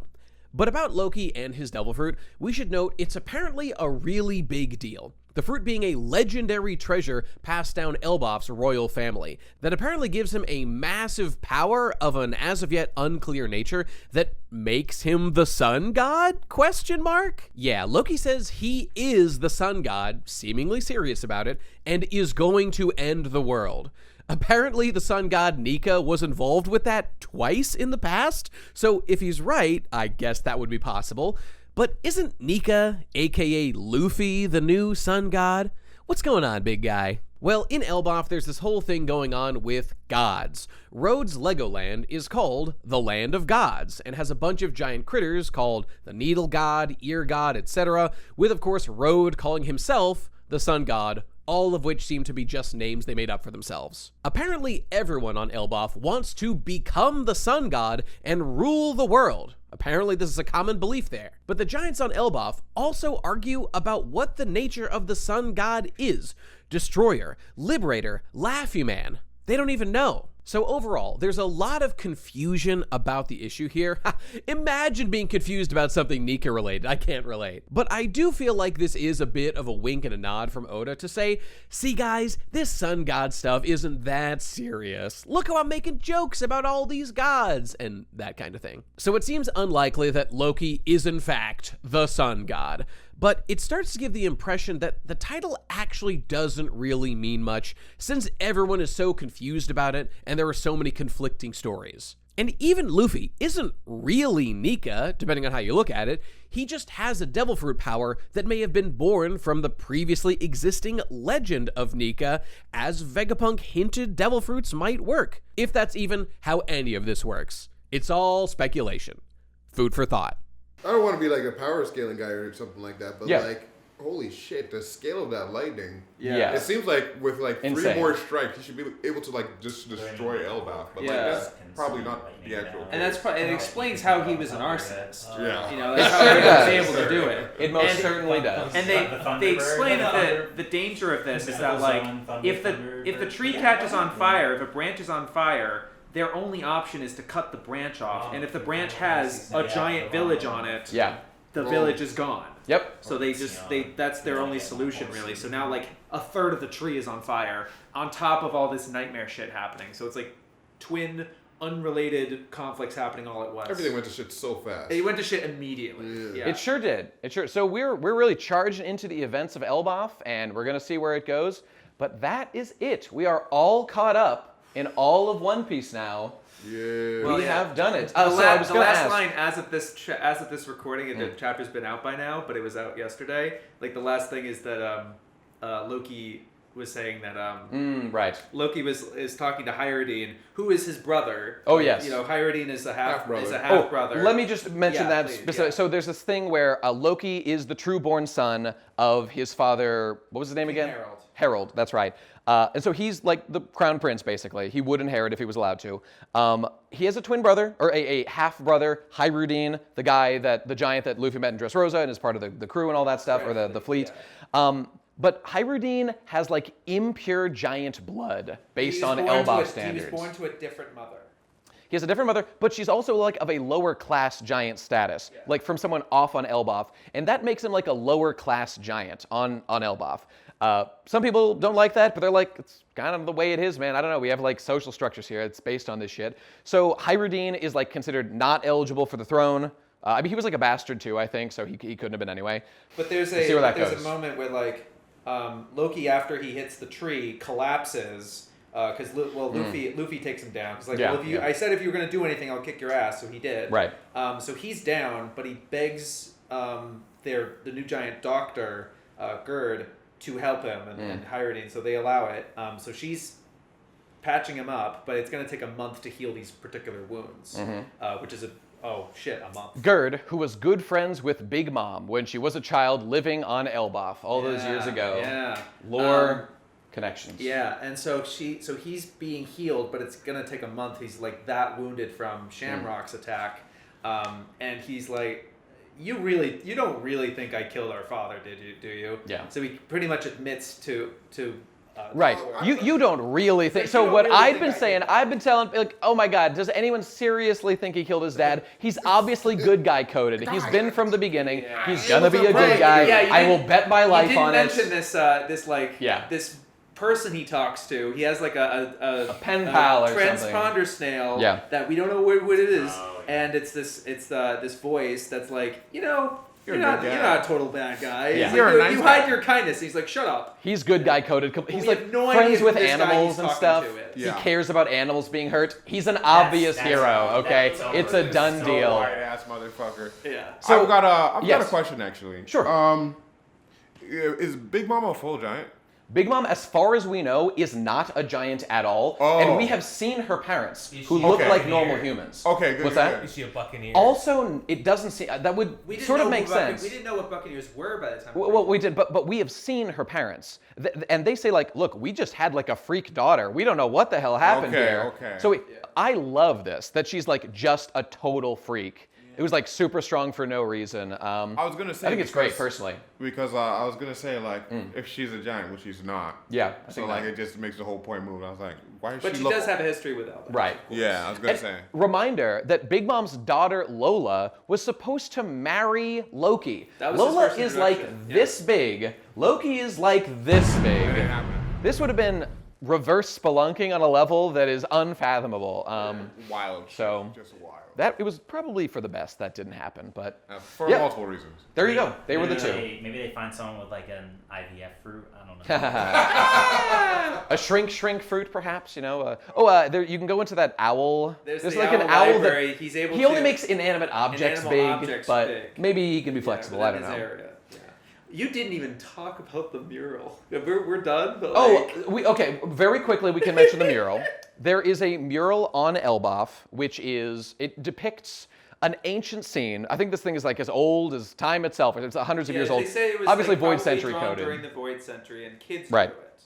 I'll put it on screen here, but kids drew it. It's like designed to sort of contain like creation myths and history myths. Yeah. It's depicted rather abstractly on purpose, but if you look at it, you can pretty clearly see some things like there's some like horned giants. There's like what looks like the Noah's Ark from Fishman Island. There's like the ancient advanced civilization. To me, the most intriguing thing is there, like you can see in the advanced city, there's like these like sparks. There's like this energy source.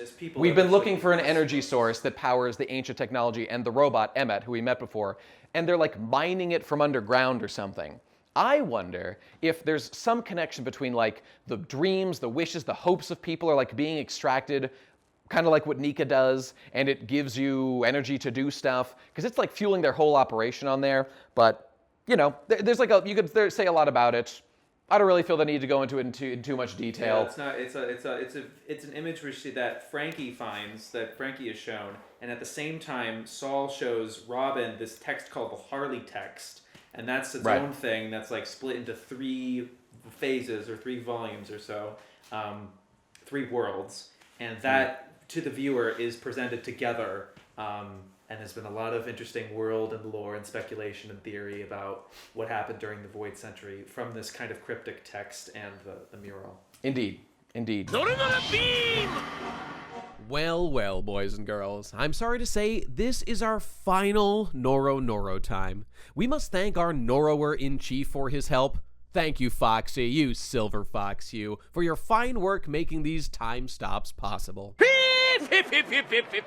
There goes our future Pirate King.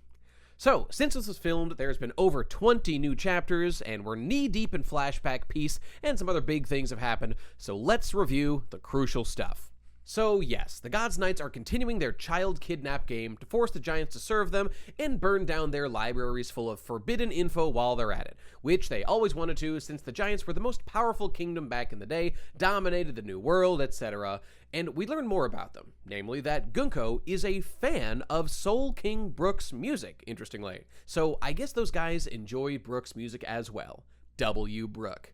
And by the way, we did say that Gunko letting that thang hang out was gonna matter. You didn't think I forgot about that, did you? Haha, no. It matters, you see, because when our guy, notable woman respecter Summers, was summoned here in his underpants, it made Gunko blush in a most kawaii fashion, despite her also being 1 millimeter worth of fabric away from bearing all. Ha ha ha ha! That's funny to me. And this lighthearted attitude as they perform atrocities gives the God's Knights a lot of personality. I love them all, mostly Summers. He's hilarious with an upbeat attitude as he tortures and kills people, but unironically. The Straw Hats start fighting the God's Knights, but Gunko recognizes Brook and wants to capture him and make him her personal music man.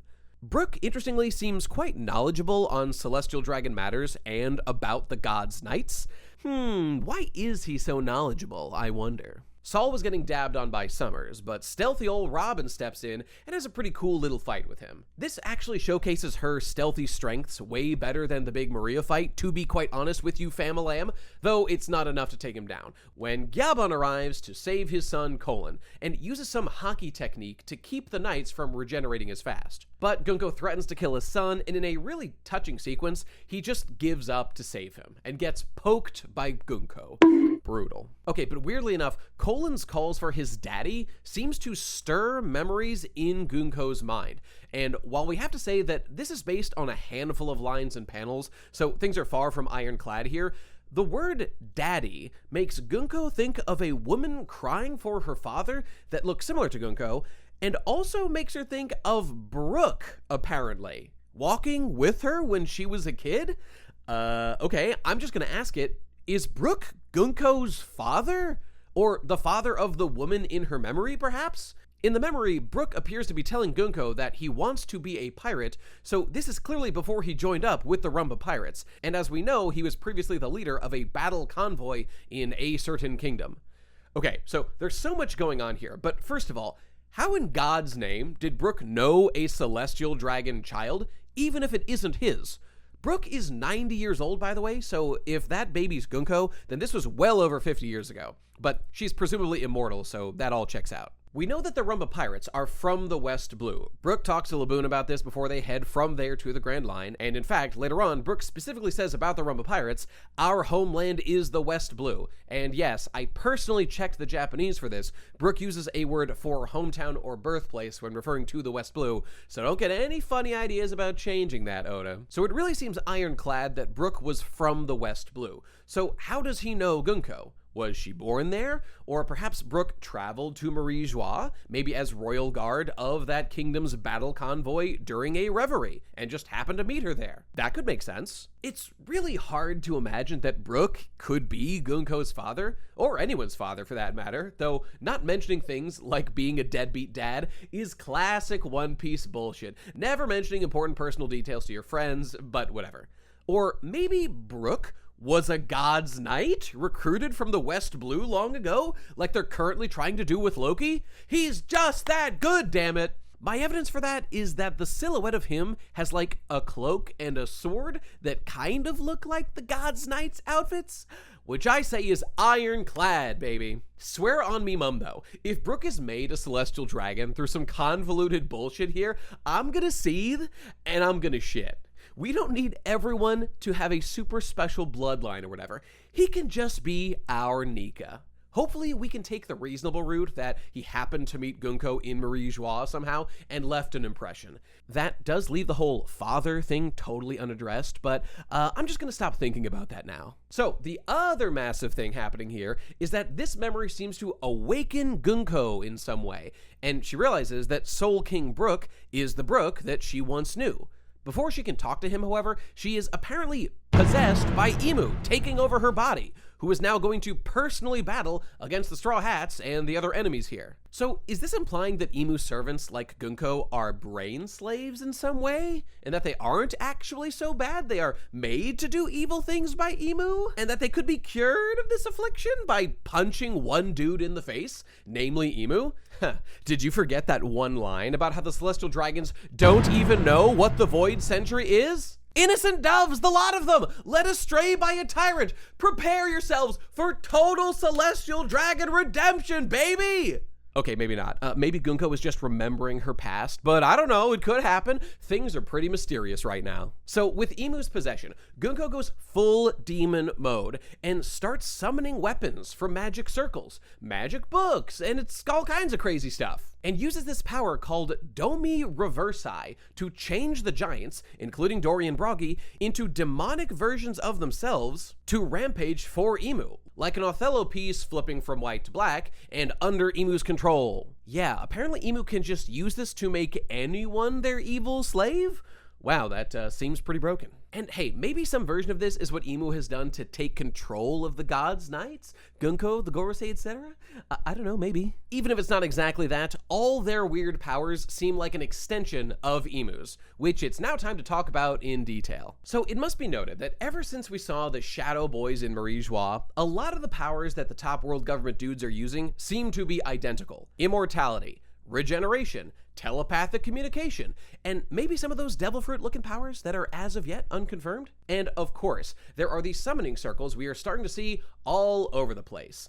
Long story short, magic is now real in One Piece, and it appears like it may stem from Imu in some way. Something called the Abyss was mentioned a few chapters back for the first time, which appears to be how summonings function. Perhaps this Abyss thing is the source of all these shared powers the government dudes possess, with Imu in control of it all.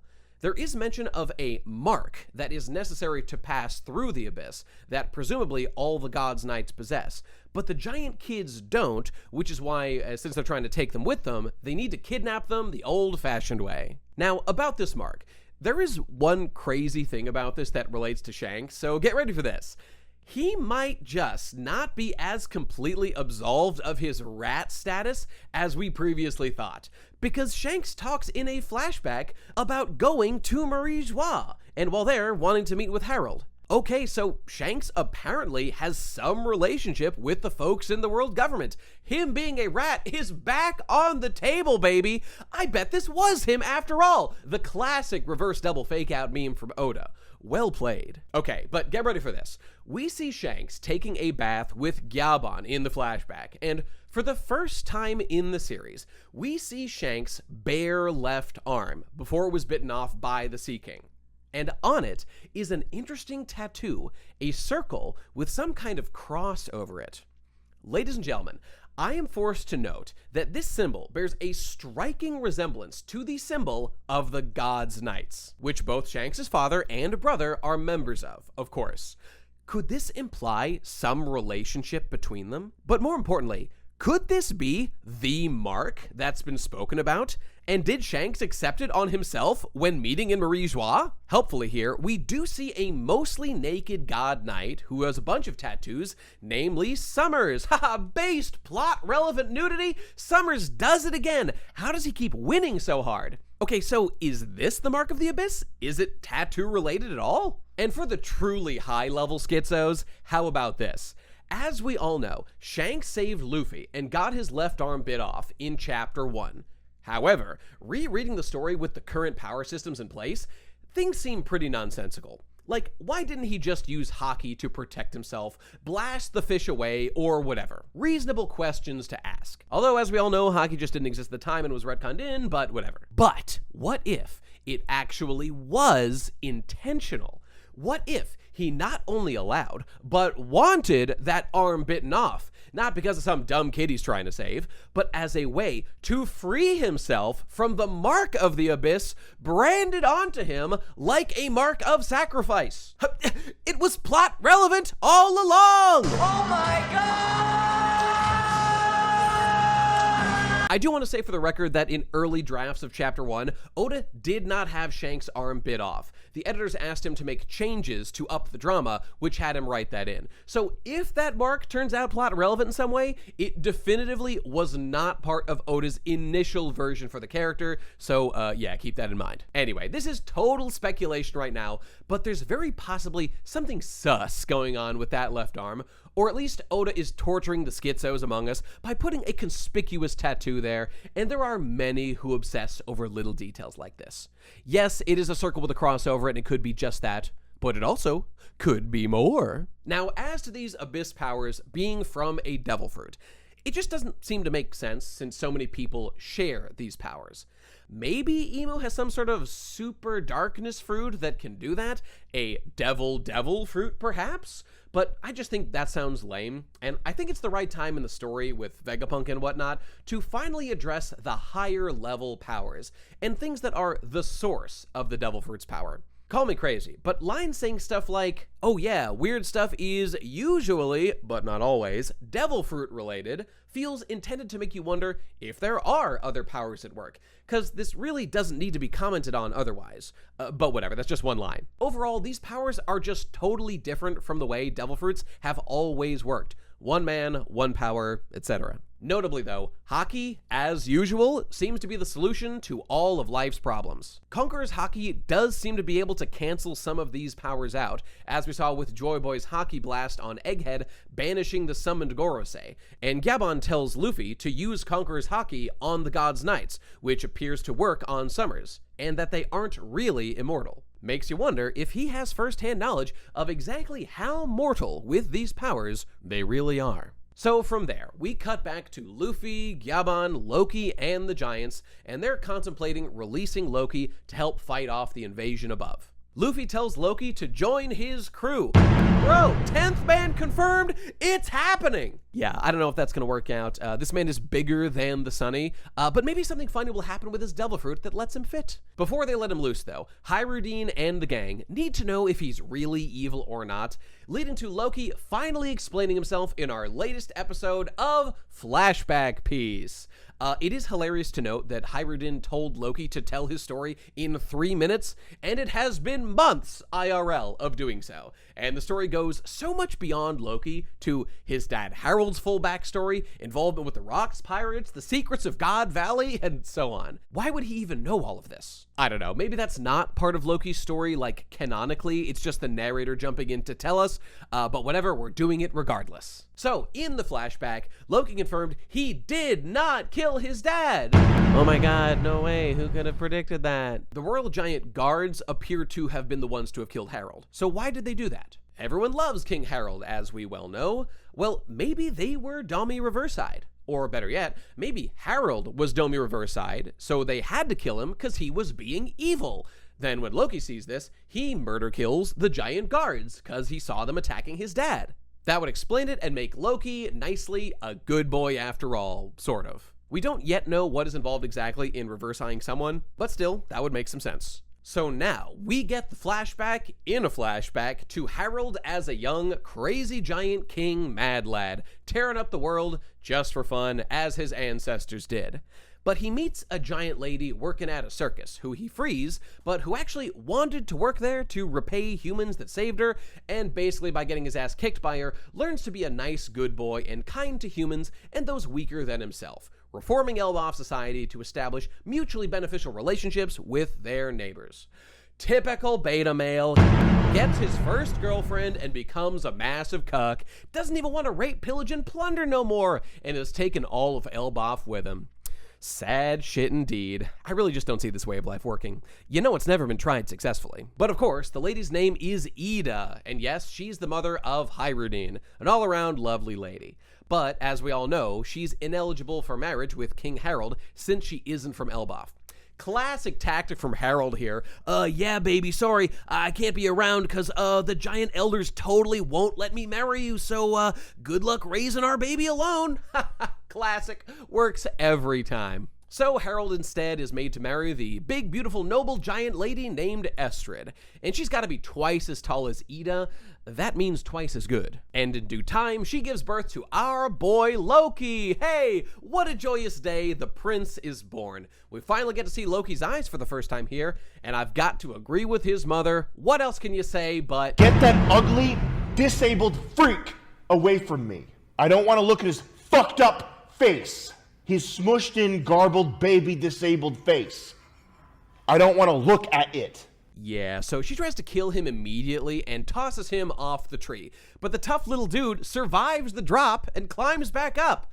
Holy shit, top 5 baby feats in verse, TBH. Massive aura here. So his mom hates him and talks mad shit about him for a while until she dies, and everyone says he's cursed and in the subsequent years treats him like shit because of it, blaming everything bad that happens on him, so that sucks. I'm sure we're all gonna learn a valuable lesson about judging people based on their looks. Oh my god, what's wrong with your face? So time passes, we learn about some ancient giant shipwrights that are probably the frozen giants in Punk Hazard we saw, whose name is suspiciously similar to the Gali La Company from Water 7. Gareida versus Gareida. See what I mean? So maybe they made Pluton in the distant past, or made the plans that Tom's workers had? Who knows, but it seems important. Anyway, Loki's the prince, but his life sucks, while his older brother Hyrudin actually has a loving mother and friends. So naturally, Loki tries to kill himself. But he just can't die. And it's at this very moment Loki meets one of his great inspirations in life, our man Rocks. That's right, it's happening. The future founder of the Rocks Pirates, Harold and Roger's biggest op, certified admiral killer, and now confirmed father of Blackbeard, Rocks D. Xebec, with his boys in tow. Well, holy shit, here he is, the man himself, and yeah, we just kind of unceremoniously confirm via narrator that he is Blackbeard's dad. That's cool and all, seems like a reveal that could have happened in a more interesting way than just telling us that, but fair enough. Obviously, we already knew the two were connected, Blackbeard having the sword of Xebec's ship and all, but now we just see that he has Blackbeard's exact same face, which he absolutely did not before. Silhouette piece lied to us once again, but I suppose that is the tradition at this point. So Harold had met with Rocks previously at Reverie, which we see in a flashback within a flashback within a flashback!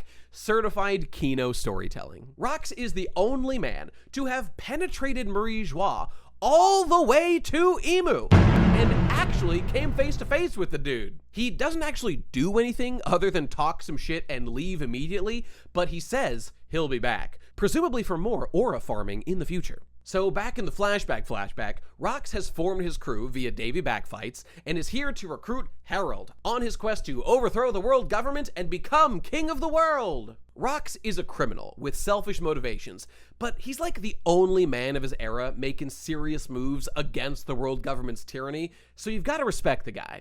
Also, he's strong as shit, basically equal to Harold, despite being like 1/100th the guy's size. It's crazy. Harold is king of Elbaf though, so naturally he's not gonna join some pirates. He's got big boy politics to worry about to better his kingdom. Loki's a big fan of Rocks though, and would have loved to be able to join him so he can wreck some shit too out there. We see the younger days of Roger and Garp and the like pirating around and see Shaki, aka Shakuyaku, one of the empresses of the Kuja pirates of Amazon Lily, in her prime as the hottest piece of her day who everyone is lusting after, but who clearly has a thing for Rayleigh. As we know, they eventually hook up later on. The Rocks pirates are definitely the biggest deal of the day though, taking over Hachinosu as their base. Rock says they really need Harold with his special royal devil fruit to enact their big plans, but he's not joining anytime soon. And we continue to see evidence of Rocks being like quite a good guy who curb stomps Kaido for suggesting that they force Harold to join because Rocks just likes the guy. An honorable man for the most part. He and Harold are at odds though, since Harold wants to join the world government for the sake of his kingdom, while Rocks wants to overthrow them. And I really like this dynamic, and really respect the attitude Harold has here, where he's trying to take a more cautious path he thinks is best for his people, because he has so much responsibility on him, compared to crazy radicals like Rocks who just want to tear down the whole system. And it makes for a really meaningful conflict between two, as far as I can tell, fundamentally decent people who both have to do some terrible things along the way. This, however, is very different from Rocks' backstabbing, sniveling, dishonorable son, Blackbeard, who I love so very dearly. I really look forward to digging more into what made Blackbeard become the man he is compared to his dad. But cutting to the chase, Shaki took up residence on Hachinosu for a while until she was captured by the world government and used as the top prize of the Celestial Dragon's murder games on,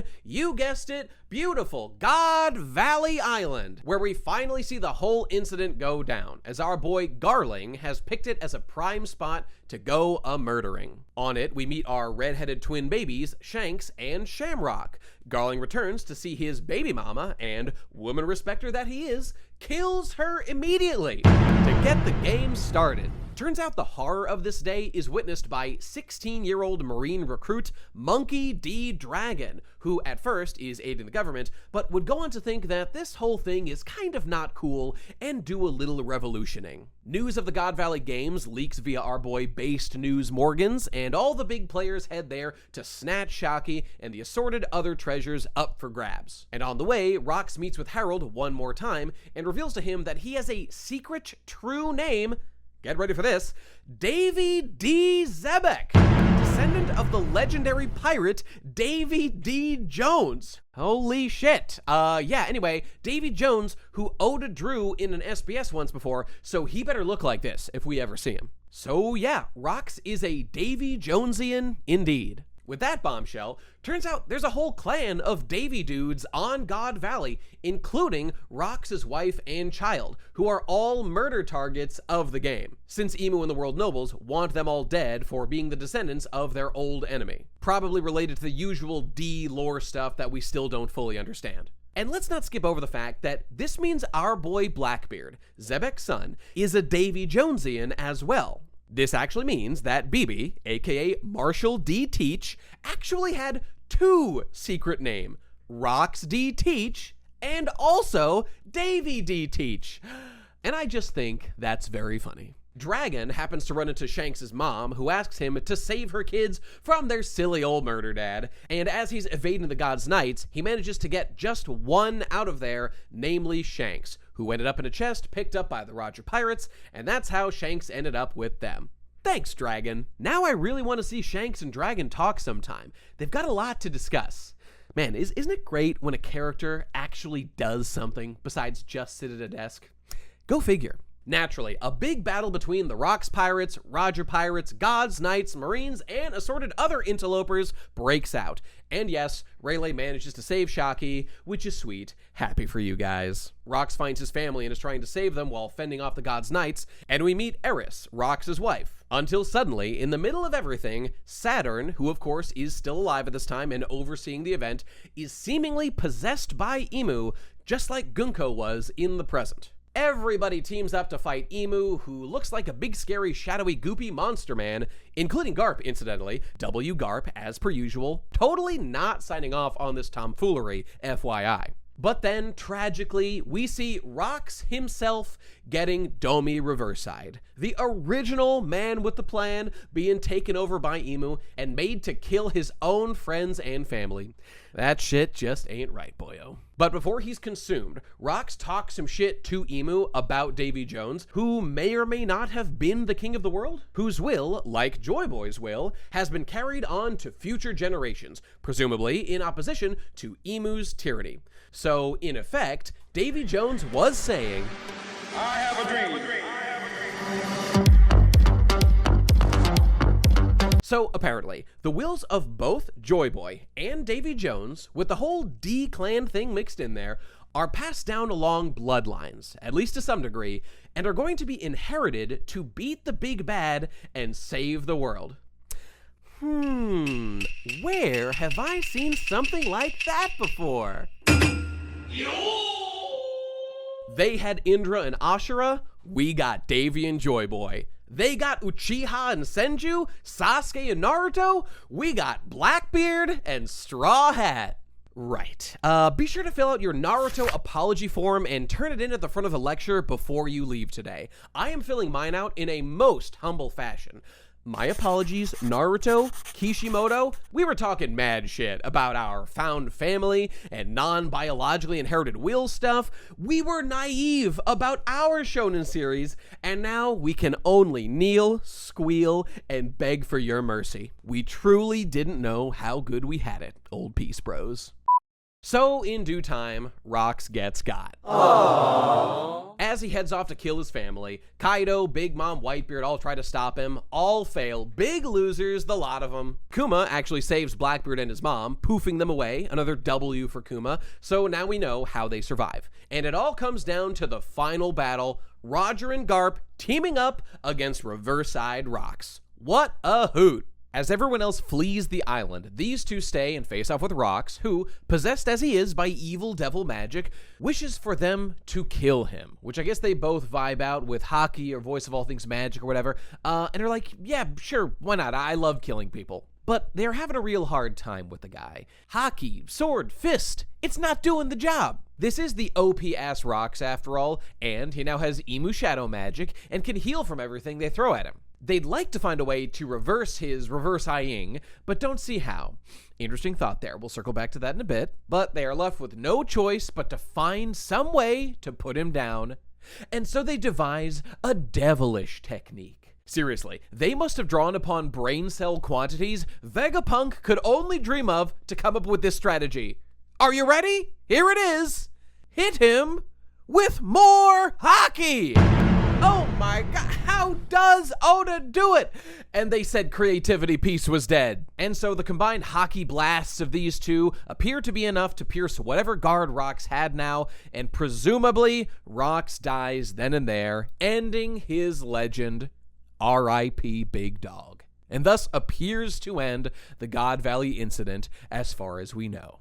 See you next chapter, break next week. Now, this whole Domi Reverse Eye thing is a pretty big deal in the story now. Making anyone evil at any time seems pretty busted, and there are theories about how it's limited as to who and where it can be used, but we really don't know jack shit for sure yet. However, I can't be the only one to see the whole Emu Domination power set versus Nika Liberation one coming a mile away, can I? So far, there seems to be no solid counter to the Reverse Eye. Even someone as powerful as Rocks couldn't resist it.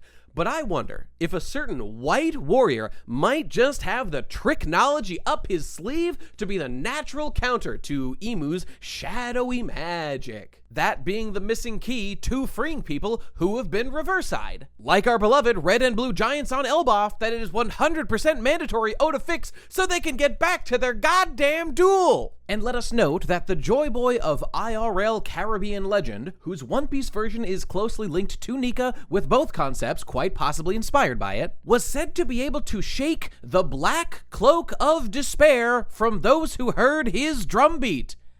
What did Oda mean by this? Thank God, Nika has been nothing but good for the story, or I might have some doubts about how super special that would make Luffy and the implications therein. If anything like that does manifest, though, maybe it'll be like my theory about the ancient power source, that freedom, joy, happiness, energy is the power, which isn't exclusive to Nika, it just happens to be the biggest concentration of it. Something like that.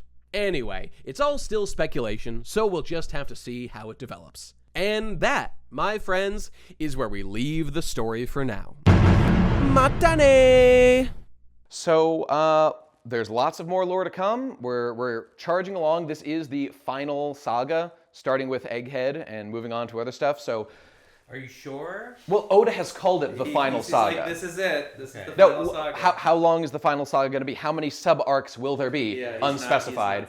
But to that end, I did want to say, like, what are our expectations for, like, ending One Piece one day? Maybe in 5 years it'll be over. Well, that's what I was going to say. So it was 2000 and... What was it? I wrote this down at somewhere. I'll double check the number. But in 2000 and some year, Oda said, well, I could do the math here. Oda said that One Piece was going to end in 5 years. It has been 6 years since then, and we're like at the beginning part of Elbaf. So he is totally unreliable on these numbers, and that's totally fine. I would not be shocked. One Piece is 28 years old, by the way. I would not be shocked if it goes like 5 more years, maybe more than that, because there's a lot of story left to do. It's going to be like a war at the end or something, and we've got to maybe go to Lodestar, got to get to Laugh Tale and do all that stuff. So. And then there's some people who think it's going to keep going after they find the One Piece, because they still have to be Emu after that and everything. Maybe. Who knows what the order of operations will be. We couldn't stay away. Just one last Noro time for the road. I bet you missed it already near the end here, didn't you, you big baby? I just wanted to add a few things to this discussion, like how there's been this one theory that the time skip after volume 60 was the halfway point of the story since an editor called it the first half. So ending One Piece after a second half at 120 volumes would be a nice round endpoint. Problem is, right now we're midway through Elbaf and on volume 113, so that's not really looking on pace to wrap it in 7 more volumes. Since then, Oda and his editors have given percentage completion estimates over time, recently saying that One Piece was 80% done in 2018 with about 90 volumes out. But checking the volume counts and avoiding the redundancies, Wano had about 14 more volumes after that, then Egghead had 6 volumes, and we have now about 3 volumes of Elbaf. So by that math, we're now 100% done with volume 113. Yeah, Oda consistently underestimates how long his arcs are going to be and how much he wants to pack in. That's cool with me. I'm happy for him to take his time without dragging things out unnecessarily. Dressrosa. One last fuck you Law for the road. Got his ass. But taking everything into account, here's my prediction. I'm guessing that Elbaf will be a similar length to Egghead, and will be followed by something akin to the Summit War Saga, with multiple destinations that could include Lodestar, Laugh Tale, a big war with all the final battles, maybe something in Marie Joie, and all the other stuff that needs to be packed in. Based on that, Oda's ongoing completion estimates, and his rate of output, including a little healthy rounding up, it's impossible to know for sure, but barring any sudden acts of Nika, here's my official BGE certified 2025 prediction for the end of One Piece. It ends with about 130 volumes sometime around 2031. There it is. It's now in stone, and you may beat me savagely when we inevitably shoot past this mark, and may Nika have mercy on my soul. But we will all be there on this journey together, and I do promise you that when we get there, I will be there talking about it. I'll be yettering all day long talking about pirates and shit, and I'll probably do a 103 or something sometime around there. That's be the most epic trilogy of all time. I sure hope so. And then I could edit them together into one mega video for that sweet ad revenue. Yes. Imagine it.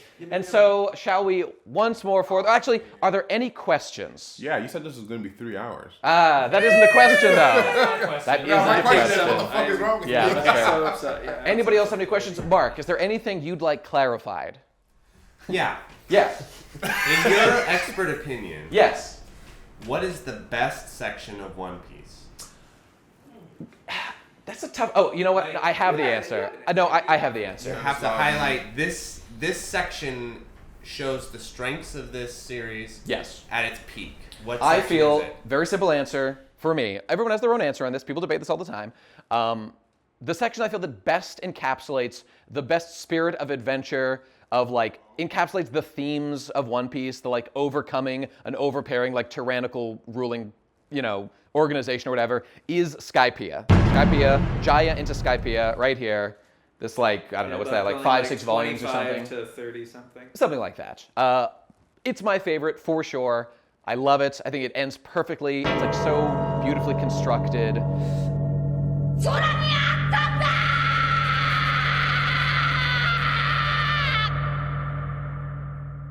It's also there you really go. nicely self-contained to the point where some fans wanted you to skip it for years. That was a big meme, to skip Skypiea for a long time. It is quite self-contained. It doesn't relate to anything Very else. isolated, like no one knew about it. It didn't even know it existed, so it was like... But how can you say that and then they, find the like Gold Roger message at the end? It like all ties to, I mean, whatever. Of course it was separate. It matters. Like It certainly people, matters. I feel like people, there definitely is like a section of the fan base that's like, if this arc doesn't end with Luffy's bounty increasing, it does not matter. Then it was a waste of an arc. What was even the point of any of this? Wait, Luffy's bounty doesn't increase at the end of Skypiea? Unfortunately. Unfortunate, yikes. That's hilarious. Get it out of my Any a other little questions? Dummy. Anybody else want to, Mark, anything else?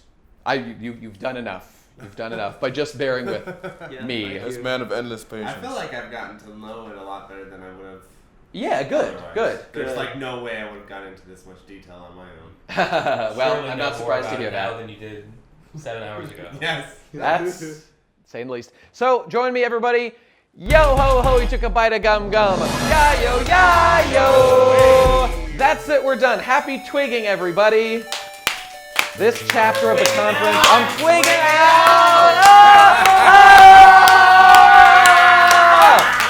Bye, everybody. See you next time. Woo! We're done. Wow. Oh my god. 7:22. Sorry about that, guys. It just kind of rolled. rolled a one. This is the fun. This was very fun. I thought, like, yeah, I'll take my time with Wano. It'll be fine. Hi, Burger. Oh, chapters.